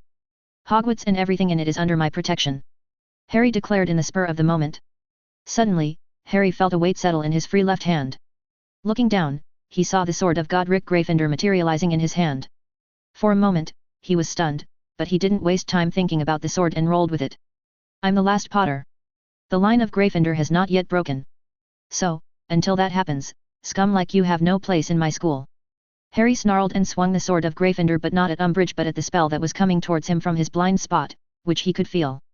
Harry didn't know how, but he instinctively coated the sword with a dense layer of magic that acted as a deflecting shield which deflected the spell right back at the caster. Only when he turned around did he see a wand flying high in the air, soaring towards him. Thanks to his quick reflexes honed by years of Quidditch practice, Harry caught the wand in his hand. The wand let out bright white sparks once it joined his holly wand in his right hand. It took a moment for Harry to recognize the wand, and when he did, he looked at its owner with wide eyes. He found Dumbledore's bright blue eyes shielded by half-moon spectacles. The headmaster was just as surprised as Harry and was looking at the elder wand that was comfortably sitting in the palm of his hand with wide eyes. For a moment, no one spoke, and only the soothing trill of Fawkes broke the silence. The phoenix took flight from Dumbledore's shoulder and settled on Harry's head, nesting comfortably inside his black hair. Then Fawkes bit him with its sharp beak on his forehead, making Harry yelp. Ow! Ch72, bidding time. Dumbledore stared into his own hands with a certain numbness as the early morning events repeatedly played out in his mind. He had known Umbridge would end up crossing a line that would spell nothing but chaos in Hogwarts. His fears had come true with Hogwarts students across house boundaries were now demanding the expulsion and even the incarceration of Dolores Umbridge. As a matter of fact, Hufflepuff students had even given a formal letter demanding the removal of Umbridge from her post to Professor Sprout. Filius and Severus also reported similar grumblings from Ravenclaw and Slytherin. Luckily, he had arrived at Hogwarts before something much more horrible happened. A student could have been maimed when the fight between the Aurors and Harry broke out. Luckily for everyone involved, nothing of that sort happened, and no one was maimed. Except for the less than healthy conditions of the Aurors Harry put into the hospital wing, there were no injuries to speak of. Dawlish and Emerson would be in Madame Pomfrey's care for a while. Thankfully, the Aurors were not seriously injured. Both Aurors had taken a significant dose of damage from Harry's lightning spell. If he was worried, it was about Dawlish, as the Auror had taken a far more severe beating from Harry's spell than Emerson. Usually, lightning spells were not that damaging to wizards because of the nature of lightning itself. It was a form of energy that a wizard's body could regulate given enough time. But Harry must have gone beyond the extreme in his use of the spell because both Aurors had yet to gain consciousness.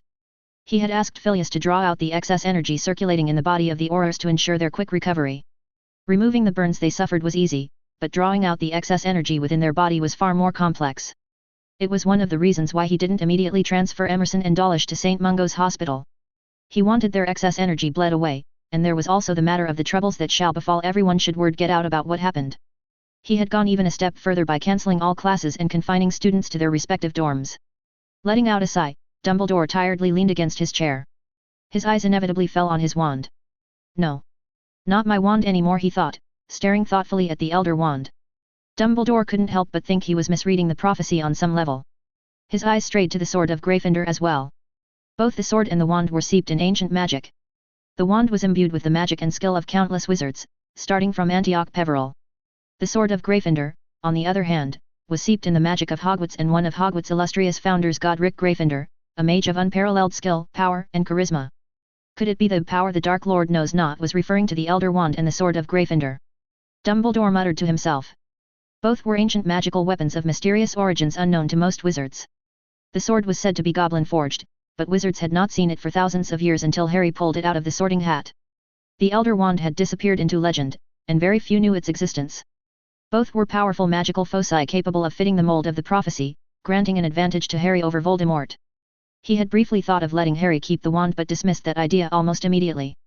It was not time, he reasoned.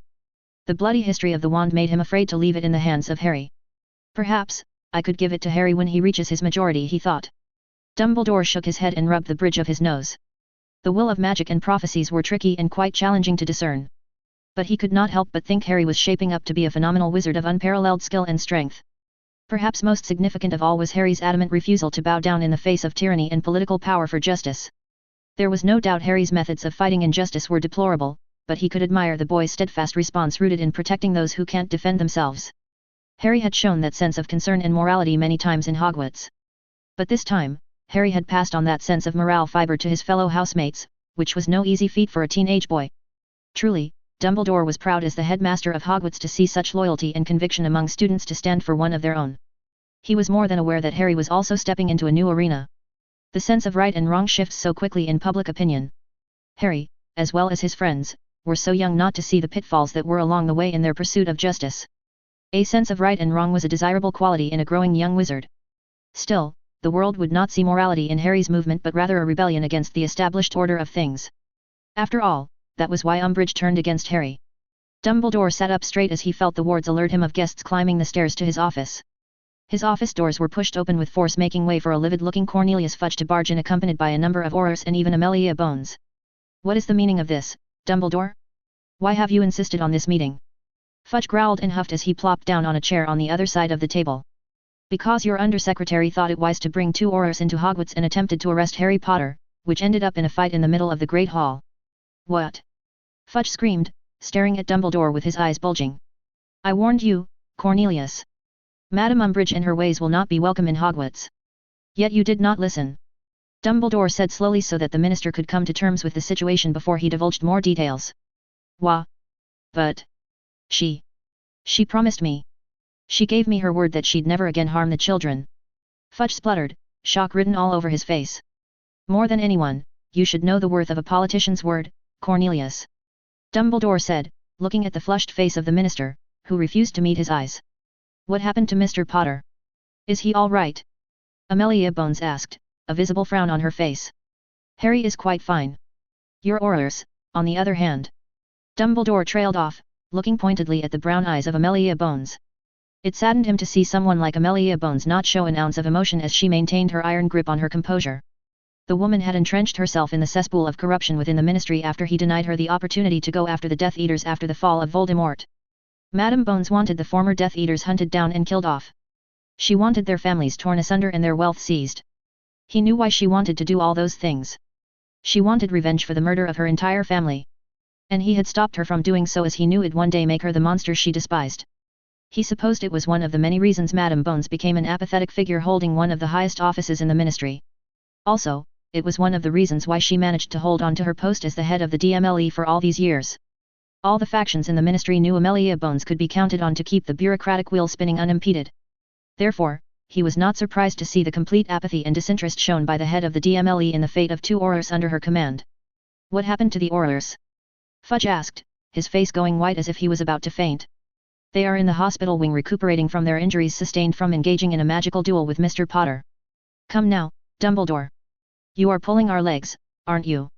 Fudge asked hopefully. "I'm afraid I'm not the one pulling anything. Madame Umbridge was the one who went ahead and played with the lion's tail," said Dumbledore, steepling his fingers while looking at everyone in his office calmly as he allowed the silence that followed to continue. "What happened here?" Fudge eventually asked, taking off his hat and wiping the sweat off his face. "What would make Dolores take Aurors without my knowledge to arrest Harry Potter of all people? To learn that, you must know what was happening in this school for the last few weeks," said Dumbledore, bringing out his pensive, looking intently at the minister. "All right, Dumbledore. We'll do it your way," Fudge impatiently said, knowing he would not get a simple verbal answer. Dumbledore was too happy to show them all the memories he had collected from the staff to show what was happening. He hoped, when they saw the damage Umbridge had done to the peaceful atmosphere of Hogwarts, the Ministry would stop their needless interference in Hogwarts affairs as it was distracting him from some of his other work to tackle Tom. XXXXXX. So, what else is Harry hiding? Is he going to come up with Ravenclaw's tiara the next time and force Dumbledore out of the headmaster's office? Asked Tracy. "Tracy." Daphne hissed at her friend, noting that many curious ears of her housemates were trained on their conversation. "What?" Tracy raised an eyebrow challengingly. "It's a reasonable assumption." "I agree." Astoria joined them on the couch, plopping herself against Daphne's side. "He has the gift of Parseltongue, a trait only seen with those who have Slytherin blood. He can also summon the Sword of Gryffindor, a supposedly lost artifact, and he knocked around those Aurors like they were first-year Hogwarts students throwing around color-changing charms. Very funny. Now, go bother someone else." Daphne huffed, pushing away her younger sister, who suddenly became clingy. "Tell me, how did you do it?" Astoria asked Lily. "Do what?" Daphne asked, frowning at her little sister. "Seduce Harry Potter. What was it that made him fall for you?" "Shut up. Go bother someone else." Daphne pushed her sister away. Astoria complained loudly but finally left Daphne alone to gossip with her friends. "You know, I almost thought Potter was going to cut off Umbridge's head with his sword," Barbara Collins commented, joining Daphne on the couch where Astoria used to sit. Daphne eyed the head girl out of the corner of her eyes. "He is not an idiot to do something like that." Tell me, has he said anything about his plans going forward?" asked Barbara. Daphne eyed the raven-haired girl curiously. Why are you interested in what Harry might or might not do? She asked, her eyes not straying from the pitch-black eyes of the older Slytherin girl. Because Potter is not the only one interested in seeing Umbridge kicked off the school. That woman's presence brings greater scrutiny to the school, which might affect our activities. Barbara whispered. Daphne's eyes gained a glint of understanding. She had forgotten about Barbara's interest in Harry because of his gift of Parseltongue and his ability to pull old magic in more significant quantities for the ritual of Red Dawn. Has Professor Babbling said anything about conducting the ritual this year? Daphne whispered back, her eyes straying to some of her housemates, keeping an eye on their conversation. She wasn't till now because of Umbridge. But she thinks there is a good chance for Umbridge to get thrown out of Hogwarts if the houses come together as one in this issue. You know how difficult that will be. Daphne shook her head. You might be surprised how many Slytherins like Potter, said Barbara, looking over her head to stare at Daphne's year mates. I'll reach out to the rest of our house to support Potter. Will you come with me? Why do you want me? Daphne asked, staring curiously at the older witch. If rumors are true, House Greengrass might be tied up closely with House Potter in the future. There is no doubt that Potter will grow more powerful in the future, and powerful wizards write histories with their might. It'd be a shame if the opportunity to become part of something greater would be lost because of something silly as house rivalry. Daphne refused to react to the claim Barbara was insinuating. It was true that her father had certain intentions regarding Harry, but she was not going to make a verbal opinion on something that had yet to be agreed upon by both parties. That doesn't mean she would ignore an opportunity to help Harry. After all, she was the one to advise Harry to mobilize his housemates against Umbridge by bidding his time. Not that I expected Harry to be so successful in such a short time. Daphne thought. The more she thought about it, the more she was sure of herself to lend support to Harry. She had never openly taken a stand on anything related to Harry in her house, even when Harry had threatened everyone to stay out of her way last year. She supposed this would be the chance to clear that debt. All right, Barbara. Let's do this. XXXXXX. Dolores. Dolores. Open your eyes, Dolores. She heard her name being called by a familiar voice. Is that Cornelius? Dolores wondered. Her name was called again and again. Eventually, she managed to conjure up enough concentration to follow the voice and slowly open her eyes. Bright light streamed into her eyes, making it difficult for her to see, but she held on to the feeling of waking up until she finally managed to pull through. When her vision cleared, she found Minister Fudge staring down at her. Minister? Where am I? Dolores asked, trying to blink away the black spots in her eyes. You are in the hospital wing of Hogwarts. Tell me, Dolores, what happened? Wah! She was stunned for a moment, and then she remembered. Cornelius. The Potter boy. He must be stopped. Her sound climbed to a higher notch as fear and hate bled into her words. He is a dark wizard. Cornelius. Potter is starting a rebellion against the Ministry, and Potter attacked me because I found what he was doing and tried to put a stop to it. You have to arrest Potter and his fellow rebels, Minister. I see. Minister Fudge said Lily. Why didn't you inform me of any of this? Why did you ban the Gryffindor Quidditch team? Why did you take Dawlish and Emerson without informing me or Amelia? It doesn't matter, Cornelius. I've caught Potter in the act.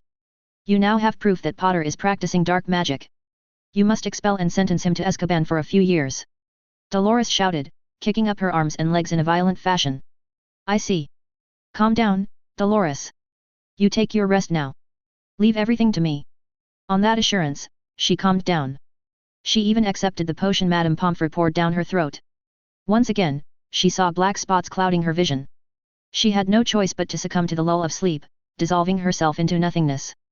XXXX. What do we do, Amelia? The Ministry cannot be embroiled in another scandal. Fudge murmured in frustration as he walked the length of a classroom back and forth, twisting and turning his bowl hat in his hand. It was by the skin of my teeth that I managed to force the Board of Governors and the vultures in the Ministry not to pounce on Dolores when she tortured that poor boy. I warned you, Madame Umbridge, would only make matters worse. She's a vindictive person and therefore not flexible when it comes to handling children. Amelia said neutrally. Yes, you did, Amelia. I should have listened to you then. But I made her swear to me to focus on Dumbledore instead of going after Hogwarts students. Fudge growled and stomped his foot. She promised nothing of that sort would come from her side again. Instead of focusing on Dumbledore, she jumped right back into antagonizing Potter. And then she has the audacity to put all the blame on Potter. She lied straight to my face even after everything she did. Amelia barely restrained herself from rolling her eyes at Fudge's huffing and puffing. She eyed the Minister of Magic, fussing over what was to happen, fearing one teenage boy. She could not help but enjoy watching the ministry and its bureaucratic wheel bowing down like a puppy before Potter. In all these years in her capacity as the head of the DMLE, she had only seen the likes of Lucius Malfoy and his band of sycophants getting away with subverting the law that was supposed to deliver restitution and justice to the victims of the war. So, it was quite refreshing to see that same law get subverted by a teenager in pursuit of justice for an aggrieved housemate. It was a nice sentiment. But such sentiments could not be allowed to take root. Amelia thought. There was a plan afoot, and she had a duty to see the plan through to the end. Cornelius, you have withstood greater odds and accusations in your long tenure as minister. If you submit wholeheartedly here, you'll signal to all your enemies that you are weak. What you need, Cornelius, is time. Time. Yes, I need time, and these problems will go away. Fudge muttered anxiously. You know how to delay any significant action against Dolores until you gain something to oust Dumbledore from his post. Declare a detailed investigation to satisfy the children and the Hogwarts staff. We'll ensure a long and thorough investigation that'll take enough time to investigate every facet of Madame Umbridge's actions in Hogwarts. But that won't be enough, Amelia. Several students from all 4 houses have given written requests to have Dolores removed from Hogwarts. We can remove all powers from Madame Umbridge's post. After all, she doesn't need much power to keep watch over Dumbledore's actions. Amelia suggested. She could see a glint of understanding in the minister's eyes as the man caught on to what she suggested. Of course. Thank you, Amelia. Amelia could only grin internally as she later watched Fudge jump through hoops to appease every stakeholder in the final settlement between the Ministry and the Board of Governors, Hogwarts staff, and Hogwarts students. She enjoyed watching the man bow, scrape, and lick the feet of everyone to buy time at the expense of promising some punitive action against Umbridge. All the while, her eyes focused on the burning fire she could see in Potter's green eyes. I've seen far greater fire than yours, boy. You hold no candle to that fire. At least, not yet, she thought, eyeing the son of her old acquaintance, Lily Potter. CH73, the last enemy that shall be destroyed is death. Attempted break-in at the Department of Ministries. Sources claim the intruder was caught red-handed. Harry read the main headlines of the Prophet, which jolted his memory a little bit. There was some incident involving a ministry employee trying to gain access to the prophecy. If his memory was correct, Lucius Malfoy had the man under the Imperious Curse take the prophecy from the Department of Mysteries. He didn't remember the full name but was sure the wizard's name was Bode. He also recalled that this Bode fellow was assassinated using a pot plant which was Devil's Snare. Maybe the guy was an employee of the Department of Mysteries. Harry mused. If Voldemort was now going after the prophecy proactively, the man was nearly ready to break out his loyal Death Eaters from Azkaban. For a moment, Harry entertained the idea of going after Azkaban inmates, but he discarded it almost immediately. Even if he wanted to take out Voldemort's most loyal Death Eaters, he was not strong enough to breach the protections of Azkaban. There were thousands of Dementors standing guard over the wizarding prison, not to mention there were Aurors stationed on the island. Even if he could overcome the Dementors with the Patronus charm, the Aurors would prove to be a costly hurdle to overcome. Harry searched the Prophet for the intruder's identity, but the name was not mentioned anywhere. He gathered that the Ministry was covering it up either by the insistence of Fudge or the insistence of the Department of Mysteries. He assumed the DOM didn't want the public to know one of their own got cursed for stealing something from them in the heart of the Ministry. With all that was happening in the Ministry, he gathered they'd be looking to suppress all juicy stories to the best of their ability. Even the story of Umbridge got some coverage from the Prophet despite the best efforts of the Ministry. The lack of Malfoy's boots pressing down on the Prophet kept the daily paper free to take a more unbiased reporting style. That said, Harry was aware Damian Greengrass was now in possession of the majority-controlling shares of the Daily Prophet. Daphne's father had written to him after the events leading to the deal between the Ministry, the Board of Governors and the students. It was mutually agreed between them to let the Ministry off the hook so that further down the line, they could bury the current Ministry in graft charges and criminal behavior of high-level employees of the Ministry. Harry was not included in the whole plan cooked up by his grandmother, but he was let in on the fact that the Flamels were intent on overhauling the current Wizengamot and the British Ministry of Magic. He was not particularly against that idea, as he was in favor of dismantling the entire Ministry. There was too much entrenched incompetence, institutionalized nepotism, and racial bias in the Ministry. That doesn't mean he was an unthinking liberal-minded person. He was more than aware that bringing down an age-old institution like the Wizengamot had its own adverse effects. He believed it was a Type A and Type B error problem. No matter what choice he made, there was going to be a slew of consequences. I could pretend nothing is wrong and use the current system to my benefit. Or, I could take the risk of working with the Flamels and create something new, hoping for the best. Harry thought, setting aside the Prophet on the Gryffindor table. Hey, Harry. Harry looked up from the paper to look at Ron, who plopped into the seat across from him on the Gryffindor table. Hey, Ron. You are supporting the claws? Harry asked, raising an eyebrow at Ron's blue and bronze cap. Those puffs one-upped us in the last game. Ron said, filling his plate with food from the table. That was in the 3rd year. You haven't let that go, hey? Harry chuckled, taking a bite out of the boiled egg on his plate. No one's let that go, said Katie as she joined him at the table. She was also wearing a similar cap. To Harry's surprise, there was an animated image of a badger on a broom getting electrocuted by lightning. The Claws made these for the game? Harry asked, impressed at the creativity and charm work. No, it was the twins. They are selling it for 3 sickles, said Katie. Hey. Good for them, I suppose. Harry shook his head, wondering how the Weasley twins managed to find time for all their work.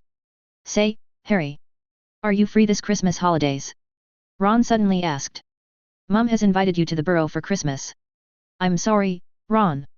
I have some other plans for the holidays, said Harry, thinking about his plan to acquaint himself with the giants. What plans? Ron looked a little put off. Even Sirius is invited, and Mum says he's coming. Harry cursed himself for not letting Sirius into his plans. Then again, he was sure Sirius would oppose his adventure into the mountains to clean out some tribes of giants. I forgot to tell Sirius. I was invited to spend the solstice with Daphne's family, and I agreed. Sorry, Ron. Harry smiled apologetically at Ron. So what? Ron looked lost. Seriously? You haven't heard of the winter solstice? Katie asked, rolling her eyes and muttering about dumb boys. It's just another name for Christmas, Ron. But more accurate in meaning. Harry explained, but he only managed to confuse the younger Weasley more. In the end, he had to explain exactly what Christmas meant for the Muggles and what winter solstice meant for wizards. So, you are saying Christmas is the celebration of the birth of some fellow named Jesus? Jesus Christ. Harry corrected. Right. And they celebrate this fellow's birthday in winter even though he is supposed to be born in spring. Ron looked confused. Yes. Harry didn't explain further as he doubted Ron would understand a word of his explanation, and he didn't really have the patience to involve all the details that led to Christmas. Wicked. Who was this guy? Was he some king? Ron asked, with a mouth full of eggs. I suppose, you could say he was a king of sorts. But mainly people worship him because he was a good guy, said Harry, keeping the details to a bare minimum, not wanting a discussion on religion right in the middle of the Great Hall. A good guy? What do you? Ron, he was a Merlin-like figure for the Muggles, said Harry. Oh. Okay, that makes sense, I suppose. Ron muttered, going back to wiping his plate clean. Yet. Enjoy your breakfast, Ron. I've some errands to run, said Harry, quickly escaping from the table when he noticed Daphne was finished with her breakfast and waving at him from the hall's entrance. XXXXXX. I don't see why you are so obsessed with chocolate frogs. Don't you find it weird to eat a frog made of chocolate that croak? Does that? Harry finished, looking pointedly at the flailing frog made of chocolate in Daphne's palm. No. It's so fun to have a chocolate frog, Daphne said, smiling at Harry before biting off the head of the frog so that it stopped croaking. Oh, look. It's a Dumbledore card. That should even up my collection. Harry heard her mutter. You have a card collection? Harry raised an eyebrow. Oh, yes. She is obsessed with those. She has a room full of collected vintage cards. If I'm not wrong, this one will put the tally on 105 for her Dumbledore card collection. Astoria butted in from behind. What the? Astoria.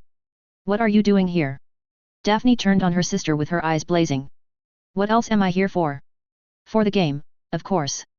Astoria said, looking pointedly at the Ravenclaw and Hufflepuff teams fighting it out in the brooms for victory. No. That's not what I meant. What are you doing here near us? Go somewhere else. Daphne pushed Astoria's face away from near their shoulders. I don't think I will. I will be right here to watch out for any funny business. Astoria huffed. Daphne looked like she was about to curse the head off her sister, but at the last moment, she just huffed and ignored Astoria altogether. Just pretend the little demon is not behind us. Daphne bit out to Harry. Harry saw Daphne's annoyance, so he kept silent and let the Greengrass sisters sort out their problems. The stands erupted in a roar, taking Harry's attention back to the game. He noticed Cedric and Cho were chasing after the snitch, with bloodjars whizzing past their sides. A collective groan was heard in the stands when both seekers were unable to maintain the chase and pull out as the snitch went past the Hufflepuff chasers while they were passing the quaffle between them. Harry discreetly took out his wand and cast the muffling charm around him and Daphne. Anything we say will sound gibberish to others, Harry explained when he noticed Daphne look at him curiously. Have you passed along the message to your father? Harry asked. Yes. He'll be waiting at King's Cross Station, said Daphne, looking at him out of the corner of her eyes. What exactly is this about? Is it about Umbridge? She asked after a moment of silence. No. We've already decided to let Umbridge off the hook and the Ministry to play cat and mouse for the time being. Then what is it? Daphne became more curious. It is better that you don't know. It concerns the Dark Lord, said Harry, making Daphne freeze. I see. She fell silent after that. Has Professor Babbling said anything about conducting the ritual? Harry suddenly asked. She has. We'll start next Monday. Are you interested in joining in? Daphne asked. Sure. It was fun last time. So, why not? Harry shrugged. What are you two whispering about, and why can't I hear you? Astoria butted in, making Daphne engage her sister in another fight about privacy. Harry suppressed his laughter as the two sisters were at each other's throats and turned his attention back to the game. All right, Potter. You've got this. Harry muttered to himself as he stared at the wooden practice dummy the room of requirement provided. Harry squared his shoulders and was about to launch the spell. He could feel sweat roll off his temples as he stared at the dummy holding a makeshift wand in its hand.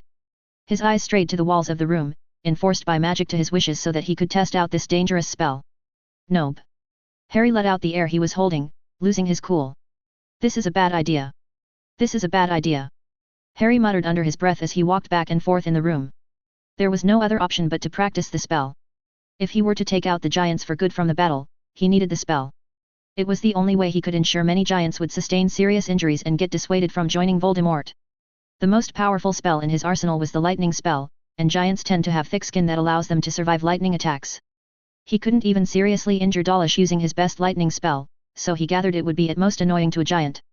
This led Harry straight to the doorstep of one of the most dangerous spells known to wizard kind. Unlike the lightning spells, the Ministry had classified this spell as dark magic, with good cause. The spell that he was so afraid to use was the Fiend Fire spell, which required genuine rage to manifest the hellish hungry flames. Finding no respite, he sat on the floor and tried to center himself to keep a tight lid on his emotions. Using the Fiend Fire spell with an untethered mind was ripe for disaster. It took him a while, but he was in a steady emotional state when Harry opened his eyes. Taking to his feet, he stood across from the wooden dummy conjured by the roar and hoped it would work as he expected. Taking a deep breath, he summoned rage that sought only destruction and nothing else. To manifest rage of that level, he imagined the smiling face of Dolores Umbridge in her horrible pink garb. To spice things up, he manifested Petunia and Vernon accompanying the woman on either side, all of them having matching evil looks. Seeing those three smirking faces, he felt it natural to have the rage to destroy all three in one swoop. Fiend Fire. A thick stream of bright red flames escaped the tip of his wand. The force of the flames made his hair blow back, and the heat was almost unbearable even though he was covered in flame-repelling charms from head to toe. He was suddenly overwhelmed by the desire to see everything turn into ash as his rage only spiked to alarming levels for no reason. He was no longer even seeing the faces of Umbridge and the Dursleys. But he could hear a cackling of maniacal laughter in his ears, and the fire surged with great power, responding to his rage. It took him a moment to realize that he was the one laughing like a maniac. The flames of the spell surged and grew to the full height of the room, nearly touching the roof as it was slowly taking a corporeal form. No! Harry screamed as he felt a searing pain behind his eyes, and he tried to cut off the spell. With some effort, he managed to stop fueling his spell with his magic and rage. The spell broke the connection with his wand, but the Fiend Fire spell remained in the room. Harry stumbled back and raised a shield for good measure as the flames grew stronger and tried to come after him. But a giant stone golem fell on the flames, making the Fiend Fire flames lose some cohesion. The flames attempted to eat the stone golem, but the golem suddenly changed into a massive ball of water that began to become steam because of the fire. Did the dummy just transfigure the golem into water? Harry muttered in awe. Honestly, the Room of Requirement's powers were beyond compare to any piece of magic he had ever encountered. While the water quickly turned into steam, it also ensured the flames were no longer that powerful. The leftover flames were sucked into the tip of the wooden dummy's wand by some kind of suction spell. No. It was a vacuum. The dummy created a vacuum. Harry thought. That actually gave him a rather splendid idea. Harry was more than sure that he would not master the Fiend Fire curse in time to combat the giants. But he could master a charm that could potentially wipe away even the most powerful flames. Even the hellish flames of Fiend Fire cannot stand the might of the vacuum so long as he conditioned it properly. It was simple science. Fire cannot exist without oxygen to fuel it. So, in the absence of oxygen, the fire cannot become visible, and if the vacuum he hoped to create was absent of heat and any type of fuel, then fire should cease to exist. So I need a spell that can create a space of vacuum pressure with nothing in it to sustain the heat of the Fiend Fire spell. Or, I could look for a spell to create a tear in space and seal away the flames in a pocket space. Harry thought, sitting in a room full of steam. I can do that. I can definitely do that. Harry muttered, climbing to his feet, intent on changing the room back to library mode as he had some research to do. The days leading up to the Christmas holidays were rather tense in Hogwarts. The staff always walked around eggshells with the students. In fact, there were far fewer detentions or points taken by the teaching faculty of Hogwarts. Even grumpy old Snape was relatively silent in his lessons without his usual quirks, according to junior and senior fellow Gryffindors. The popular theory was that no one wanted to reignite the revolutionary spirit in the Hogwarts students.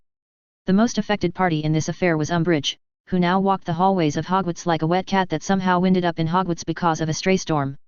The pink-clad woman was stripped of her titles and even the basic powers afforded to her as a professor. All her decrees were thrown out of the window, and her incessant interference in Hogwarts was at an end.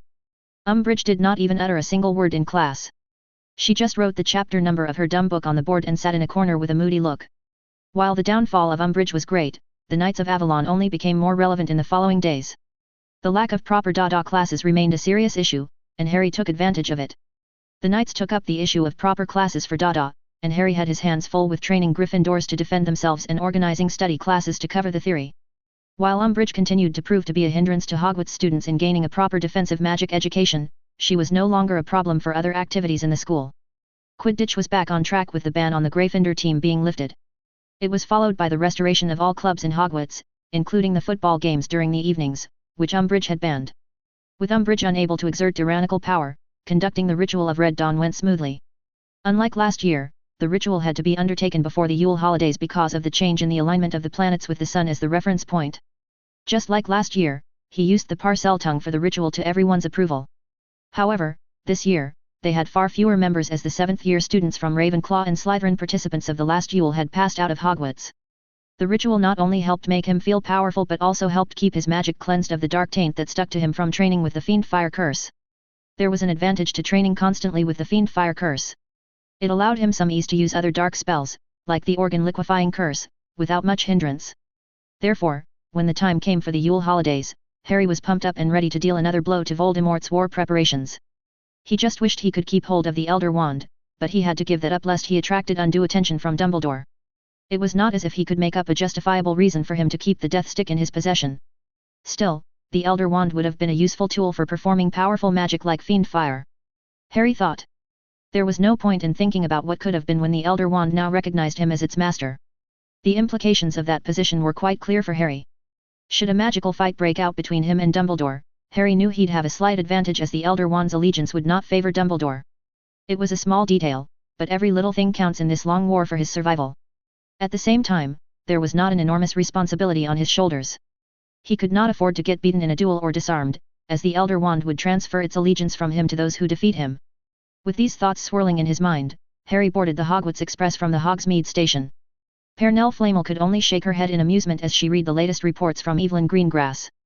Her grandson not only managed to summon the Sword of Gryffindor but also managed to disarm Albus, thereby earning the allegiance of the Elder Wand. She had hoped to use Albus to test Harry's resilience and conviction by having her grandson forcibly take the Elder Wand. But destiny seems to have other plans for Harry and the Elder Wand, she mused. Or maybe, she could still make Harry go after Albus. After all, with the Elder Wand owing allegiance to Harry, Albus might just end up losing a magical fight with her grandson. Perhaps, it's time for Harry to learn from better teachers to embrace his true destiny. Pernell thought. Nicholas. She called out from her seat by the fireplace. I think I should spend some time with Harry. There was silence in the chamber of her home, but she felt the air move as her longtime husband and friend arrived at her side. Are you sure this is how you should proceed, Pernell?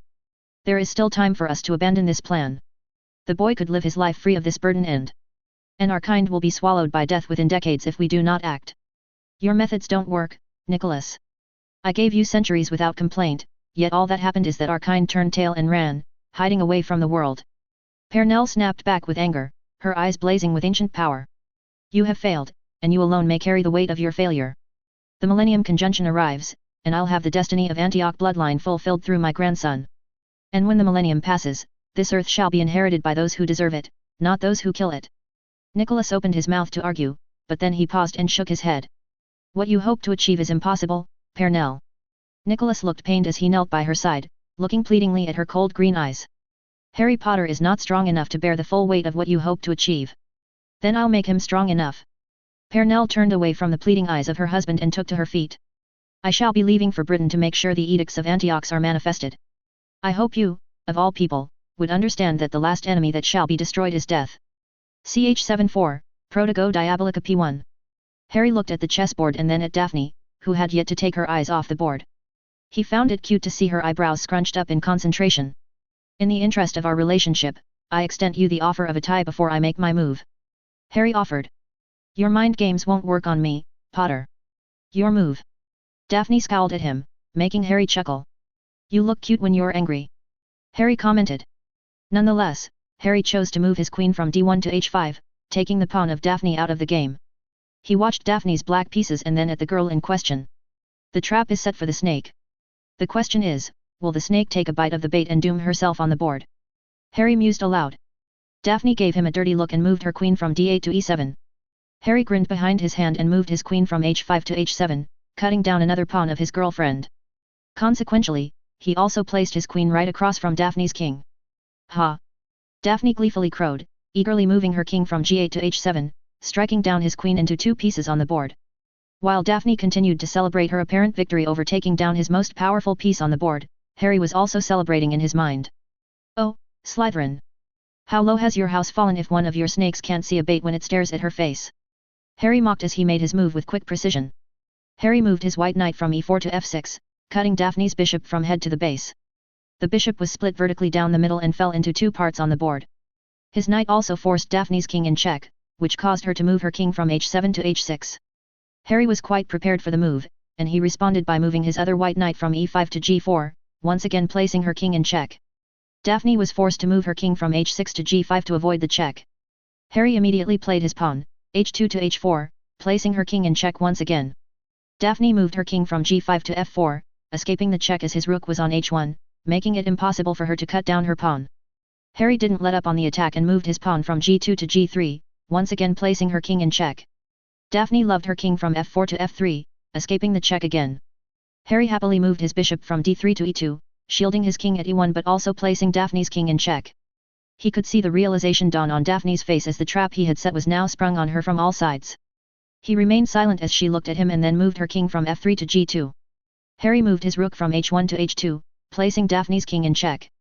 Harry looked at the stunned look on her face as she realized her king was now in an unwinnable position. Daphne could not move her king and cut down his rook on h2 because that'd invite a check from his knight on g4. So, Harry was not surprised she played the only move she had left. She moved her king from g2 to g1. Harry responded by moving his king from e1 to d2, opening up his rook on a1 to keep Daphne's king in check. With a white rook on h2 and a1, Daphne's king was now done for. Checkmate! Harry declared happily. Daphne scowled at him before sighing and reaching out with her hand. Harry smiled, took her palm in his, and promptly kissed her on her knuckles instead of shaking her hand. Harry smirked at her before he pulled her up from her seat into his lap, using her hand to facilitate the abrupt move.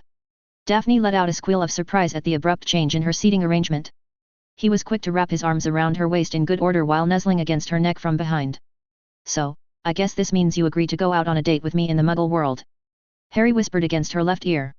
No, Harry. Stop it. Someone will see us. Daphne squirmed in his lap, her face gaining a rosy tint trying to break free. They'll only see us if they can find us, said Harry, gaining a curious look from Daphne. I placed a notice me not ward on our cabin and a silencing charm for good measure. No one would be finding us anytime soon. Harry smirked. Is that so? Daphne gave him a coy smile, and then she locked her lips with his stealing his breath away. Not a lemon but a lime scene. The glass window of their cabin began to get struck by droplets of water noisily attracting their attention. Rain? It looks like I'll have to keep you warm, Daphs. Harry smirked, pressing a trail of kisses down her neck, sliding her black robes down her shoulders. Oh, Harry. Daphne moaned as he kissed her all the way down to the neckline of the sweater she was wearing beneath her robes. Daphne kicked off her shoes and then threw away the woolen gloves on her hands. She was quick to slide her hands into Harry's hair, threading through the locks of black hair as Harry rained down kisses on her body. Her eyes widened when Harry suddenly picked her up with his hands holding her posterior. She was unceremoniously slammed against the cool surface of the glass window of their cabin, and she was forced to wrap her legs around Harry's waist and lock them behind him. She didn't get to say anything as Harry smashed his lips against hers, drowning out her concerns. She didn't know how long they stayed that way because her lungs were hungry for air when they eventually pulled apart. She was breathless, but her hunger was not just for air, as she wanted more from her boyfriend. Suddenly, she felt one of Harry's hands take hold of her sweater near her left shoulder and drag it down the side. Daphne closed her eyes as a pair of warm lips pressed against her skin near her collarbone and slowly dragged downwards, leaving a trail of warmth. She had to hold on to Harry's body as he took hold of the right sleeve of her sweater and dragged it down her shoulder as well. Pretty soon, her sweater was dragged down her shoulders all the way down her breasts. Daphne pushed herself off the glass window and straddled Harry when they fell on the seat. She made quick work of his sweater and threw it aside before her hands went exploring his finely shaped muscles. Hey, not fair. Harry protested, tugging at her sweater, making sure to convey what he wanted from her. Why should boys have all the fun? Daphne asked, smirking at him before forcing his hands above his head and leaving a trail of kisses all over his body. They cuddled and kissed and spent the rest of the train ride enjoying the warmth of each other's bodies in the cabin while the Hogwarts Express blazed through the tracks at high speeds despite the rain. Lime scene ends. When the train finally came to a halt at King's Cross, Harry and Daphne made themselves presentable and exited the train compartment with their trunks in hand. They exchanged a playful look before they searched for their families. Look. I can see my father. Daphne said, pointing further west from their position. Don't forget about our date. I'll be picking you up on Sunday. Harry whispered as they made their way towards Daphne's father. All right. Now, behave, you rogue. Daphne muttered, jabbing his side with her elbow when he sneakily squeezed her waist. Daphne. Damian Greengrass hugged his daughter before turning to Harry to shake his hand. You need to come with me, Harry. You and I have some matters to discuss, said Damian, with seriousness in his grey eyes. Harry looked at Daphne's father with a raised eyebrow. You mean, right now? Harry asked curiously. I'm afraid so, yes. Damian nodded. Father. What's this about? Daphne asked, frowning at her father. That's not your concern, daughter. Damian said curtly to his daughter before turning to Harry. Harry, you wanted to talk about something important, right? I also have something important to share with you, and it'd be better said in the privacy of my home. Please convince Sirius. We'll be waiting here for you. The seriousness Harry saw in Damian Greengrass' eyes made him realize something strange was afoot. Excuse me for a moment. Harry told them before going about on the platform, looking for Sirius. Harry wandered around the crowded platform for a while before he found his godfather in the company of the Weasleys. To his surprise, there was Mad-Eye Moody and Tonks by Sirius' side. Dumbledore, you crafty old coot. Harry thought, realizing Moody and Tonks were on order business, which meant they were here to keep an eye on him. He could not tolerate Dumbledore's stooges and spies anywhere near his vicinity. He had made that pretty clear to Sirius, which was one reason why Sirius refused to join the whole order business or even allow the order to function out of Grimmauld Place. Hey, Sirius. Harry waved at his godfather, pushing his trolley along towards the group. Harry. You look like a proper evil genius rebel leader. I think your father will be quite proud of all the ruckus you caused in Hogwarts, claimed Sirius, hugging him straight away. Well, I'm just happy to keep the marauder's spirit going in Hogwarts. Besides, the Toad Woman deserved it. Nobody messes with we lions and gets away with it. Harry smirked. Toad Woman. Tonks snorted, grinning from ear to ear. Are there more of that size in the Ministry? Asked Fred, butting in with a faux excited voice. If there are, just have them sent to Hogwarts, said George, standing by his twin's side with a playful gleam in his eyes. We'll make them into broken little things and send them back in a matchbox. They finished in unison. Stop it, you two. You'll not do anything of the sort. If I hear you two caused any sort of problems in the school again. Molly Weasley growled, letting the thread hang while smacking the twins behind their heads. Mum. The twins whined. Sirius, you'll have to take my trunk home. I was invited to Daphne's home by her father, said Harry. Wait, what? Sirius blinked owlishly. We need to talk about certain matters, Harry said, looking at the people listening in on their conversation. All right. Can't that wait for some other day? You just arrived from Hogwarts. Sirius frowned. Don't worry. Mr. Greengrass will bring me to Grimmauld Place after our talk. I suppose that's all right, Sirius said hesitantly. Now, wait just a minute, laddie. You can't go with Greengrass willy-nilly. Moody barged in, his giant eyeball spinning erratically. I can't. Harry glared at the former Auror. There seems to be some misconception here. No one decides what I can or can't do, especially, you, a stranger. This is not the time or place to argue it out, Potter. I'm here on orders of Dumbledore. Moody growled. Then too bad for you because I don't give a rat's ass about what Dumbledore thinks. Harry hissed, taking a step closer to the retired Auror so that he was staring straight into the man's eyes. Do not ever presume to tell me what I can or can't do again. Pass that along to Dumbledore as well. I'll live my life the way I like it, not by the dictates of the headmaster of Hogwarts. Are you mad, Potter? We are at war with the bloody Dark Lord. Moody hissed. No. I'm at war with Voldemort. You all are mere spectators, including your precious Dumbledore, who had refused to act and sat on his ass all these years doing nothing while murderers and terrorists roamed free. So do what you've always done and do nothing while I fight and finish the war that you useless fossils could never fight or win. Harry snapped back and abruptly turned on his heels, walking away from the group. Moody, no. Let Harry go. He knows what he's doing. Harry could hear Sirius say. I'll be back in a jiffy, Sirius. Harry waved at his godfather before disappearing into the crowd. Harry managed to traverse the crowded platform once more and found Damian Greengrass and Daphne, who were now joined by Astoria.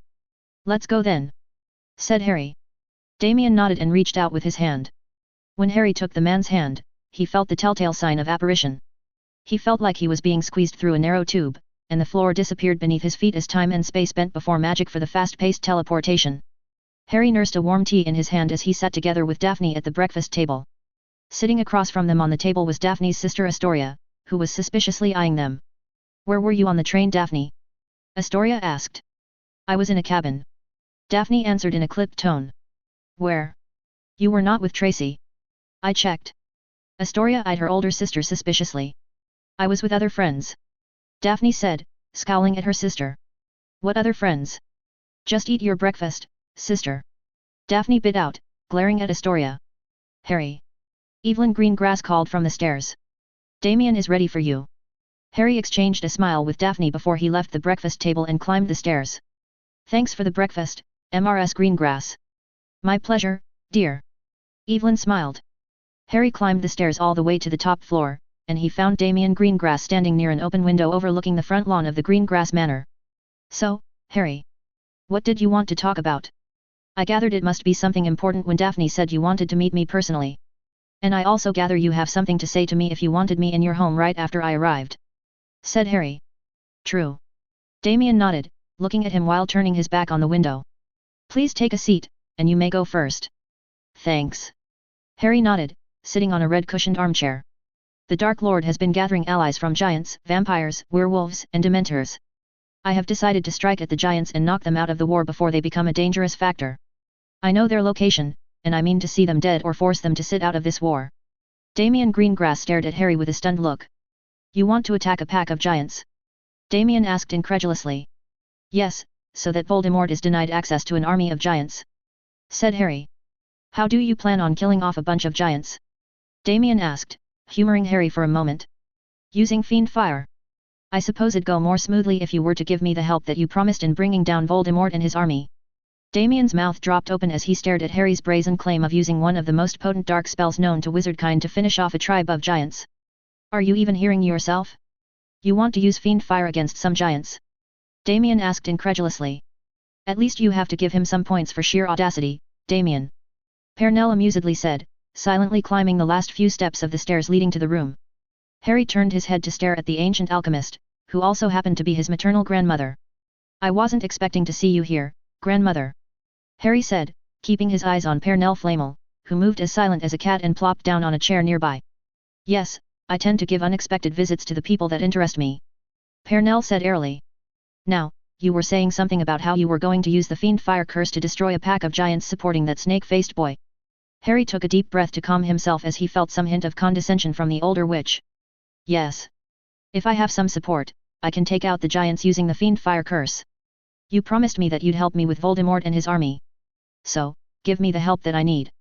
Oh, I'll give you the help that you need, but you won't be going around using the fiend fire curse in the open. When you are all grown up and capable of actually controlling that curse, then you can go around using that curse on some poor creature for all I care. But until then, you won't even mention that curse in a conversation. Am I clear? The sheer audacity of the woman to air out commands on him was preposterous. Harry was just about to give her a piece of his mind when his grandmother decided to talk over him with an interesting offer. Instead of the fiend fire curse, I have a better spell that'd take care of your giant problem. I'll give you 5 days to master the spell. If you can master the spell I teach you, you can go on your little adventure to take down the giants with a specialized team of hit wizards I provide as a support team.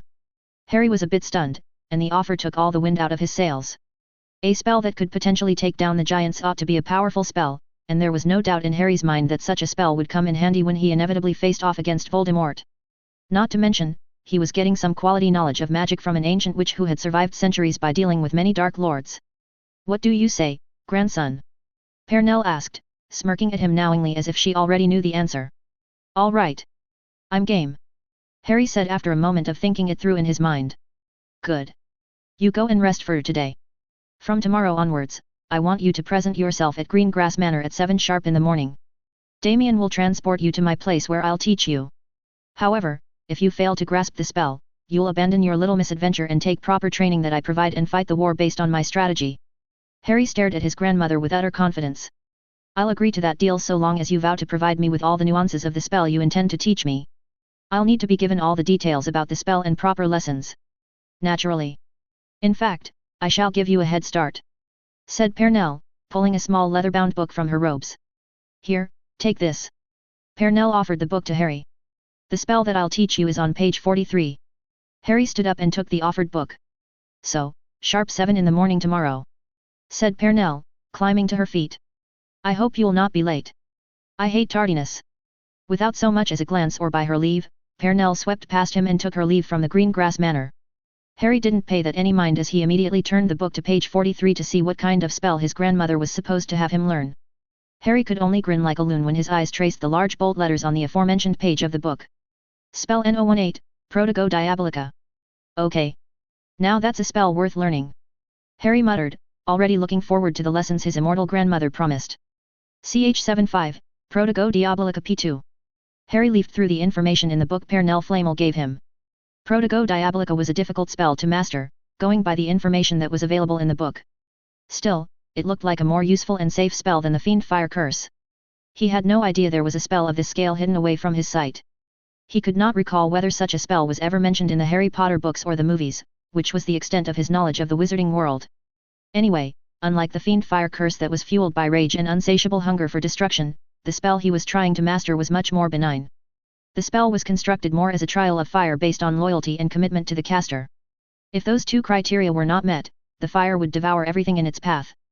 The interesting bit was that the mind arts were a huge part of the spell, which also made it challenging to master. The wand movements and incantations were relatively easy to learn, but the trick was projecting a field of legilimency probe using the energy of the fire from the spell as a conduit.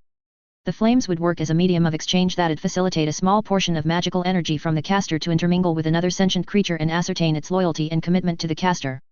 Should the subject fail the test, the fire would consume the subject leaving not even ash in its wake.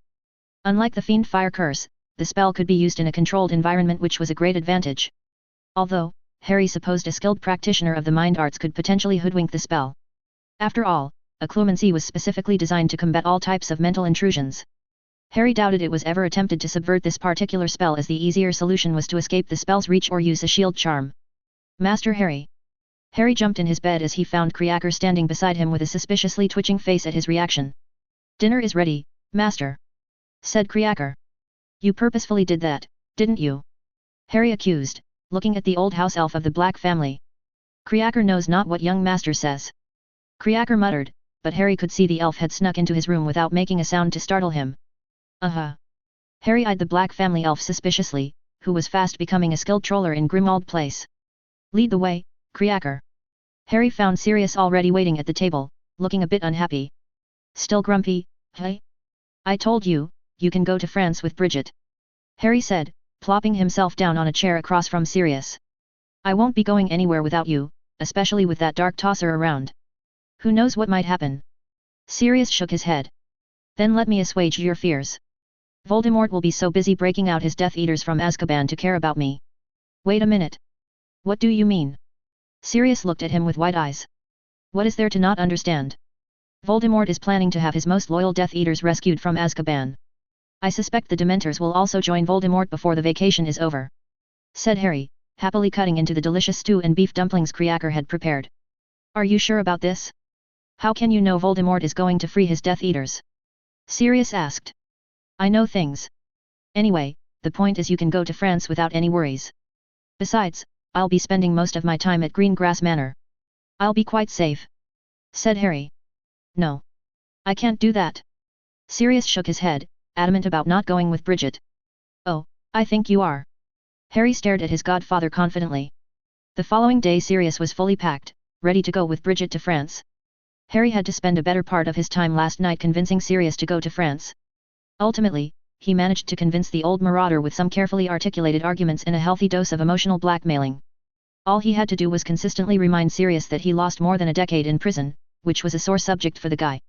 Then he twisted the knife further by saying that James Potter would have wanted his friend to have a good life instead of being stuck in Grimmauld Place. But the final push that forced Sirius to get going on his trip to France was his subtle hints that Bridget might find some other dude to shack up in France if he was not brave enough to go with her to meet her family. Sirius fell for the bleak picture he painted. He felt slightly guilty for playing with Sirius's insecurities, but it was for a good cause. The man needed to take some vacation time away from the dark walls of his family home. Besides, it was not as if Sirius would be gone for the whole vacation. After a few days of staying with Bridget's family, Sirius would return, and everything would be back to normal.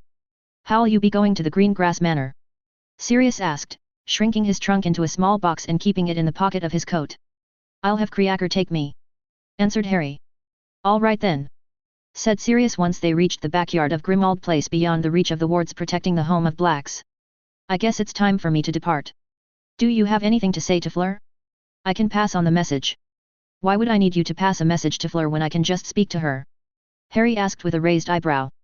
"I thought you two weren't talking, considering how things ended between you two." Sirius trailed off awkwardly. "Why would you think so? We keep in touch through letters." Harry waved dismissively. "Well, that's a relief." Sirius let out a relieved sigh. "Convey my best wishes to Fleur and Bridget. Oh, and tell them that I'll have their gifts sent when they return from France." "Will do." Sirius gave him a thumbs up. "Oh, and before I go, I want you to stay out of trouble and not give too much trouble to your babysitter." "Oh, all right. You know me. Wait, what? A babysitter?" Harry looked in askance as Sirius smirked at him before turning on his heel. "Sirius? What do you mean?" Harry screamed into the empty air as Sirius operated away, leaving only swooshing air in his wake. "Maybe, he's just pranking me," Harry thought. Harry stood before Pernell Flamel, who was holding on to a staff of all things in her hand. The ancient witch was dressed in a red dress and black breeches accompanied by a red cloak wrapped around her shoulders. Harry took out his wand from the holster on his left wrist as he faced his maternal grandmother. "Did I tell you to take out your wand?" Pernell asked, glaring at him. "You seem to be under the misconception that I need your permission to do something," Harry said, staring unimpressed at the redhead witch. "Cheeky," Pernell muttered. "At least you have the presence of mind to blindly follow instructions, which is better than what most could claim. So, are we going to do something, or are we just going to trash talk each other?" Harry asked with a raised eyebrow. Pernell tapped her staff on the ground, and a surge of energy passed through the floor. A glowing white dome formed around the room, attaching itself to every nook and cranny of the expansive hall of the Green Grass Manor. "That should ensure no damage comes to the room," said Pernell before turning her attention back to Harry. "Now, you claimed you were going to deal with the giants using the Fiend Fire Curse. Explain to me how exactly were you going to do that? Is this really necessary?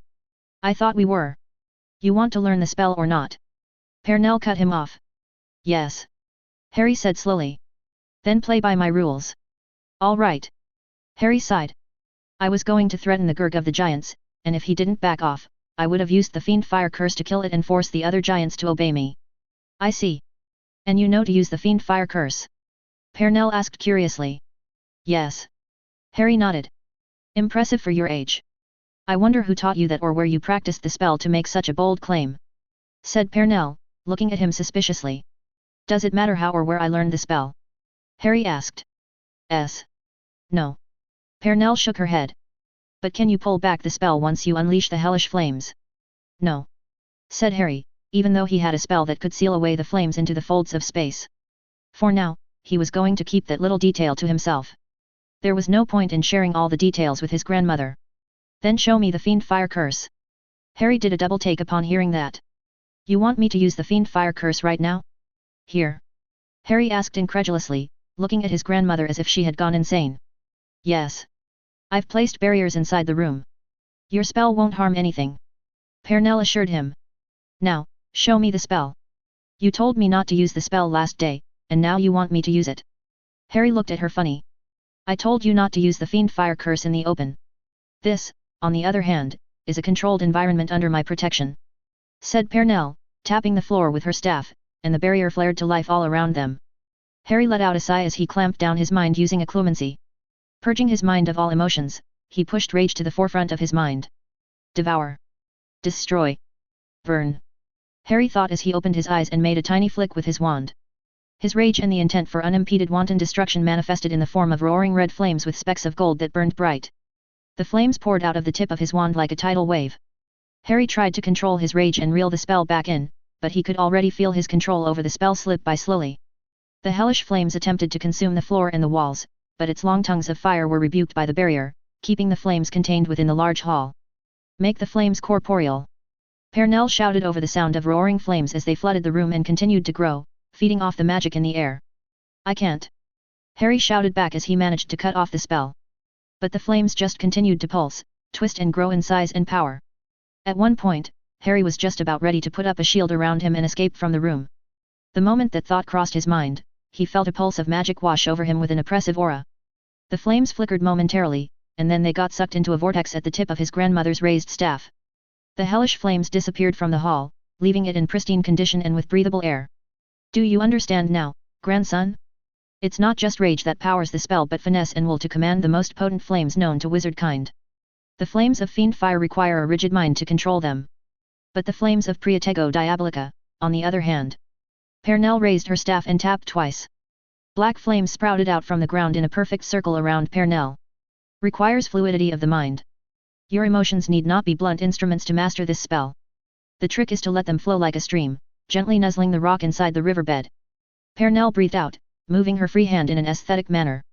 Harry watched with wide eyes as a long tongue of black flames followed her hand like a gentle gale, behaving as if the flames were harmless vapor. He could not feel the malice he felt in the hellish flames of the fiend fire curse from this spell. Nonetheless, he knew it was a bad idea to so much as touch a speck of the black flame. The flames were pulled back into the circle in the blink of an eye.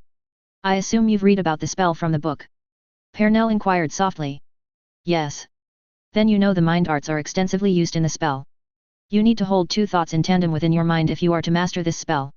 You need to seek the destruction of your enemies and the embrace of your friends in your mind while you use the spell. Project those two thoughts into the spell and let it be unleashed. Harry waited to see whether there was more explanation, but his grandmother remained silent and merely observed him. I guess, it's practice time. Harry thought before raising his wand to cast the spell. Daphne neared the ornate doors of the ballroom with a frown on her face. Her father and mother were tight-lipped about who the redhead woman was or what she was doing with Harry inside the ballroom of their manor. The only thing she knew so far was that the woman was somehow important. The closer she reached the ballroom, the tension became palpable. Her hands sweated a little bit for some unknown reason. She first tried to look through the windows to see what was going on, but the blinds were on, invalidating her plan to sneak a peek. She tried to keep her ears to the walls, but nothing could be heard from the inside. For a moment, she thought about using the unlocking charm on one of the windows and sneaking a peek, but she discarded that idea. It'd be incredibly rude. Mother will kill me if she finds out. Daphne thought. So, she circled back to the entrance door and knocked twice. She waited for either Harry or the woman to open the door, but it remained closed. Frowning at the door, she decided to open it. To her surprise, the door came unlocked when she turned the doorknob. Daphne slowly pulled the door open and looked inside. Her eyes widened as she saw Harry let loose black flames from his wand that tried to strike at the redhead woman who defended against the flames with a shield. Then a torrent of black flames converged on Harry from his back. Before Daphne could warn her boyfriend of the flames, Harry had already put up a shield around him that kept the flames at bay. It looked like the flames nearly covered Harry's shield, but then they retreated, leaving Harry safe behind his shield. Enough for today. Young Daphne seems to have something to say, said the redhead woman, pointing at Daphne with her staff. The door swung open fully, making Daphne jump back. The redhead woman walked towards the doorway with her strange-looking staff in hand. Lunch is ready. Mother asked me to invite you both. Daphne trailed off uncertainly as she came face to face with the strange woman's glowing green eyes that were so familiar. I see. The redhead woman eyed her for a moment and then swept past her. Daphne let out the breath she was holding after the woman left. This is not how I imagined you'd be spending some time in my home, Harry. What's going on? Daphne muttered, looking at the sorry state of her boyfriend. Harry was sweating profusely, with his clothes scorched on many parts. Are you sure you're all right? Daphne asked in concern. Yeah. Let me just catch my breath, said Harry, sitting down on the smooth floor. Who is she? Asked Daphne, kneeling beside him and cleaning off his sweat and soot with several cleaning charms. Her name is Lilith. For now, that's all I'm allowed to say, said Harry, climbing to his feet. Let's not keep your family waiting. Besides, I'm famished. Daphne eyed her boyfriend suspiciously but led him to the dining room all the same without prying. She found the redhead woman, whose name was Lilith, sitting close to her mother and whispering quietly amongst themselves. Who's she? Astoria suddenly asked, pointing at their guest, startling everyone at the table. Astoria. Damien hissed at her daughter. It's quiet, all right. My name is Lilith. I'm an old friend of your mother. Daphne looked at her father and then her mother. She had a feeling this Lilith was not at all a friend, going by the stricken look on her parents' faces and her father's glare on her younger sister. Why haven't I ever seen you before? Astoria asked, heedless of the looks she was getting from her parents. That's because I do not live in the British Isles. I became familiar with your mother when she was in Germany. Daphne could see her sister was only going to pry some more, so she took the eggnog on the table and offered some for Astoria to shut her up. Thankfully, Harry also understood what she was trying to do and distracted everyone with the topic of the Intercontinental Quidditch tournament between Britain, Japan, and Australia. As the conversation turned to a safer topic, Daphne couldn't help but look between Harry and Lilith. She had seen Lilith was helping Harry with magic, but she could not fathom why Harry was keeping that a secret. Not to mention why her parents were walking on eggshells around Lilith. Letting out a sigh, she took a small sip of the eggnog. Tastes better than last year's eggnog. Probably why Astoria shut her big mouth. Daphne thought, sneaking a peek at her younger sister, who was happily gulping down eggnog without a care for anything else. The next few days, Harry continued to come to her home sharp and 7 and spent the rest of the day with Lilith in the ballroom, training with magic. She even saw some unfamiliar wizards join in from time to time until, finally, everything stopped on Friday. Harry said his goodbyes on Friday evening and told her he wouldn't be coming to their home on Saturday evening. True to his word, Harry didn't come on Saturday, but he promised to come to collect her on Sunday for their date. She was excited about that and looked forward to where Harry was going to take her. He always did have a flair for dramatics and secrecy whenever he took her on a date. Louis Bourbon. Harry said the name aloud. Any chance you are related to the former royal house of France? Who knows? I might just be of royal blood. The Frenchman shrugged. Harry hummed, keeping his eye on the giant's camp protected by several Death Eaters stationed around the camp. Captain Bourbon. Acknowledge. A small whisper was heard from the coral bead band on Louis's wrist. I acknowledge. What's the word, Icart? Louis spoke, bringing the band close to his mouth. We've reached the edge of the camp, Captain. We encountered no wards so far, but this place is crawling with Death Eaters. We'll need additional backup to deal with them as we are outnumbered. I'll have additional men sent. Louis said before going about sending an additional team towards the Death Eater camp. Harry paid it only half an ear as his eyes remained on the camp of the giants. Even though the hills were shrouded under the veil of darkness of the night, the huge campfire lit in the giant camp gave it away. We'll need to position ourselves better and take out the pockets of Death Eaters before moving on to the giants. We can't bypass them without confronting them. Louis said, returning from the conversation with his men. Chances of too many casualties on our side. Besides, if our fighting attracts the attention of the giants, they'll charge at us like dumb trolls. Said Harry. All right, kid. What's your plan? Louis asked indulgently. Harry looked at the brown-haired hit wizard for a moment. All right, here's the plan. Instead of first attacking the Death Eaters, we attack the giants. When the Death Eaters learn that the giants' camp is under attack, they'll move towards the camp to protect them. When their back is turned, take them all out with fatal attacks. Harry laid out the plan. And how do you suggest we attack the giants' camp? Louis asked with a scoff. Not we, I. As for the how. Harry assumed his spectral form, becoming weightless and, most importantly, wisps of grey smoke. You deal with the Death Eaters while I take care of our giant friends. Said Harry before shooting out into the clouds in his spectral form, leaving some awestruck hit wizards on the ground. Harry flew among the clouds bypassing the wards and patrolling Death Eaters down below. His eyes zeroed in on the brightly lit campfire atop a clearing on a hill. He circled the perimeter taking stock of the disposition of the giants inside the camp. After observing the camp for a few minutes, Harry stopped circling and took a dive from the skies. The giants were startled when sparkling grey mist fell down from the starry skies into the midst of their camp. They muttered amongst themselves as the grey mist solidified into a wizard, making their grumblings far more audible. My name is Harry Potter. I'm looking for the one giant who goes by the name of Golgomath. Who dares to say my name? A behemoth of a giant growled with a mean-looking face filled with scars and red eyes. Harry didn't move even as he came to look up at the huge chief of the giants. Gurg Golgomath. I'm Harry Potter. I come seeking your friendship and as a friend of the giants to warn you about the unsavory intentions of your current allies, the Death Eaters. Kill this chattering stripling. Golgomath ordered dismissively. A giant took up a club clumsily and looked to take a swing at Harry. He was not going to wait around for the giant, so he raised his wand and fired off a spell at the club. Wingardium Leviosa. The levitation charm worked splendidly, and the giant was left staring at the floating club confusedly. I had a feeling we would end up not seeing eye to eye, Harry said, smirking at the giants before he made the club swing with full force. The giant that attempted to smash him screamed as Harry used the club to smash open the giant's head. The giant fell with a thud that shook the ground, howling in pain, holding its bleeding head. As I was saying, your giants are in great danger if you ally yourself with the Dark Lord, gurgled Golgomath. Any ally of the Dark Lord becomes my enemy, Harry said coldly, as more and more giants woke up, surrounding him, attracted by the commotion. Kill the little wizard! Golgomath screamed in rage. Pity! Harry muttered as he spun on his feet, flourishing his wand and drawing a wide circle. Protego Diabolica! Harry called out the spell using Parseltongue. He could feel the ground tremble as a huge wave of black flames surged out of the circle he drew around him. The giants surrounding him screamed as their usually magic-resistant skin boiled and burned away under the black flames.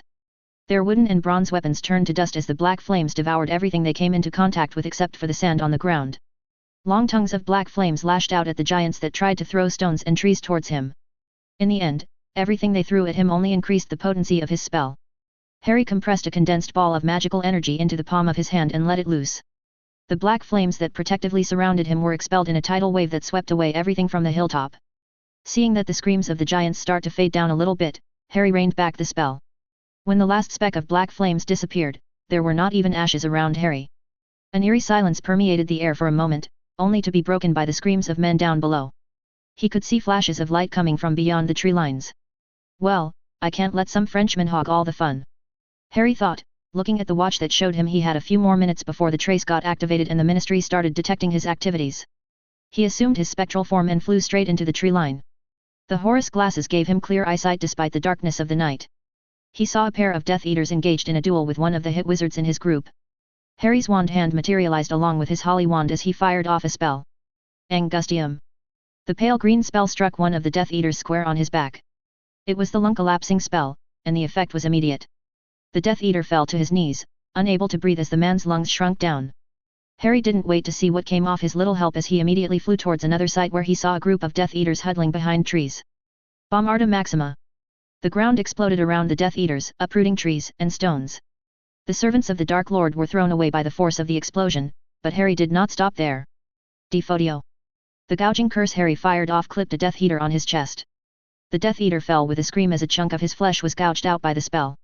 Harry quickly turned his wand on another Death Eater who tried to fire off a spell in his direction. Conf Ringo. The blasting curse clipped the Death Eater straight in his face. The nameless Death Eater fell with his neck broken and turned at an odd angle. Harry continued to fly around the area, taking down any Death Eater that unfortunately came into his range. The hunt for the servants of the Dark Lord continued for a while until finally, Harry activated the portkayat, teleporting away. CH76, a Christmas date. Harry woke up with a start, only to find himself in his room surrounded by darkness in Grimmauld Place. He let out a sigh of relief, realizing it was just a dream. He had a dream about the countless men and the number of giants he had killed, which was disturbing his mind. Putting his head in his hands, Harry felt like a migraine was slowly taking root. Blindly reaching out with his hand, Harry searched the nightstand for a minute until he finally found the cigarette pack in his wand. Lighting a small fire, he lit the cigarette and breathed in the smoke. The warmth it provided temporarily distracted him, and after a few puffs, Harry felt the migraine lessen. Knowing that he would not get much sleep, Harry took his glasses from the nightstand, and he was just about to walk out of the room when he heard a noise from the ground floor. Harry became instantly alert at the possibility of an intruder in his home. He silenced his feet and soundlessly snuck out of his room with his wand at the ready. He slowly made his way down the stairs and was just about ready to greet the intruder with a stunning spell to the face when he came across familiar-looking pink hair. Tonks. Harry looked surprised to see the Auror looking disheveled and half-dead. Hey, Harry. Tonks groaned from the table where she had her head resting. Creaker. Young master called Creaker. The old house elf asked once he popped into existence right behind Harry. Please light the lamps, Creaker. Harry ordered. As Creaker began lighting up the lamps, Harry sat across from Tonks. You look like you're in a tough spot. You need something to eat or drink? Harry asked, looking at Tonks, who had yet to raise her head from the table. No. She groaned. Creaker, bring a vial of the sleeping potion from Sirius' stash. Harry ordered. The house elf popped away and returned immediately with a vial of viscous fluid in hand. After leaving the potion with Harry, Kreaker popped away. Here. Harry offered the vial to Tonks. It should help with your sleep. No. Tonks groaned. I have to go tomorrow. Actually, it's 4 o'clock in the morning. So technically, you should be saying. Harry trailed off when he received a dirty look from Tonks. Never mind. Is that a ciggy? Tonks asked, looking at the cigarette hanging from his mouth. Tonks snatched it away from his mouth in the blink of an eye. Hey! Harry protested, but Tonks paid it no mind. Instead, she took a puff from the cigarette and breathed a cloud of smoke before succumbing to several coughs. But Tonks didn't give up. She continued to brave the smoke from the cigarette and managed to do so without coughing. You shouldn't smoke. It's bad for your health, Harry. Said Tonks, giving Harry free advice while doing quite the contrary to the spirit of her own advice.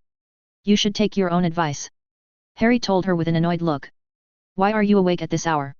Tonks asked, vanishing the remaining cigarette with her wand, making Harry more annoyed. Nightmare. Harry answered, taking another cigarette from his pocket and lighting it up. What about you? Why were you so late? Tonks looked a bit hesitant for a moment. Oh, what the hell? It's going to be in the Prophet tomorrow anyway. Tonks muttered to herself. Azkaban was attacked by the Dark Lord last night. He freed his Death Eaters from prison with the aid of Dementors. The entire ministry is in an uproar and running around in panic. No doubt, the DMLE is going to get the blame. Tonks groaned, placing her head back against the table. Harry chose not to point out that it was the duty of the DMLE to safeguard Azkaban. But that was spilt milk under the bridge and not helpful for Tonks.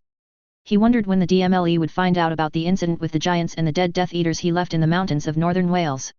If the Muggles were the first to notice the smoking mountains near Snowdon, then the Ministry would have another crisis on their hand with a lot of Obliviators on the field. Come on, Tonks. I'll help you to your bed. 2 drops of the sleeping potion should help you sleep off your weariness. I'll call you when it's time for you to report to the Ministry. Said Harry, going around the table and helping Tonks to her feet. Harry managed to help Tonks into her room and tucked her into the bed. He also ensured she was asleep with 2 drops of the sleeping potion. Closing the door behind him, Harry allowed Tonks to take some much-needed rest for the next few hours. Harry thought about going back to sleep but thought better of it. Instead, he chose to spend the rest of the morning in the library, doing some research into the Horcrux extraction spell. The Animagus transformation and the other distractions in the form of Umbridge and the Giants had railroaded his attempts to create a new spell. With most of his time spent on other avenues for the last couple of months, Harry was determined to shift the focus back to the Horcrux problem for the rest of the holidays. When morning came knocking, Harry revived Tonks from her potion-induced sleep just as he promised. You all right there, Tonks? Harry asked in concern, seeing a red nose and pink eyes on his supposed babysitter sitting across from him on the table. I'll be all right. I think. Tonks muttered, nursing the warm cup of tea in her hands. Maybe you should lie down and take the day off. I could draft a letter for you requesting for leave and have Kreaker deliver it to the head Auror. Harry offered. No. The department is understaffed, and with a crisis going on. Tonks trailed off. She suddenly sat up straight, looking around in panic. Did you get this morning's Prophet? Tonks asked in a hurry. I'm afraid not. Grimmauld Place is under wards, remember. Owls won't be able to track us down. Kreaker usually picks up the Prophet from Diagon Alley. Then, I'll have to go. Sorry, Harry. Just take care of yourself, all right? Tonks shouted over her shoulder while rushing towards the door. Harry sat at the table, taking slow sips of a mug of strong coffee. Good talk. Harry raised the cup mockingly towards the empty seat. He was sure it was not just Tonks or the Ministry with their butts on fire after yesterday. It was an excellent thought that his enemies were running around with their butts on fire. Harry snickered as his mind conjured up the images of Dumbledore and Voldemort running around with their butts on fire. It was a shame there was no chance that he could witness their reactions with his own eyes. Kreaker. Go bring me the Prophet. Voldemort could not help but be merry at the moment. Despite the failures he faced in unearthing the secrets of the prophecy that eluded him, he was pretty happy. He stared at his most loyal Death Eaters with some fondness. These Death Eaters were his most devoted followers and most powerful fighters. Some of the most powerful wizards and witches had joined him in his quest to dismantle the decrypt Ministry of Magic and Dumbledore's traitorous Muggle lovers. Some had died in his service, but those who survived were some of his most ferocious soldiers. That was why he was happy to see them all before him. Welcome, my old friends. You've braved Azkaban and the passing of time for me. Despite all that has happened to you, my most faithful, I can see your loyalty remains unwavering. Of course, Master. I've always believed you'd come for us. Bellatrix breathed out, her black eyes shining with utter devotion. We knew you'd never abandon us, my lord. There were those who believed you were gone. But we have seen your power, my lord. We would never doubt the power of our lord who defeated the clutches of death. Robistan Lestrange rasped. Ah, Bella, Robistan. I've missed this, my most loyal followers. This confidence has been lacking in many of my Death Eaters. With your presence, I hope they learn to emulate your faith in my power. Voldemort gleefully said, eyeing the new recruits with a sneer. My lord. Voldemort's attention came back to Augustus Rookwood. Ah, Augustus. Lord Voldemort shall require your services most urgently. I've made sure to ensure all of your speedy recovery. Once you have regained your former power, you shall take your rightful place by my side, my most faithful. Our work remains unfinished. Blood traitors and mudbloods must be culled to save our world from their rot. Oh, my master. I remain ever faithful and most obedient. All that I know and all that I have is at your disposal. Augustus Rookwood crawled on his knees and kissed Voldemort's feet. I know, Rookwood. Lord Voldemort does not forget his loyal servants. You shall be rewarded for your loyalty. When we reclaim our world, you shall be by my side as we reimagine the wizarding world in our image. Now. Voldemort paused as the doors to his chambers were abruptly opened. He'd have cursed the offender for disturbing him, but Voldemort saw it was Lucius Malfoy. My lord. There has been an incident that requires your immediate attention. Lucius claimed, his eyes darting around at the Death Eaters surrounding the hall. Leave us. Voldemort commanded, his red eyes bore into the newly recruited Death Eaters, causing them to leave the hall's premises immediately. We shall speak soon, my most faithful. First, you must recover your strength. Voldemort said, staring at the recently jailbroken Death Eaters. Voldemort waited patiently as his most faithful Death Eaters like Robistan Lestrange, Bellatrix Lestrange, Rodolphus Lestrange, Antonin Dolohov, Augustus Rookwood, Thorfinn Roll, Mulciber, Gibbon, Jugsun, and Traverse were escorted out by the healers. What is it, Lucius? Voldemort turned his attention to his chief informant inside the ministry. My lord, the ministry is in an uproar. Voldemort scoffed, cutting off whatever Lucius Malfoy was going to say. Of course, they are in an uproar. Is this why you disturbed me, Lucius? Voldemort asked in annoyance. I'm afraid not, my lord. While my lord has masterfully broken out his Death Eaters from Azkaban, there has been another attack. Another attack? Voldemort frowned. Yes, my master. The giants were attacked at Year-Wide Fa. Lucius said. What? Voldemort hissed, making Lucius pale at the rage he saw in the blazing red eyes of his master. Yes, my lord. Lucius gulped. I just received word from the ministry. The Aurors were called into the scene when the Muggles came across the burnt camp of the giants. I'm afraid 12 Death Eaters stationed at the camp were killed, my lord. Their bodies have been recovered with your mark visible on their forearms. Voldemort stared long and hard at Lucius, who cowered in fright, keeping his eyes low on the floor. Letting out a yell. Voldemort brandished his wand and fired a blasting curse at the hall's roof. The spell's power was such that it disintegrated the entire roof into dust. However, the blowback from the curse was equally damaging to Voldemort, who clutched his wand hand in pain. He could see the veins on his hand bulge underneath the skin with a black tar-like substance slowly leaking out. Potter. It was Potter. I'm sure of it. Voldemort snarled, falling back into his throne while hiding his pain and blackened veins underneath his black robes. Perhaps, it was Dumbledore, my lord. Lucius said tenderly, trying his best to stay safe from the debris falling from the roof. No. Dumbledore is many things, but he has no stomach for killing. Or Snape is not as useful as a spy as I thought. Voldemort growled, tightly gripping the arms of his throne while rage bubbled in his mind. Once again, Voldemort was confronted with the fact that he desperately needed to know the prophecy. Without knowing the full scope of the prophecy, he was fighting against a foe with his eyes blinded to the future. He was sure the rest of the prophecy held some clue to defeat the Potter boy. He could not think of any other reason why Harry Potter was escaping him time after time and dealing blows that were far more damaging to his cause than even Dumbledore. Just as he was celebrating the return of his most loyal Death Eaters and the Dementors, Harry Potter struck at his allies among the giants and killed off a dozen newly recruited Death Eaters. His eyes found movement at the entrance of the hall. It turned out to be none other than Snape. Come, Severus. You have much explaining to do. Voldemort glowered coldly, making the potion master freeze. The Dark Lord thinks Harry attacked the giants allied to his cause. Dumbledore asked incredulously. When asked like that, even Severus found it challenging to comprehend why the Dark Lord would think so. Not just the giants. The Dark Lord believes Potter killed 12 of his Death Eaters camping near the giants. Snape said, shaking his head at the strange tangent the Dark Lord had taken in recent months. He had noticed that the Dark Lord was increasingly paranoid. Severus had at first attributed this paranoia to the difficulties the Dark Lord was facing after the shoddy ritual that restored the body of the Dark Lord. But lately, he came to realize that the Dark Lord was constantly living in fear of Potter. The desperate attempts to steal the prophecy orb from the Department of Mysteries and the recurring rants filled with hate against Potter showed that the Dark Lord was increasingly becoming fearful of Harry Potter. To a certain extent, Severus conceded that the Potter boy was becoming a competent wizard. The boy had stopped lazing off and started applying himself in potions class. There was a marked difference in quality in the boy's potions since last year. It had also not escaped his notice that Potter was getting better with wand-based magic. The magical skills Potter showed off during the tournament last year and against the Aurors a few weeks back were a testament to the boy's growth. Having said that, the irrational fear that had consumed the Dark Lord was strange. Severus was increasingly becoming convinced that Potter had some hand in the deaths of the Death Eaters during the Dark Lord's resurrection. He was even starting to doubt Potter had somehow botched up the reviving ritual the Dark Lord conducted to acquire a physical form. Unfortunately, he could not confirm his doubts as Lucius and the Dark Lord refused to share any details of that night.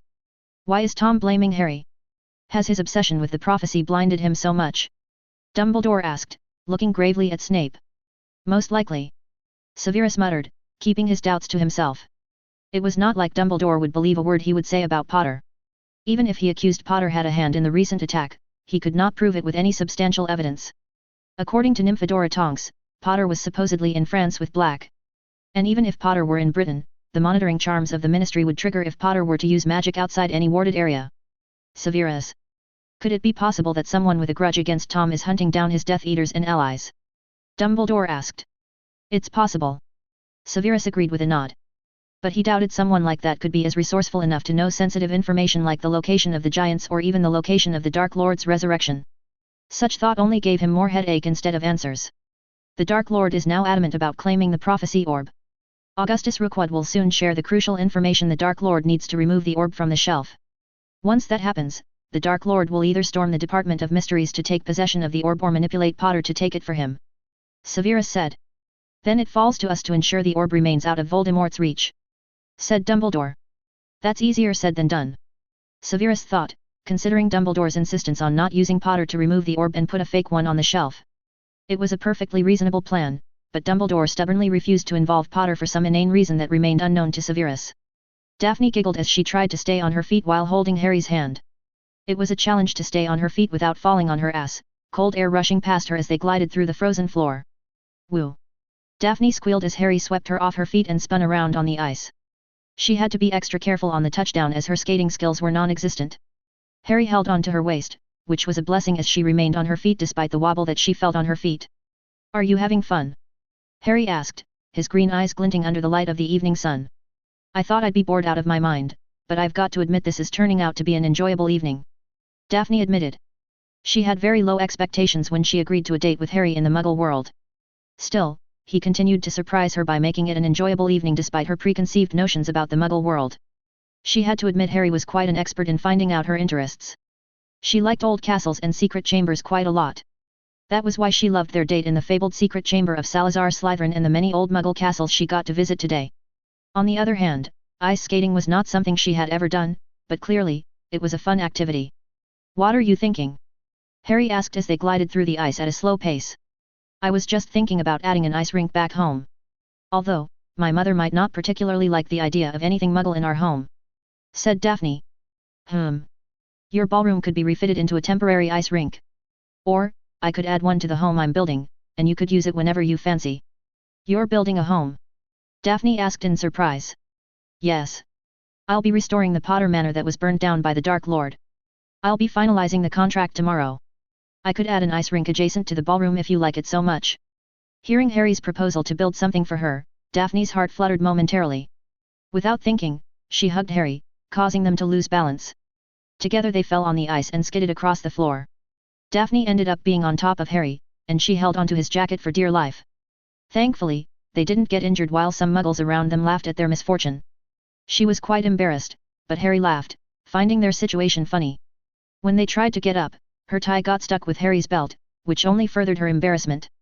I told you wearing a white shirt and tie with a skirt is not exactly a good attire for the date during winter, Harry said in between snickers at her expense.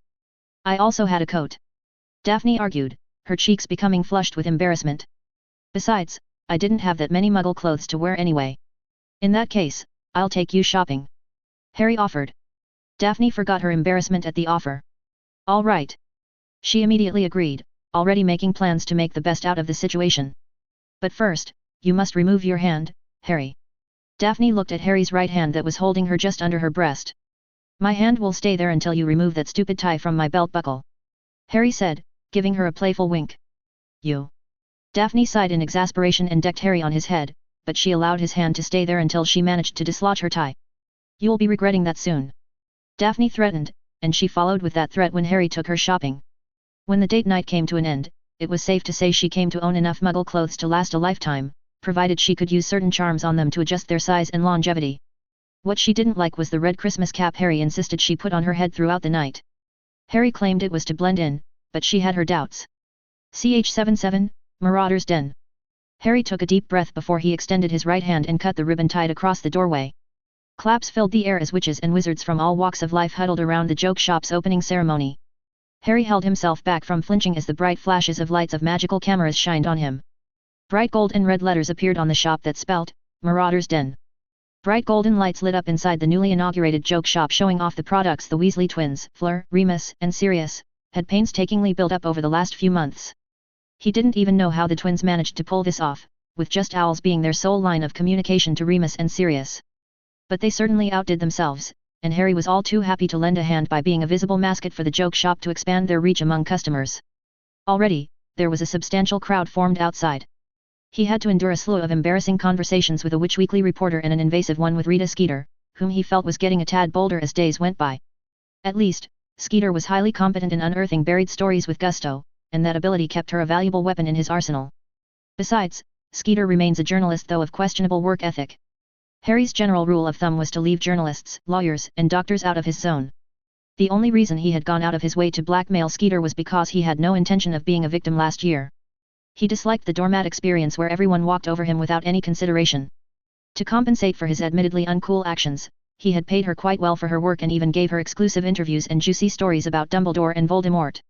Then there were the common wizards and witches with their children gathered at the joke shop. They all came attracted by the promise of signed Harry Potter dolls that can spew out random jokes. Come along, Harry, my best of friends, said George, guiding Harry away from the crowd converging on him towards a small stall where hundreds of dolls were placed inside glass shelves. A good signature is all we need. Fred sand along, coming to his other side, pulling a chair out of nowhere and placing him on it. Now sign away. The Weasley twins chorused together, placing a quill and a doll in his hand. Harry blinked, and the next thing he knew, there was a long queue of children and adults formed before him on the stall. If we were on a sinking ship, and there was but one life vest, I cannot express how much I would miss you, Harry said, looking at the twins. Oh, Harry. Why would you wound us so? Fred placed his hand on his heart, pretending to be in pain. Now, Harry. Before you give the doll, press your thumb over the scar on its forehead and give it to the kid. Oh, don't forget to put your signature on the doll's heart, said George. All right, you merry pranksters. Harry rolled his eyes.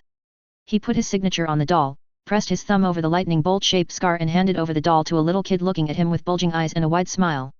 The lightning bolt on the doll lit up with many lights before the doll opened its mouth and spoke. It's okay if you don't like me. Not everyone has good taste. Harry raised an eyebrow as he heard the doll's squeaky voice that suspiciously sounded like a watered-down version of Sirius sound. Hey. That's not so bad, said Harry. Here, see this, said Fred, picking a pink-haired doll from a shelf wearing a pink dress. This is our masterpiece, said George, tapping the head of the doll with his palm. The doll raised its hand, holding a pink wand in its hand. Hem. Will you be my friend? The doll sounded and looked suspiciously like Dolores Umbridge. Harry stared at the doll with wide eyes and then at the twins in amazement for pulling off a prank that'd no doubt piss off Umbridge. He now knew what he should give the pink toad as a present. Oh, you two are pure gold, said Harry, looking at the twins, who were sporting massive grins on their faces. After a lengthy affair of signing up dolls and interacting with a lot of people, most of whom he had never even seen in passing, Harry was sitting at a table inside the store with a cup of coffee in his hand. When they originally envisioned a joke shop, a cafe was not in their mind, but once Sirius brought up the matter of a joke shop he was helping build, Bridget suggested adding a cafe. Sirius, who had become addicted to certain delicacies of the French, was all too glad to follow through with Bridget's suggestion. How is the coffee? Fleur asked, taking a seat across from him. Quite good. Good charm work with those dolls, by the way. The twins told me you had a hand in speeding up some of their products, said Harry, raising his cup to compliment the work Fleur had done in the shop. Thank you. Did you know Fred and George were planning to quit Hogwarts? Fleur asked suddenly, eyeing the twins who happily strolled around the joke shop greeting customers. Not really. But I wouldn't be surprised if they dropped out. The twins are hyperactive inventors. They don't need structured education to succeed. Their sheer talent is enough, and a little bit of capital," said Harry, shrugging his shoulders. "So, how was your trip to France?" Harry asked, taking a sip of the coffee. "EET was fine. Gabby was disappointed not to see you," said Fleur. "MMHM." Harry grunted, his eyes finding the Weasley family and Hermione in the crowd. Hermione found him, and Harry waved at her while she was standing close to Ginny near the entrance of the shop. He noticed Molly Weasley was having a heated exchange with Remus while Arthur Weasley was quietly speaking with Sirius in a corner. Harry gestured to Hermione to come over to the table. After a few minutes, Hermione managed to rope in Ginny and join him and Fleur at the table. You never told me all those secret meetings with the twins were all about this joke shop. You had me convinced you were reprimanding them for their pranks and illegal experimentation." Hermione hissed. "Guilty as charged." Harry raised his hands in surrender. "Did you know that the twins are planning to leave Hogwarts?" Hermione asked, her hands on her hips, staring accusingly at him. "Calm down. Sirius and Remus will set them straight," said Harry, sounding confident. "Are you sure?" "Because our mother is furious with Sirius for going around her back and setting up this shop for Fred and George," said Ginny. "Don't worry. Everything is taken care of." Harry waved away the redhead's concerns. A few hours later, Harry was pointedly looking away from the stares of Ginny and Hermione in Grimmauld Place. He had to stop himself from flinching as Molly Weasley's screams reached a new pitch. "If this goes on, Mum is going to make us all deaf," Ron muttered, looking rather pale while staring at the shouting match between the twins, his mother, and Sirius, unfolding before his eyes. Harry raised an eyebrow when the shouting toned down a little. Instead, there were now hushed whispers with several Order members joining in, like Alastor Moody and Dumbledore. Harry got the distinct feeling that the discussion had veered off topic of the joke shop and arrived at something else.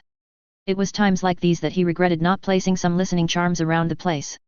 Before Harry could make up his mind to see what was going on, a knock on the entrance door attracted his attention. "You expecting someone?" Ron asked, staring at the door curiously. "I don't think so," Harry said, frowning at the door.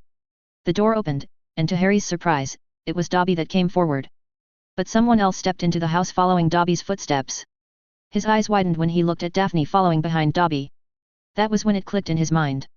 He had all but forgotten that he was supposed to take Daphne out on a date to see the old Potter Manor and the new plans for restoring the Potter Manor. "From the look on your face, I suppose you forgot about our date," said Daphne, staring unimpressed at Harry. "What are you talking about? I was just stunned by your beauty," Harry replied, grinning weakly as he faced the scrutiny of Daphne. Daphne merely rolled her eyes at his weak attempt to save face. "Get ready, or I'm leaving," Daphne eventually said, after letting him stew for a minute. "Thanks." Harry was on his feet and pressed a kiss on her cheek. "I'll be right back." Harry disappeared into his room and quickly returned after slipping on better clothes. "All right. I'm ready. Let's go." "Wait, Harry. Aren't you supposed to stay out of public spaces with you-know-who out to get you?" Hermione asked worriedly. "If I started to live in fear of that noseless idiot, I won't be having much of a life to live anyway. Tell Sirius I am out with Daphne. He knows where I'm going," said Harry before taking Daphne's hand and nodding at Dobby. Dobby teleported them away from Grimmauld Place. When the swooshing sound and feeling stopped, Harry and Daphne found themselves in a clearing near a small stream rolling down from some huge rocks. Harry looked around, noticing the rocky hills and giant trees surrounding the place. So, this was Potter Manor. Daphne breathed, staring at the rotten and burnt remains of the manor that was now overgrown with weed and other plant life. "Yes. I plan to have the remains unearthed before rebuilding the whole manor." "Why? Are you hoping to find something?" Daphne asked curiously. Harry frowned thoughtfully at the remains of the old home of the Potters. When Voldemort burnt down the manor, he also erased the history of House Potter. The loss of all the portraits and records is a far greater blow than the loss of a manor built on wood and stone. He eventually said. "Is it wise to build Potter Manor here again?" Daphne asked, looking a tad concerned. "The Dark Lord already knows its location. Once you start rebuilding the manor, word will get out. He'll target this place again." "Exactly." Harry grinned. "Let him come. Being the psychotic maniac he is, Voldemort shall rush towards this place to show off his power. But when he arrives here, he'll face a far more humiliating defeat he suffered than the last time we met." "You're rebuilding Potter Manor as bait for the Dark Lord?" Daphne asked incredulously. Hard to believe, isn't it? That's what I'm counting on from Voldemort as well. He'll never expect I'll build Potter Manor as bait for him. He'll think that I'm emotionally attached to a house with my family name on it," said Harry, smirking at Daphne, who frowned at him. "Why aren't you? I mean, why aren't you attached to your family name?" Daphne asked, her blue eyes trained on him with an inquisitive stare. "The legacy of House Potter will not be built on wood and stone.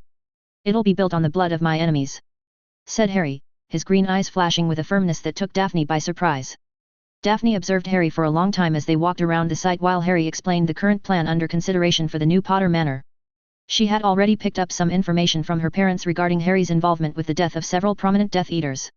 Harry's subtle digs at her fellow housemates who lost their parents last year were also a clear indication that Harry was somehow involved with those deaths.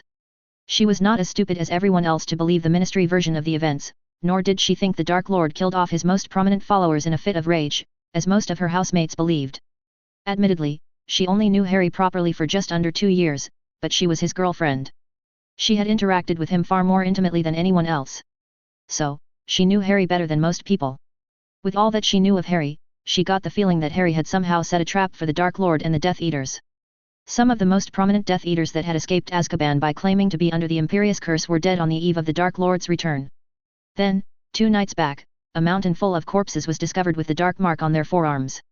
The Daily Prophet was quite thorough in covering that story, and her father had been over the moon with that little story. Daphne had also recently learned that a tribe of giants were also burned down on the hill, according to the Auror's office. The Daily Prophet was supposedly holding that finding close to their chest. She had accidentally learned that tidbit of news from her father while a reporter from the Prophet was gloating to have found it over the flu. Now that her father had gained all the major controlling shares of the Prophet, he had a more hands-on approach while managing the Prophet. There was no news in Wizarding Britain that went without her father's attention. And therefore, she usually had far more exposure to more information than usual. Also, she had seen Harry go through intense magical training with that mysterious woman before the newly recruited Death Eaters were found dead on a mountain. The recent death of giants made it clear that Harry had some hand in it as well because Harry had stopped visiting her home for training after the incident. Daphne quietly slipped behind Harry and hugged him from behind. She placed her head against his shoulder and kept a close watch on his face. "Harry. Did you have anything to do with those dead Death Eaters last summer and the bodies of Death Eaters found on the mountain last day?" Daphne asked, without any inhibition, as she knew Harry misliked dancing around any issue. "What brought this on? Did you forget to put the dream catcher on your bed and got a bad dream last night?" Harry asked playfully. "Stop fooling around and be serious." Daphne pinched Harry on his side. "If I say yes, would you like me more, or would you like me less?" Harry asked. That question from Harry took her back for a moment. She looked thoughtful for a moment before her mind almost immediately came up with an answer. "I'd like you 100 times more if you say yes," Daphne eventually said. "Then, my answer is," said Harry, who quickly caught her by her left arm and pulled forward. "Yes." Daphne suddenly found herself staring into Harry's deep green eyes. Her eyes fluttered shut when a pair of warm lips pressed down against hers. When they parted, she found herself holding on to Harry's shirt while she felt Harry's hands wrapped around her waist. "So, you never said anything about that ice skating rink we talked about?" Harry whispered against her skin while he pressed several small kisses along her cheek. "I would have until I learned an idiot intends to bait a dangerous Dark Lord to attack the place." Daphne whispered back, enjoying the way they slowly moved as if they were in a waltz. "I could hold off on that plan for a while. Besides, it's not as if I intend for my house to be burnt down. I intend to trap Voldemort and teach him a lesson, not standing by as the idiot burns down my house," said Harry, grinning at Daphne. Daphne let out a sharp breath as she felt Harry's hand getting a little adventurous behind her. She frowned at him for his promiscuous behavior, but Harry merely smirked at her, not at all bothered by her admonishing look. "You're lucky you have such cute eyes," Daphne eventually said, letting Harry get his way. "Out of all my body parts, my eyes are in the best shape. I do at least 11 eye rolls a day." Harry joked. 11? How can you be so specific?" Daphne raised an eyebrow. 2 for Hermione, 2 for Sirius and 7 for Dumbledore," Harry said, making Daphne chuckle. "For now, I'm all for going to that ice rink in Muggle London," said Daphne.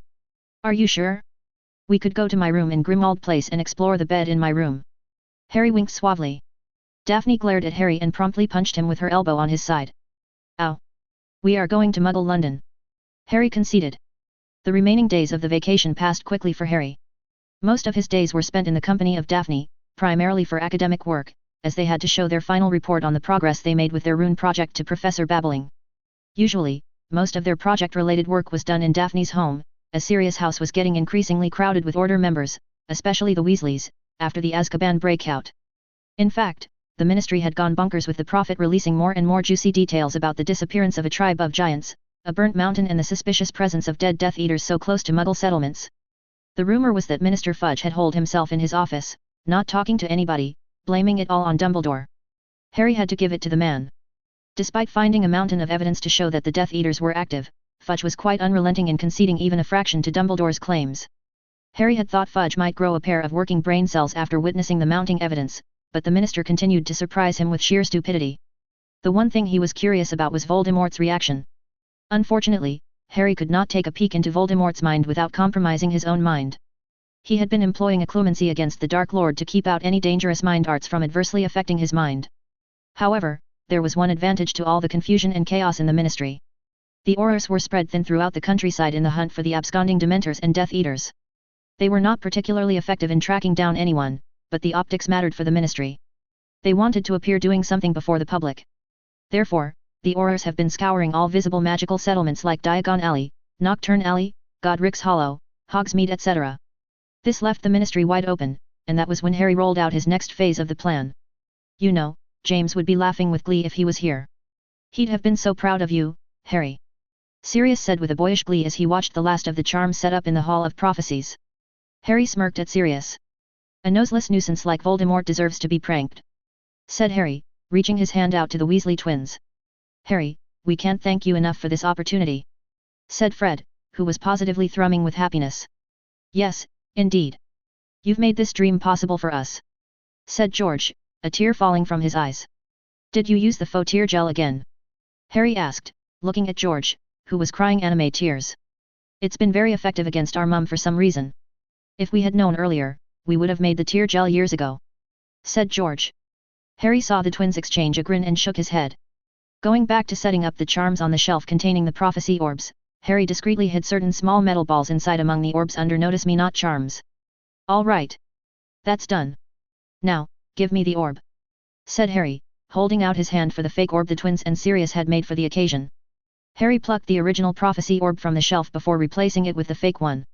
So, this is the little bugger that caused all of your problems, said George, staring at the glass orb with an uncharacteristic intensity. It doesn't look like much, Fred said, looking at the orb unimpressed. That thing ended up being the cause of the beginning of bad luck for Voldemort and me. Harry deadpanned, securing the orb into a moleskin pouch. I'm sure this little guy would be bringing only bad luck for Voldemort alone, said Fred. Harry glanced at the fake orb he had placed in place of the original orb. Let's hope that's the case, Harry muttered. CH-78, meeting the enemy. It was the first day of the new term, and uncharacteristically, the entire fifth-year Gryffindor students were happy all because they were starting off the term with 2 free periods. Very few knew the 2 free periods were Harry's doing. And those who knew were giving him a thumbs up for his effort, except for Hermione. I can't believe you'd do something like this, Harry. Isn't this going too far? Hermione looked at him with a disappointed stare. All I did was send Umbridge some dolls made by the twins as a gift. Harry raised his hands in surrender. A big box full of dolls. Neville helpfully reminded him. Yes. A big box full of dolls. Umbridge must have been overwhelmed by the fact that she got a gift for the Yule holidays. That's why she is not taking the classes today. She must be so happy and playing with the dolls in her quarters, said Harry, sharing a grin with Neville. Harry was mostly happy with his action because it helped to put a smile on Neville's face. The poor boy had been wroth and gloomy ever since the Lestranges escaped Azkaban. So, putting a smile on Neville's face was an added bonus as far as he was concerned. Still, Hermione frowned at the happily grinning boys and sighed. I suppose it is funny. Harry and Neville chuckled, seeing Hermione struggling to accept that it was a good prank and perfectly harmless to boot. The only thing that got harmed was Umbridge's ego. Even Hermione, who was a stickler for rules, was chuckling in amusement at the plight of Umbridge. Do you think the Ministry will recall her? Neville asked once their laughter subsided. They should have, but I don't think so. I mean, if they were going to replace her, they would have done so by now, Hermione reasoned. Harry nodded, seeing the soundness in her argument. If Dumbledore really wanted to get rid of her, he could have done so. She is no longer the High Inquisitor, nor is she going to get that much support from the Ministry, with the Death Eaters getting out of Azkaban and the Aurors finding a whole bunch of them near a Muggle town, said Harry. That's true. Maybe it's time to expand the knights to include members from other houses. Hermione suggested. Is that really necessary? Neville asked, frowning at the bushy-haired girl.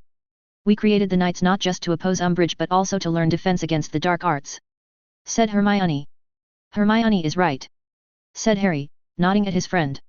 The knights are not just for Gryffindors to fight against the tyranny of Umbridge. When the time comes, I believe the time we share in the sessions for the Knights meeting would come in handy. With all those Death Eaters joining Voldemort, it won't be long before the war starts again. We all will need to learn to defend ourselves against the Death Eaters, said Hermione. She's right, Neville said after taking a moment to think. We'll need to know to defend ourselves and fight against the Death Eaters. The Ministry is not going to be of much use going by what's happening. Harry grunted, discreetly looking at Neville from the corner of his eyes. Harry got the feeling that the increased confidence Neville gained with his magic being properly attuned with a functioning wand was pointing the boy towards a revenge mindset. Not that Harry disapproved. Unlike the bullshit some goody two-shoes would profess, he saw no problem in emotions like revenge, greed, or even the pursuit of power. All three were powerful motivators in his view, and he got the feeling Neville was nearly at the precipice of pursuing a higher path. All Neville needed was a small push. You know what? I think I'm going to invite some new members after the Senate approves, of course. And maybe, I think it's time to conduct more proactive sessions that focus not just on defending but also fighting to win against a foe like a seasoned Death Eater, said Harry. Fighting against Death Eaters? Isn't that a little too much? I'm sure it won't come to that, Hermione said, looking troubled by the prospect of conflict of a different scale. Harry laid out. On the contrary, Hermione. I don't intend to let go of the chance of destroying those responsible for the destruction of my family. Whether we like it or not, there is going to be a war. And just like Voldemort destroyed everything I loved, I'll destroy everything he ever loved. I'll destroy his Death Eaters, and I'll turn his stupid ideology on its head and only then will I destroy him, Harry said, his eyes gaining a cold edge. While Hermione looked a tad uncomfortable, Neville was positively beaming. Let's discuss something else, Hermione hurriedly said, changing the conversation. Tell us more about the date you went with Daphne in London. Did you enjoy the skating rink I suggested? I don't get it. Did Harry take green grass on a sledge? Neville asked confusedly. That question launched a long-winded explanation from Hermione about skating and how Muggles have perfected it as a sport and even for dancing. It was a poor attempt at shifting the topic of discussion, but Harry went along with it because his job was done. A seed was planted in Neville, and he got the feeling that Neville might be open to more of his plans going forward. As powerful as he was, he recognized the need for more allies in this battle. After all, Harry's fight did not just lie with Voldemort, but an entrenched system steeped in pure blood supremacy. While he recognized the advantages of having a political system of entrenched nobility that held onto traditions, he also saw the need to bring change. The Wizengamot needed change to reflect the diverse realities of magical Britain. And with that change, the approach of wizards and witches towards Muggles and Muggleborns also needed to change. He felt like these changes were necessary if the wizarding world was to survive and thrive in the 21st century. Muggle technological advancements were already at a dangerous level. Once smartphones, social media, and artificial intelligence take over, the pace of technological outreach and capabilities of the Muggles was going to expand to a whole new level. The statute of secrecy for the first time would be threatened by the Muggles rather than the occasional accidental magic and dark lords from the wizarding world. The need for change, therefore, was necessary for the wizarding world's survival. It was almost amusing to note that Harry found himself fearing the wizarding world's exposure to the Muggles more than the war with Voldemort. I suppose Voldemort is predictable most of the time, but the Muggles... Harry mused before shaking his head, dismissing the thought. It was not yet time to think about the issues that were so far in the future when he had enough to worry about on his plate in the present. Harry and Daphne stared at Professor Babbling, who scrutinized their work with an intensity that worried them. They were waiting in their seat for nearly half an hour, and Professor Babbling had yet to say a word or even look up from the preliminary report they submitted about their project. Daphne tapped him on his leg, making Harry look at her. It'll be all right. Harry mouthed at her. All right. Professor Babbling said, gaining their attention. I see no defect in the schematics in your report, but it's lengthy. However, I doubt an average runestone can hold this many inscriptions and function as you envision. Harry exchanged a look with Daphne as he heard the opinion of Professor Babbling. What do you mean, Professor? Daphne asked, looking a tad worried. It's nothing to worry about. Professor Babbling smiled at them. You can just cut out the multiple locator inscriptions in your draft and focus on merely projecting the image in a singular direction. Seeing the dissatisfied look on Harry's and Daphne's faces, Bathsheba Babbling sighed. You two have done brilliant work with the script. The usual runestones won't be enough to bind all the magical properties and features you intend to imbue. You'll need enchanted crystals for your current project to come to fruition. Then we can. Harry excitedly began but was cut off by Professor Babbling. And that you'll do in your Newt level project. Professor Babbling said, cutting off Harry. Your natural affinity for ancient runes is impressive, Mr. Potter. But keep in mind that Miss Greengrass is also a part of this project. Harry opened his mouth to argue, but Daphne stomped on his foot, making him yelp. What was that? Professor Babbling asked, looking up from the sheets of parchment. Nothing, Professor. Daphne said, smiling politely. Well, you two can go. I'll give you some detailed instructions on how to proceed further towards the weekend. They said their thanks, and Daphne practically dragged Harry out of Professor Babbling's office. You didn't have to do that, Harry complained, wincing as he stretched his foot. On the contrary, I had to. You were going to make my assignments a lot more difficult than it already was. Daphne deadpanned as they walked hand in hand along the warm corridors of Hogwarts. Well, I have something more serious to discuss with you, said Harry, pulling Daphne into an abandoned classroom before she could protest. Don't tell me this is one of your other attempts to get me out of my robes. Daphne huffed, staring at him unimpressed. Why? Do you want to get out of your robes? Harry asked playfully. When he saw Daphne's hand going for her wand, he knew it was time to drop the teasing and get serious. Have you heard about a group called the Knights of Avalon? Harry asked immediately, staying Daphne's hand. I don't think I've ever heard anything about a group with that name. Why? Daphne said, frowning at Harry curiously. Good. You've been formally invited to attend a meeting of the Knights of Avalon, said Harry, brandishing a leaf of parchment from his jacket and handing it over to Daphne. What's going on? She asked, looking at Harry and then at the parchment with a healthy amount of skepticism. I formed a secret group that trains in Dada after school hours. We started as a Gryffindor exclusive group to oppose Umbridge. But now that the pink toad is written off, we thought it was time to expand the scope of membership. You created a secret club of Gryffindor students and trained them in Dada under Umbridge's nose? How long has this been going on? Daphne asked, looking impressed. It's been a few months. Harry shrugged, grinning like a Cheshire cat. So, are you interested in attending the meeting? Who else got invited? Daphne asked. You'll find out when you attend the meeting. Harry smirked. Master. How may I be of service? Rookwood knelt on the floor with his head bowed. Voldemort stared at his former spy within the Department of Mysteries. I assume the potions have restored your former strength, Rookwood? Voldemort silkily asked, keeping his hands hidden inside the sleeves of his dress robes while looking down at his faithful Death Eater from his throne. Thanks to you, my lord. Voldemort stood up from his throne and circled the kneeling former unspeakable. Tell me, Rookwood. What sort of protections are placed on the prophecy orbs placed inside the Department of Mysteries? Asked Voldemort. There are no charms placed on the orbs, my lord. But the shelves holding the orbs are enchanted and protected by runes. Once the prophecy orbs are placed on the shelves, only those who are mentioned in the prophecy could take it away. Rookwood rasped out. I see. Is there some way to remove the enchantment? Unfortunately, no, master. Any attempt to remove the enchantments would trigger the runes on the shelves that'll destroy the orbs. Are you sure, Rookwood? Voldemort asked coldly. Yes, my lord. Yes. I used to work in the department charged with the security of several chambers. Rookwood whispered. And yet, Lucius told me Bode would be able to remove it. Lucius had the man under the Imperious Curse, but it did not work. Voldemort hissed, his red eyes ablaze. Bode could not have taken it, my master. Bode would have known he could not. Anyone who worked long enough in the Department of Mysteries could have known it was impossible, said Rookwood. Voldemort could feel the urge to summon Lucius and have the man endure the Cruciatus Curse for sheer incompetence. He was starting to see why his Death Eaters were unable to execute his plans, as incompetence and laziness were impeding his victory over Potter and Dumbledore. You have done well in telling me this. On your feet, Rookwood. Voldemort hissed. Voldemort watched as the grey-haired man with pale blue eyes stood unsteadily on his feet with his head bowed. I have wasted so much time all because I did not have good counsel by my side. A decade of peace seems to have made incompetence and foolishness pervade even among my inner circle. Voldemort said, shaking his head in disappointment. But not anymore. Isn't that right, Rookwood? Voldemort asked softly. Yes, my lord, yes. I shall endeavour to always serve you and give you sound counsel. Rookwood breathed out, his shoulders sagging in relief when the Dark Lord nodded. Very well. You may go. Send Lucius to me. Voldemort hissed, turning his back to Rookwood and sitting back on his throne, becoming thoughtful. Voldemort could not help but get frustrated at the fact that he had meticulously planned a break-in on the Department of Mysteries using his Death Eaters to retrieve the prophecy orb. Knowing what he knew, he was forced to discard all those plans and focus on manipulating Potter to take it for him. Failing that, he'd be forced to take the orb by breaking into the Ministry of Magic personally. He got the feeling he'd have to do the latter as his plan of manipulating Potter was not getting anywhere.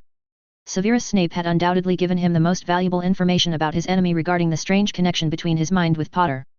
However, he had so far been unable to use it against his arch-nemesis properly. Potter was employing a clemency against him, and he had to admit the boy was somewhat skilled in the mind arts. Just like I was at his age. Voldemort thought with some worry. As days went by, he could feel himself growing weaker. His physical body was falling apart, unable to sustain his full might. The botched ritual Pettigrew conducted continued to haunt him to this day. Despite his fervent efforts to reverse the effects, he had ultimately failed to restore his health. While he was weakening, Voldemort realized Potter was growing in power. His desperation to learn the entire prophecy stemmed from his hope to find a clue to reverse his fortunes. He was hoping there was a clue in the prophecy to defeat Harry Potter for good and increase his power to new heights. "My lord!" Lucius called from the entrance of the chambers, looking chalk-white. "Ah, yes. Lucius, come. We have much to discuss, you and I. Much to answer for." Voldemort hissed coldly. "My lord. I've been your most faithful seer." Crucio. Lucius Malfoy fell on the floor, screaming his heart out, thrashing about as the torture curse took effect. "You sniveling worm! You dare to lie to Lord Voldemort!"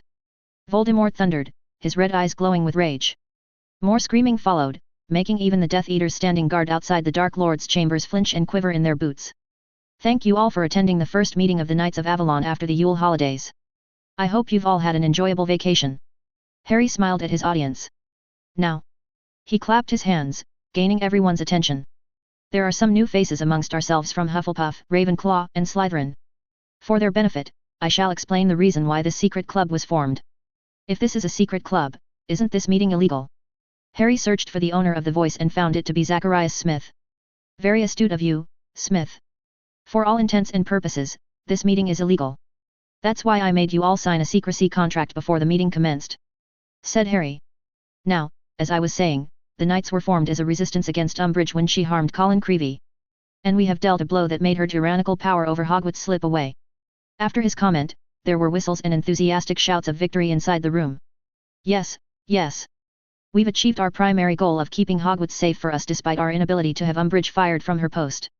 But there is another threat that's coming our way, and I'm here to show this to you before explaining to our newcomers what the Knights is all about." Harry turned his back on his fellow students and removed the veil hiding a special pensieve the room of requirement had helpfully provided him for the occasion. Harry carefully extracted the memory from his mind before dumping it into the basin. "Visio projectum." Harry muttered under his breath while tapping a rune on the side of the pensieve with his wand. The rune lit up with magical power, and the liquid inside the fluid shone with a brilliant white light. The memory strand he left in the pensieve glowed a bright blue, and in the next moment, the pensieve projected the memory into the air for everyone to see. It was his memory from the graveyard last year, and everyone saw the horrible baby homunculi form of Voldemort. "Harry Potter! We meet again!" Voldemort rasped, his red eyes staring from the bundle of cotton held by Peter Pettigrew. Harry looked at the audience he had gathered in the room. They were looking at the project memory with fear and disgust, and a few looked like they were ready to bolt out of the room. As the memory ran its course, showing his admittedly provocative conversation with the Dark Lord, he could feel a few incredulous stares coming his way. Harry greeted them with a smile and a shrug. When Voldemort finally regained his physical form, he could hear a slew of sharp intake of breaths from the crowd. The casual way Voldemort aired out his Muggle origins was a real blow to the purebloods and the Muggleborns in the audience. At the pace it was going, Harry feared some of the students would be leaving with permanent bulging eyes if this kept up.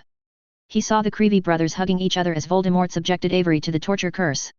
Harry even heard someone let out a choked sob at the pitiful pain screams Avery let out as the torture curse took its toll.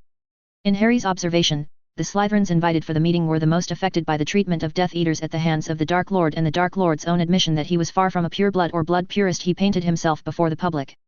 Most of the upperclassmen Slytherins were openly scowling at the memory as the Death Eaters behaved like house elves before the Dark Lord. The memory finally came to an end with his attack on the Dark Lord. "Here is my welcoming gift. Bascio Inflammata." The memory projection cut off after showing Voldemort getting blasted away by his spell. The light in the pensieve dimmed when Harry vanished from the memory inside the pensieve. "Dear friends. It's not just our school that's in danger. It's our whole world. The Dark Lord Voldemort." Harry rolled his eyes when almost everyone flinched at the name. "Is back. And with him, the Second Wizarding War will start. In fact, the war has already begun." The flabbergasted and fearful looks in the eyes of the Hogwarts students were quite the natural reaction he was expecting. Now, you know what exactly happened last year during the third task. Any questions? Stunned silence was what greeted Harry. I think I just broke a few of them. Harry thought. CH79, a lion's roar. Look at Angelina Johnson go. She veers off to the right dodging a bludger from Eric Hilton, and punches the quaffle past the Ravenclaw keeper into the ring. Angelina scores.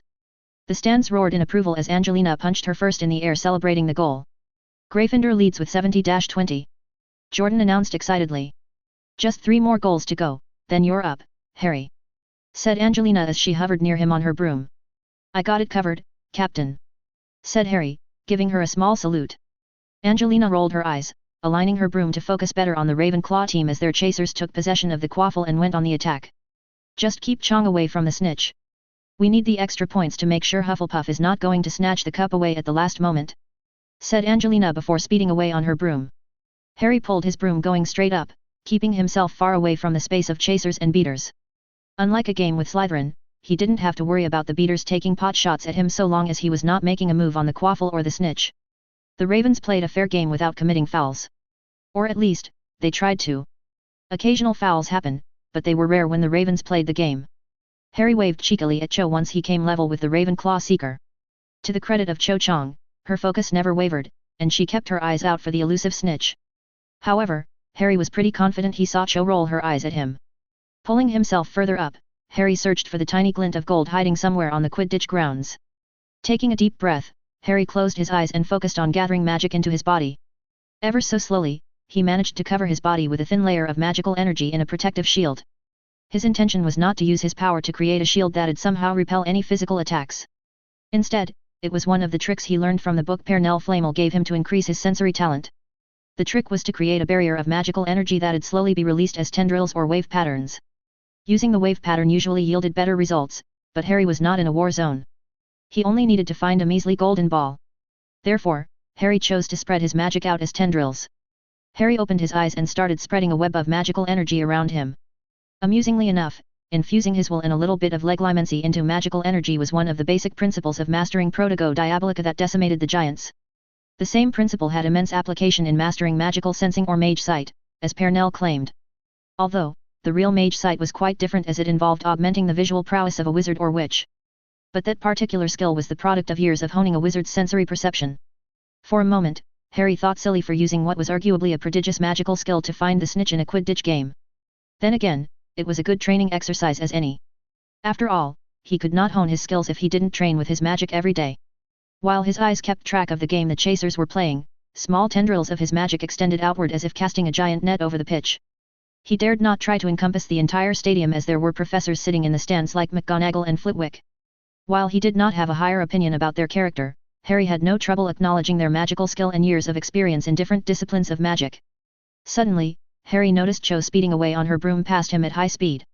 He could not help but frown as Harry was sure the snitch was not in the direction the Ravenclaw seeker was going. Either she is attempting a feint, or she must be mistakenly going in that direction. Harry thought. Instead of chasing after Cho, Harry turned his focus to his right side. There he could feel a fast-moving object in his mind's eye. Unfortunately, his eyes trained on Roger Davies, the Ravenclaw seeker. He frowned and moved closer towards the chaser to get a better view. His eyes picked up a glint of gold hiding near the tail of the broomstick of the Ravenclaw chaser. He kept his eyes on the snitch, and strangely enough, it was content to closely follow Roger Davies throughout the game. Harry bided his time until Gryffindor reached 100 points on the scoreboard while closely keeping his senses honed on Davies and the snitch shadowing the guy. The moment Katie Bell scored the goal that put Gryffindor on 100 points, Harry made his move.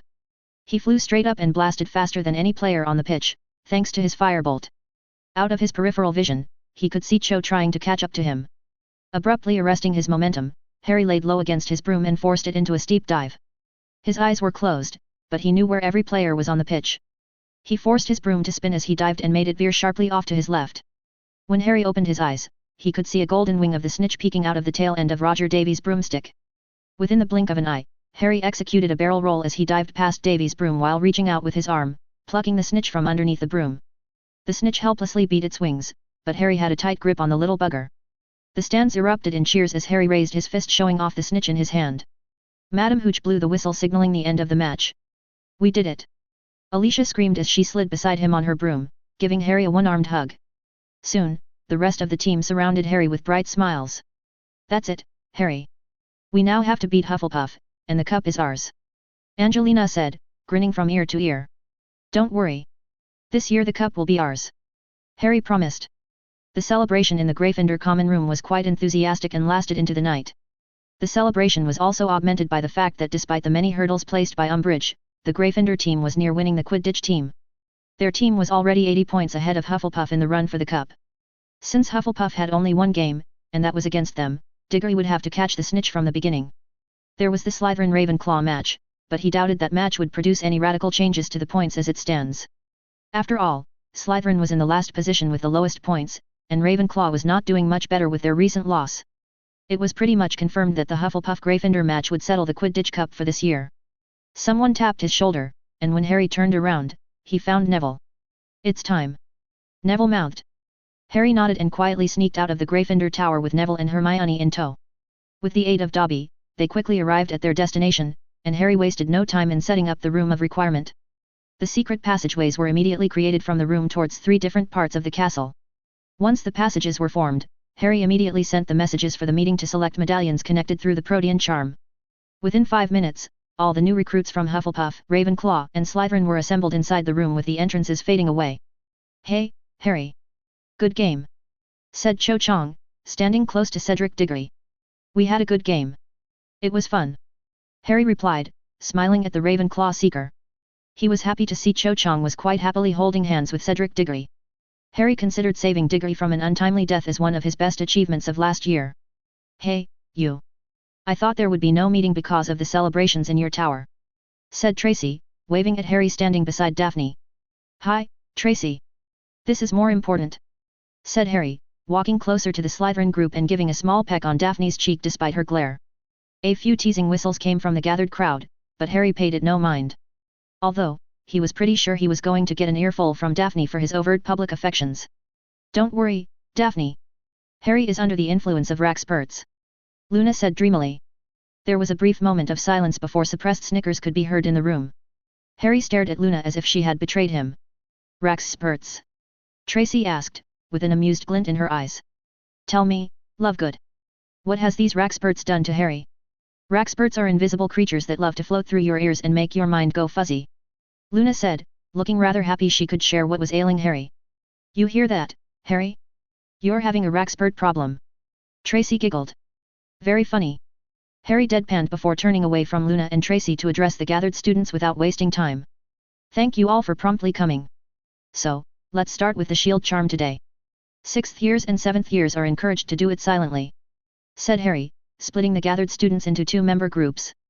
Hermione and Neville were assigned to keep an eye on the 5th, 4th, and 3rd years, while Harry focused on the 6th and 7th years. Dolores Umbridge was going through a tough time in Hogwarts and at the Ministry. She was ostracized and alone in the Ministry, with the Minister ordering a detailed probe into her every action since she stepped inside the hallowed halls of Hogwarts. She knew what Minister Fudge was doing. The man was saving face while giving her a last opportunity to turn the situation around by coming up with something substantial to change their fortunes. But she knew whatever advantage she could summon by unearthing any of Dumbledore's crimes would be useless as far as she was concerned. After everything that happened, the minister could ill afford to keep her as his undersecretary. The Aurors, under orders of Amelia Bones, had ransacked her office and captured several blood quills. Among the captured quills, the one she used on the little Mudblood boy was recovered. Some of her informants in the DMLE informed her of this fact. No doubt, Madame Bones also knew she knew, and yet the woman was perfectly content on sitting on the evidence of her supposed misdeeds. Dolores knew Madame Bones was a political creature through and through. The woman was keeping the investigation under her watchful eyes and keeping everything she learned in reserve to use it against her should Dolores ever try to reclaim her rightful place in the ministry. I don't begrudge that, as that's what I would have done in Amelia's place. Dolores thought. She could live with being bested by a skilled and respected pure-blood woman like Amelia Bones, who rose to lead the DMLE through hard work. However, she could not stand to allow an arrogant, entitled brat like Potter to get away with destroying her life and political ambitions.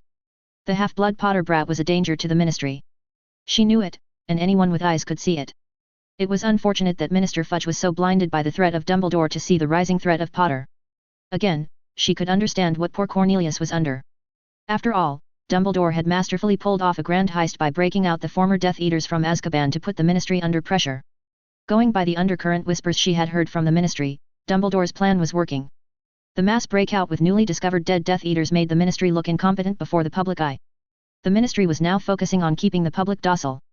At the same time, Dumbledore and Potter were free to act against the Ministry with their next evil plan, all in the pursuit of overhauling the current administration. To make matters worse, the Ministry now had to worry about Potter's rising magical power. Before, they only had to worry about Dumbledore's magical power. But now, things were different. She had to admit it was quite a blow to her pride to learn that the Potter brat had dismantled experienced Aurors like Dawlish quite easily. But the reality was reality, and she had to face up to the fact that the Potter brat was magically powerful enough to be a threat on the same level as Dumbledore. Not only did the Potter brat show off his power before the school and humiliate the Ministry, but he also managed to considerably clip her powers in Hogwarts. She could no longer assign detentions, award points, and take away points inside Hogwarts. If she wanted any disciplinary actions taken, she'd have to take permission from the deputy headmistress. All her education's decrees were null and void per the new deal inked by the Board of Governors and the Ministry of Magic. Umbridge scowled as she thought she was in the exact same position as Severus Snape was in last year. She was under probation and under greater scrutiny by the Board of Governors, Headmaster Dumbledore, Potter, and every enemy she ever made in the Ministry. One wrong step, and she was done. At this point, all her efforts should have focused on keeping her head down and quietly retiring to avoid any further repercussions. I won't quietly go into the night and cede victory to the Potter brat. I'll have the boy dealt with even at the cost of my life and career. Dolores promised in her mind. Her only ally in Hogwarts was the squib caretaker Filch. There were good Slytherin students who saw the threat posed by Potter, but they were few and quite useless. I don't need anyone's help to catch Potter and Dumbledore. I need time to properly plan and set a trap for them both. Dolores thought. First, she needed to find the weakness in Potter and Dumbledore. They both must have some weakness. Once she found it, she could use it against them. Then, she could rid them both and help the Ministry create a perfect lawful magical Britain bereft of half-breeds, mudbloods, and filthy creatures. It was the last week of February, and the classwork of all fifth-year subjects began piling up over time. The frequency and depth of assignments only progressed as days went by towards the end of the term. The OWL exams were slotted to start on the first week of June. There were precisely 3 months for the exams to start, which meant Harry and Daphne had 2 months to submit their completed project in Ancient Runes. Then, there were all the other preparations for taking the practical tests for the OWL exams, along with the theory part. While practical tests were something Harry was confident he could breeze through, the theory part would need a lot of preparation and effort from his side. Therefore, Harry took it upon himself to collect all previous question papers from the library and use them as practice tests. While repeated questions were most likely rare, he could familiarize himself with the question pattern. It was not as if there were any significant syllabus revisions for OWL exams in the last 100 years. Madame Pants was kind enough to give him all the copies of the previous OWL exam papers for his chosen subjects. With most of his time spent on developing lesson plans for the nights, Harry had to rely a lot on Hermione to tidy up his preparation for taking on the previous OWL question papers. Once he let Hermione know that he planned to study the previous question papers to familiarize himself with the question pattern, Hermione was enthusiastic about taking up a good portion of the effort and improving upon his idea. That was how he ended up facing a large pile of neatly folded solved previous year's question papers in his hands. You solved all of them in 1 week? Harry asked, staring at Hermione, impressed. Well. Hermione abashedly. I had Neville's help for herbology. I barely helped. She already knew most of the answers. Neville helpfully added. This is surely going to be a lot of help, Hermione. Maybe, we could make several copies and share them with our group. With Dada going to the dogs this year, they'll need extra help to pass the theory exams. Umbridge's book is as good as Donkey Dung. Harry suggested. That's a good idea. Maybe we could do the same for Newt-level students as well. Hermione said excitedly. Harry exchanged a look with Neville. We could perhaps ask Newt-level members of Knights to pitch in. A joint effort from their end would be much more beneficial, said Harry to forestall Hermione from taking up Newt-level coursework when they were already burdened by OWL exams. Hermione was a little bit let down, but to their relief, she agreed that it'd be better for Newt students to work out the previous questions themselves. That day when the sun came down, giving way for the night, Harry pressed his wand against his heart as he always did for the last few months and muttered the incantation, Amato Animo Animato Animagus. Harry stared at the skies, unimpressed, as there was still no sight of an electrical storm. He felt like it was a giant waste of time to pursue the Animagus training. It was simply becoming too much trouble in his eyes. Therefore, it came as a surprise when Dobby suddenly popped into the Chamber of Secrets late into the night while he was working on the Horcrux spell. Master Harry. There has been a storm, sir. Dobby saw it, sir. Dobby said urgently. Harry's eyes widened, and he immediately asked Dobby to take him to the designated spot he had prepared for this eventuality. It was a small spot inside the forbidden forest, and Harry immediately put up wards to keep out any unforeseen visitors. Sure enough, Harry could see an electric storm brewing in the sky. Creaker! Master called Creaker.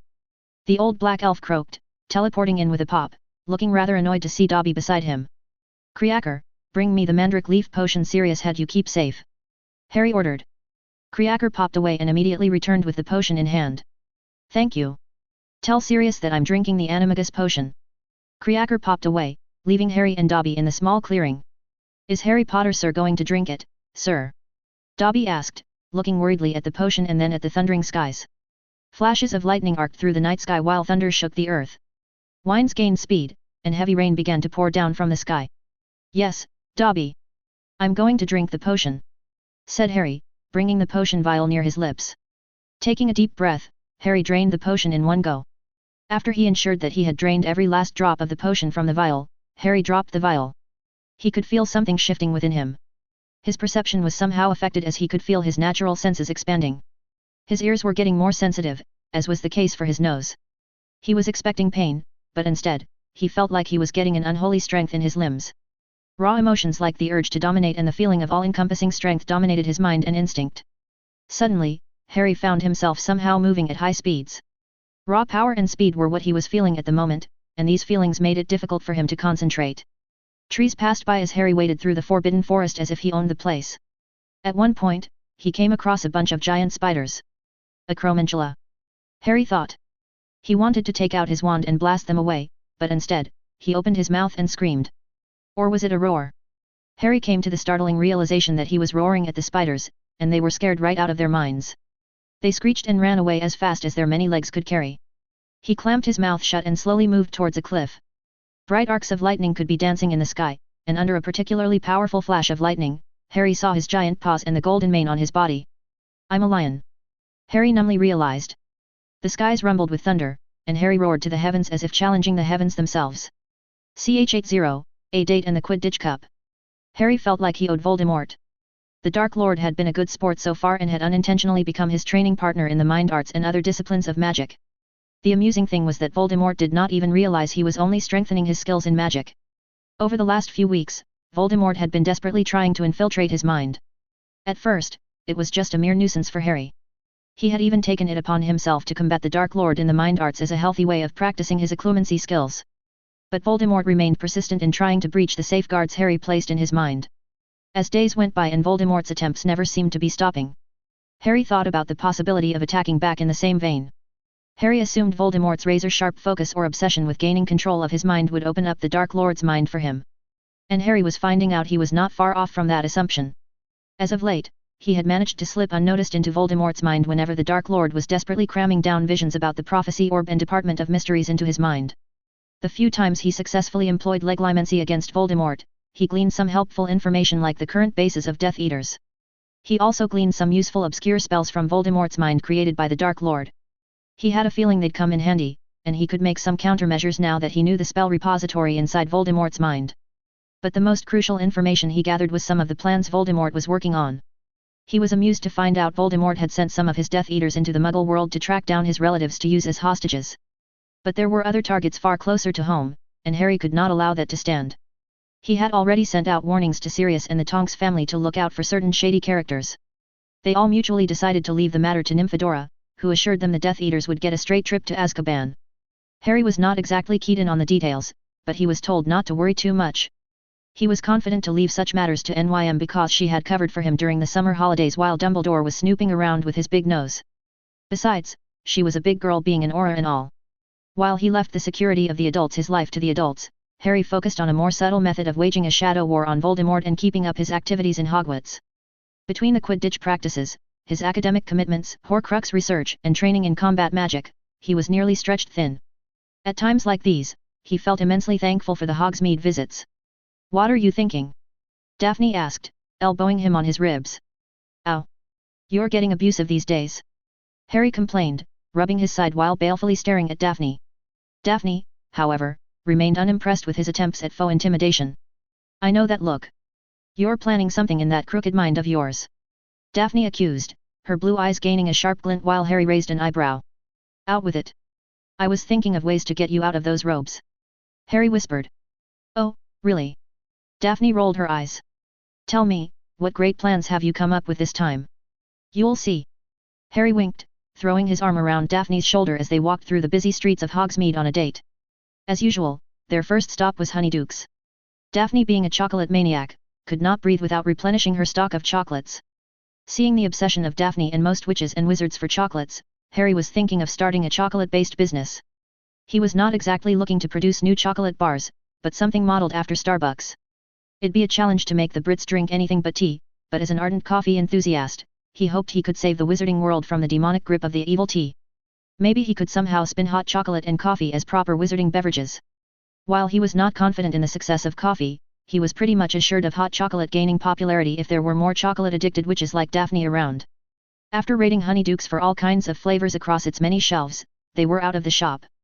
Harry stared at the hairdressing salon across the street from Honeydukes thoughtfully. If you want a haircut, I can wait. Daphne offered. No. I think I'll grow out my hair. Who knows? Maybe my chances with you might improve. Harry said, waggling his eyebrows suggestively. Don't pin all your hopes on your hair, Potter. Daphne smirked, walking away from the shop with Harry. Oh, I won't. My dashing looks and brilliant mind are enough. Harry boasted. Daphne rolled her eyes, but the slight grin adorning her lips showed she was amused by his flirting. We'll see. Said Daphne, hummed, bobbing her head. I wonder who Neville is bringing to our double date. He has been very secretive, said Harry as they closed in on Madame Putafoot's tea shop. Could it be Hermione? I don't think so. Hermione is with Tracy. They're working on their runes project. Said Daphne. Then who could it be? Harry wondered. We'll find out soon enough. Said Daphne. When they reached the tea shop, Harry could see it was already filled with more customers. After you, my lady. Harry said, holding out the door for Daphne. Why, thank you, sir.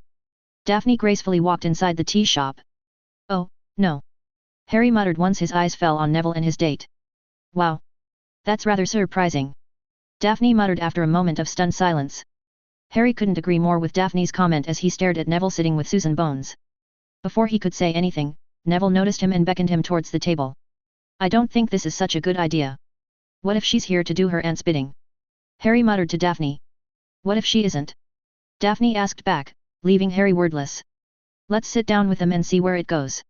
Harry was more than suspicious about Susan's sudden presence right when the Knights started admitting members from other houses. He had shot down the idea of bringing Susan Bones into the Knights because of her aunt. He didn't want to give any ammunition to Amelia Bones despite the safety of magical contracts enforcing binding secrecy with penalties on the signatories. However, Harry gave heed to Daphne's advice and, against his better judgment, joined Neville and Susan at the table with Daphne by his side. Hey, Harry. Susan greeted him. Harry merely nodded at the Bones heiress to acknowledge her presence. He could endure sitting with the niece of his political enemy, but that doesn't mean he had to be friendly until he knew for sure Susan Bones had no ulterior motive.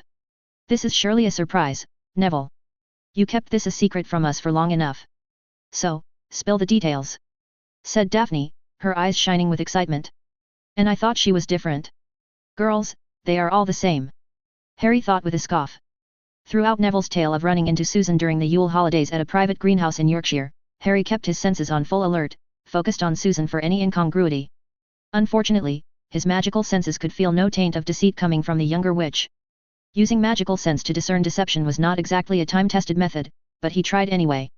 Harry remained a passive observer as Neville and Susan engaged with Daphne. He occasionally stepped in to make a comment, but other than that, he preferred to keep mum. Thankfully, the date finally ended, and they split off from the tea shop. You were rude. You could have been a little more friendly towards Susan. Daphne commented as they walked hand in hand along the streets of Hogsmeade. She's the niece of the woman who heads the DMLE. I had to fight tooth and nail to clear Sirius' name while her aunt was trying to put my godfather in Azkaban for a crime he didn't even have a trial for. I think I'm owed a little latitude here, don't you think? I suppose you attempted to talk to her. Daphne mused aloud. Thank you. Harry harumphed. I mean. There were many moody grunts, and the largest word you ever said in the conversation was great. But yet, you talked. Daphne deadpanned. Are you my girlfriend or Susan Bones? Harry asked, not impressed with Daphne. I'm debating the merits of that in mind right now. Daphne shot back. Don't make any hasty decisions. We still have a place to visit, and after that, you can take the decision. Said Harry. All right, Potter. Impress me. Daphne challenged him, and Harry was all for it. A few minutes later, Daphne looked scared out of her mind at the place they were visiting. The Whomping Willow. Daphne said incredulously. That's your ideal place for our date. Harry laughed off the look Daphne was giving him. There is no need to worry. The Whomping Willow won't attack us. I've seen to that, said Harry, dragging a reluctant Daphne with him. But Daphne became less worried as the Whomping Willow did not make any moves to smash them despite getting closer to its base. How did you? Daphne asked, still looking at the giant branches of the violent tree warily. Everyone underestimates my resourcefulness, my love. Well, except for the Sorting Hat, who thought I'd fit right in with the House of Snakes. Wait. Daphne came to a halt, forcing Harry to stop as well. The Sorting Hat wanted to place you in Slytherin. As a matter of fact, yes. But I talked that dusty old hat out of that particular decision, said Harry, leading Daphne slowly towards the tree's base. Why? You would have done great in Slytherin. For Merlin's sake, you're even a Parselmouth. You have Slytherin's gift in his blood. Look at me, Daphne. Do you think I'm anything else but great? Harry asked with a smirk. You arrogant prick. Daphne hit him on his arm while Harry chuckled. Anyway, we are here. Ta-da. Harry waved his wand, and the secret entrance at the tree's base became visible before Daphne's eyes, making her gasp. Harry had Dobby clear out the entrance and install an ornate door with magical graffiti of a lion, stag, grim and werewolf on the door. Welcome to the secret lair of the Marauders. Harry whispered into a surprised Daphne's ear. You mean this is where your father and Sirius went with Professor Lupin when he transformed? Daphne asked, looking parts thrilled and surprised. Not exactly. This is merely a secret entrance. Our true destination awaits us, my lady. Harry said with a smirk, offering his hand to a stunned Daphne. Eyes alight with wonder and joy, Daphne placed her hand in his, and together they traversed through the secret passage beneath the Whomping Willow. The previously narrow dark corridor filled with roots and soot was now expanded and layered with polished enchanted wood that kept the passage dust-free. The Whomping Willow would also find it hard to penetrate the area with its giant roots, thanks to the enchantments on the wooden floorboards. You cleaned this all up for me? Daphne asked, staring in wonder at the brightly lit corridor. Yeah, let's call it that, and not preserving the legacy of Marauders. Harry thought. All for you, Daphs. Harry grinned at her while patting himself on the back for smoothly turning everything to his advantage. They finally came to the end of the corridor in no time. Welcome, to the infamous lair of the Marauders. I give you the Shrieking Shack. Harry said with a flourish while opening the door for Daphne. Daphne stepped inside, followed closely by Harry. There were many paintings inside the room, all of them with rare magical creatures in their habitat. There was a wide expanse of a couch and several large cushioned chairs inside the shack. There was even a fireplace inside, and she saw 2 empty glasses with a bottle of wine on the table. So, what do you think? Harry inquired as he uncorked the wine bottle and poured half a glass into both glasses on the table. This is wonderful, Harry. Daphne said, looking genuinely impressed by the length of detail and preparation Harry took for her. Hold your horses, woman. You haven't seen the main attraction, said Harry, passing one glass to Daphne while he kept the other. There is more? Daphne asked, her mouth parting in disbelief while a smile threatened to overcome her face. You'll have to finish the wine if you want to see more. And don't worry. It's sweet wine, said Harry, taking a sip and enjoying the delicate taste as it trickled down his throat. What else have you planned? Daphne wondered aloud, making Harry wink at her while he drained the last drops of wine in his glass. Finish your wine and find out, said Harry, setting the empty wine glass down on the table. Daphne took her sweet time to finish her wine, all the while searching for any hidden surprises.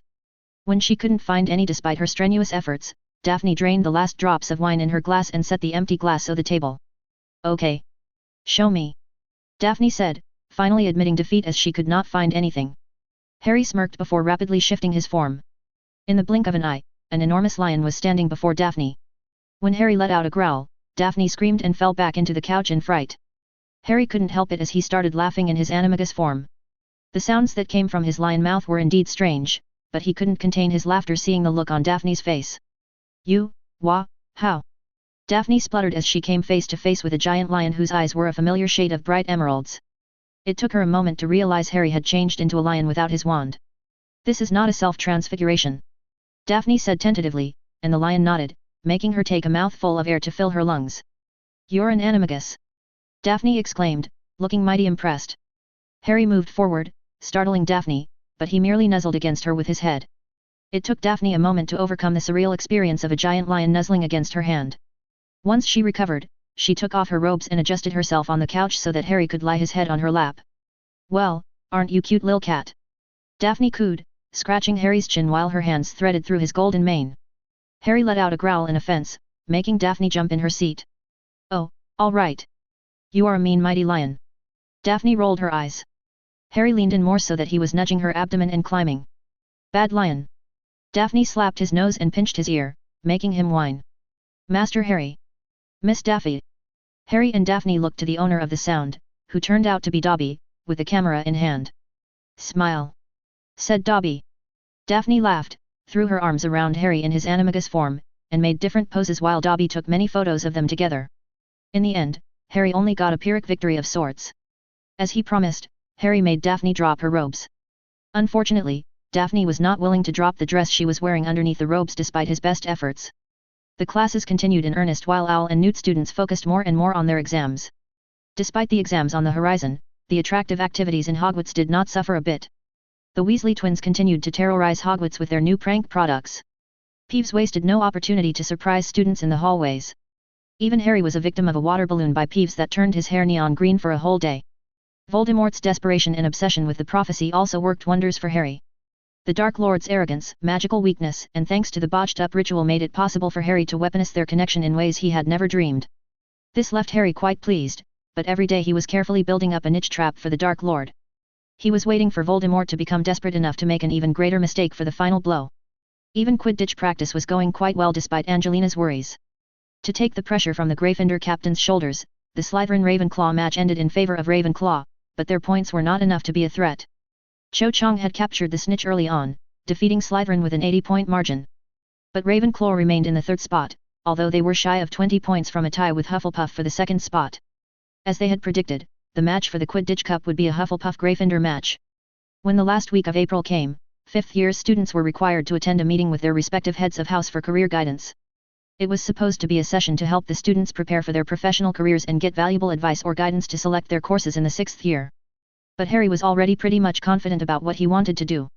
"Professor." Harry nodded, sitting across from McGonagall, who looked a tad hesitant and rattled. Harry could understand why his head of house was behaving that way. They had not talked much after their explosive conversation regarding Colin Creevey. "Potter. I assume you understand why we are having this discussion." "Yes, Professor. You want to give me advice on my career prospects." Harry almost regretted the inflammatory tone he used on the word advice, but it came out involuntarily. Thankfully, McGonagall ignored his tone if she picked up on it, and Harry was grateful for that. "So, what sort of career do you want to pursue, Mr. Potter?" asked McGonagall, taking a quill into her hand, ready to scribble something down on parchment. "My temperament leaves me disposition to challenge any authority exerted over me. So, I need a profession where I can grow and be a decision-maker. Therefore, I believe I'll be pursuing my own business. Should the climate and time be conducive enough, I believe I'll also be pursuing the post of Minister of Magic," Harry said confidently, leaving McGonagall to stare at him with a dropped mouth. McGonagall cleared her throat and regained her composure. "That's an ambitious goal." "I know." Harry shrugged. "There are other options before you. Your father chose to join the Aurors. You could also pursue a career in Quidditch. You are more than skilled enough to play the league games, and perhaps you could end up playing for the national team," McGonagall suggested. "My father might have preferred to sit far away from the table and unquestioningly take orders. I don't. As for Quidditch, it's a sport that I enjoy in school. I don't prefer doing it my whole life. Being a circus monkey for the masses is a waste of time when my skills and energies are better spent elsewhere." Harry waved his hand dismissively. "So, business. What sort of business are you looking to start, Mr. Potter?" McGonagall asked after a moment of silence. "Well, I've already invested a small amount of gold in a new business, as you might know. I've yet to earn back my initial investment, but I believe I'm heading for a good profit margin in the coming years. Other than that, I'm also interested in pursuing chocolate and silk. Honeydukes is the only major provider of chocolates, and I think I can provide some competition in the market." "I see. You might be interested to know that Potters made their fortune through potions," McGonagall said, looking up from her notes. "I know. Sirius told me." Harry acknowledged the professor with a nod. "Well, based on the two fields of business you mentioned, I recommend that you take charms, potions, care of magical creatures, arithmancy, and herbology for your sixth year. Pursuing these subjects to the Newt level would certainly aid you. However, you must know Professor Snape only allows those with an outstanding in the Owls into sixth year potions class. Your performance in other subjects is quite consistent. I see. Thank you for informing me, Professor, said Harry. Then there is the matter of your entry into politics. No amount of schoolwork would be strictly necessary for the field. But, I'd advise you to give more focus on the history of magic. No one would ask for grades you scored in school, but it'll be good to have a lawmaker who knows our past so that they may make better judgments in the present and the future. Harry mulled over the advice provided by Professor McGonagall in his head and found it held some substance. I'll keep that in mind, Professor. Good. I'd recommend that you continue your current subjects into the next year. Professors Babbling, Flitwick, and Vector have only high praises for you. Ancient runes would hardly be something you'd encounter if you pursued the businesses mentioned. Still, your talent in the subject might give you an opportunity to pursue a business in enchanting or warding in the future. Should you find the subjects too bothersome, you could drop them in your 7th year when you appear for the NEWT exams. Harry nodded, and the meeting ended with that last piece of advice. The very next day, Harry was dressed up in Quidditch robes for the final game of the season. It was the match that'd decide the Quidditch Cup and perhaps settle the House Cup as well. The more points they could shell out, the better the point level would be for Gryffindor. All right, everyone. Gather around. Angelina called, looking confident as she stood on the ground like a lone wolf warrior. Harry exchanged a smile with Katie. Yeah, I'm thinking the same thing, Potter. Now move before she bites our heads off. Katie pushed him forward. Harry chuckled but walked towards their captain. The stands erupted in cheers as the Gryffindor team assembled as Angelina requested. Look at that.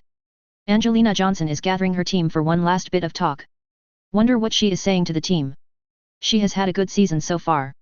Oliver Wood in female form, some call her. Lee Jordan enthusiastically shouted for everyone to hear. Jordan. McGonagall warned. It's just locker room talk, Professor. Oh, look. The Hufflepuff team is here. Jordan pointed his hands excitedly.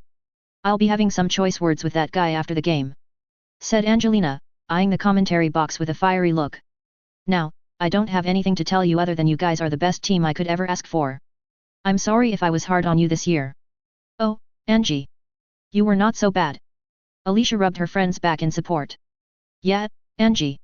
You were like a fairy. A scary fairy with sharp claws and teeth. Fred and George snickered as they made their pitch. You've had your moments, Captain. But we wouldn't have it any other way. Harry said, giving a thumbs up to Angelina. Harry's right. Look at me. You made me what I am, said Ron. Hey, Angie. You're the best. Katie gave a hug to Angelina, who looked like she was about to cry. All right, then. It's time to put our names on that Quidditch Cup.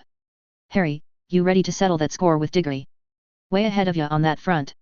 He won't know what hit him, Captain. Harry gave a salute to Angelina. Good. Harry, you don't have to play interference. Focus on the snitch. The moment you see it, you catch it. We have the advantage in points, and I don't want to take any risks. End the game as fast as possible. Fred and George, keep the Bludgers away from us. Ron, make Hufflepuff chasers cry. Angelina finished her fiery pep talk. The players are now taking their brooms and setting themselves into formations. Hufflepuff and Gryffindor chasers look to take up positions favorable for attack backed up by their beaters. It looks like Cedric Diggory is opting to lend his hand to his chasers, or maybe not. Never know what Diggory would do, but Harry Potter looks like he is hanging out with Ron Weasley near the hoops. Not sure what they're talking about, but I hope it's some last-minute strategy. Lee Jordan commented. Madam Hooch blew the whistle, and the game started off with Fred taking a beating down the bludger against the quaffle, settling the ball safely into Angelina's safe hands. Look at Angelina Johnson go, she's a pro in evasion tactics. Lee Jordan claimed from the commentary box. Sure enough, Harry could see Angelina making a beeline for the Hufflepuff keeper with the quaffle while Fred and George kept the Bludgers away from her path. Angelina veered off to the right, forcing Hufflepuff keeper Eddie Greer to mimic her. Unfortunately for Greer, Angelina threw the quaffle behind her straight into Katie's hands. The Gryffindor stands erupted with cheers as Katie Bell punched the quaffle through the hoop with precision. Lee Jordan was praising Angelina for executing a perfect and timely reverse pass. Harry meanwhile blocked out the game and went straight down to the ground. He could feel Cedric trailing behind him. Harry picked up the speed as he started a classic spiral dive, one of the maneuvers used by seekers to catch the snitch in a dive quickly. Look at Harry Potter. He is executing a spiral dive to clinch the snitch. Cedric Diggory is right behind his tail. Lee Jordan shouted off from the commentary box. Harry made sure to increase his speed slightly, and when he was sure Cedric had fallen right behind him, Harry reached out with his hand as if to catch the snitch. Harry Potter is reaching out with his hand. Does he have the snitch? Lee shouted impatiently. Harry smiled as he could feel Cedric commit fully to the dive and force his broom to full speed. With one hand on the broom, Harry pulled out of the dive at the last second. Before the eyes of every student at Hogwarts, he performed a Wronski feint. Would you look at that? Harry Potter has executed a Wronski feint. But Diggory has managed to stave off the worst by somehow managing to arrest his speed. Still, the Hufflepuff captain looks to have sustained some injury to his leg. A good piece of flying on display by the two seekers. Harry turned out what Lee Jordan was saying and focused on the snitch. He blasted off towards the stands, and sure enough, his senses were not failing him. The snitch was hiding right on top of a flagpole. He urged the firebolt to go faster and tried to snatch the immobile snitch, but it flew away at the last second. Harry didn't let up on the chase as he quickly maneuvered his broom after the fleeing snitch. He had to dive underneath Zacharias Smith, who was trying desperately to snatch the quaffle from Alicia. Harry's arrival spooked Smith into giving Alicia to pass the quaffle to Angelina, who scored another goal for Gryffindor. The screams and shouts from the stands blasted into his ears, but Harry's eyes were on the snitch. The snitch suddenly came to a halt and dived, forcing Harry to do the same. The snitch came level with the ground, just a few inches above the grass and flew parallel to the floor. Harry was also forced to do the same, pulling out of the dive and getting level just above the ground. He pushed the firebolt to full speed, closing the distance with the snitch fast. When he threw out his arm, he could feel the beating wings of the snitch struggling against his palm. "I caught you, you troublemaker," Harry whispered while looking at the snitch, which stopped beating its wings, accepting defeat. The stands erupted into cheers as Harry raised his fist, showing off the golden snitch in the palm of his left hand. He'd done it. Potter has done it. He has got the snitch. Gryffindor wins the match 180-20. Gryffindor wins the Quidditch Cup. Lee Jordan happily exclaimed, jumping out of his seat and hugging Professor McGonagall. Harry flew straight towards Angelina and presented her with the snitch. "I told you we'd win." "Yes, you did, Harry." Angelina smiled and hugged him as the team converged around their captain. "We won!" Angelina cried. "It was my last game, and we won." The group hug lasted quite a while, and Harry had to say it was nice to be on the winning team. Ch81, Bane. Towards the end of April, a new face joined the Hogwarts staff. A centaur named Firenze took over some of the classes of Professor Trelawney to the vocal displeasure of said divination professor. While Professor Trelawney became upset, Firenze was a rave among the students, especially the girls. Not a day goes by without Lavender and Parvati secretly discussing the advantages of having Firenze as their divination professor and his enlightened ways of approaching the subject. The rumor was that Dumbledore picked Firenze to replace Trelawney the next year, but Harry knew that would not happen. Professor Trelawney, despite her faults, holds a valuable piece of information somewhere in her head about the prophecy. If she were to leave the protection of Hogwarts, she'd find herself as an esteemed guest of Voldemort.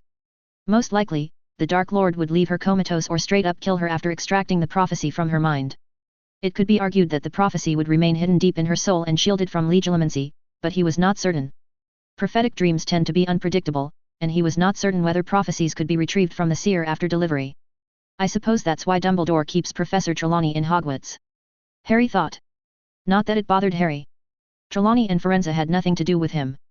At least, he thought the two fortune-tellers were someone else's headache until he got a request from Firenze for a meeting.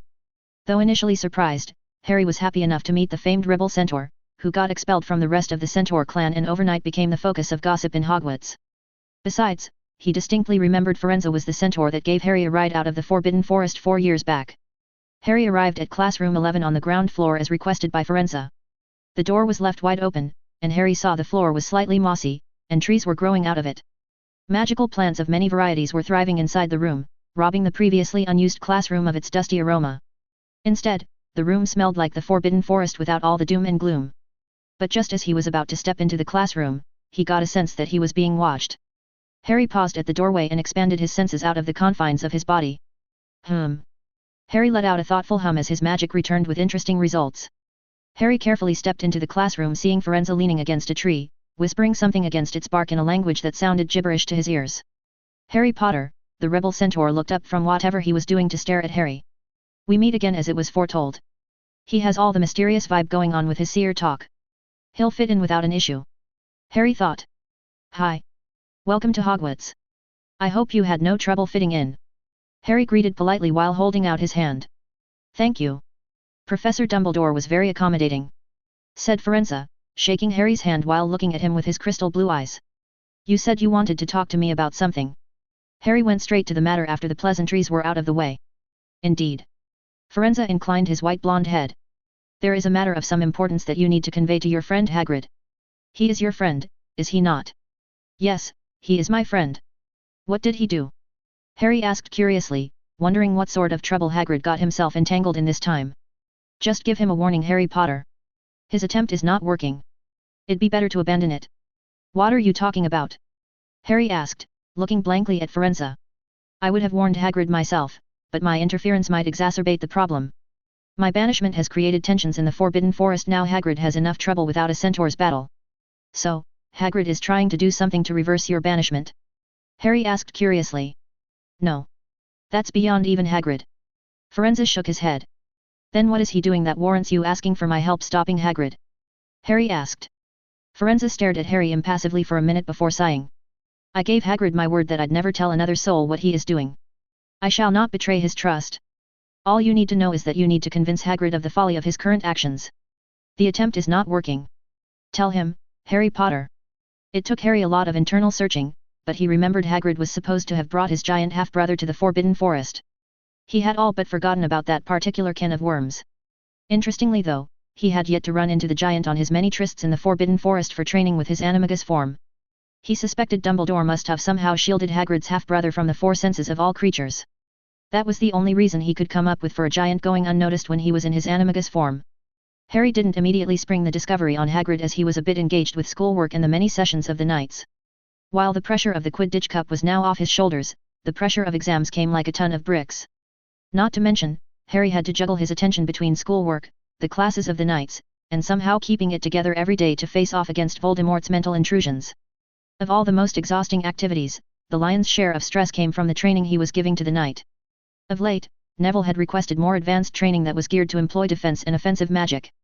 Once Harry decided to give those extra lessons, he thought to expand beyond Neville. He ended up roping in the Weasley twins, Hermione, Tracy, Daphne, Luna, Ginny, Ron, and Katie, into what he called the accelerated nightly course, which focused solely on offensive magic. There was, however, an advantage in giving special lessons to a select group. He could delegate a lesson to Neville, Hermione, Katie, or the Weasley twins, while Harry could take a day off. But ever since March began, he let the offensive magic some rest and instead focused on teaching the Patronus charm to the group. While he saw no immediate use for the group in learning the Patronus charm, he knew the strategic advantage of sending quick messages was quite useful. In the worst-case scenario, his friends could call in help using the charm. I still don't understand why you insist on asking us to focus on the modified Patronus charm. I mean, won't it be more useful if we learn to use the Patronus charm to chase away the Dementors? Asked Hermione. Harry had to admit Hermione had mad skills when it came to mastering magical spells. Therefore, it was no surprise to see Hermione managing to conjure a corporeal Patronus before anyone else. Because communications is a vital part of warfare. It doesn't matter how powerful an army is because defeat is certain when its lines of communication are compromised, said Harry, watching the ethereal otter Hermione created dance around the room. The only way to confirm that you can create a Patronus in the presence of a Dementor is to try and create one in the presence of that creature. Since we don't have a Dementor lying around to test your skill, I suggest you run away rather than confront a Dementor. Running away does not sound like the bravest thing to do. Neville complained, a look of concentration on his face as he tried to make a corporeal form out of the sliver vapor that was coming out of the tip of his wand. In a war, the focus must be on winning the war, not the battles. That's why Dumbledore and the Ministry failed the last time. They obsessed over each battle and nearly lost the war. I'll not make the same mistake, said Harry. Winning battles is important, Harry, said Ginny, looking slightly out of breath. Important, yes. But not necessary for winning the war. On the other hand, strategic retreats allow you to recoup losses, straight guys, make the enemy overextend, and set traps. The possibilities are endless. Still, what's the point of learning the Patronus charm if we are not going to use it against the Dementors? Ron complained, looking grouchy and sweating as only small wisps of silver vapor came out of his wand despite his best efforts. Harry hadn't really wanted to include Ron in the group, but he was present, thanks to Hermione. Hermione had come to terms with Ron and tried to rekindle their friendship. But Harry didn't take in Ron solely because of that. The Weasley family was already a target for Voldemort. Therefore, he thought it'd be better for the Weasleys if Ron had more combat training. What's the point of throwing your life away meaninglessly for the sake of pride? Daphne asked tacitly, and that made everyone fall silent. Self-confidence is necessary for war, but overconfidence is fatal. The Death Eaters fight for personal glory because that elevates them in the eyes of Voldemort. Our strategy should be to use that against them. Use teamwork to take out the Death Eaters rather than fight for pride or glory. That's why communication and retreats are important. If you can't work as a team, I can't tell you about the plan to expose Voldemort. What exactly are you planning, Harry? Hermione asked, dismissing the patroness charm to look at him curiously. I'll tell you when I think you're ready. For now, the plan remains a secret between a select few, said Harry, his eyes finding George and Fred, who were snickering at Hermione's annoyed look. The Weasley twins laughed at something they muttered amongst themselves, and together, they cast the patroness charm. 2 magpies formed from silver vapor galloped out of the twins' wands, catching everyone's attention. Well done, Fred, George. Harry clapped. The trick is to think of a happy memory and allow joy to permeate every inch of your body. Harry reminded everyone. I don't think I can do it, Harry. Neville said, dropping his shoulders as his attempt to cast the spell failed for the umpteenth time. It is no easy spell to perform. Most grown wizards are unable to perform the spell. Trust me, the spell does not require great magical power to perform. It depends on your ability to be happy. But happiness cannot be created on a whim. Neville argued, frustration evident on his face. Harry felt some pity for his friend. He understood Neville was tackling everything with brute force because of his singular focus on the Lestrange brothers and Bellatrix. Neville's motivation to train stemmed from his desire to kill or punish the Lestranges for what they did to his parents. Harry walked towards Neville and took him to a corner of the room. Vengeance is a powerful motivator, Neville. But not all magic can be learned because of your burning hatred for Bellatrix and the Lestrange brothers. Harry whispered. You know. Neville asked, his eyes widening slightly as Harry nodded.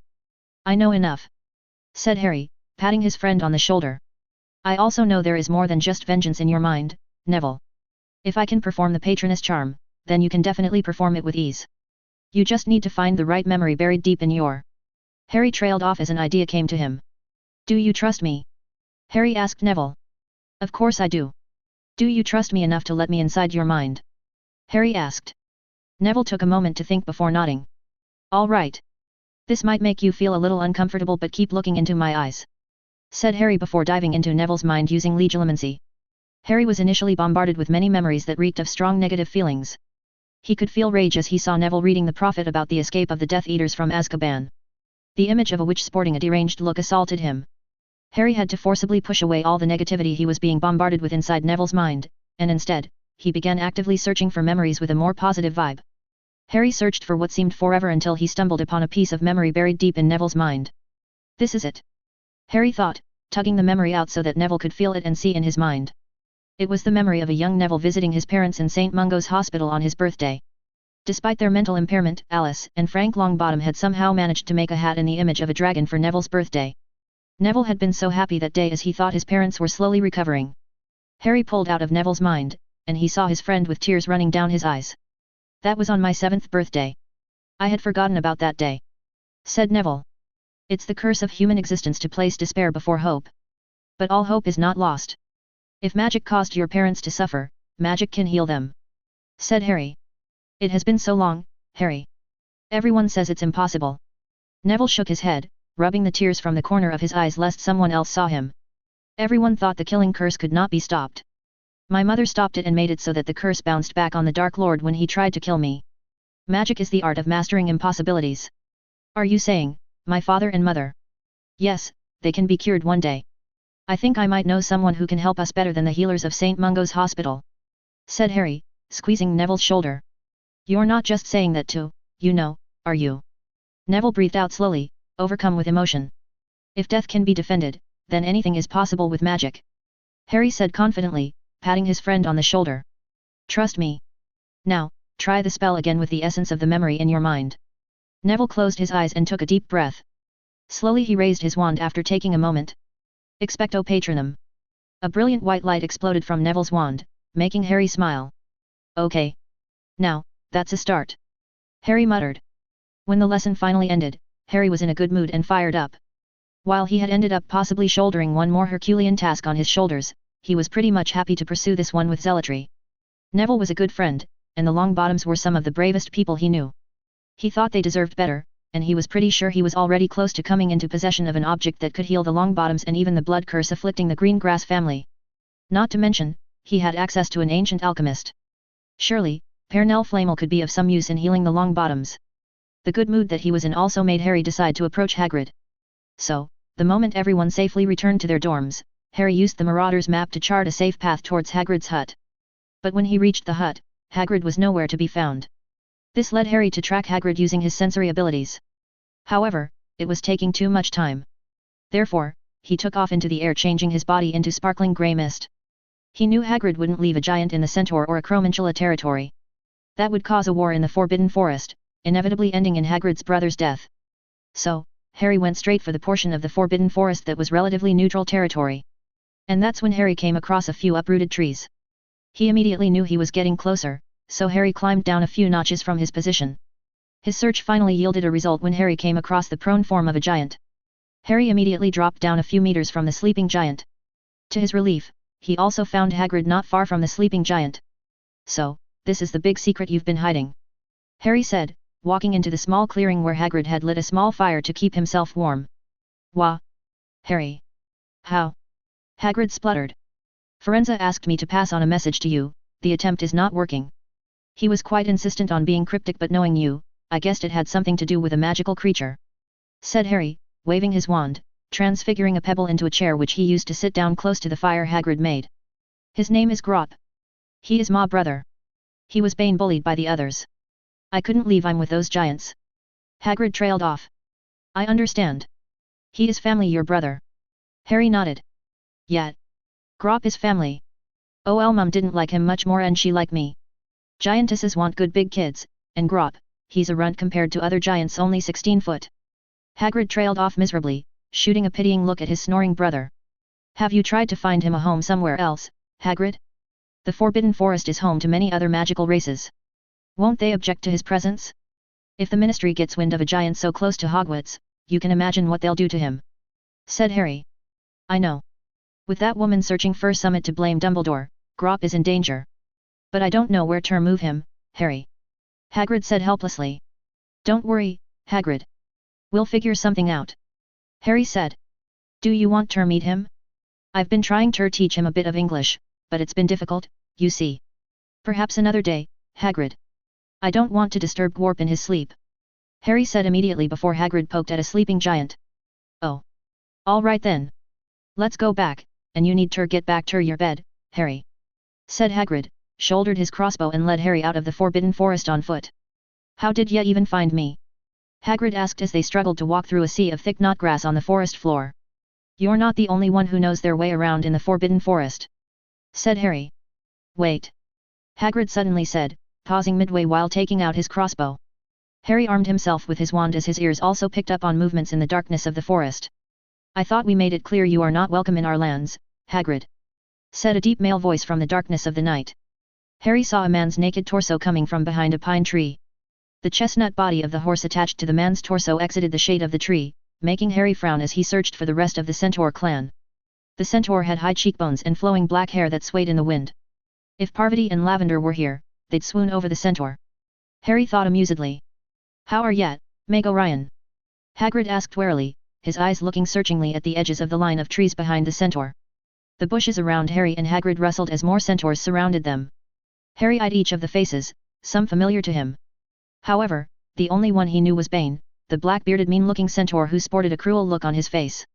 "I hope you remember what we agreed to do if this human set foot on our grounds again," Bane asked gleefully, looking at Meg O'Ryan. "All I did was stop ya lot from killing a friend." Hagrid growled at Bane. "Then you should have made better friends than consorting with traitors, Hagrid. Our ways and laws are ours to uphold and defend. Firenze betrayed our ways and dishonored us," said Meg O'Ryan. "I dunno how ya worked that out, Meg O'Ryan," Hagrid growled. "He's done nothing wrong except help Albus Dumbledore." "Ha! Firenze swore to be a servant of humans. There is no greater betrayal, no greater shame," a grey-haired Centaur said. "Servitude," Hagrid said angrily, affronted at the very notion. "He's doing Dumbledore a favour. He's selling out our knowledge and secrets to unworthy humans in that school of yours. There is no greater crime than this," Meg O'Ryan said gravely. "If that's your problem, I could arrange for the knowledge of wizards to be transferred to the Centaurs living in the Forbidden Forest," Harry offered. "Do not speak in our presence, boy," Bane snarled, moving a few steps forward threateningly with a bow in hand. "You have probably profited from our knowledge." Harry transformed into his lion form and roared with full might, surging forward. With a swift swipe of his paw, he disarmed Bane. The dark bow in Bane's hand smashed against the bark of a tree, and Harry growled threateningly at the Centaur, making Bane stumble back in fear. Harry swiftly changed back into his human form as he took note that bows were being trained on him. Harry flicked his wand, and a bubble of protective shield converged around Hagrid and himself. "Speak to me like that again, and your friends will be making funeral arrangements for you, Bane," Harry said in a deceptively cold tone, directing his intent through his flaring magical power. "We do not harm the young. Stand down," Meg Orion said forcefully. The centaurs lowered their bows and took a few steps back, and Harry followed suit by cancelling the shield. "I also have a policy of not spilling the blood of magical creatures if possible. But I'm contemplating whether I can exclude morons from that policy." "You human!" Bane growled. "Bane!" Meg Orion warned. "Come on, Harry. We've seen enough of these stubborn OL mules." Hagrid growled, moving away from the centaurs with Harry closely trailing behind. "We know your secret, Hagrid. This is no place for that thing." Meg Orion shouted at them, as the centaurs slowly withdrew from the forest. "Our patience grows thin every day. You'll learn to tolerate I'm." Hagrid yelled back. "Bunch of stubborn OL mules." Hagrid growled under his breath before turning on Harry with a proud look. "You learned to become an animagus like." "Yet." Harry nodded with a grin. "Keep that a secret, though. I have not registered with the Ministry yet. Just like James and Sirius, then. Your secret is safe with me, Harry," Hagrid promised jovially. "Unless, of course, someone offers you a dragon egg," Harry teased, making Hagrid laugh. "Hey, Hagrid. I think we should use a code word when we are talking about Grop," Harry suddenly said. "Code word?" Hagrid looked in askance at Harry. "Yes.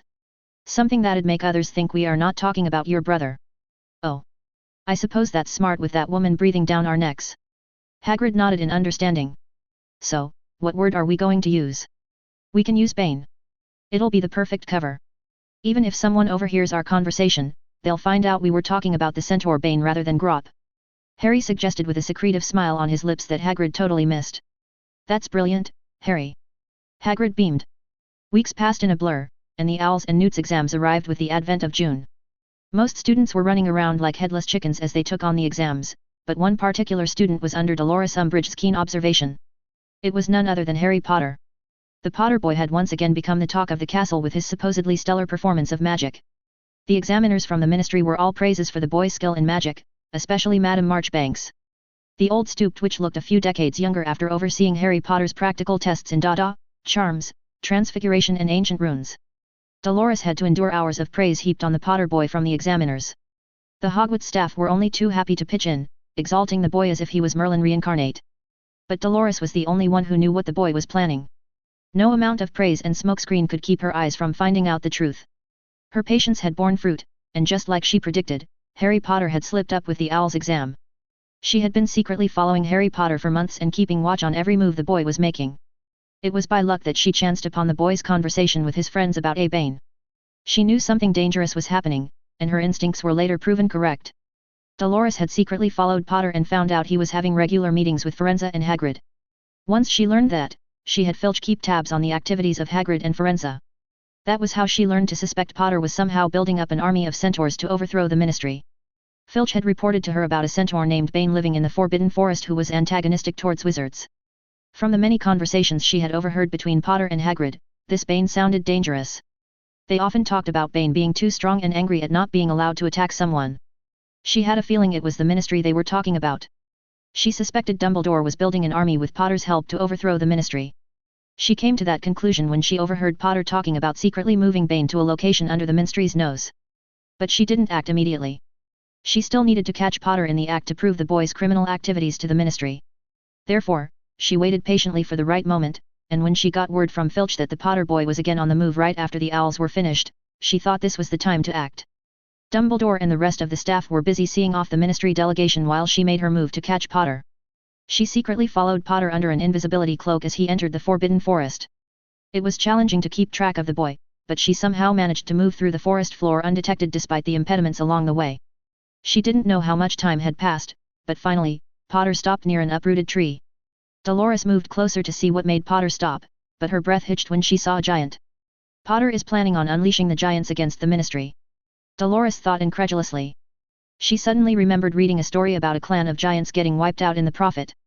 That must have been a hoax orchestrated by Dumbledore and Potter.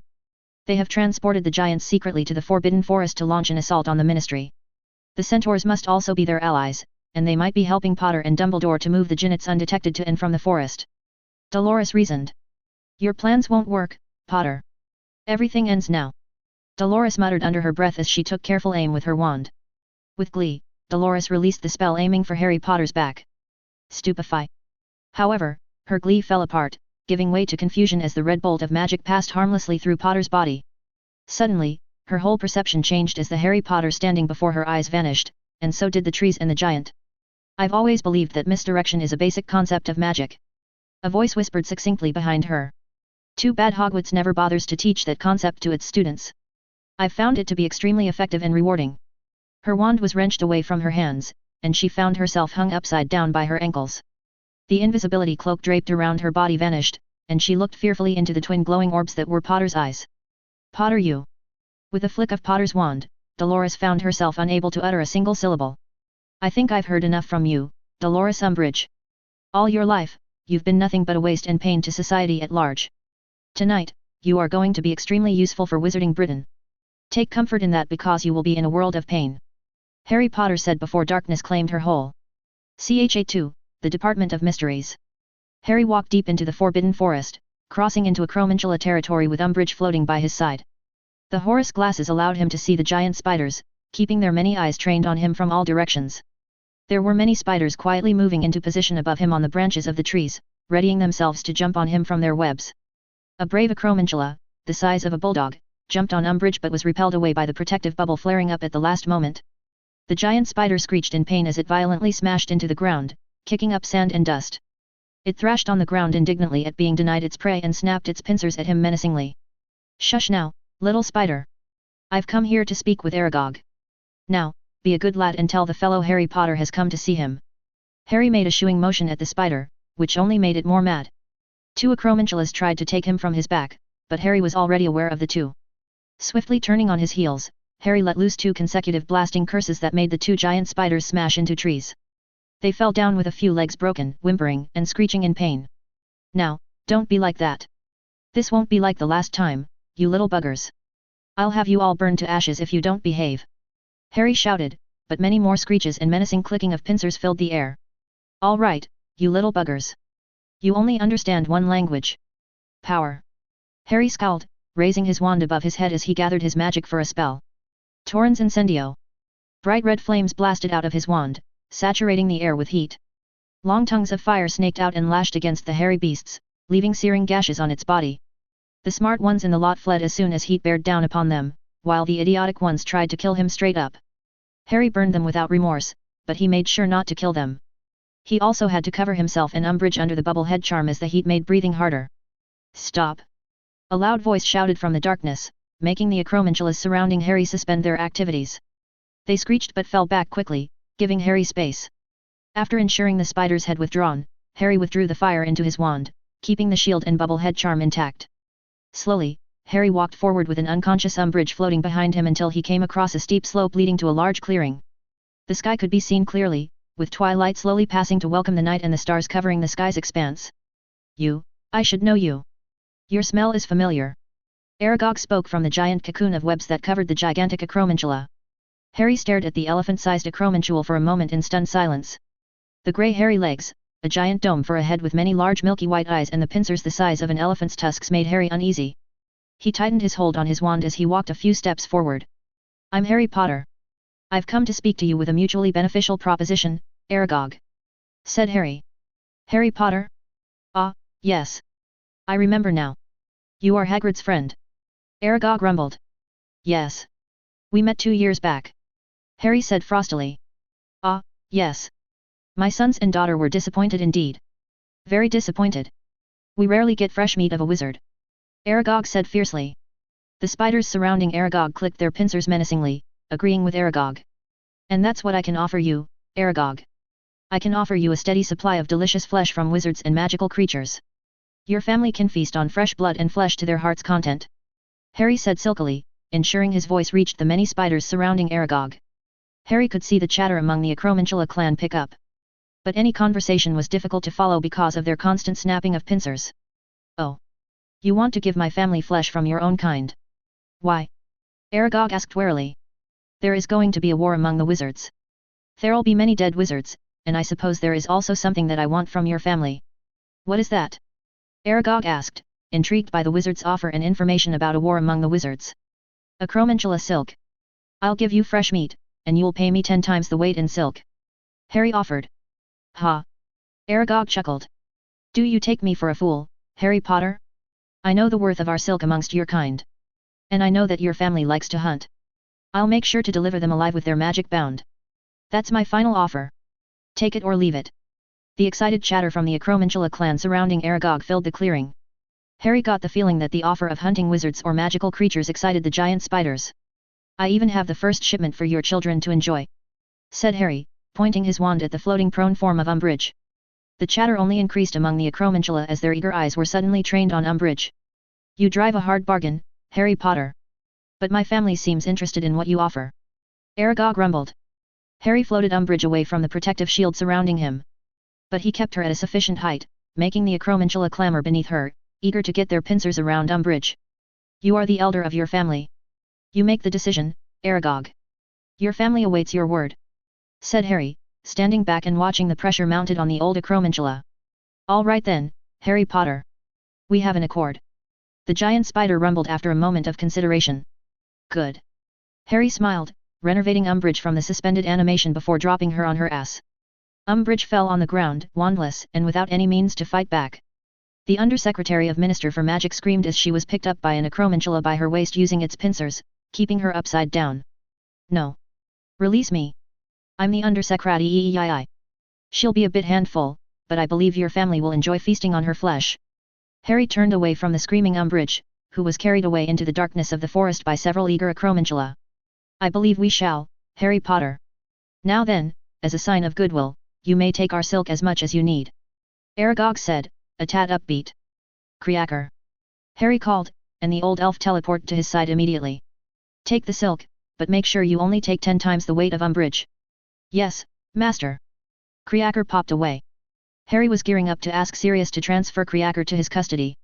The old elf of the Blacks enjoyed working on shady deals like this and was an expert in extracting useful parts from magical creatures.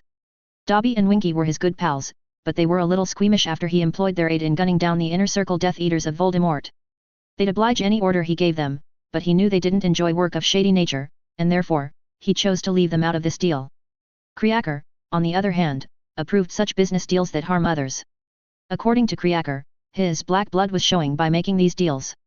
Creaker's passion for being a black elf might actually keep the little guy from agreeing to work for him on a more permanent basis. Harry kept those thoughts away and focused on the milky white eyes of Aragog. I needn't tell you that our arrangement remains a secret even from Hagrid. Harry reminded the giant spider. Of course, I know. Aragog grumbled. Good.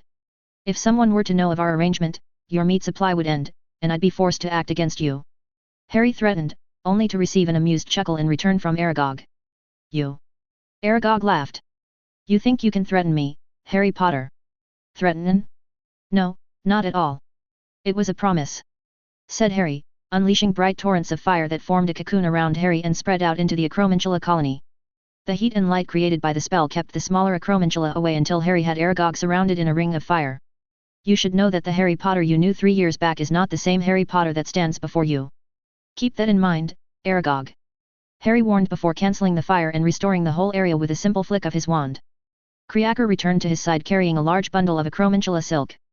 Creaker has the silk, young master. Creaker muttered, shooting nasty looks at the spiders. Thank you, Creaker. Keep it safe, said Harry. Creaker nodded before popping away. I hope you heed my warning, Aragog.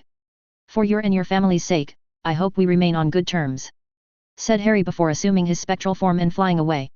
Harry appeared near the edge of the Forbidden Forest before calling Dobby. Master Harry, what be Dobby do's for you, sir? Dobby happily asked, bouncing on his feet in excitement. Hey, Dobby. I need you to do what we discussed in Umbridge's room. Pack everything, but only take the essential things with you. Take care not to leave a trace or someone from seeing you, Harry ordered. The plan was to make it look like Umbridge ran away trying to escape the Ministry inquiry. A few features in the Prophet should neatly tie up any loose ends, and the Ministry would soon leave Umbridge alone as they'd have bigger fish to fry soon enough. Dobby B's doing that, sir, said Dobby before popping away. With Dobby gone, Harry was about to check the Marauders' map to sneak back into the castle, but he was suddenly bombarded by visions of Sirius and Andromeda Tonks getting tortured by Voldemort in the Ministry. He even saw the door leading to the Department of Mysteries clearly in the visions before it abruptly cut off. Winky! Harry called, and Winky popped into existence before him within the blink of his eyes. Master, what can Winky do for you? Tell Sirius that the game is afoot for the prophecy orb. He'll understand what to do next. As you wish, Master Harry. Winky said before popping away. Harry immediately took out the locket secured on a chain around his neck. Pressing the tip of his wand against the locket, Harry reached out to a select group of friends and sent a message. After that, Harry went to the 7th floor and opened the room of requirement. The room connected itself to the secret spots inside the common room so his friends could walk in as usual during a night's meeting. It's happening. Voldemort has sent his Death Eaters into the Ministry. Harry said once all his friends arrived. You never explain why you know who would send his followers to the Ministry and wait for you, Harry. Said Tracy. Because the Department of Mysteries holds a prophecy orb that foretold the fall of Voldemort. Voldemort never heard the full contents of the prophecy last time. He heard a portion of it and thought to eliminate me, and you know what happened next. Harry explained. So, he wants to know the full content of the prophecy because he is afraid of you. He fears you more than he fears Dumbledore. Daphne said, a strange gleam in her eyes as she stared at Harry like she saw him for the first time. Well, I call it Potterphobia. Harry shrugged. Raxspurts. My father wrote a feature on what ails the Dark Lord after the war. Raxspurts are turning his brain fuzzy. Luna said dreamily, her pale blue eyes gleaming with a subtle hint of mirth. It might as well be the case, Luna. Harry said fondly, trying his best not to laugh at the notion that some invisible magical creature was making Voldemort bad by buzzing through his ears. Clearing his throat, Harry addressed the rest of his friends. Anyway, Voldemort is sitting back in his abode, waiting for the Death Eaters to capture me while I lift the prophecy orb from the shelf. Before you ask, all prophecies in the Department of Mysteries can only be safely taken by the people the prophecy mentions. So, what's our plan? Tell on the Death Eaters to Dumbledore and the Aurors. Ron asked eagerly. No. Capturing Death Eaters won't do the trick. I have two plans. The twins already helped me set up Plan A. That plan hopes to capture Voldemort alive and throw his physical body into the Veil of Death in the Department of Mysteries. No one has survived an execution through the Veil, and I'm hoping the Dark Lord won't be able to resurrect himself if his body and soul are trapped behind the Veil. Harry took a deep breath and immediately continued before anyone could interrupt him. Plan B kicks in if our plan to incapacitate Voldemort fails. It means I'll have to fight him face to face in a straight magical duel on even terms. But Harry. Voldemort is too dangerous. You said it yourself, he has got a body now and had a year to get familiar with his new body. What if he? Hermione trailed off, looking fearfully at him. He won't. He's not the only one who has grown over the last year, Hermione. Said Harry, his eyes holding firm as he believed he had sufficient skill on his side and half the battle was always keeping the battlefield in his favor. However, a word of warning to everyone. If you want to be a part of this, you'll strictly follow my instructions and never try to make a go at the Dark Lord. Even if you see me getting overwhelmed or injured by the Dark Lord, you'll not come between us. Your sole focus will be on the Death Eaters. Am I understood? Harry looked at each of his friends assembled in the roar. Katie, Luna, Hermione, Neville, Ron, Ginny, George, Fred, Tracy, Daphne, Cedric Diggory and Barbara Collins stood facing him, ready to embark on a perilous journey. Cedric and Barbara Collins were last-minute additions, and he wanted to keep them as a backup. Cedric, being head boy and a fellow champion last year, made the guy one of the most skilled wizards in the group. Barbara's knowledge of the dark arts was impeccable, and Harry was quite satisfied with her performance in the Knights. Not to mention, Barbara was also the head girl, which gained her a lot of freedom to act within Hogwarts to cover for Daphne and Tracy. Okay. Now, explain your plan, Potter. Let's see whether you need the help of a Slytherin in your Gryffindorish plan. Tracy said, looking rather excited. Give me 5 minutes of your time. I'll be accepting your apologies after that. Harry said confidently, grinning at Tracy. Is everyone clear on the plan? Harry asked one last time after explaining everything in detail. It was not a complicated plan per se. He had built in safeguards for keeping everyone safe and sound with the help of the Weasley twins and Sirius. Besides, he had trained them all for their roles during the many training sessions. Of course, he hadn't explained the plan to any of them during those sessions, but they were pretty much ready. Seeing that no one had anything to say, Harry decided to proceed. All right. Follow me. Harry led them to the corner of the roar and yanked open a red door. After you. Harry was the last to step into the secret tunnel, and together, they slowly walked the length of the secret passage until they found themselves facing a ladder leading them to a small wooden hatch. One by one, they climbed the ladder and found themselves behind some trees in the forbidden forest. Dobby, Winky, and Creaker were waiting for them with all the essentials Harry's group needed for the mission that lay ahead. Everyone, you'll be using these cloaks for the mission ahead. They are made from basilisk skin. If, for some reason, you cannot conjure a shield, use the cloak to protect yourself from enemy spells," said Harry, as Dobby and Winky handed everyone cloaks made of the gleaming green scales of a 1,000-year-old basilisk. "Cloaks made of basilisk skin. How in Merlin's name did you get this, Potter?" Barbara asked, her dark eyes greedily looking at the cloak in her hands. "Killed a 1,000-year-old hungry basilisk in my second year," Harry said with a shrug of his shoulders, making Barbara stare at him with a dropped jaw. "What?" Harry raised an eyebrow. "That thing was giving me a bad rep in school." "Of course. Only a Gryffindor would consider being called the heir of Slytherin a bad rep." Tracy snarked. "If it lands me in Azkaban, then yet. I'll stick with Gryffindor, thank you." Harry shot back. It took them a little over 10 minutes to prepare before they teleported away, thanks to Dobby, Winky, and Creaker. For some asinine reason, the ministry was vacant. Not a soul could be seen in the ministry atrium. Despite that, the group remained invisible under the disillusion charm as they quietly walked through the atrium towards the lifts. Along the way, Harry saw the Fountain of Magical Brethren. The security guard who was supposed to screen people was also not present on his post. He could even see the brass scale that was supposed to check the wands of visitors on the desk on his way towards the Golden Gates. The gates remained open, and they immediately found the lift that was supposed to take them to the Department of Mysteries.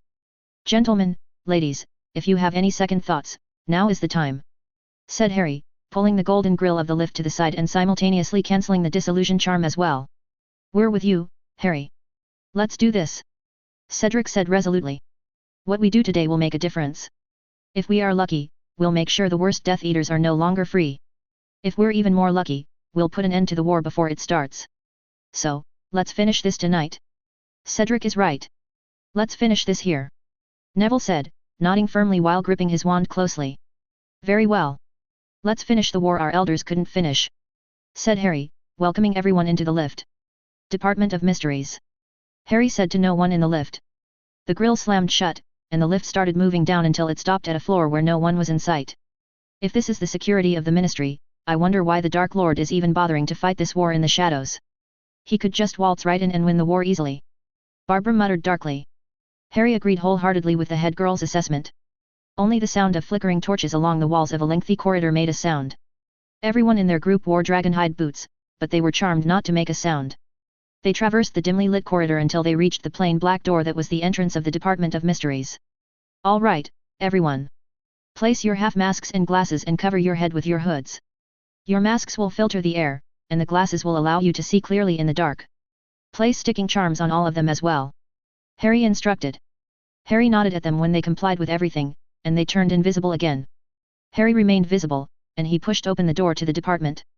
The tip of his wand lit up with bright white light, and Harry stepped inside, closely followed by his invisible friends. Harry closed the door once he was inside, and the walls around him immediately rotated. The door he walked through shifted away.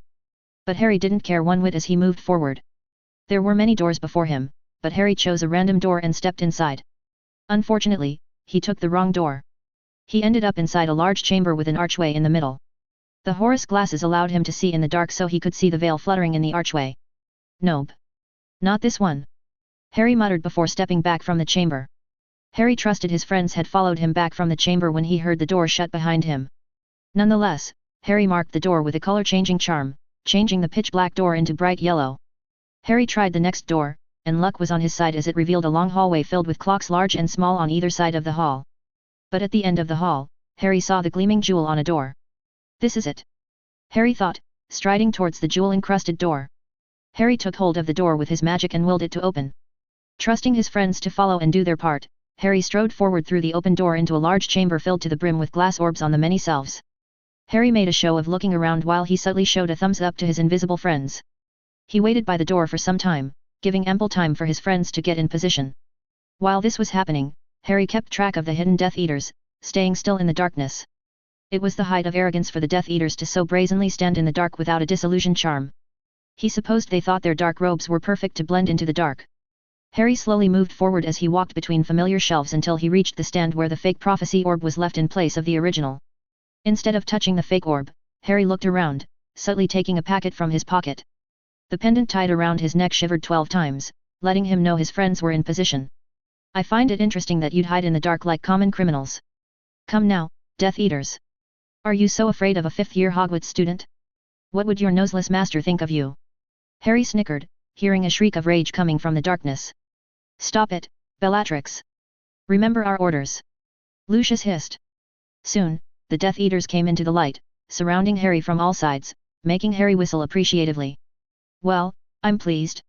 That's a lot of Death Eaters. Mr. Noseless must be thinking highly of my abilities, or he thinks so low of your abilities to handle a fifth-year Hogwarts student. Harry chuckled. You have a loud mouth on you, Potter. But you are surrounded. Your fake bravado will not save you from the darkness cast by our Lord.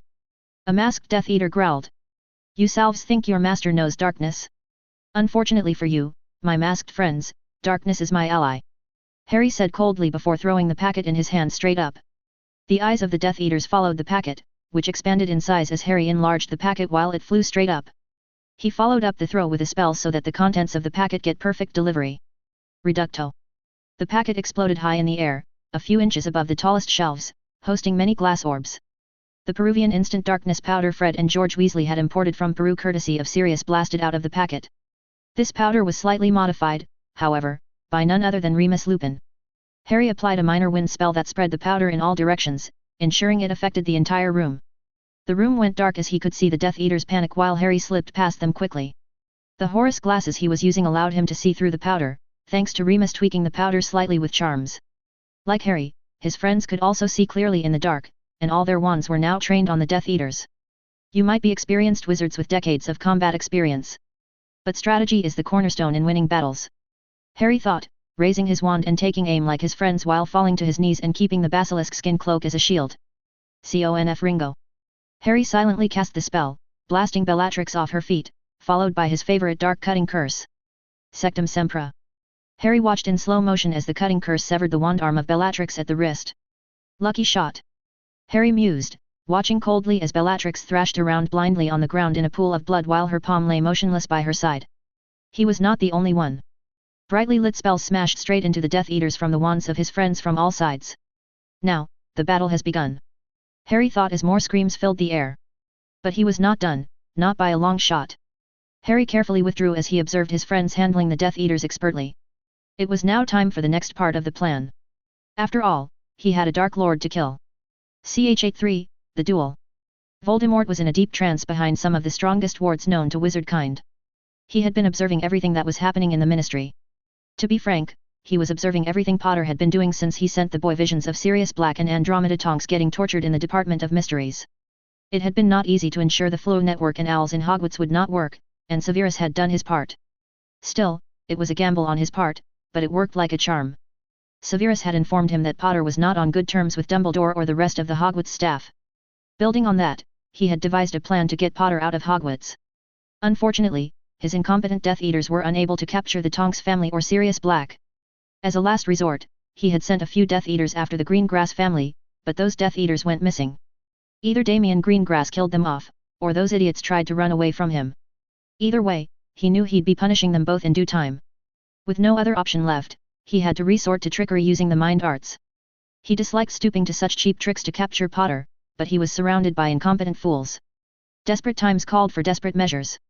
Therefore, he sent visions of Andromeda Tonks and Sirius Black getting tortured in the Department of Mysteries, hoping to entice Potter to rush after his surrogate family like an unthinking Gryffindor. His plan went smoothly. Potter took the bait and rushed into the Department of Mysteries. Unfortunately, his Death Eaters were proving to be idiots once again. Voldemort grimaced as he watched Bella put the boy through another dose of the Cruciatus curse, forcing him to temporarily withdraw from Potter's mind. Take the orb, Potter. Or else my master will come here and torture you until your skin peels off. Bellatrix screeched. Fuck you. Potter spat.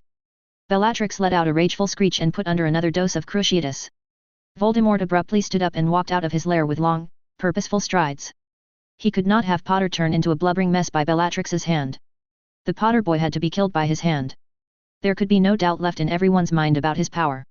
Harry Potter had escaped his clutches far too many times, and he had to make sure people understood that their precious hero was slain by his own hand. No one else could be allowed to have the honor of slaying Harry Potter.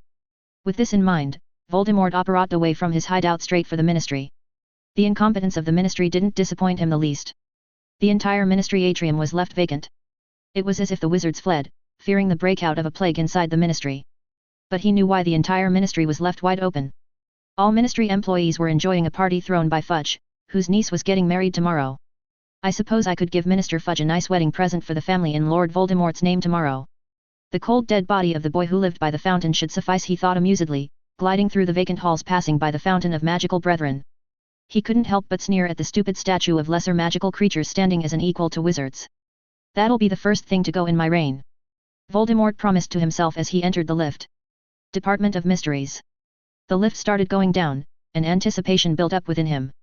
He could feel that he was so close to victory over his greatest enemy. With the death of Potter, the hold of prophecy over him would go. He was sure his deteriorating health was somehow linked to the prophecy. There was no other explanation, as he had tried to cleanse his body with the blood of 100 pure souls. Not only did his weakness remain, but Voldemort felt like the counter-ritual only increased the deterioration of his body. The only answer he could see in the absence of any other explanation was it had something to do with the prophecy. He cursed himself for being short-sighted last year. He had assumed Harry Potter's blood would increase his power, incorporating the old magic protections Lily Potter bestowed on her son into his new physical form. In his haste, he had forgotten to consider how the prophecy would affect him. Immortality is a double-edged sword. It makes me blind to the subtle aspects of magic. It is the same mistake I made when I confronted the Potters. Voldemort mused. The lift came to a stop at the lowest level of the ministry, and the grill slid to the side. He slowly stepped out of the lift and stared at the jewel-encrusted door of the Department of Mysteries. All those mistakes will be undone tonight. I, Lord Voldemort, will become invulnerable, he thought, opening the jewel-encrusted door and leisurely strolling inside the Department of Mysteries. Contrary to his expectations, Voldemort found the Hall of Prophecies to be empty since the many prophecy orbs in the dozen or so shelves arranged inside the expansive hall. He could not help but glare at the hall, confused out of his mind. There was also a gnawing fear scratching at the base of his mind, but he found it easy to shove that feeling aside. He moved forward, looking around for his Death Eaters and Harry Potter, but try as he might, he could only see the innumerable orbs made of glass glowing eerily on the shelves. The rest of the hall was hidden away in a veil of darkness, which bothered Voldemort more than he let on. He felt as if his every move was being watched. But his blazing red eyes could not find anything in the darkness. He stopped walking once he reached the prophecy orb that had haunted his dreams for more than a decade. His eyes traced the distinct label beneath the orb, where he could see the undeniable proof of his destiny within his hand's reach. SPT to APWBD. Dark Lord and Harry Potter. Once again, Voldemort stared at the vacant hall for his Death Eaters and his nemesis, but there was no sign of them. Could they have left the hall while I was on my way to the ministry, he mused distractedly. His eyes went back to staring at the glass orb, enticing him with the entire content of the prophecy. Voldemort could no longer suppress his curiosity, and for the life of him, he could not fathom why he didn't do this sooner. After all, why the heck should he be scared to stroll deep inside the bowels of the ministry? He was Lord Voldemort, after all. Reaching out with his pale white hand, Voldemort took the orb into the palm of his right hand. The glass orb remained impassive in his hand despite waiting for a while to see whether the orb showed any reaction. The orb started to let out a small light, garnering Voldemort's attention. Bringing the orb closer to his eye level, he saw there was some kind of smoke moving inside. The smoke suddenly developed a smiley face inside the orb, making Voldemort frown. Little Tommy wanted a peek. He was a loser nosy boy. All he got was a smack on his cheek. For he had no nose for a flick. Little Tommy wanted a peek. He was a loser nosy boy. All he got was a glassy bowl. For his troubles to be a sneak. Little Tommy wanted a peek. He was a loser nosy boy. He forgot he was a baldy boy. With a face even a mother would balk. The loud, high-pitched, girly voice singing coming from the glass orb made his ears ring. The rage and hatred Voldemort was feeling right now was unimaginable. He was right about to smash the orb when it shattered in his hand and turned into pink dust that quickly covered his entire body. He couched out the powder as he accidentally breathed some of the powder through his nose and mouth. With a flick of his wand, Voldemort tried to vanish the pink powder, but that created a massive explosion, and he was consumed by a raging fire. Voldemort screamed as the magical fire burned through his skin and robes. With a might bellow, he snuffed out the flames by absorbing them into his magical power by converting the fire into wisps of magical energy and pulling it away with the tip of his wand. However, Voldemort was allowed no respite as he was immediately assaulted by the need to scratch all over his body. While he struggled to get a grip on what was happening, the shelves carrying many other orbs in the prophecy hall began to fall one after another. With one hand, Voldemort tried to scratch himself to death, while with his wand, he banished the orbs and shelves that came close to his body. His senses suddenly screamed danger, and he placed the strongest shield around him. Not a moment later, 4 pairs of bloodgears violently smashed into his shield. But the iron balls found themselves grinding to a halt as his shield refused to grant them entry. Observing the bloodgears more closely, Voldemort realized they were targeting his limbs, possibly to immobilize him. A trap of this depth on such short notice. How? Voldemort mused as he destroyed the bloodgears with a couple of blasting curses. Voldemort was still feeling the urge to scratch all across his body, and he was suffering from pain because most of his body was burnt. He decided not to waste any more time in the hall and was about to make a run for it when a figure emerged from the shadows. He only had time to widen his eyes as the shadowy figure acted before he could defend himself. Bascio Inflammata. Voldemort immediately regretted cancelling the shield around him as he was smashed through a line of shelves by a familiar fiery spell that singed his arms under its assault. The air was knocked out of his lungs as he was forced through a wall into another chamber. He let out a scream of pain and rage as he could feel intolerable pain flare up from his back. With some effort, Voldemort managed to climb to his feet, but he could hear several voices asking him to come to their side. His red eyes widened as his eyes fell on the veil of death pulsing with a silver sheen. The voices from the beyond became more pronounced, and for a moment, he could hear several voices of his victims from the veil. He took several steps back in reflex as fear permeated every corner of his body and soul despite being assured of his immortality. Voldemort, the one who flees from death. I should have seen this coming, but I expected my enemy to have some standard regarding what he fears the most in the world. Instead, I find myself disappointed in you, Riddle. Voldemort gritted his teeth as he slowly turned around to see his arch-nemesis step into the light from the shadows with his glowing green eyes wand in hand. You! Voldemort snarled, banishing a wooden table straight against the smug face of Harry Potter. A fiery red shield materialized between them, burning away the table into fine dust and making Voldemort's eyes twitch. Me? Who else did you expect to see in this trap, Riddle? After all, you were the one who desperately wanted to see me and created an elaborate scheme to get me into the Department of Mysteries. Harry tilted his head to the side, giving the Dark Lord a chiding look. Well, it doesn't matter what means were used. I'm here now as you wanted. You can surrender to me now and apologize for all the cruel things you've done. I, being a gracious wizard, accept your unconditional surrender. Out of the goodness of my heart, I'm even willing to forgive you for killing my parents. If you give me an unbreakable vow to leave the British Isles and never step foot on these shores, I'll happily leave you alone and never knowingly disturb you in any way. What say you, Riddle? You dare mock me, Potter? Lord Voldemort never surrenders, least of all, to a scrawny toddler like you. Voldemort snarled, his red eyes blazing with rage. Ah, yes. You have a habit of disintegrating into ashes before babies. How silly of me to forget that. I apologize if I have struck a nerve there, mate. Harry mocked. Avada Kedavra. Voldemort jabbed his wand with every fiber of his being oozing with hatred. Harry shielded himself by placing a glass orb on the spell's way. The killing curse struck the glass, shattering it to dust, but the curse was successfully thwarted. For someone who fears death, you throw around the killing curse like cotton candy. I fear nothing. Voldemort snarled, transfiguring several broken wooden pieces into snakes. Bite him. Kill him. Voldemort ordered in Parseltongue, causing the snakes to rush towards Harry with their fangs at the ready. Incendio. Harry waved his wand in a wide arc, burning away the snakes easily. If you fear nothing, why is your wand arm shaking? Harry shot back while conjuring a metal spoke and banishing it towards Voldemort.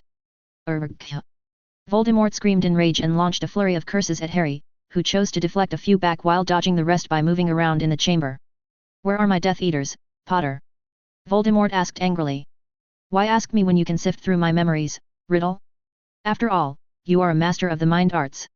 Or are you? Harry finished ominously. Voldemort's eyes widened as his senses suddenly went chaotic. His magic was screaming at him to step away, and he realized with growing horror that he had somehow walked right next to the Veil of Death. With wide eyes, he looked towards Harry Potter, but a stab of fear took birth in his heart when he saw the image of Harry Potter slowly disappear. Instead, he found Harry Potter sitting on a table in a relaxed manner. You? When did you get inside my head? Voldemort asked fearfully, training his wand on his most hated nemesis. I see. Let me ask you then, Riddle. Why do you think I was never in your head from the beginning? Harry asked with a raised eyebrow. Voldemort let out a frustrated yell before immediately firing another killing curse, but it passed through harmlessly, and Harry flickered away as if it was a mirage. No. This is not possible. I'm Lord Voldemort. The Dark Lord let out a terrifying roar, unleashing all his magic and rage. The thick magic unleashed was quickly turned into bright, hot flames of the fiend fire curse, which spread out into every corner of the chamber. Voldemort laughed like a maniac as he unleashed the flames of hell all around him. But he glared ominously at the Veil of Death that remained unharmed despite the bright flames of fiend fire curse trying its best to destroy the archway. After many attempts, Voldemort turned away from the archway and directed the flames at everything around him. He willed the flames to pour out of the veil chamber and spread it into the Hall of Prophecies in search of his most hated enemy. "Where are you, Potter? Come out and face me!" Voldemort screamed as he unleashed more power into the fiend fire curse to burn everything faster as he sought out his enemy. "Well, there goes my plan to blast Snakeface into the Veil of Death in flames," Harry muttered as he ran for his life as the fiend fire curse gobbled up everything in its path. Harry cursed himself for not considering Voldemort using the fiend fire curse inside a tightly packed chamber. He had counted on the Dark Lord's self-preservation to keep the man from using a curse as volatile as fiend fire in the bowels of the Ministry. He should have just stopped gloating around and blasted Voldemort into the veil, even though there was a very low chance of that working. Voldemort was a gifted censor. Harry was sure he was only able to trick Voldemort for so long because all the other steps in the plan worked flawlessly, and the Dark Lord was not in his best state of mind. Harry knew he had wasted a great opportunity because of his hubris. And now, he was paying the price for his overconfidence by running for his life as a serpent made of hellish flames chased him through the many halls of the Ministry. Prodigo. Harry put up a shield behind his back just as the flames tried to catch him. The shield spell kept the flames at bay while Harry quickly turned into his spirit form to escape faster from the hellish flames. Assuming his spirit form, Harry flew straight towards the doors of the prophecy hall, but the flames quickly converged on the door, cutting off his escape. "Oh fuck!" Harry muttered as the flames converged together and formed into a giant serpent. Harry turned in midair and went straight towards a wall at full speed. Along the way, he solidified his arm and aimed at the wall with his wand. Bombarda! The spell blasted the wall open, allowing Harry to escape the Hall of Prophecies consumed by fiend fire. Unfortunately, the hellish fire followed him to the time chamber where rows and rows of time turners could be seen neatly arranged on many shelves. With a roar, a serpent made of fire smashed through the hole Harry made in the wall and entered the time chamber inside the Department of Mysteries. "Fuck me!"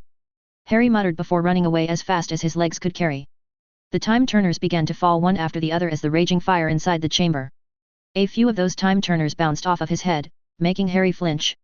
The chances of getting caught up in a space-time continuum were high, with time turners raining down on top of him, but somehow, he managed to traverse through the length of the hall with a few scratches and a small bump on his head. It was by the skin of his teeth that Harry managed to escape the time chamber and exit the doors to the Department of Mysteries. He quickly found the lift and escaped to a higher level. Harry found his friends patiently waiting by the fountain in the Ministry atrium, along with Sirius, Remus, Fleur, and Nymphadora. "Run!" Harry shouted as he ran towards them. "Why? What's going, Holy Ghost of Merlin?" Sirius breathed out with wide eyes, seeing a giant serpent made of fire smash through the lift Harry ran out a moment ago. They all ran as fast as they could put some distance, but Harry paused once he reached the Fountain of Magical Brethren. Turning swiftly on his heels, Harry used the spell he had created to subdue the fiend fire spell a few months back when he was preparing to finish off the giants. Locus Sigillum. Harry drew a small circle in an anti-clockwise direction with the tip of his wand in the immediate space before him. A black circular tear in space formed before him and collapsed in on itself right when the fiend fire spell barreled towards him in its snake form with its jaws wide to devour him.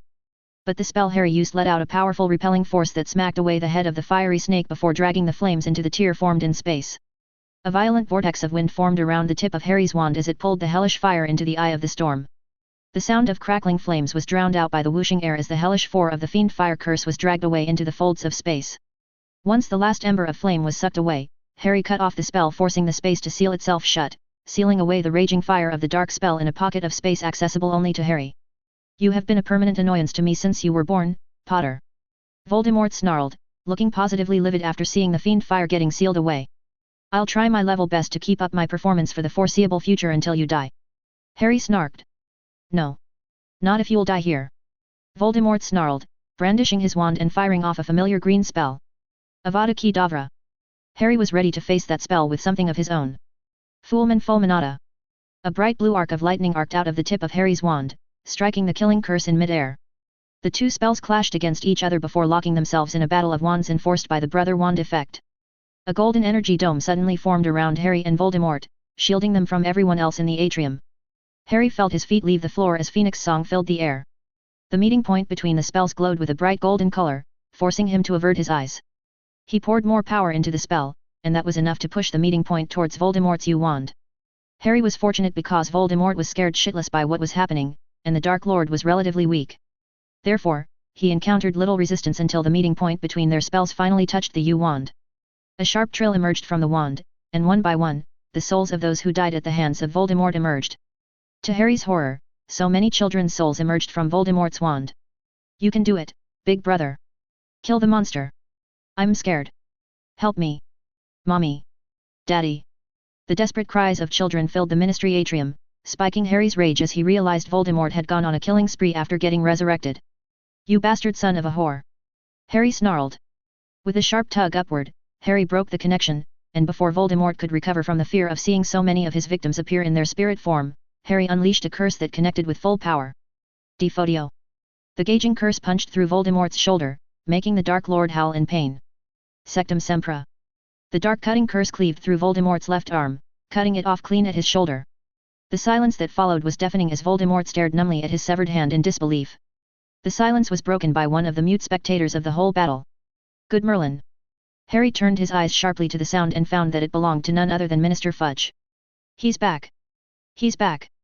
Fudge kept on muttering, staring slack-jawed at Voldemort. You'll suffer for this, Potter. You'll know the true might of Lord Voldemort. Voldemort growled. Based on what I've seen so far, I believe I've nothing but disappointment to look forward to when you're involved, Riddle. Harry shot back before Voldemort let out a frustrated yell and operated away. I believe you've had an eventful evening, Harry. Said Dumbledore, looking rather tired and older than he ever looked as he slowly made his way towards the group. It seems so, Headmaster Dumbledore. Harry said blandly, but otherwise didn't deign the man with any response as he focused on the Daily Prophet reporters and ministry officials. Now, if you'll excuse me, I have a war to fight that you are too spineless to finish. Harry turned his back on Dumbledore and walked towards the ministry employees and Wizengamot members in the crowd. While his plan to kill Voldemort went up in smoke, his plan B was still salvageable. It was time to spread his reach in the ministry and form his own faction. Today would be the first step in a long series of moves that'd lead the way to the highest office of power in Wizarding Britain.